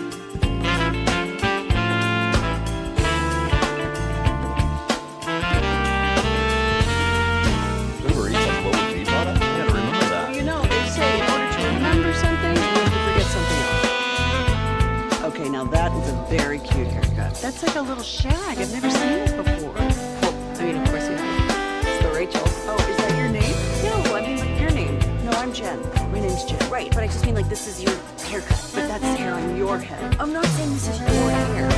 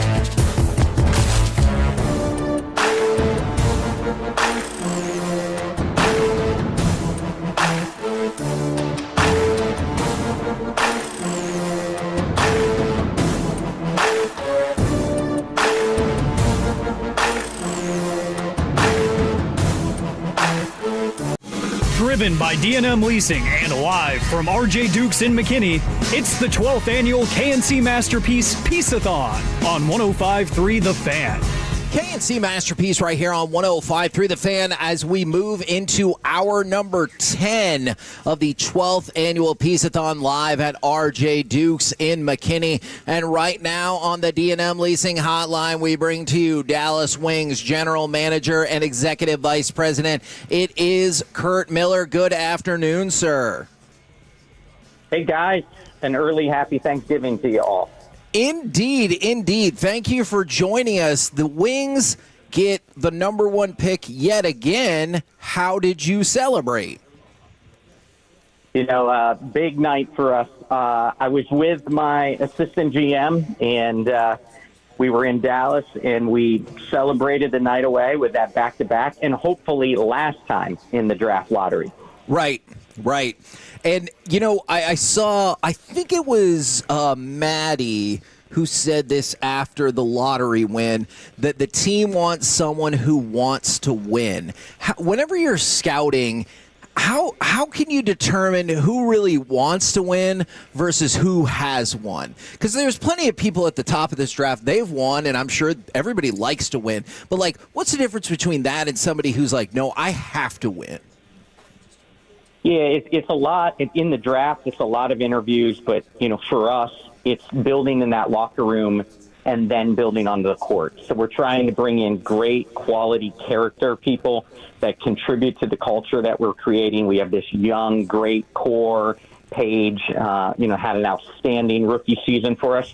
So we're trying to add to that, but we're looking for really competitive, hungry people that want to do something that hasn't been done in Dallas, and that's bring a championship to the Wings. I'm always kind of curious because, like, you can see this with the Mavs, too, right now. Whenever you have a pick that high and somebody that is that talented and the whole universe of your team and organization can revolve around them, do you feel more pressure to make sure you build something special for them? You know, certainly she's a special player and such an integral part of this franchise moving forward. But she leads so well by example and is so unselfish, and it's all about others and never about herself. And so Paige, as much as anyone, wants to continue to bring great players into this franchise and wants to recruit like crazy for us in free agency. So it's such a great young superstar to build with. Plus, we still have great other young players, and we have a longtime star for us who's been the face of the franchise for a long time, and Enrique Ogunbowale is still with us too. So it's an exciting time. I know it was a disappointing win-loss record for us last year after all our injuries, but it could be a really, really special bounce-back year for us. Yeah, I think Kevin and I both saw some promise in some of the things that we were seeing and developing. You know, we definitely still had thoughts on the defense, and you know we'll get that turned around. That's coach's new goal. We talked about that with him whenever we had him in studio a couple weeks ago. He was awesome. Really enjoyed that conversation. When it comes to, you said recruiting like crazy for you. I'm interested in how a player does that. She's got very deep ties. I remember when we had her on, Kevin. She was like, with UConn connection. Yeah. I know a lot of people. I have a lot of people to look up to. Where does that recruitment bone come from for her? Is it just the connections, or she's like, no, I know what this team needs? Yeah, I think it's a little bit of everything. It's obviously her pedigree. It's the way she approaches the game that people want to play with great players. Our game on the court trickles down from the NBA, the G League, Euro League. Well, the same as you see in the NBA over the last handful of years is people are teaming up and forming super teams and forming these great top two or top three. And you're really seeing that in our league, that players are teaming up to play with other great players more than ever. And we're entering this unprecedented free agency coming out of hopefully a soon-to-be ratified CBA. And when we do, it's an unprecedented free agency that nearly anyone off the rookie contract is a free agent this year. So you're going to see players teaming up with players and going to those teams to form what they hope to be super teams. And Paige is a magnet, and Paige will attract players that want to come play for her, play with her, and certainly form something great here in Dallas. And that's a really fascinating description, because does that make this not only the most prosperous time in the history of the WNBA, but because of those same things, maybe kind of the most tumultuous as well? Do you think that is a fair way to describe it? Yeah, I think it's fair. There's a lot of unknowns, and there's a lot of unknowns, and my DMs are going crazy. We have 5 months until the draft, so we're super excited to have the number 1 pick. But we have a long time, and everybody's already creating narratives on who we're going to take. Well, we have a couple other big moments before that. We have an expansion draft where we have 2 teams coming into the WNBA with Portland and Toronto. We're going to lose players that you don't necessarily want to lose in an expansion draft. And then you got that unprecedented free agency before you even get to the draft, and we get the number 1 pick. So a lot of big moments coming up. Obviously, all of it on a little bit of hold because of the tumultuous negotiations going on right now with the CBA. But really exciting on the horizon when we get by that and we inch closer to the 26th season. I know Kevin has some CBA questions, but I want to know who's DM'd you the most? Who's been reaching out the most, trying to figure some stuff out? What's that? One more time? Who's been DMing the most? Who's trying to figure some stuff out there? Oh, well, it's certainly fan bases of different players, and I think there's some operative fan bases going on trying to convince us to take someone, so a player drops to them in the order of the draft. So it is wildly entertaining, the amount of social media information going on already on who we're going to draft. And I just have to laugh at it, but it just shows how much our game continues to grow. It's amazing the amount of social media traffic about the draft that's 5 months away. It is truly something that we haven't seen through the history of the WNBA, and it's fun, and it continues to show our growth. I think you're spot on with that. It is the minutia and speculation that lets you know that your product is a hit. Like that's how you know that you've really hit it to the big time. Now, I am not trying to start any narratives whatsoever, but is it fair to say that this upcoming draft, as opposed to maybe the last couple, it is not as much a league-wide, clear-cut number 1 pick? Yeah, I think it's very fair that the last couple drafts with Caitlin Clark and Paige Beckers there was a clear consensus number 1. In no way does that take away from the great players that are going to be in the 26th draft. It's just not so clear-cut. And adding to it an expansion draft, adding to it the unprecedented free agency, it is a little bit unclear on what everybody's going to do. And one of the things that I shared the other day, and then people took it and ran, that my phone, even with all the uncertainty, even before we had won the draft lottery and secured the number 1 pick, started to receive phone calls from other franchises saying, if you get number 1, would you be open to trading it? And it's really interesting that those phone calls started when we have so much uncertainty already. And when I shared that, it went crazy already that, oh gosh, they might trade the pick. I'm just saying there's more phone calls because of the non-consensus number 1, because people realize Indiana was not trading the pick for Caitlin Clark. Dallas was not trading the pick for Paige Beckers in the past. So it'd be fun. As a GM, those phone calls are always great because it gives you a lot of optionality, and you have to listen to everything that comes across your desk. Now, this feels like a unique potential situation for me, but you might be like, not really. It happens quite a bit. Paige and a potential high pick, potential top 5 pick in AZ Fudd, they have been public about their relationship. Does that social situation complicate the draftability there at all, or are you like, that's just not a factor? Yeah, it's something that we aren't going to address publicly, and obviously, that went public, but it won't be anything that we ever address publicly, and it, all those things typically play themselves out in the long run. When a player like her, though, how would she kind of fit in with what this team does well? Oh, yeah. Can you speculate on all of the top picks right now? I actually would be pretty excited about that. Yeah, I think that there's there's been a very strong narrative out there that 5 or 6 players have really separated themselves very early in the season, and we know other players will play their way in, and the order will change, and speculation in these mock drafts will change over the next 5 months.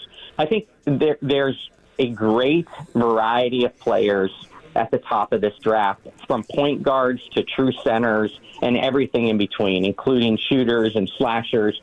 So I think it's a tremendous draft, and we're all at the top of the draft going to add a really, really good player to our teams, and as we build into this 26 season. So without speculating on the top 5 or 6 and everything that they bring, they all are special and unique in their skill sets. And what I think is interesting, it runs the gamut all the way from point guard through the wings and guards all the way to a true center.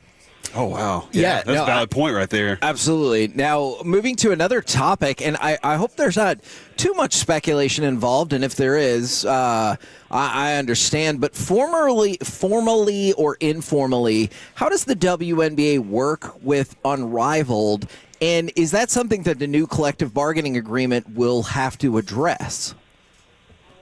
Yeah, I can't speak on the collective bargaining. I will just speak from my lens is there's a balance. There's a balance coming out of a long WNBA season that we want our players to rest and recover. But then also there's a desire for them to continue to work as they prepare for the next season. No better way to prepare than to compete against other WNBA caliber players. That could be overseas. That could be in domestic leagues like Unrivaled, like Athletes Unlimited. So, I'm supportive of that, but there's always got to be a balance for our players in the off season. They have to get rest. They have to be recovered before they start again with these other leagues, and then ultimately gearing up towards an April training camp for the WNBA. Well, we appreciate the time, and also y'all's team has been very generous to us the last several years. We got a Paige Beckers autographed jersey. That is package number 92 for people checking it out today as we raise money for My Possibilities and the Sandlot Children's Charity. Thank you very much for the time and all the info. Thank you guys for having us, and again, happy Thanksgiving. And I bet 92 is going to be a big, big hit for you guys today. There you go. I love it. The Paige Beckers authentic autograph jersey. We got it from the team, and that is Dallas Wings general manager and EVP Kurt Miller. We're the KNC Masterpiece right here on 105.3 The Fan. I kind of wanted to switch it up just a little bit because Derek is here, Alec is here. We haven't gotten to I'm here. Hey, Corey. Yeah, thank you, Alec. Corey I appreciate you remembering that I'm here. Mm-hmm. We have but you've been involved in more of these conversations. Oh, okay. I kind of want to open that pizza though. I kind of want to open it up, chat with them a little bit, and then spotlight a couple of auction items. Heck yeah, let's as do well, that. if we can. 1053thefan.com/Piece-A-Thon, and then you're only about 20 minutes away. Brett the Breaker is going to be joining us as well on Piece-A-Thon. We will continue next on Piece-A-Thon 105.3 The Fan.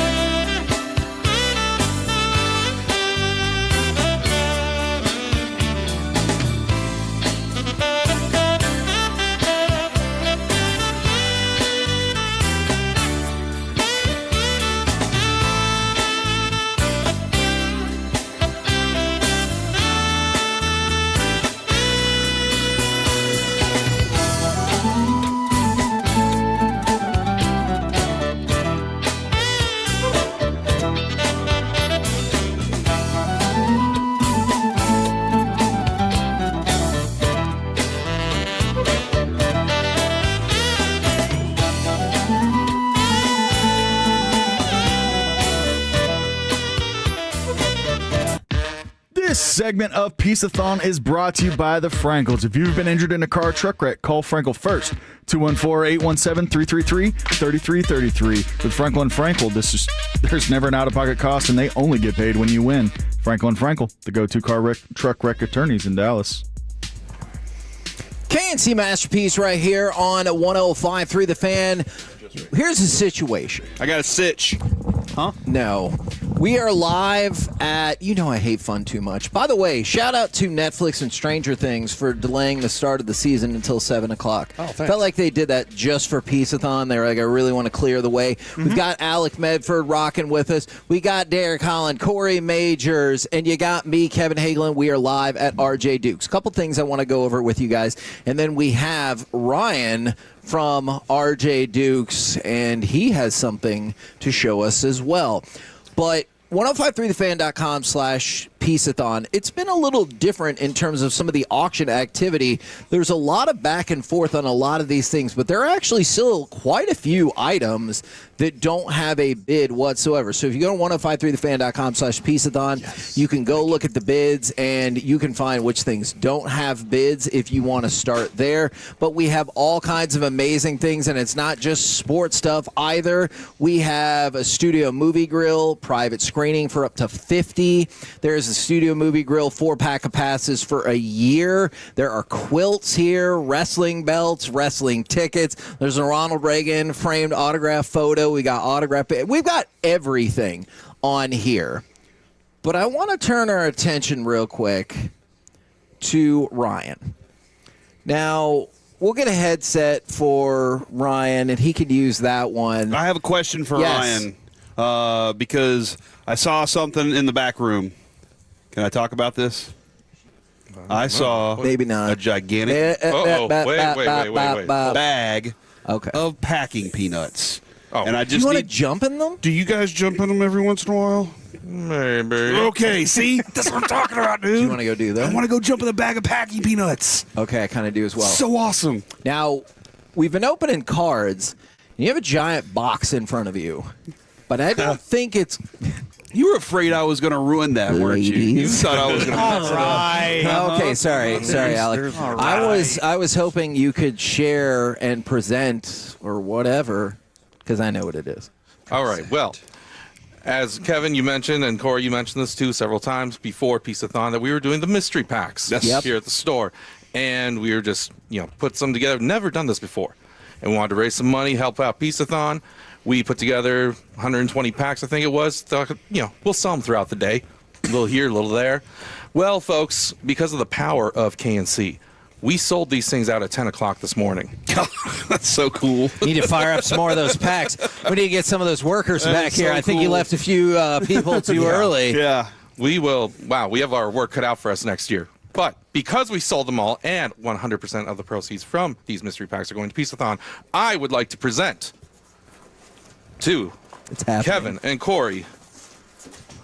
Oh my gosh! It's a giant check! It is a giant check. It's a giant check for $3,000. Woo! Because we sold out everything. That is for Piece-A-Thon.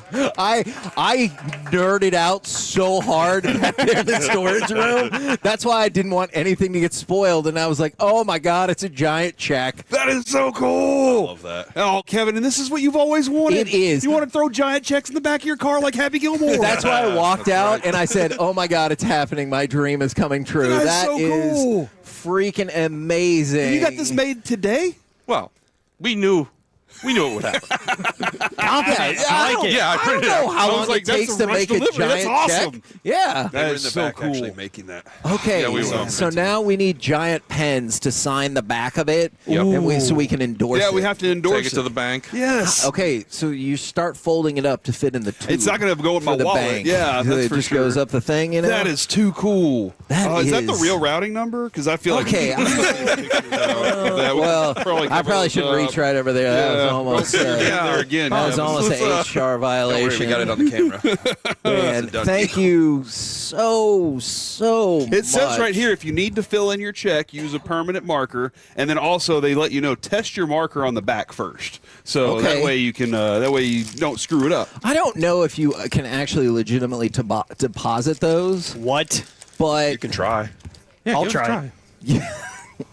Yeah, all of a sudden Ryan's like, hey, we were missing $21,000. Yeah, we had 7 people try to deposit that check. I don't know what happened. Man, that is super awesome. And you're right. Of everything, Piece-A-Thon, you never know which way it's going to go. There's no way in hell I would have said, well, all those packs will be sold by 10 o'clock. I was surprised by that. We knew we were going to get there, but how fast we got there, amazing. Yeah. And so I had to think about, with the old Jerry Lewis telethons and when all those companies would present Jerry with the reference check. to that today. We had a quota to hit. Yeah, dude, that's freaking awesome. Dude, that is too cool. And- I have a giant check.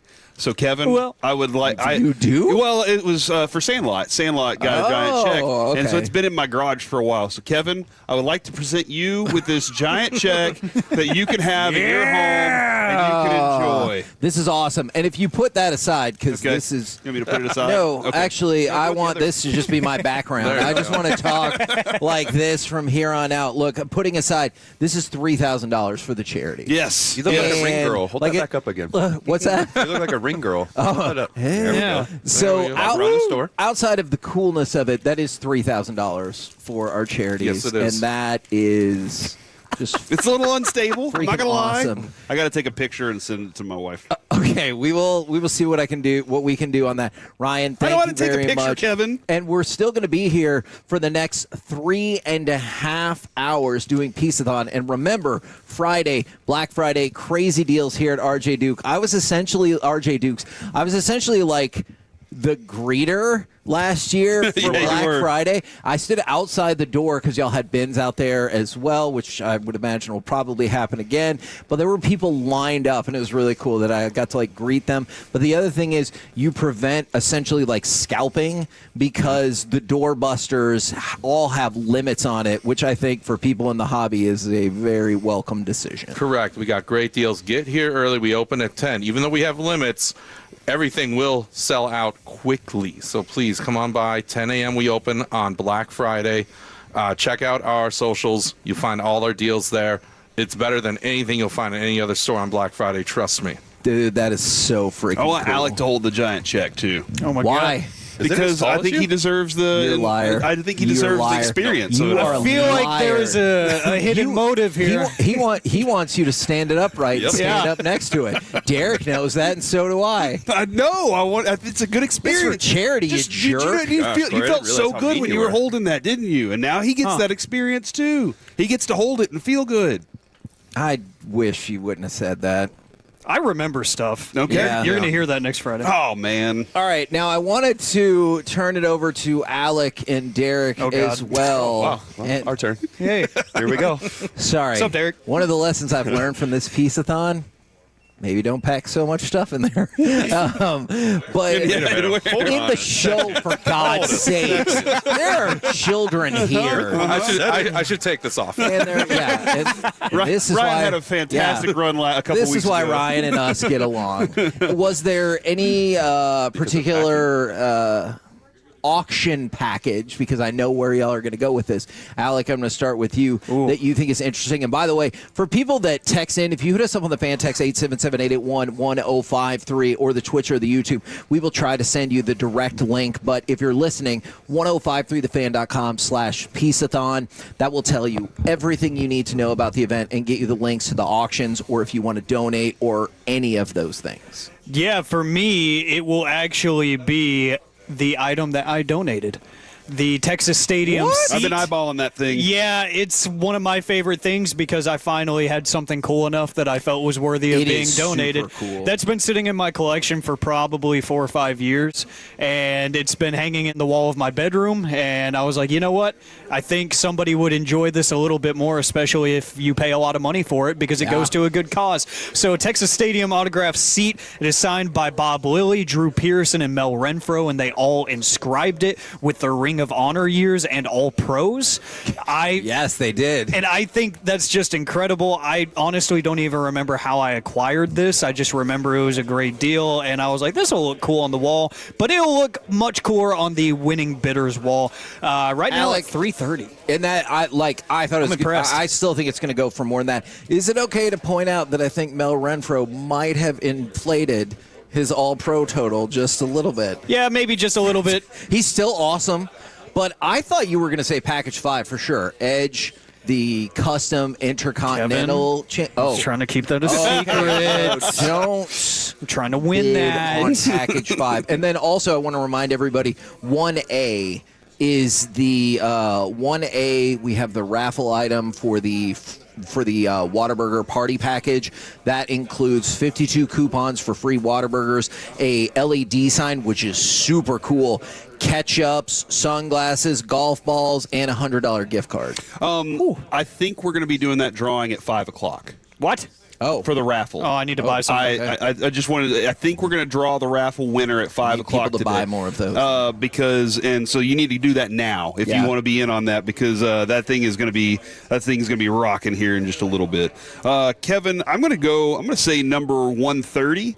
Is one of the ones that I'm interested in. It's a Michael Jordan frame Beckett collage. Oh, that's mine. Yeah, that's donated from me. Oh, well, then it's got a low number right now, and I think that's an easy one for me to snag. I would take that thing at a very high number. That one is really dope. I think this is awesome.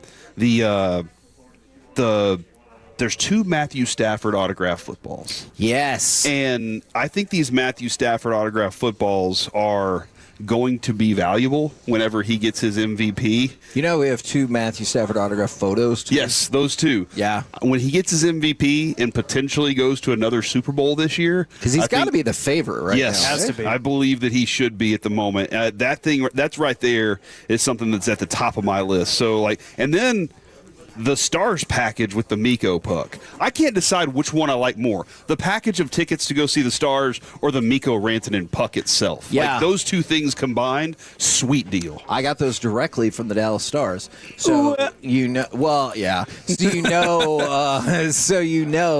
that puck is legit. And by the way, from the 601, been listening all day. You guys are killing it. Thank you very, very much from the 469 from krld. Checking in for hour number 10. It said, sorry, my wife made me do something earlier. I hope it was fun. And then from the 321, whoa, is that Derek Holland, the donut guy? Now I want to revisit this story really quick. I'm here. Because I think, Derek, you and I view this a little bit differently. I think you were disappointed in me for not recognizing that it was you, whereas I was like, there's a person in a donut outfit coming up and going, hey, it's me. And I was like, that person's going to stab me. I didn't think that. Okay. It was more of, I was having fun with it because you didn't know who it was. And you kept going, no, it's me. And I would say things to you. Yes, you would. But I wouldn't give it to where you could actually hear my voice. It was just kind of change it. And I felt like if I would have done like a different impersonation or something, you would have jumped on that. But it was more of do just you do impersonations? None. I don't know if I've heard that. Yeah, you haven't. Huh. But I saw some news stories. Kind of feels like you should worry about doing your bullpens. Mm-hmm. Yeah, I've heard that too. I've heard that. Kidding. No, and it's to me too. I loved being in that the mascot thing because it was nobody knew, so I could just run around and goof off and just all I was trying to do is make people laugh, have fun, loosen up, whatever, and it worked. Yeah. No, it absolutely worked. When you followed me around the track, I got a little nervous. But, yeah, it actually was super, super fun. And when did you figure out it was me? I forget. When you said it's me? Yeah, I know. I think No, it wasn't. I think it was finally when you were like, it's Derek Holland. And I was like, because even at Derek, I was like, I don't know. There could be any Derek. Well, because it's not like it is now. This was significantly earlier in our relationship. Yeah. Like now, I would be like, sure. But then, then I was like, you didn't know my personality, how it was going to be. Well, I mean, you did, but you didn't. No, I did. As part of the media, I knew that you were a goofball who did not take baseball seriously. Correct. So, no, I'm just kidding. I got criticized for that. Dude, hey, pitched one of the greatest World Series games we've ever seen in our lives. That's the only time I guess I was focused. Yeah.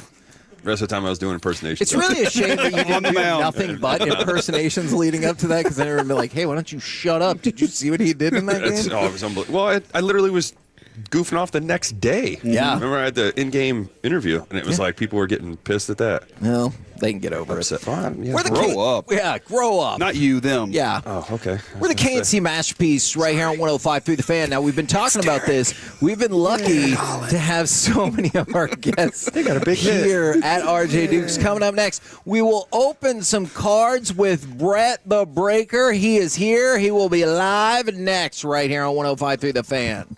You know, every home and every football.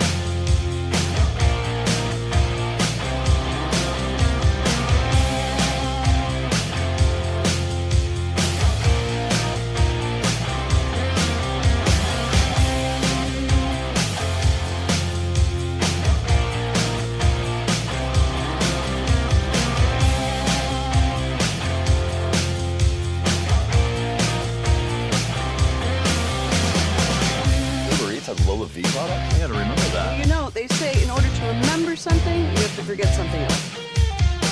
Okay, now that is a very cute haircut. That's like a little shag. I've never seen it before. Well, I mean, of course I have. It's the Rachel. Oh, is that your name?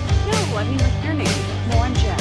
My name's Jack. Right, but I just mean like this is your haircut, but that's how your hair. I'm not saying this is your hair. Okay.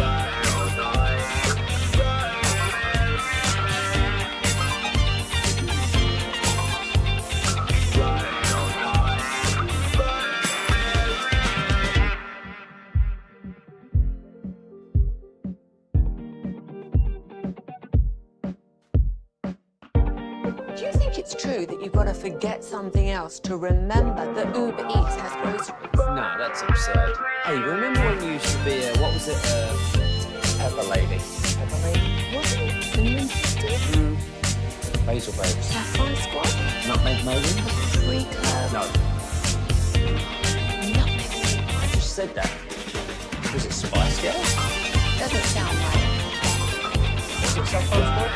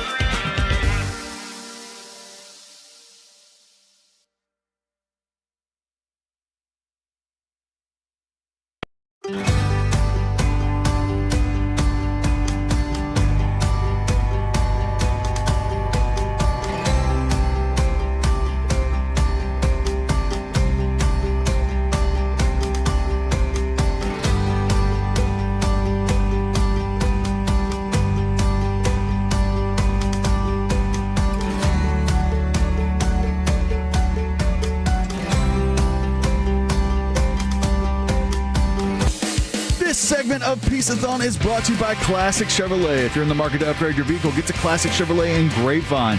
Back-to-back #1 Chevy dealership in the world. They got more new Chevys than anyone, all priced to sell.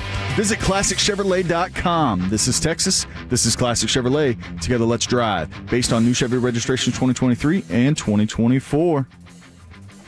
KNC Masterpiece back here on 105 through the fan. 105throughthefan.com/Piece-A-Thon is the place to go to bid, to donate. And we have had special guests all day. Right now, we bring into the show Brett the Breaker. Congratulations and welcome to the show. Thank you for having me. I'm super excited. I can't wait to, do my favorite thing and open some cards and hope we can pull some yippies. Woo! And as you can see on my shirt right here, I have the slogan, yippee, and a yippee is basically a really good card. So say we pull a Monster Cooper flag or something like that, you'd be hearing me. See, that's better because that's FCC compliant. If we pulled a Monster Cooper flag, I might violate the rules. Yeah. Do we want to involve these two fine gentlemen, Derek Holland and Alec Medford, right here to help us open some cards? And if so, do you believe they can replicate the appropriate yippee? Oh, of course. I know I did not, but of course. Can I hear a test yippee? Yeah. I was getting myself ready. Yippee! There, I mean, Oh, yeah, perfect. that's- 10 yeah, out of that's pretty 10. good. 10 out of 10. All right, Alec? Yippee! There we go, too. We're ready. I think everybody knows. I'm dialed. That was a little bit. I'm lower dialed. than Not Derek's, mine. right? Okay. No, I said Still really lower good. than yours. Okay. All right. Which one do you want to start with? Hold on. Where's yours? Yeah. No, I'm No, you got facilitating your this. coffee. I don't know if you've ever heard the show. got- I am the moderator. It's okay. All You got right. your cough I drop in. Let's hear it. facilitate. Yeah, Let's it's hear not it. legal. Okay, man. I have the highest voice, so obviously hear my it. voice is higher than Brett's is. Yippee! Oh, There we go. See, yeah. you can okay. take my job. Man, nobody clapped for that. You guys are jerks. All right. Which one do you want to open, and how do you want to distribute? I think we could maybe start with a football since we have most football. So maybe we start with a nice 2025 absolute mega box, and we could just, divvy out the packs, and everybody gets to open one. Okay, very, very good, very good. I like that. Now, look, we talked about this. Safety if first. you stab yourself, we have might to have make to it. go to break. Got it. All right, so can I trust you with this to open it up? That's what somebody Yes. else said off air, all right? I'm not trying to intimidate Just him. test and see how sharp the knife is. All right. It's okay. No, don't It only listen. hurts for a Don't little listen bit. to Oh, Derek. Oh my goodness. That's There we go. he knows Perfect. what he's doing. First one's down. Boom. All right, here we go. What are we looking for in the 2025 class besides obviously Cam Ward? Because when he said that the NFL's in trouble, when he figures out how to play better. He said that? Yes, he did. He said when he gets it all figured out, the NFL is in trouble. They're I want but Savior. I don't know. They're Jackson 1-10. Dart has been looking way better Oh. so far. I mean, of course, since he got injured, but that Giants looked really good, so I can just, He wants Shador. Yeah, he wants Shador we're Sanders. going 2 That's all there is to it. All right, you want to lead it off, gentlemen? Tell me what you get, what we're looking at here. All right. Or actually, I guess I'll Is there a know certain if way I need to do this? So if you just go from you the not back know how to and open a then pack? hold it like this, and it should just perfect. Look at what I can do. Butter. How about them apples? Of course, we're looking for the apples. super shiny Kaboom, and we are supposed to get an autograph or memorabilia in this. So whoever gets that. Ooh. So we have Jake Ferguson a jersey. couple rookies. Is this a Yeah. Oh, there it is. Hit it for me. Oh, wow, that was actually. That was really good. That was really good. Oh, Jackson Smith and Jigba. Oh, yeah, that There dude's we go. been amazing. Hog heaven. Did you get J.J. McCarthy? If it's anything Cleveland Browns or Michigan, Derek Holland's going to love it over there. All right. Stafford? Man, Make sure. you're already rocking and rolling. You pulled the jersey card from the Look at first that. pack. I know. Ooh. You know. Let's see if anybody can top that along the way. Alec, we did not hear a yippee from Yeah, you. I got a But, rookie wave, Matthew Golden, for any Texas fans out there, or any Packers fans. If you are one, Gross. please leave. Yeah, that's it. Ooh, so we far. have a Cam Ward. Rookie wave. There we go. Cam Ward. Rest of the league is in trouble. Sure. Hey. Is he 1-10 now? Yeah. It's the same guy that also said, "I'm gonna keep it a buck right now." We ass. Sweet. Do we That's want good these? point. That's that George is Pickens. a wow. very good point. That's pretty cool. Is it a good one again? I'm I'm about to go 2 for 2. I think that's just a normal insert. Yeah. Which is one of those. If you hit numbered cards, though, that's or But- super short prints or something like that. Absolutely. Look, that's one of the things that we talk about. And Brett, I don't know if you feel the same way. I know people want to collect and make some money, and I get all of that. But like, collect what you like. It's exactly buy what you want, buy the players that you like, buy the rookies that you want to invest in. If you want to do that, of course, it's just such a fun hobby. Yes. Unfortunately, I have high class taste, and I really love Cooper Flag, and so who doesn't? I wish I could get them cheaper and be like, I swear I'm not going to flip them. Like Yeah. I just want them for myself, but. Unfortunately, the hobby does not work that way. All right, let's move to the next one. We're sticking with football, right? Yeah, we can do that. Okay, Stick yeah. with football. Stay there. 2016 Optic hanger, looking for Tyreek Hill rookies, Derrick Henry. Ooh, yeah, Derrick Henry. So since there's one pack in here, Did you ignore Dak Prescott? I forgot about Dak. Come on, man. That's not a yippee. Zeke though, no. Zeke's also in here. That is Former Cowboy. That is true. That is true. All right, I'm feeling a Dak Prescott right here. Let's do it. Did you notice how he skipped right over that and went to Tyreek Hill? Yeah, I'm not thrilled about that. Well, hey, two for two so far on the no intermissions needed. All right.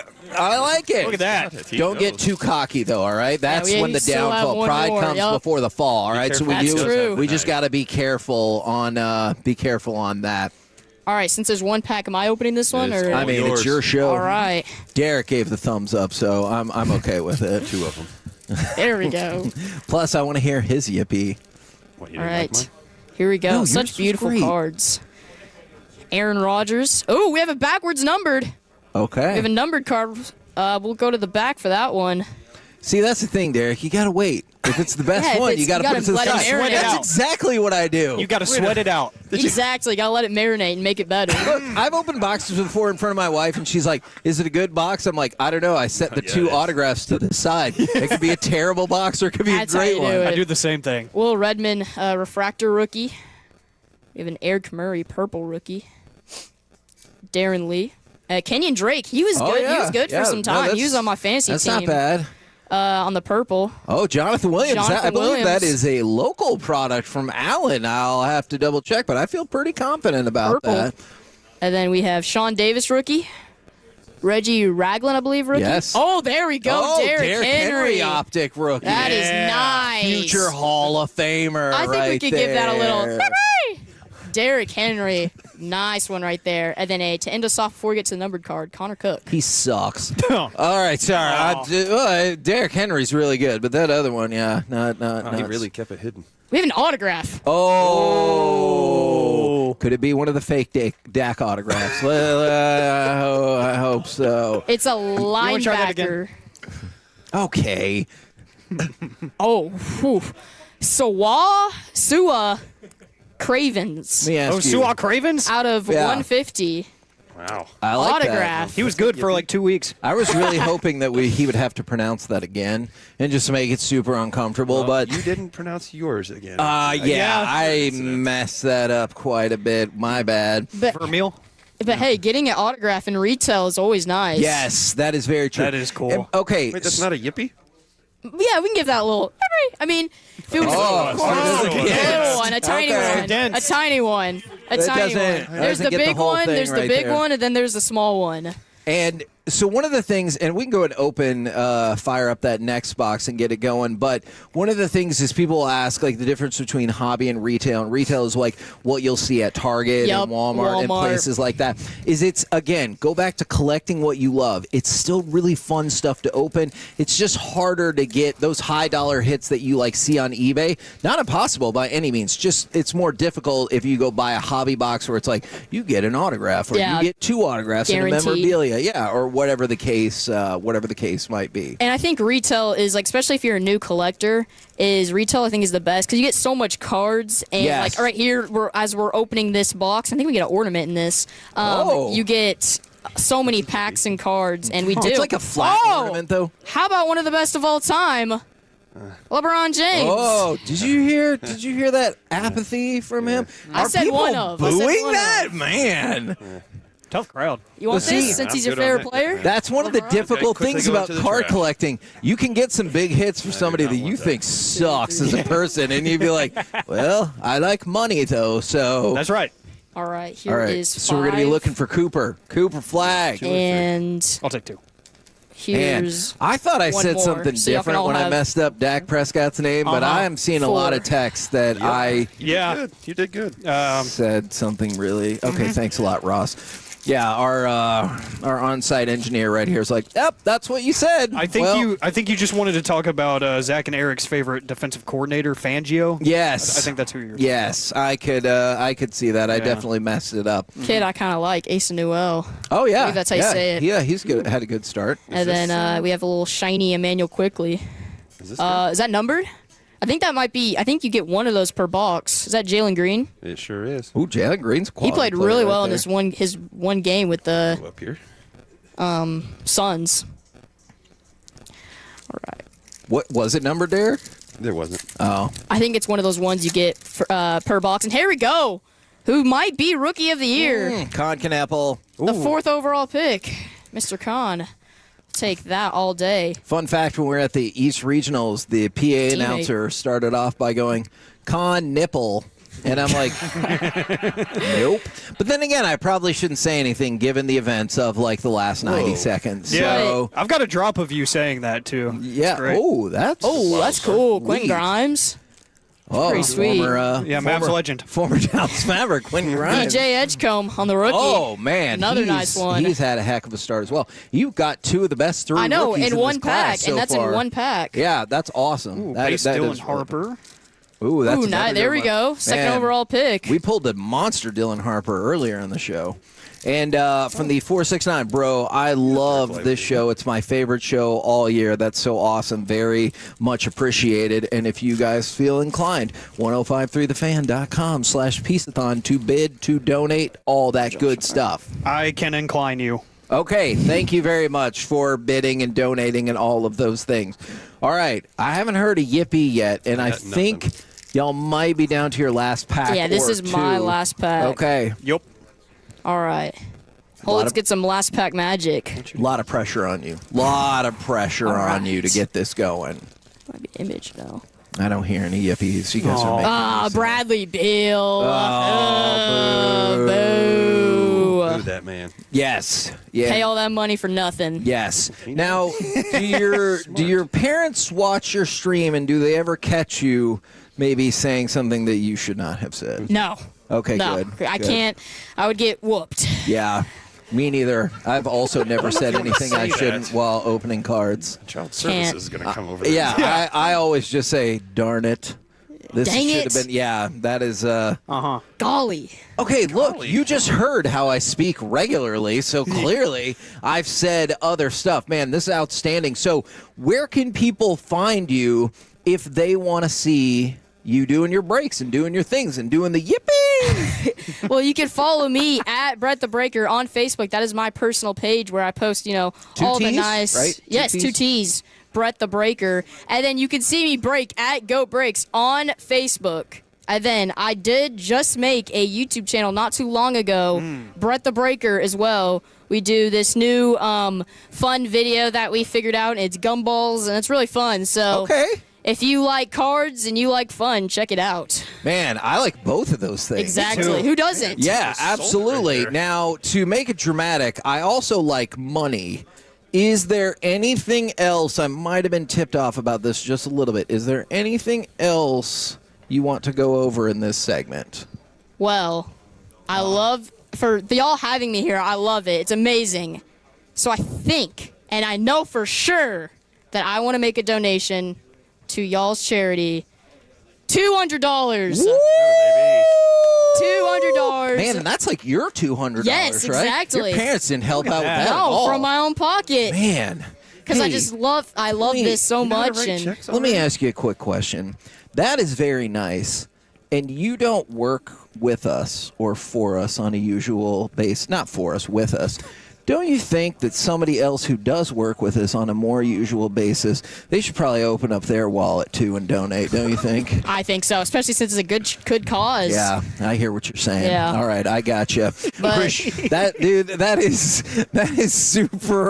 is super awesome, and I appreciate your generosity and jumping on with us as well. Of course, thank you for having me. And then one more time, where can everybody find you? You can follow me at Brett the Breaker on Facebook. That's my personal page. You can see me break, see all the yippies at Goat Breaks on Facebook. And then I have a YouTube channel, Brett the Breaker. It's a lot of fun, so go check it out.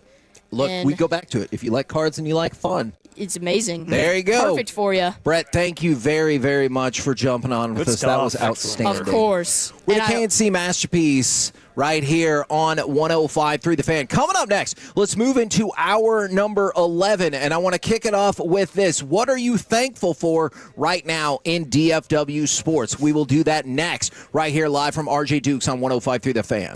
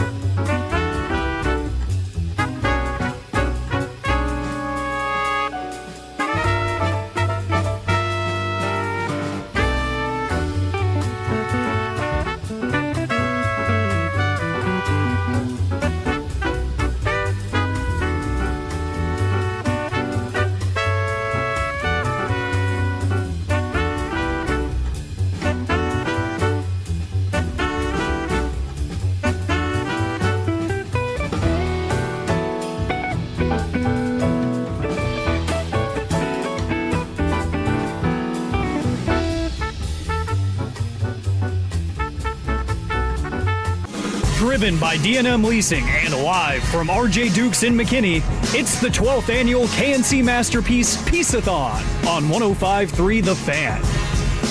KNC Masterpiece right here on 105.3 The Fan. We are live from RJ Dukes in McKinney, 877-881-1053 if you want to get involved in the show on the Frankel and Frankel Injury Attorney text line. We are starting off hour number 11. Woo! What are you thankful for right now? Only 2 more left.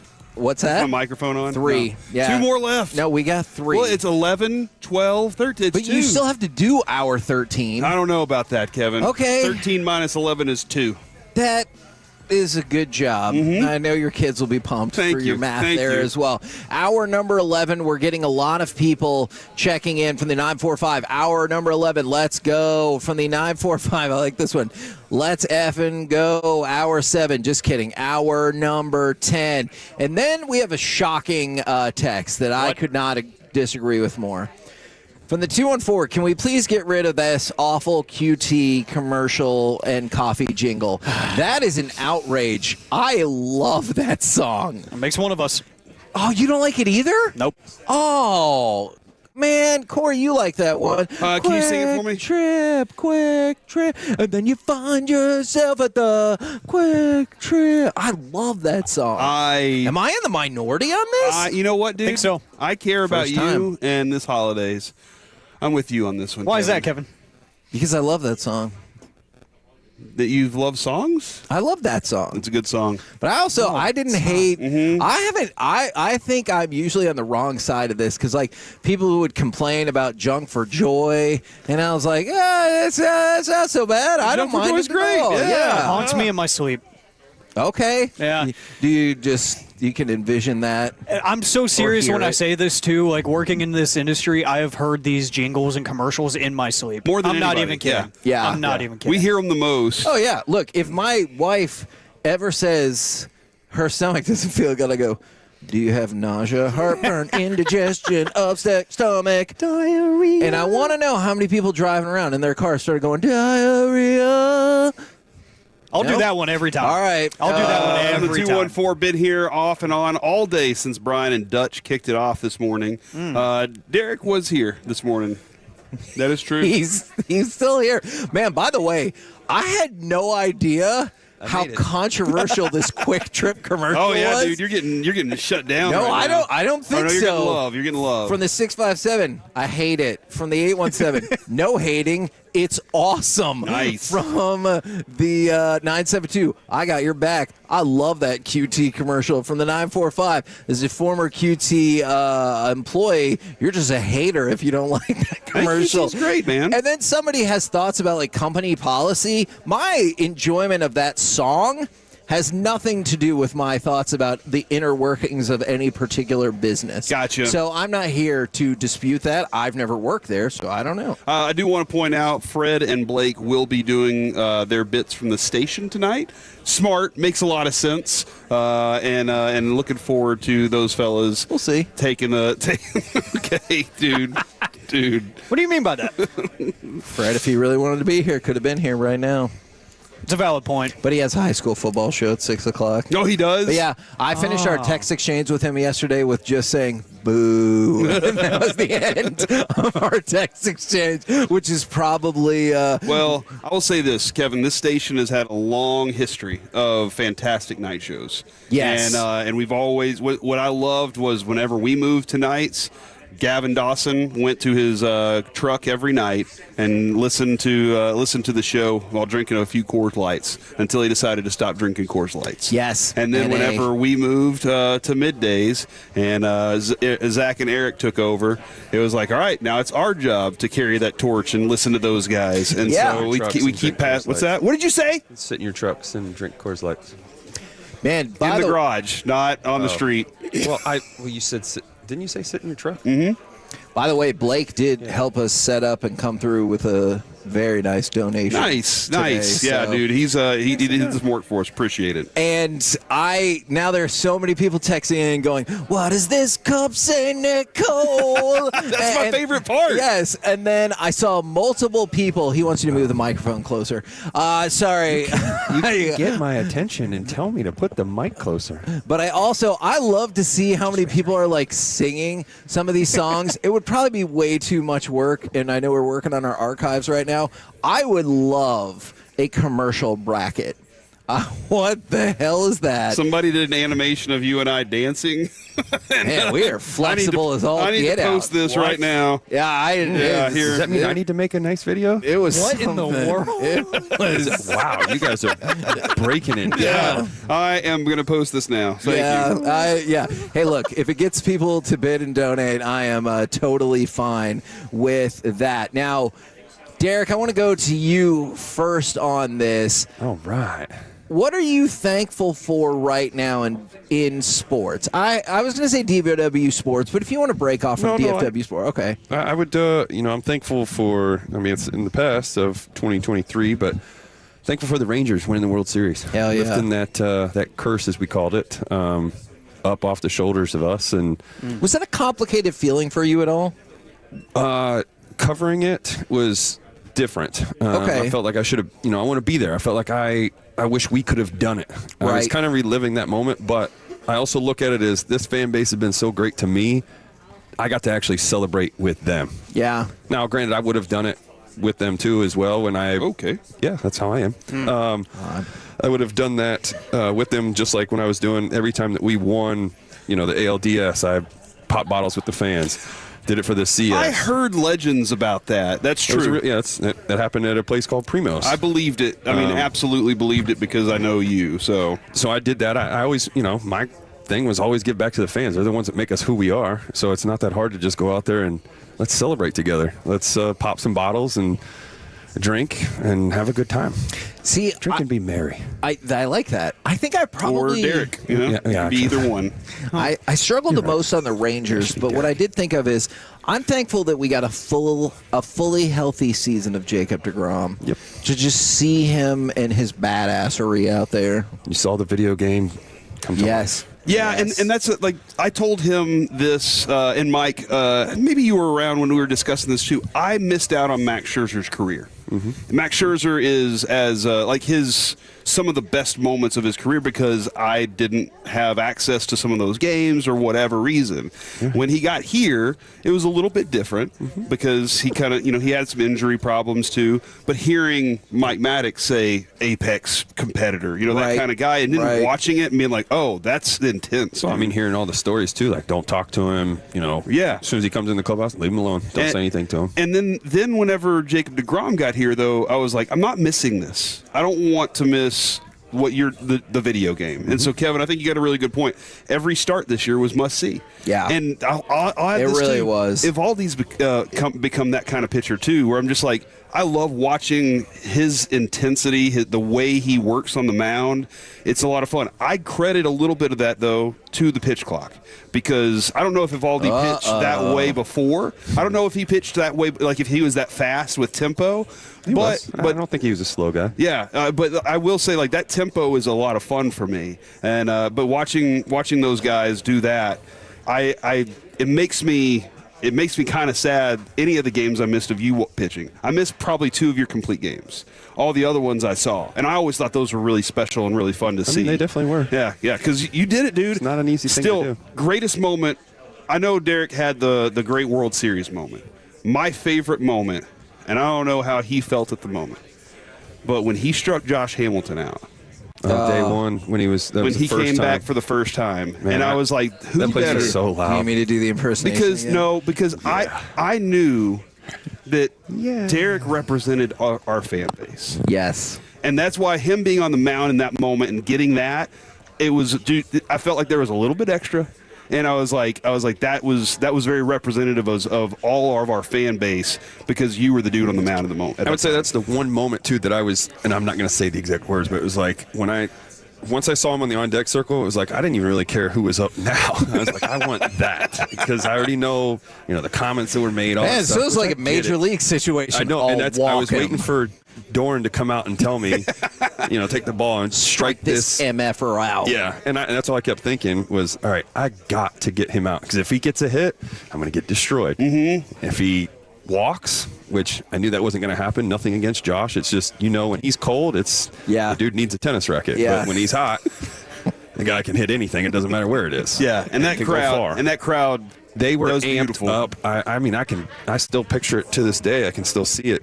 They were amped up from pitch one, and it was just, all right, it's go time. Yeah. We got to get him.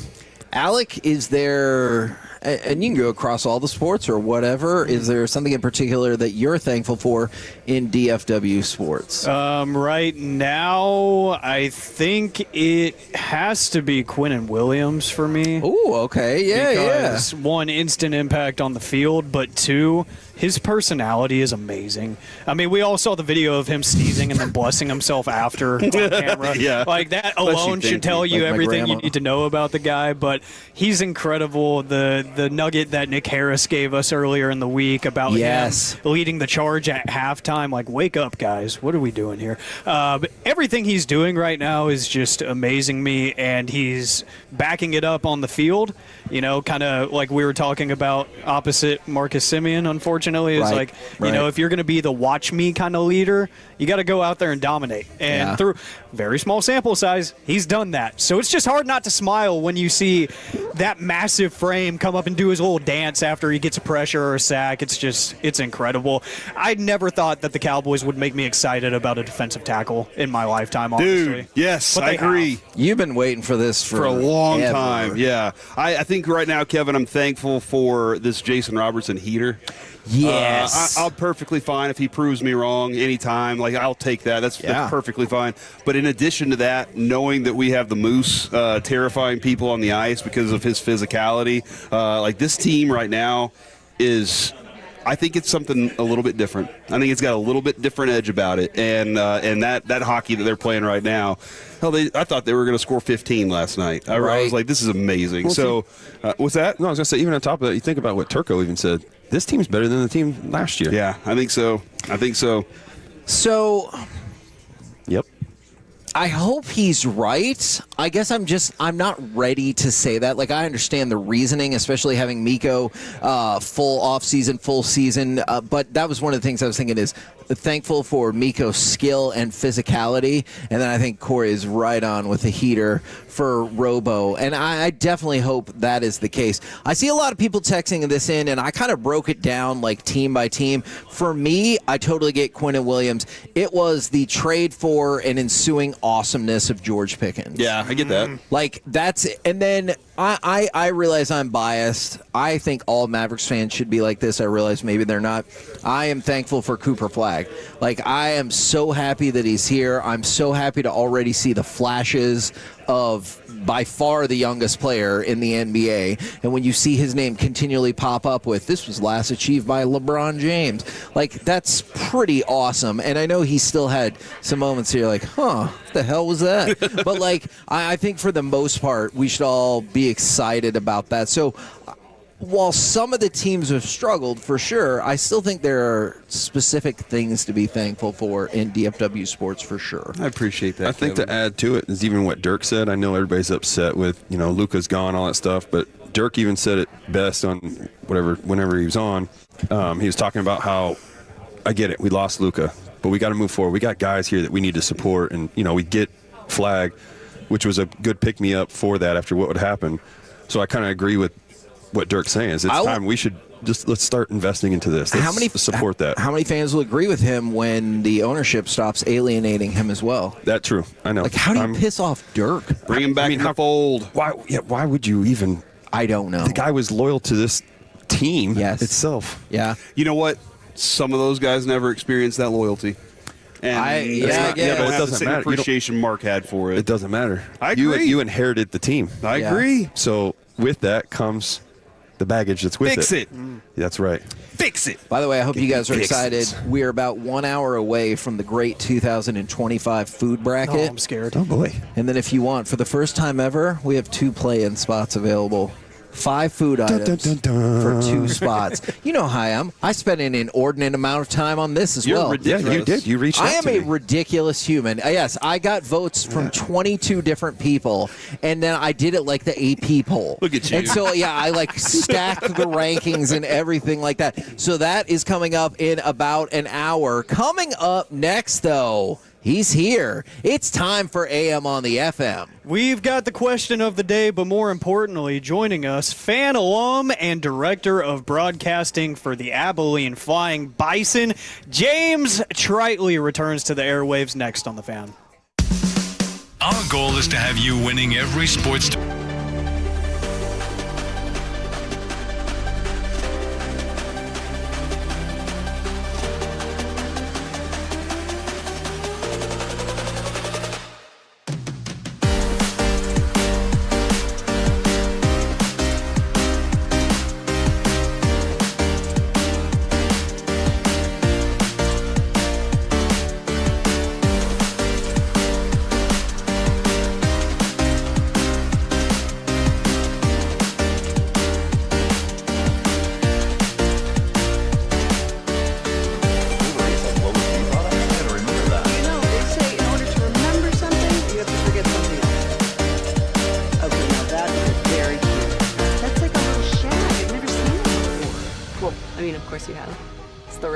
Oh, is that your name? No, I mean like your name. No, I'm Jen. My name's Jen. Right, but I just mean like this is your haircut. But that's hair on your head. I'm not saying this is your hair. Okay, freaking me out a little bit.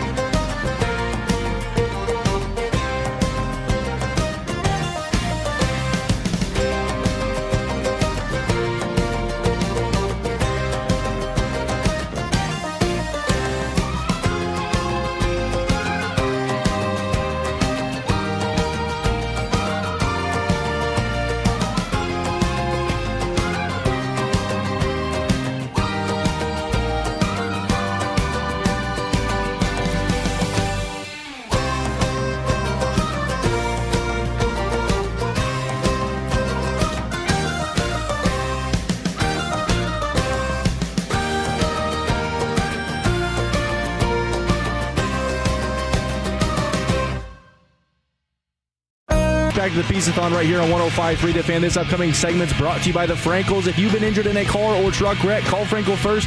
214-817-333-3333. With Frankel and Frankel, there's never an out-of-pocket cost. They only get paid when you win. Frankel and Frankel, the go-to car and truck wreck attorneys in Dallas.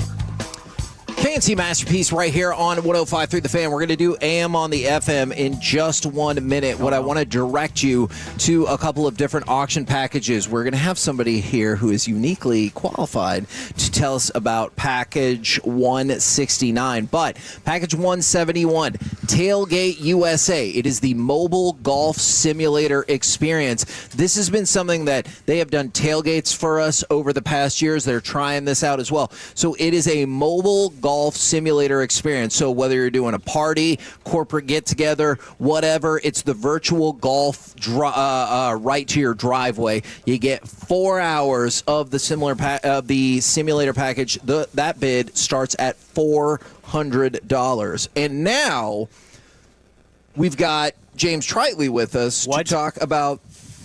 Feel like you should have seen him right there to talk about package 169, and that is the Abilene Flying Bison first pitch package. Welcome back.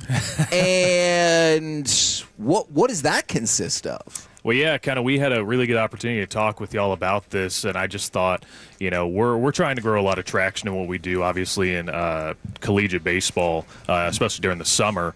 Because else you'd feel kind of dumb for not being around at the station. At this point, yeah. Gotcha. Right. Jeez, that is right for the top rope as usual. You left me. I know. But no, we're really excited to partner up with y'all and put together such a great package that really tells a story of what we're trying to do. This is about to be year 3 for us as the Abilene Flying Bison. Baseball belongs in Abilene, and we're trying to prove that, be here not only for just 5 years, but 30 years and beyond. And this package entails you're going to get a chance to throw out the first pitch at an Abilene Flying Bison game in 2026. Now, we did just enter a new league. We're in the Texas Collegiate League. It's been established for 20-plus years. Yeah, we did. We covered a lot with TCL because they had the Plano Blue Sox. That's right. For a while. So, and then there was Coppell, McKinney, Denton. Yeah. Now, so we're joining the big guys of Texas, and we get to go travel to Lake Charles. We just actually put out our schedule today. So we'll start off on the road, Lake Charles, for 2 games, and then come back home. And that's going to be June 4th. It's our first home game, so we're pretty excited. Now, it also comes with swag, which we've got the we've got the little towels right here. I didn't come empty-handed. Y'all's stuff is really cool. And then a couple of tickets to a game, and then also a stay at the DoubleTree in case you're, I'm guessing especially a lot of people listening like in the tighter DFW Metroplex, they might be like, ooh, I'm worried about the drive there and the drive back. Boom, hotel stay. Yeah, really good cookies too. Yeah, you can't go wrong with the DoubleTree cookie. They always talk about it. Don't you? Oh, this guy knows. Make cookies too? They make good cookies. Yeah, but no, a great hotel stay, and especially people, like you said, people that are coming from DFW or just people that are in Abilene that just want a night out. Great hotel to stay at as well. Now, Alec, should we allow him? I'm guessing you like him. Unlike Peyton. He might. We should probably allow him to stay because it's time for this. What does this button do? Please, do not push the button. You have no idea what it... Alec, you be quiet. Alec, that was awful. 1 for Alec, 0 for Peyton. Don't you dare touch that dial. Don't you dare do it. It is time for AM on the FM. My name is Alec Medford, the man that they call the Pride of Mansfield, Texas. Yeah, 877-881-1053. I'm sorry, Alec. You are so checked out. No, you're right. Can I try to explain what happened? I guess. All right. Thank you very much. So we have a pair of lower-level Mavericks tickets for the Mavericks-Nuggets game on December 23rd, and those have been really moving. I believe they're up to like $900. And I talked to the person who gave us those tickets, and they said, yeah, I can send you another pair of tickets right now. And so I was distracted because we can make some more money like that. Will you try it again? Where are you from? How do people know? My name is Alec Medford, the man that they call the pride of Mansfield, Texas. Yeah. There we go. 877-881-1053, the Frankel and Frankel Injury Attorneys text line to answer today's question of the day. Derek has already seen what I may be talking about after. Oh, he is pumped. So Yes, I was going to give y'all a choice, but I feel like I would be letting Derek down if I didn't go with this. We're going to talk about the Batman effect. Dude, okay. What is that? So I love Batman, but Derek loves Batman and also has the financial means to make some of his dreams come true. That's right. Yeah. See. Derek probably doesn't remember one of my first ever radio interviews was in high school in Nate Wood's class with Derek Holland, and we, for most of the interview, talked about his love of Batman. So I figured I would keep this one in the can and save it for today, so we will talk about that here in just a moment. Also, as we answer the question of the day, I have the last 2 piece packs. You're welcome. From RJ Dukes. I've already opened them. Thank you. Yo, you did? Okay. I haven't looked at them. Oh, but I just broke the seal. That's so the way. Look, card collectors are weird. We can admit that. I can say that as a card collector. We open things and don't look at them. Yep. We see a Except for tiny me. sliver of something that might be amazing, and we freak out and then put it away. That's like right. it's a bug or something. Well, that he we're was there when I scared pulled of. the 101 earlier this year at Yes, Howard Card man, Show. you were a one-of-one machine for a minute with these big hits. Yeah, no kidding. Yeah, and I have no kind of luck like that, except for the case hit I got earlier of Dylan Harper. That was pretty cool. That is an awesome card. So maybe I do have the magic touch now. We will see here in just a second. But we go to the National Day calendar as one does. I hope you guys always do that on the wake up like I do. Because you know what? I know how to Actually, party. I don't do that anymore because I actually just kind of hear me out. I depend on you to provide me the information of the day. And it's alarming how many people text me like in the AM hours of the day and ask what national holiday it is. It's like, well, you could just listen at 11:20 every weekday. That's what I would do, me personally. But today is National Jukebox Day. Every day before Thanksgiving is National Jukebox Day. Maybe that's for people who are celebrating Blackout Wednesday. I don't know, the touch tunes at the local dive bars and Is that stuff. what the kids are doing these days? Yeah, I keep seeing it on TikTok. How old are you? 28. Yeah, okay, that's too old. Yeah, you're fine. That's fine. Yeah, that's fine. Yeah, that's what the kids are doing, Kevin. I'm 24. Okay. But today is National Cake Day. So I want to know, what is your favorite cake? 877-881-1053. Favorite variety. It could be the ice cream cake if you're feeling a little more exotic. No. I know a lot of people are huge on the red velvet and stuff. I want to know, what's the best? Yeah, I'd definitely go with the red velvet cake. It is their remake of the song I Will Survive. I thought that was a really quality song, so that is going to be my favorite cake song. Thanks, Kevin. James? Favorite cake or favorite cake song? Yeah. You don't really feel like you were clear on that. I think it's phrase the this cake. awfully. The kind that you consume. Okay, I'm sorry. I can consume music. At first, I was afraid of your question. True. Yeah. I was petrified. Yeah, I agree. Yeah, I kept thinking. And then I had you by my side. Yeah. Y'all are going to make me lay out on my own segment. I spent so many nights thinking about how I've done this segment wrong, and I grew strong. And I learned how to get along. Whoever that was. Let's see. 972, that's not humanly possible. I'll let you decide why that's not humanly possible. From the 469, apple pie cake. Apple pie I don't know about cake, eh? Apple pie cake. You guys remember Fudgy the Whale? What? That cake? Yep. Fudgy the Whale cake? Yeah. It's like a Carvel. It's like an annual Father's Day cake. They Yeah, used I to don't do. know that one Phenomenal. either. I'm not a father, so I don't get that Okay. cake. Neither am I, James. That That I feels know like of. you really beat the odds on that one. Yeah. Jeez. That's a compliment. Is it? Yeah. Backhanded, maybe? Yeah, No. that hurts. Okay. Do you think I'm Where are wrong? my kids? Are they out there? I can't answer that. Yeah, for you. if they would have come to get money by now. Jeez. Maybe. That's fair. Tres Leches cake from the 682. Amazing. Good stuff. Very Is that good the stuff. three? That's the 3 milks. That's right. Trace. Stands for Leches, 3. milk. Isn't that what you do to, like, draw a Yeah, line or yeah. something? No, that's Spelled trace a little bit. Yeah. Leches. There's a Because little if you bit. Yeah. spill milk and you're like, I'm showing my skin tone right now. Outlining From the it. Oh, my 214 gosh. coffee cake. German chocolate cake is goated from the 512. Cookie cake from the 214. I can't tell you the last time I had a cookie cake, but I'm never disappointed when Like I Great American Cookie, just Yes. going right up into the mall. You got to order Elite. it right there. Elite. Eat the whole thing. Yeah, pineapple upside down cake from the 214. What Are is those it? swingers? No. Swinger cake, What? huh? Swinger cake. What is it that makes the pineapples better when they're upside down? Swinging. It's not. Well, isn't that it? I think it's time to go and reveal. Man, my there are first people card. here that I'm going to ask if they're hiring or not. I'm just going to move on. The to a first different card, field. Kevin, from the repack, Peace Pack. Anthony Edwards. Oh, is that a pink refractor rookie? Rated rookie refractor. Nice. That is a solid piece that I know my friend Carson is probably going to try to steal while I sleep at night. So this is going in the vault. How's he get in your house like that? That's weird. I mean, does he have a key? windows. Do you guys have upside down pineapples? No. Oh, okay. Derek, I don't have my own place. I work in radio. Okay. But let's see. From the 817 Cheesecake. I know Broadus would be pissed if he heard that. So Yeah, he would. Yeah, He's probably he was listening. very against the cheesecake earlier this morning and has been for a long time. Oh, yeah. I love Now Broadus. Derek is going to try to rob me because I got a JJ McCarthy orange. Oh man, that is a nice I mean, one. you could just add it to the collection. We've got Yeah, one, so two, and, maybe we can yeah, see that we can work something out here if you want this card. And I also got a pack of Bowman U Chrome inside of that as well. Ooh, So that's we will a go football ahead and one? open Nice. that too. Nice. And Derek has already taken the JJ, so I guess it's his. Yeah, it's yeah. I've got 3 JJs. And from the 214 King Cake for Mardi Gras. Is that the one where you're going to have a baby? Yeah. Okay. Man, it felt like you guys were going to lay out on me, and somebody in the audience thankfully said yes. Yeah. And if you wonder why I say audience, like they set out chairs here, RJ Duke. So there are people shopping, but there are also people like, nah, I'm just going to sit here. We're here for the show. Yeah, exactly.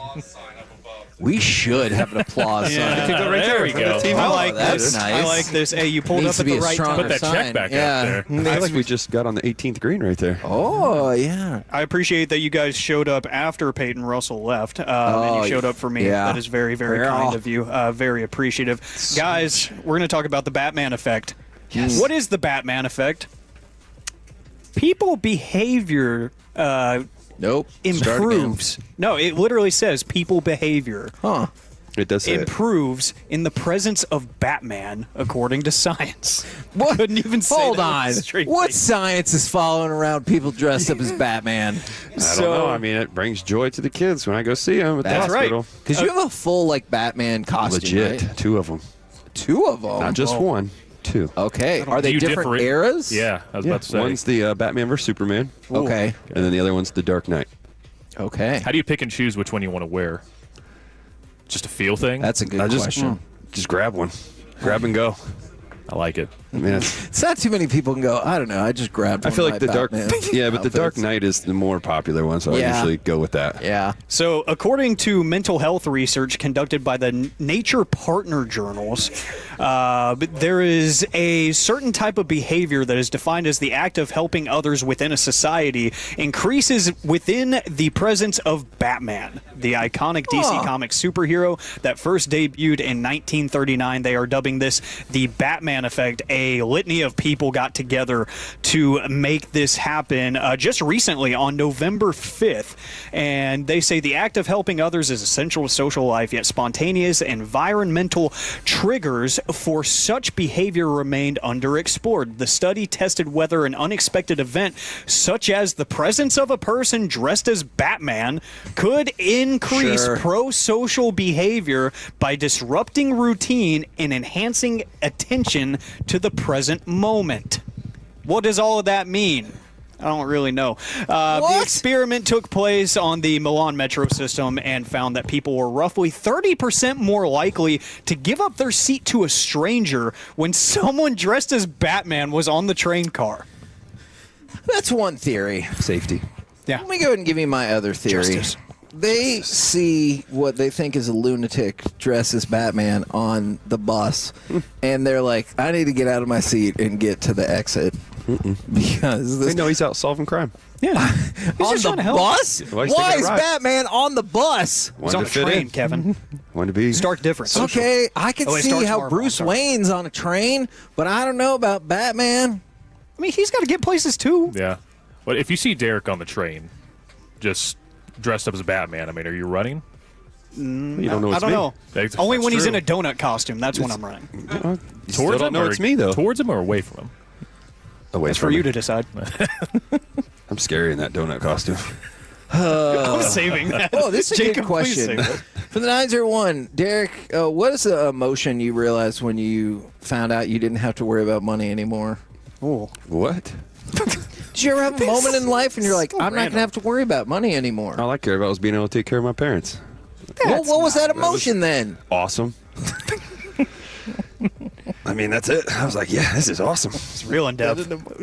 How you go? I know. What do you want me? I was crying.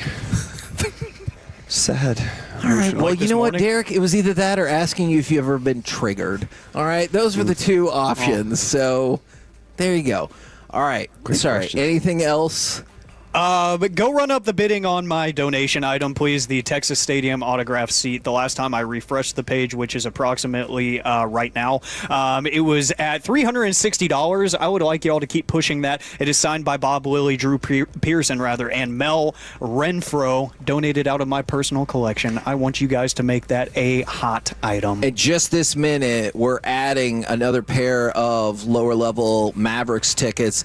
The ones right now for the Nuggets game are up to $905. Just posted a pair for the Pistons game, so obviously no bids yet. That will be significantly cheaper. But much like Alex said on all these items, I hope you can bid them way, way up. I can tell you that we have surpassed $60,000 raised today for My Possibilities in the Sandlot Children's Charity.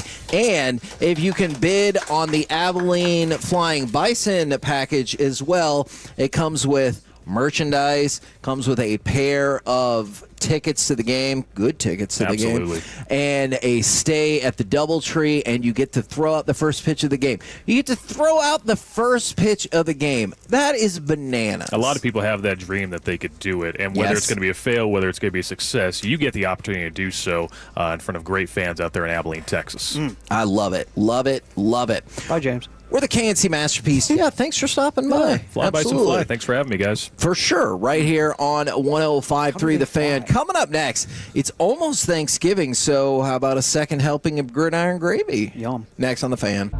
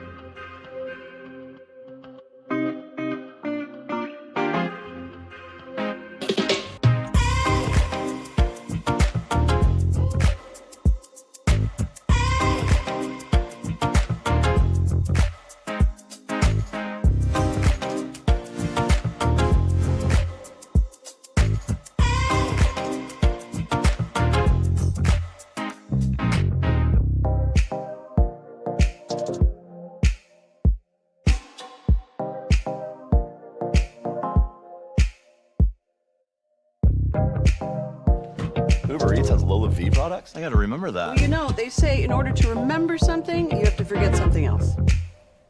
Okay, now that is a very cute haircut. That's like a little shag. I've never seen it before. Well, I mean, of course you have. It's the Rachel. Oh, is that your name? No, I mean your name. No, I'm Jen. My name's Jen. Right, but I just mean like this is your haircut. But that's hair on your head. I'm not saying this is your hair. Okay, And it's back to the Piece-A-Thon right here on 105.3 The Fan. This upcoming segment's brought to you by Classic Chevrolet. If you're in the market to upgrade your vehicle, get to Classic Chevrolet in Grapevine. Back-to-back #1 Chevy dealership in the world. They've got more new Chevys than anyone, all priced to sell. Silverados, Tahoes, Blazers, Malibus, Equinox, and more. Visit ClassicChevrolet.com. This is Texas. This is Classic Chevrolet. Together, let's drive, relax, and enjoy the difference based on new Chevy registrations 2023 and 2024. KNC Masterpiece back here on 105.3 The Fan. And Alec, I have no doubt you'll take this up from the 214. $500 if Alec does a wing eating contest with me. We're going to be here at RJ Duke's for the next 2 hours and 10 minutes if you want to make that happen. How much for the nipple rings, though? Oh, that's a good question. It's not a thing. But how It's much not would you going to take? be a So thing. you're telling me if somebody walked up and said, I'll donate $3,000 right now, you wouldn't get your nipples pierced? 3,000's a little low. We got a goal to hit here. Damn, man. I agree with that. You spoke to Kevin like really- no yeah. person can. Look, I will tell you this. This is a flaw in my personality. By the way, as we bring on Jake Reitman. Do you care about this? Come on, come on. Like I need more money. It looks like I have two heads right now. So the trap that I fall into during all of these Piece-A-Thons is I appreciate everyone who loves the content and everything like that. But in my mind, I'm very like, we need to raise this amount of money for it to be a success. You want me to play Kiss Chicken with you? No. Yeah, I didn't think so. That's a good thing. I don't think I would have done it either way. All right, so I know we said we were going to do some gridiron gravy. I think we're going to hold off on that just for a minute. Because, look, we have Jake Reitman here. And if we don't talk stars, his head is going to explode. That's right. Do you think? It's already exploded. It might explode anyway. Yeah. But can I just say, though, of one of the many things of your show I love is how you, and I find myself doing this, practicing it, so I can sound like you. I'm great. I'm great. Can you and I remember doing it one time out loud, and my fiance was like, "What are you doing?" And out of context, you sound insane. Yes, yes. Yeah. And I was practicing in front of the mirror, and she thought that was weird. And great. I'm great. Yeah. Did he have clothes on in front of the mirror? Yeah, you're supposed to picture. Okay, the audience. that's right. Yeah, that's different. Right. So that was not him. you be. So he's picturing himself. Yeah, I find it, and this is not saying you're a comedian, but don't comedians practice in front of the mirror just to know how you can deliver something properly? That's kind of what I was going for. No, it just comes to me naturally, Jay. I mean, look, see, this guy's funny. Because my weak vocal cords, the only thing I ever really practice is if I can actually talk in the morning. I'll go like this. Can't see, but that's just to see if I can bring it. And if it comes out, he's like, Corey, you're running the show. Well, you think, or I show up to work anyway and be like, I'm good to go. In the first 1 minute, I'm like, in the new studio, the new setup, I'm pretty sure the entire office thinks I'm clinically insane because I'll start to do like a TSN sports report and I just go and just like try to get it going, and it's like I'm gonna start listening to those more. Yeah, I usually cut that part out. Yeah. But the poor lady sitting next to me, like the first couple of days, I felt terrible. But I mean, the new setup, what are you gonna do? All the mics are right there. You gotta deal with it. You have no choice. See. You say you have no choice, and that's true. Choppy has a choice. Yeah, Choppy has a choice, and directly, he's right. We have cubicles at a part in the office where people record. Choppy goes and seeks out an open cubicle next to those people, trying to do her job, trying to do their job, and he's like, "Yeah, I'm recording here. What?" I'm like, that's it. And he's so loud. Yeah. He's so loud. He is. Look, he Jake, is. you have a lot of energy. You definitely do. I appreciate that. There is nothing louder than whenever the morning show gets done with their show and decides to talk across each other. Oh my God. And Bobby and Choppy are now talking at the highest decibel volume you can possibly find. Or if Choppy's talking about QC Kinetic, I feel like that level's pretty. Yeah, that level is pretty amped up. All right, platinum shorts. See, there you go. Do you guys want to? Man, He's been practicing that one in front of me. Okay, you know what? Naked. Keep it up. You're doing a good job. Do you guys want to talk about the Stars 99 jerseys, or what the Vancouver Canucks head coach thinks about stupid analytic people. Everybody just oohed when you said the 99 jersey. Well, guess what? I think the other story is even better. Fine. Oh. Let's go to Adam Foote. Not a real person. It is. No, he played for the Avalanche. He played for the Avalanche forever. He used to really have a good twin brother. They were Adam Feet. That's not true. Oh, no. All right, Derek. His cousin Alan Hand. All right. But he was really good in the video games, though. That's the only way. It really drove me crazy. See, Derek, you're going to love this. And he was talking about, like, they're rocking and rolling, and he goes, look, there's a ton of things I'm really happy about, but I'm more happy with wins. I'm not going to blow up a kid or something being overanalyzed by, no disrespect, people that don't really know. They're just looking at numbers from people that could be in Russia in a basement having cigarettes and cashews telling them their scoring chances. So we're not going to depend. We're going to depend on our guys and really recognize what we believe has to be fixed and what doesn't. Now, my question about all this is obviously an objectively amazing quote. Is cigarettes and cashews a thing that is paired together? I will try it. I'm down. I'm definitely not. I have not heard of that being a thing before, but I'm definitely down to try. Although that's not where I thought you were going with it. I thought you were going to say he was pro analytics and you know those nerds that play the game on a spreadsheet. The game's played on the ice, so I appreciate that out of him. No, he thinks I the stopped nerds smoking are the cigarettes over 20 years ago. Oh, so, hey, do you know we have a custom-made cigarette? Cigar, like an ashtray. It's in my truck right now. Yes. Yes. It's in a vehicle somewhere.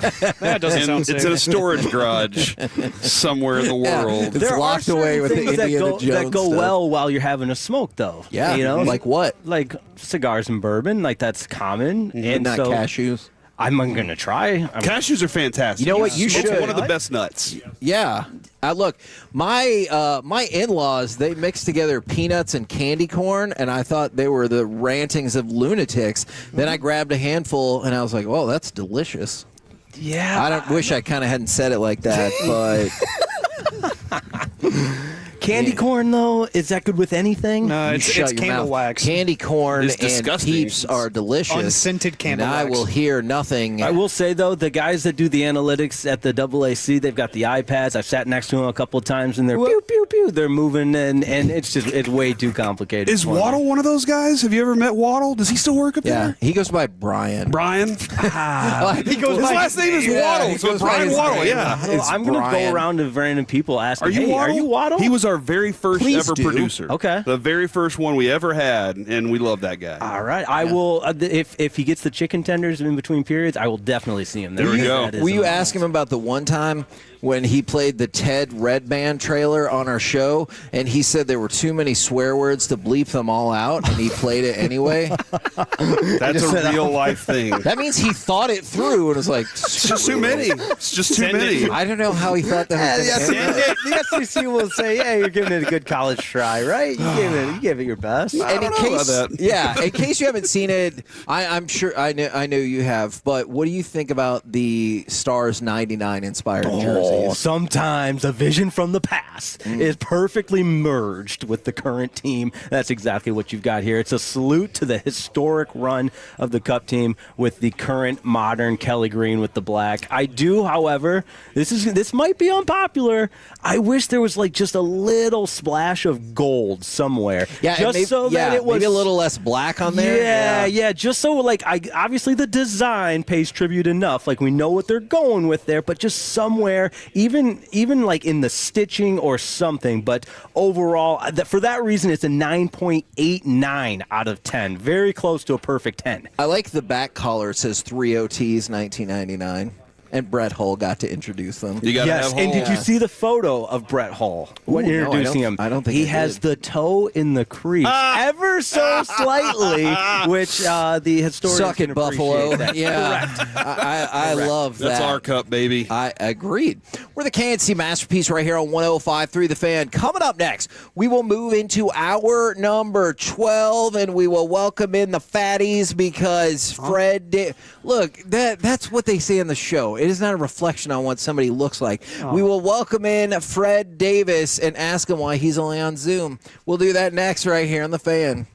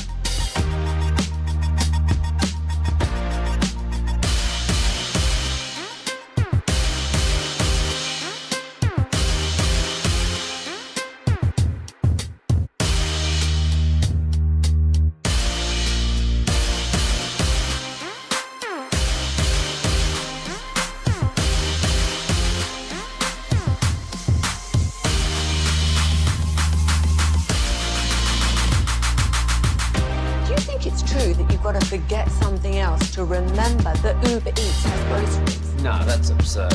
Hey, remember when you used to be what was it, Pepper Lady? Pepper Lady? Wasn't it Cinnamon Sisters? Basil Babies. Saffron Squad? Nutmeg Maidens? Pre-curb? No. Nutmeg Maidens? I just said that. Was it Spice Girls? Doesn't sound right. Was it Saffron Squad?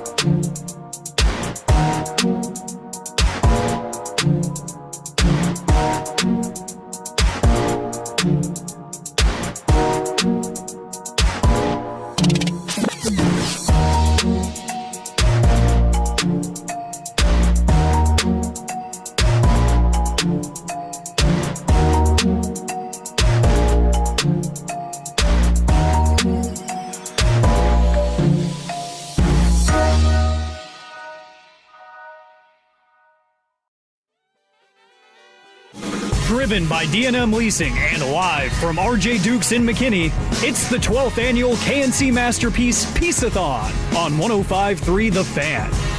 KNC Masterpiece right here on 105.3 The Fan. We're live at RJ Dukes. You know what? Hold on. Wait. I want to try this one more time. We are live from RJ Dukes in McKinney. I want it to be representative of how many people are actually here. We had one person that was cheering great. Everybody else was dragging behind. But this time they got it. We have moved into hour number 12, and we bring on Fred Davis without his laptop. What's the story? What do you mean, what's the story? What's the story? Why don't you have your laptop? Why aren't you in the Zoom? When does he ever? I mean, I didn't even know we were doing Zoom. I didn't know Zoom was part of today's broadcast. All right, so I just want to recap real quick because I know you got your high school football show at 6 o'clock. I'll be honest, though, Kevin, I worked with Fred the whole time you were out. Fred was phenomenal. He didn't do Zoom one time when we went on the road. So this is just his MO. Okay. That's it. So you're a Fred apologist. I can hear it. No, I hear it. So Fred, we're doing this extravaganza live and in person. When we talked yesterday, I booed you because you were not going to come up here in person, and your thought was also, I don't need to Zoom this. More or less. Look, I am. I'm what the kids call a throwback. All right. You know what I brought with me to the show today? I've got beer? No, I don't. I'm just kidding. I'm just kidding, Fred. Yeah. You know what? So, actually, you're fine. I feel bad about that. I was just trying to be a smartass. No. I feel bad about that. Look, trust me. There's far better jokes out there than that. Don't worry about it. So look, I've got my whatever the hell this is to get into the building. My phone. A key card. Key card.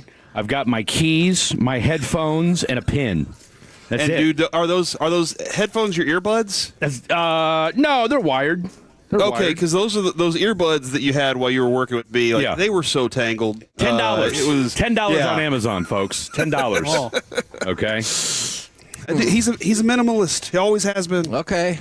Swashbuckler. I just show up, do radio, and then get the hell out of here. That's what I do. That's military stuff, too, you know? The military teaches you that kind of stuff. You don't need everything. That's it. Yeah, Travel light. Oh, man. Yeah. From the 469, look, I know we're supposed to do something different, but that might not happen. Because I was, Fred, you did, look, Fred, if you know the Fred experience, yes, I then do. You do know this. From the 469, I was there for this statement. Yep. Fred said kids are losers if no one shows up at their birthday party.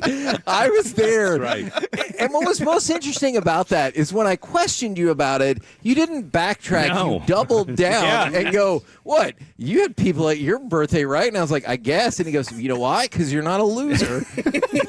That's true. It's not often you find people willing to openly call out children. Yeah. Well, I don't even remember what we were talking about that day, but I think maybe somebody was having a birthday there at the Taco Yeah, Bueno, and they were sad whatever it was. because none of their friends showed up. You D. Yeah. Well, you know, hey, sometimes the truth hurts, boys.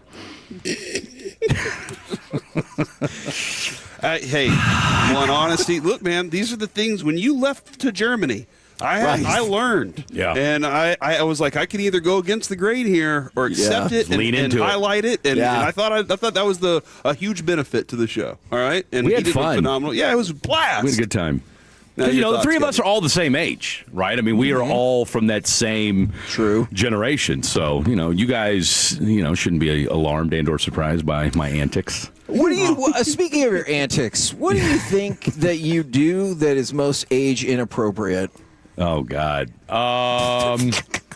That's a great description of where I think this answer is going. It started with like of all the things when I'm like, grow up, you're in your 40s. Look, that's a good question. I mean, you know, look, we all know Blake's 26, I'm 44, and so I'm reminded every show. And of course, you know, Jake, Degenerate Jake is 22, Dylon's 22, Khaki Kevin I think just turned 23. So I'm stuck with people that are either my kid's age or just a few years older. So. I don't know. I mean, I'm reminded every day of being an unk and an old head. So that's right. I mean, I don't know. It's just I think a lot of it's just references is really more like things that if I were doing radio with you two, like you guys wouldn't miss a beat and things like what Corey and I did or the times I've worked with Hagee. But when you're doing it with somebody 20 years younger than you, you spend half the show explaining what the hell you just meant by that. So let's go ahead and mark that. Yeah, thank you very much for that drop. All right, can you give me a high school football preview for the playoffs? Like what I need to know for this weekend? Oh man, Southlake and Prosper. Fred, this obviously comes from our interest as former high school newspapermen. Yes, for several we have years. Lots of intrigue in what's going on around the DF Dub. Look, I'm actually, you guys. I was actually kind of happy when you guys told me I was going to do a segment because I've actually got to get knee deep into some of this prep here in just a little bit. But obviously, Southlake Carroll, I'll tell you what, you've got a lot of Houston DFW games going on this weekend. Are you telling me you're not prepared to answer that question, Fred? I've got a handful. All right. I mean, look, I've got about 500 games. I got a data dump here in just a little bit. So, you know, but no, there's a lot of Houston area Dallas games that are going on this weekend. So stand by for that. Which side are you going to be rooting for in that? Houston or Dallas? I have no. High school wise, I'm good, right? Hold on, Fred. Hold on. What does that answer mean? I'm going to pause you. What does that answer mean? High school wise, I'm feel good. like I don't have any affiliation. I don't have any somebody who's broadcasting in Dallas, freaking Texas. You just say Dallas. Well, you know, it's funny. We had Ali Sadiq on last night, and he's a Houston area guy, and so we asked him about the Houston, you know, Dallas rivalry and what have you. Look, I am partial. Now, my team got knocked out. I'm a Louisville guy. My Fighting Farmers got knocked out by Allen in week 1 as Degenerate Jake starts, you know, fist pumping over here. But look, I'm on the North Shore DeSoto Waxahachie train. Who I'm pulling for. So, and look, Southlake Carroll, I mean, look, they've been kicking ass, taking names as well. Whether or not they can, I mean, I think they're going to win the whole thing when it's all said and done because, I mean, they are just beating people. BTA, as the children are saying these days. So Prosper is really good, though. Their only losses to Allen, right? I believe, maybe. Look, I don't know why I asked you that question. Prosper's good, man. Look, you guys know damn good and well. You're talking about covering. We cover the entire state of Texas, guys. Yeah, okay? yeah. The entire state. But no, I'll tell you what. South Lake Carroll, I think I'd be stunned if they don't win the whole thing. And don't forget about our boys over in Carthage as as Coach Surratt goes for state championship number 12 this year. Oh. Man. Yeah. That's what do you think about BTA means belt to ass? Right? Yeah. Boots to asses. Well, right? belt. It's belt. Oh, belt. Okay. Like a championship belt? Nope. Like a leather belt that your dad or mom would beat you with. Oh wow! If that was something your parents again, did. we grew up in a different era. We grew up in a different time. Trust me. Right. Very Southern parents. Okay. Now, are you familiar with? Do you know Amo for Wiley? Negative. All right. So good story. They made up a fake story where it stands for like annihilate, mutilate, humiliate, and obliterate. What it really means is I'm a whoop your ass. Amo. Yeah. Amo. There you go. Yeah. Let them know out there. How do you feel about the Cowboys-Chiefs game tomorrow, or do you want me to give you some more time to go look up some stuff? No. Look, I'm just kidding, Fred. No, I'm well versed on this Chiefs Cowboys game tomorrow. I don't know how I feel. You guys will just have to tune in tomorrow. Blake and I will be on from 9 to 12:30 if you guys want to find out who and where I'll be cheering for. So just a shameless plug. Meanwhile, buys a lot of things on Piece-A-Thon. That is in 16 hours. You can't tell me now. I know you're trying to tease. That's too far. I don't want to spoil it. I get Absolutely. it, man. Yeah, I pressed the loop on this. I'll tell you what. If somebody wants to donate like $5,000 to Piece-A-Thon, I'll give you my prediction. I like this idea. How about that? Kevin, right? that's speaking to you, dude. Money. I'm just trying to help you Somebody guys out. donates $5,000. I might talk to you on the radio again. Tell you what. Somebody wants my prediction. $5,000 right now to Piece-A-Thon. I'll give you the whole breakdown. All right. You know what? That would actually be freaking phenomenal. Any insight you can give me into the game tomorrow without tipping your hand? Man, that's a great question. I mean, you'll get more of it tonight from 8 to 11. But if I could give just a little bit. You know what? This is very reminiscent of my appearance on Sunday with Fred. Whenever I pitched the bearded monkey 3 different times in like 5 minutes, and he was like, "Look at this guy." Turnabout's fair play. Turnabout's fair play. Which, by the way, you'll be at the bearded monkey tomorrow, won't you? No, not tomorrow. Okay. I appreciate that. It's next week. Next week, it'll be a Thursday night. We'll be in Choctaw earlier that day, and then we got to go to Levon's bearded monkey, and then Kevin, we're in Arlington. I believe that is at a Uncle Julio. Yeah. So we got a busy week next week. Very Aren't you busy. guys My at wife's out Cosm of for a town. Mavs watch party? Is that right? This is Zach and Eric. That is Zach and Eric. yeah. Yes. Look at this. We're just pushing everything out there, man. Do you want to just read the whole promo sheet like Blake did the other night? I was going to say, yeah. do you guys know who CA's player profile is tomorrow? No, it said another exciting player profile. So I don't. I was actually just hoping you guys might know because I don't know either. So TBD. All right, TBD. I want to try one more tactic. Sir. One more time. What you got? Usually, you should only ask questions that you kind of know the answer to. Yeah. So I'm going to break that rule here. What do you want to talk about and you feel like you can tell me about? I'll tell you what, KU basketball. It could be anything. KU basketball tips off in 45 minutes. Yeah, hey, what did you think last week when they got their ass kicked by Duke? Oh, because we're missing Darren Peterson, and you guys, and the totally one-sided foul calling that went down after we were up 26-20. But, okay, listen to you. Continue. Go ahead. What I would have accepted was you're missing your best player, and it was close till 3 minutes left. But you went the whining route. Yeah. Come on, Fred. I mean, look, anybody could see. I mean, that foul calling was absurd.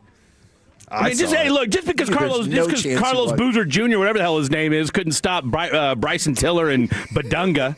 That's all right. You know what? It's okay. Tiller? It's okay. Yeah, his name's Bryson Tiller. He's one of the best freshmen in the country. Stand by to stand by. Oh, man. Well, so is Cameron Boozer, but you didn't know his name. Ain't nobody worried about Cameron I'm just amazed Boozer. that you knew his name and not Boozer's. Ain't nobody worried about Cameron Boozer. Point. I mean, kind of feels like your defense should be. Hey. Well, yeah, when when we can't guard because one side foul we're calls. getting ticky-tack fouls called on us. You know how it is. I know. ACC whistle. ACC whistle. Yeah. It's all right. Sure. It's all right. A lot of basketball left. Hey, Darren Peterson's going to look great in a Mavs uniform. All right, Darren Peterson's going to look you think real he's good. He's going to be the second pick? No, he's going to be the number 1 overall pick. Oh, we'll see about that. We will see. You don't think we will. AJ Look, I'm more going to be up there? Who? Oh, the kid from BYU? You don't know who? Yes. That's what I'm saying. No, I caught the last part of it. No. Talking to you is like playing a game of Clue. But nobody, they lost the envelope. Look, Darren Peterson, book it right now. Cooper Flagg, Darren Peterson. At least 4 titles for your Dallas Mavericks over the next 10 years. Book it. Let's go. All right. That's all I want. Hold on. So I just want to recap. Yes, recap. You can't tell me what your prediction is for the Cowboys game tomorrow, but 4 titles for the Mavs with Flagg and Peterson. That's right. That's exactly right. That's exactly right. And I just came up with that. So. You know what? I know that you did. So one more thing. One more. What you got? This question came in from the 940. Yeah. What do you think about the Quick Trip jingle? I'll tell you what. The only thing is, because I listen to a lot of the fan on the Odyssey app, I'm kind of numb to it at this point. I'll be honest with you. If I have to hear that, why does it say Nicole or whatever the hell that line is? I mean, it's yeah. Can you sing it for us? I'm more of a Cars for Kids type of jingle guy. All right. Save the car, not the kid. Or wait, is it the other way around? Save the kid, not the car? I don't know if you've ever listened to this station. Fred, if you had to grade... Somebody said this is the best crosstalk ever. Nobody tell us. Like if Fred you had Davis. to Let's get that grade straight. how this segment went, A+. what grade do you think you would give it? A+. Huh. I loved it. I thought it was glorious. I think, you know what, Kevin? I think that segment fit Piece-A-Thon just as well as any segment ever. Absolutely. All right. Hey, I'll tell you what, if you guys get that 5... Hey, remember, you guys are on till what, 7, right? Yeah. Hey. I can't believe you knew that. $5 grand, and I'll give you guys my Chiefs Cowboys prediction, okay? 5 G's. Tell you what, and just for today, but wait, there's more. Just for today, all right, if they get it in before the next hour, we'll cut it to $2,500, okay? $2,500 This sounds like between now and 6 o'clock. What are you, the sham wow guy? What's happening right sounds now? like the Sunday morning commercials, the betting that's guys. right, you like that? He's running for Congress. He's running for Exactly. I know. So look, if the sham wow guy can run for Congress here in Texas, by God, I can get us $2,500 for my Cowboys Chiefs prediction. So let's do it. From the 682, Fred is who I imagine when I hear the name Bob Davalina. I love it. Well, Fred, I boys, love it. Of all the segments in the history of radio, this was one of them. That's right. Thank you. Thank you for being on with us. We'll talk to you later. In all seriousness, though, I love what you guys are doing. I'm glad to be a part of this year because you guys left me out of it last year. So, anyway, glad to be a part of it this year. You're really proving that was a mistake, aren't you, Fred? Hey, I'll tell you what. Wait till the money starts piling in, okay? Wait till and by the way, all unmarked bills as well. You guys have a great rest of your show. By the way, the auction sites will be open until midnight tonight. So okay. So like midnight, not 11. 11:59. Adrian is 11:59. Midnight, 11 p.m. So look, she's good at stuff. That's why I keep her around. By the way, Kevin, somebody has confirmed Reveille is not allowed at the game on the field. Because she's going to go on a rampage? She's not allowed to attend the football game. Is this because Bevo wasn't allowed somewhere recently or something? Bevo exists because of our school. Yeah, there you go. There you go. We're the KNC Masterpiece, I guess, right here on 105.3 The Fan. Coming up next, I have been waiting all day for this. We have printed official brackets. Here is what I want everyone to do right now. There are 2 spots open. There's a 5-food play-in. Here are your options. Corn, collard greens, sweet potato pie, cornbread, and deviled eggs. Only 2 of those can make the bracket. Corn, collard greens, sweet potato pie, cornbread, and deviled eggs. Get those votes in Twitch, YouTube, and the Frankel and Frankel text line 877-881-1053. Coming up next, the great 2025 Thanksgiving food bracket right here on The Fan.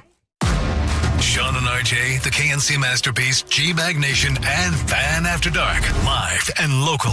Turn it on and leave it on. 105.3 The Fan and our Odyssey, iHeartRadio, and TuneIn apps. Hi, Babe Laufenberg here at Classic Chevrolet and Grapevine with sales manager Joey Wilhart. Joey, how's it going? It's going great, babe. It's time for Black Friday. To remain #1 in the world for the 3rd year in a row, we're rolling out our biggest Black Friday savings ever. Black Friday is a time to make a play. So what's the game plan? Upgrade Upgrade to a new Chevy Silverado 1500 and score $15,000 in total savings. That's right, a winning drive with $15,000 in total savings. You've got the deepest roster in the game, a huge selection to find the perfect upgrade. That's right, babe. It's a world champ selection and world champ savings. But hurry, upgrade now before the Black Friday savings are gone. Don't wait. Visit ClassicChevrolet.com or go see Joey in the truck building today. This is Texas. This is Classic. Together, let's drive. Based on new Chevrolet registrations 2023-2024. Stock number TG138456. Classic discount $8,500. Customer cash $2,000. GM bonus cash $50,000.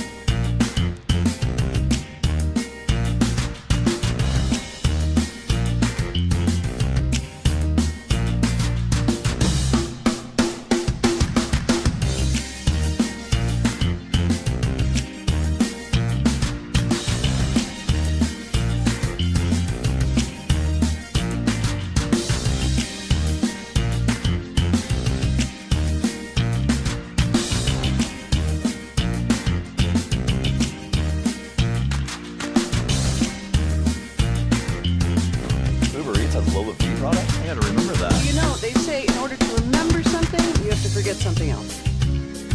Okay, now that is a very cute haircut. That's like a little shag. I've never seen it before. Well, I mean, of course you have. It's the Rachel. Oh, is that your name? No, I mean like your name. No, I'm Jen. My name's Jen. Right, but I just mean like this is your haircut. But that's hair on your head. I'm not saying this is your hair. Okay.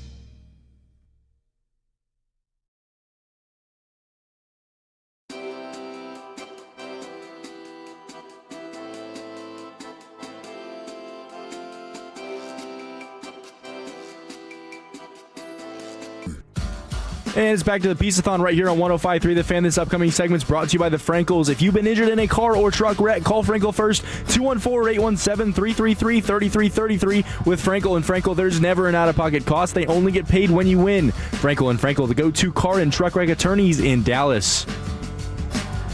KNC Masterpiece back here on 105.3 The Fan. We're getting the final tallies for the two food play-in winners. We've got the Piece-A-Thon Thanksgiving food bracket's going to be taking over for the next 25 minutes or so, but also taking over, I want to make sure I get the title right, it is the executive director of Sandlot Children's Charity. Is that an acceptable title?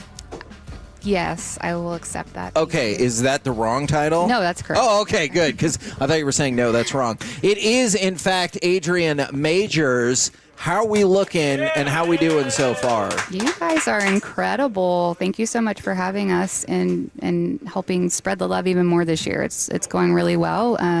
You guys are on till 7, but the auction's up until 11 p.m. So, love it. Yeah. Love it. And I swear I'm not being sarcastic about this.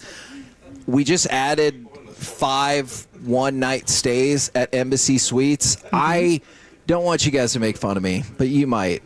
I think that Embassy Suites is pretty much the fanciest place in the world because they have that glass elevator on the inside and you can see the rest of the hotel. Mm-hmm. My wife is like, do you really? And I'm like, yeah. It's awesome. You've never been in a glass elevator before? I think it's super cool. Everywhere I go that has one is fancy. And the place I think of it is Embassy Suites. I get it. The one out by Rough Riders. That's the first one I was ever in that I was like, this place is amazing. It's really cool. And we have a really cute picture of the kids all standing against the glass in that elevator that's doing a nice. staycation. So, Adrian, a little earlier today, somebody texted in and said, love what you guys do. Can you talk a little more about the two places you're working with? Sure. And you happen to have, this is kind of fascinating, the luxury of having worked at both. And so can you give us a little more information on both MP and Sandlot? Of course, yeah. So my possibilities has and you been can around. loosen up a little bit. You don't have to be so stiff. I'm very stiff. Yeah, you oh can my goodness. Yeah. Do I need to relax? Relax just a little bit. Do you have a glass of wine for me? Oh my gosh. Nope. Oh, darn. Well, so my possibilities was started by some moms in the area who had kids that were getting ready to graduate out of the special education program and were looking for what their next step was going to be and found that there really wasn't anything of substantial quality in the area. So thus became my possibilities. So it exists to support adults with intellectual and developmental disabilities through continued education, vocational training, job placement, those sorts of things. And they've got a beautiful campus in Plano that was built ground up just for them. Nice front and center, just a really great space for them to build community and find their place in that community. So really amazing program, been around 17 years, yeah. I'm looking over at my sidekick over here for the nod. Yes, 17 years. Do we get to know that her name is Hope or no? Her name is Hope Wackett. She lives at, no, I'm just kidding. So she's Hope. She's the marketing and communications manager over at My Possibilities right now. So if you're bidding on stuff, you'll get to meet her whenever you come pick your stuff up. So So that's my possibility. So adults 18 and up, they have started some vocational training programs for kids that are in that 14 to 22-year-old range, which is really cool. So kind of tapping into that a little bit. And then the Sandlot Children's Charity was founded by Texas Rangers' very own Jared Sandler back in 2017, so going on 8 years, and really supported organizations that provide inclusive or adaptive sports programs for kids with disabilities. So that's either physical or intellectual.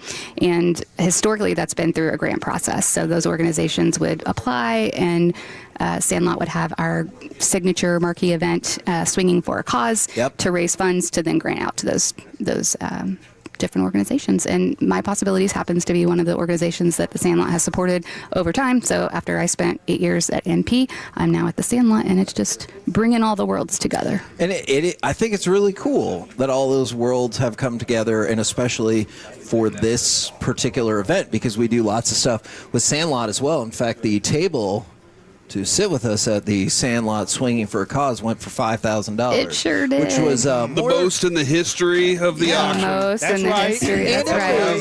All the more clapping. than Sean and RJ and G-Bag Nation combined. Yeah, yeah, that's pretty cool. On your face. That's a long story. Moving on. Not listen.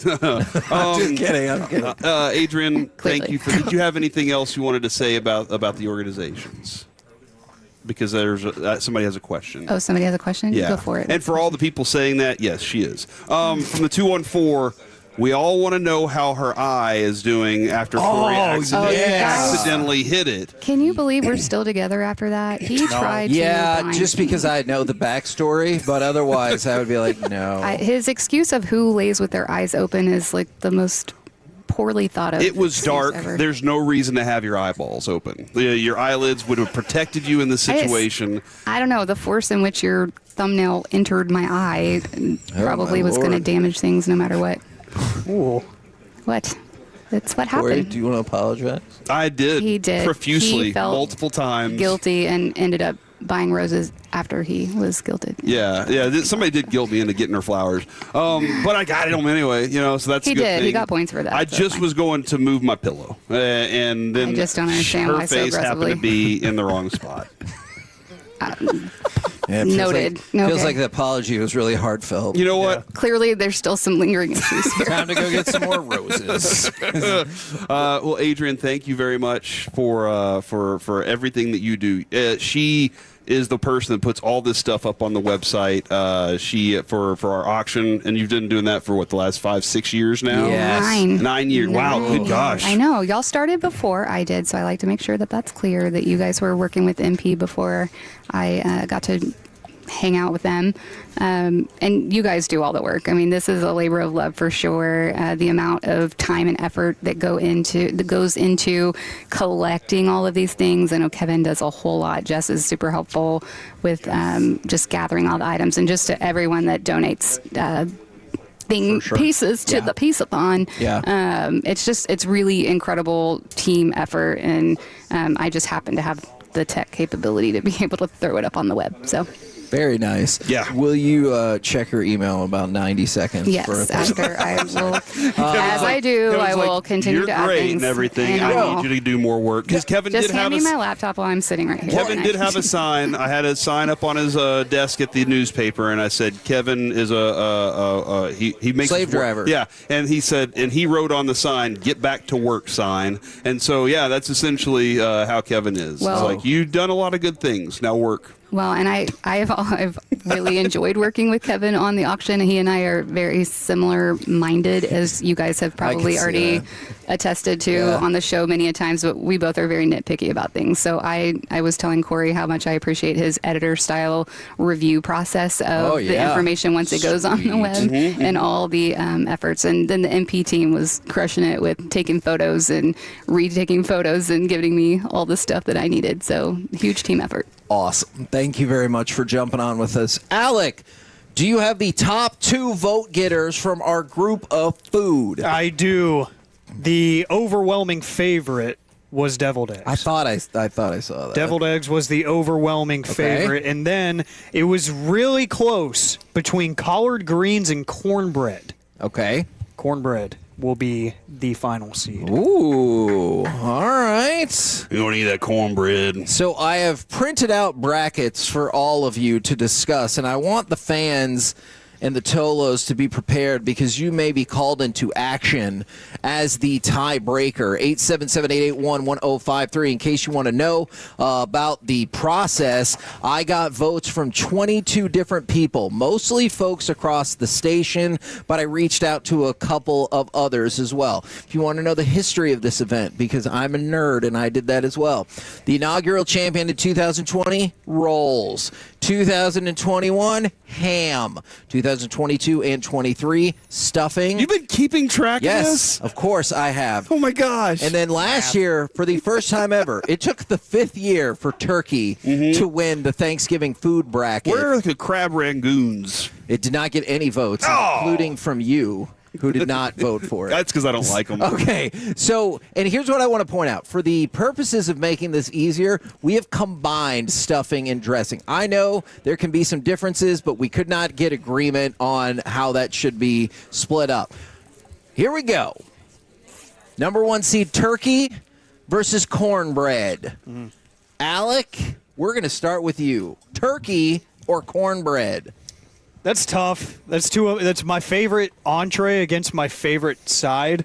So I kind of hate this. My heart's already going to be broken, but I do think if you know what you're doing when you prepare the turkey, it is better than ham. So I'm going with the turkey. Kevin, I've learned 2 things. Yep, you. I've learned 2 things here. One, you do have to have good seasoning on the turkey. All right, Right. brine that sucker. All right, and Don't smoke dry it out. Use Meat Church's approach. 2, screw doing the whole turkey. Just do the turkey breast. That's right. That's Okay. the best way to do it now because Love that way breast. you can. Yeah, breasts are fantastic, and so you do it that way, and you're going to have a much more supple and juicy meat available on the table. Derek? I do. I gotta love breast. Thank you. Nothing like good turkey breast. It was the 5 o'clock hour last year. We we This did. is the We were first doing matchup. it. We have to do 15 of these. All right, I'll let's get it go. going. All right, here we go. Cornbread, see you later. I'm Oh, going with the turkey. All right. So turkey, And I would have voted for cornbread, but turkey course, I was sweeps voting through. cornbread. Twitch also says turkey. Okay. All right, turkey it I'm is. watching. Defending champion moves on to the quarterfinals. It's a. This is Oh weird. no, Jess did not do this bracket right. I'm sorry. Oh man. I Wow. asked her if she knew how to. I think she only got 1 out of place. Okay. No, she has a few.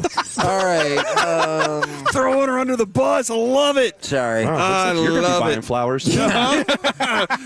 Where is the flower shop on the way Goodness home? gracious. All right. Well, we're just going to go with it as it is. Okay. The number 3 seed, mac and cheese against pecan pie. Is it Mike's pecan pie? No, 'cause Get then mom's pecan pie, and I'm good on the pie. Let's go with the mac and cheese.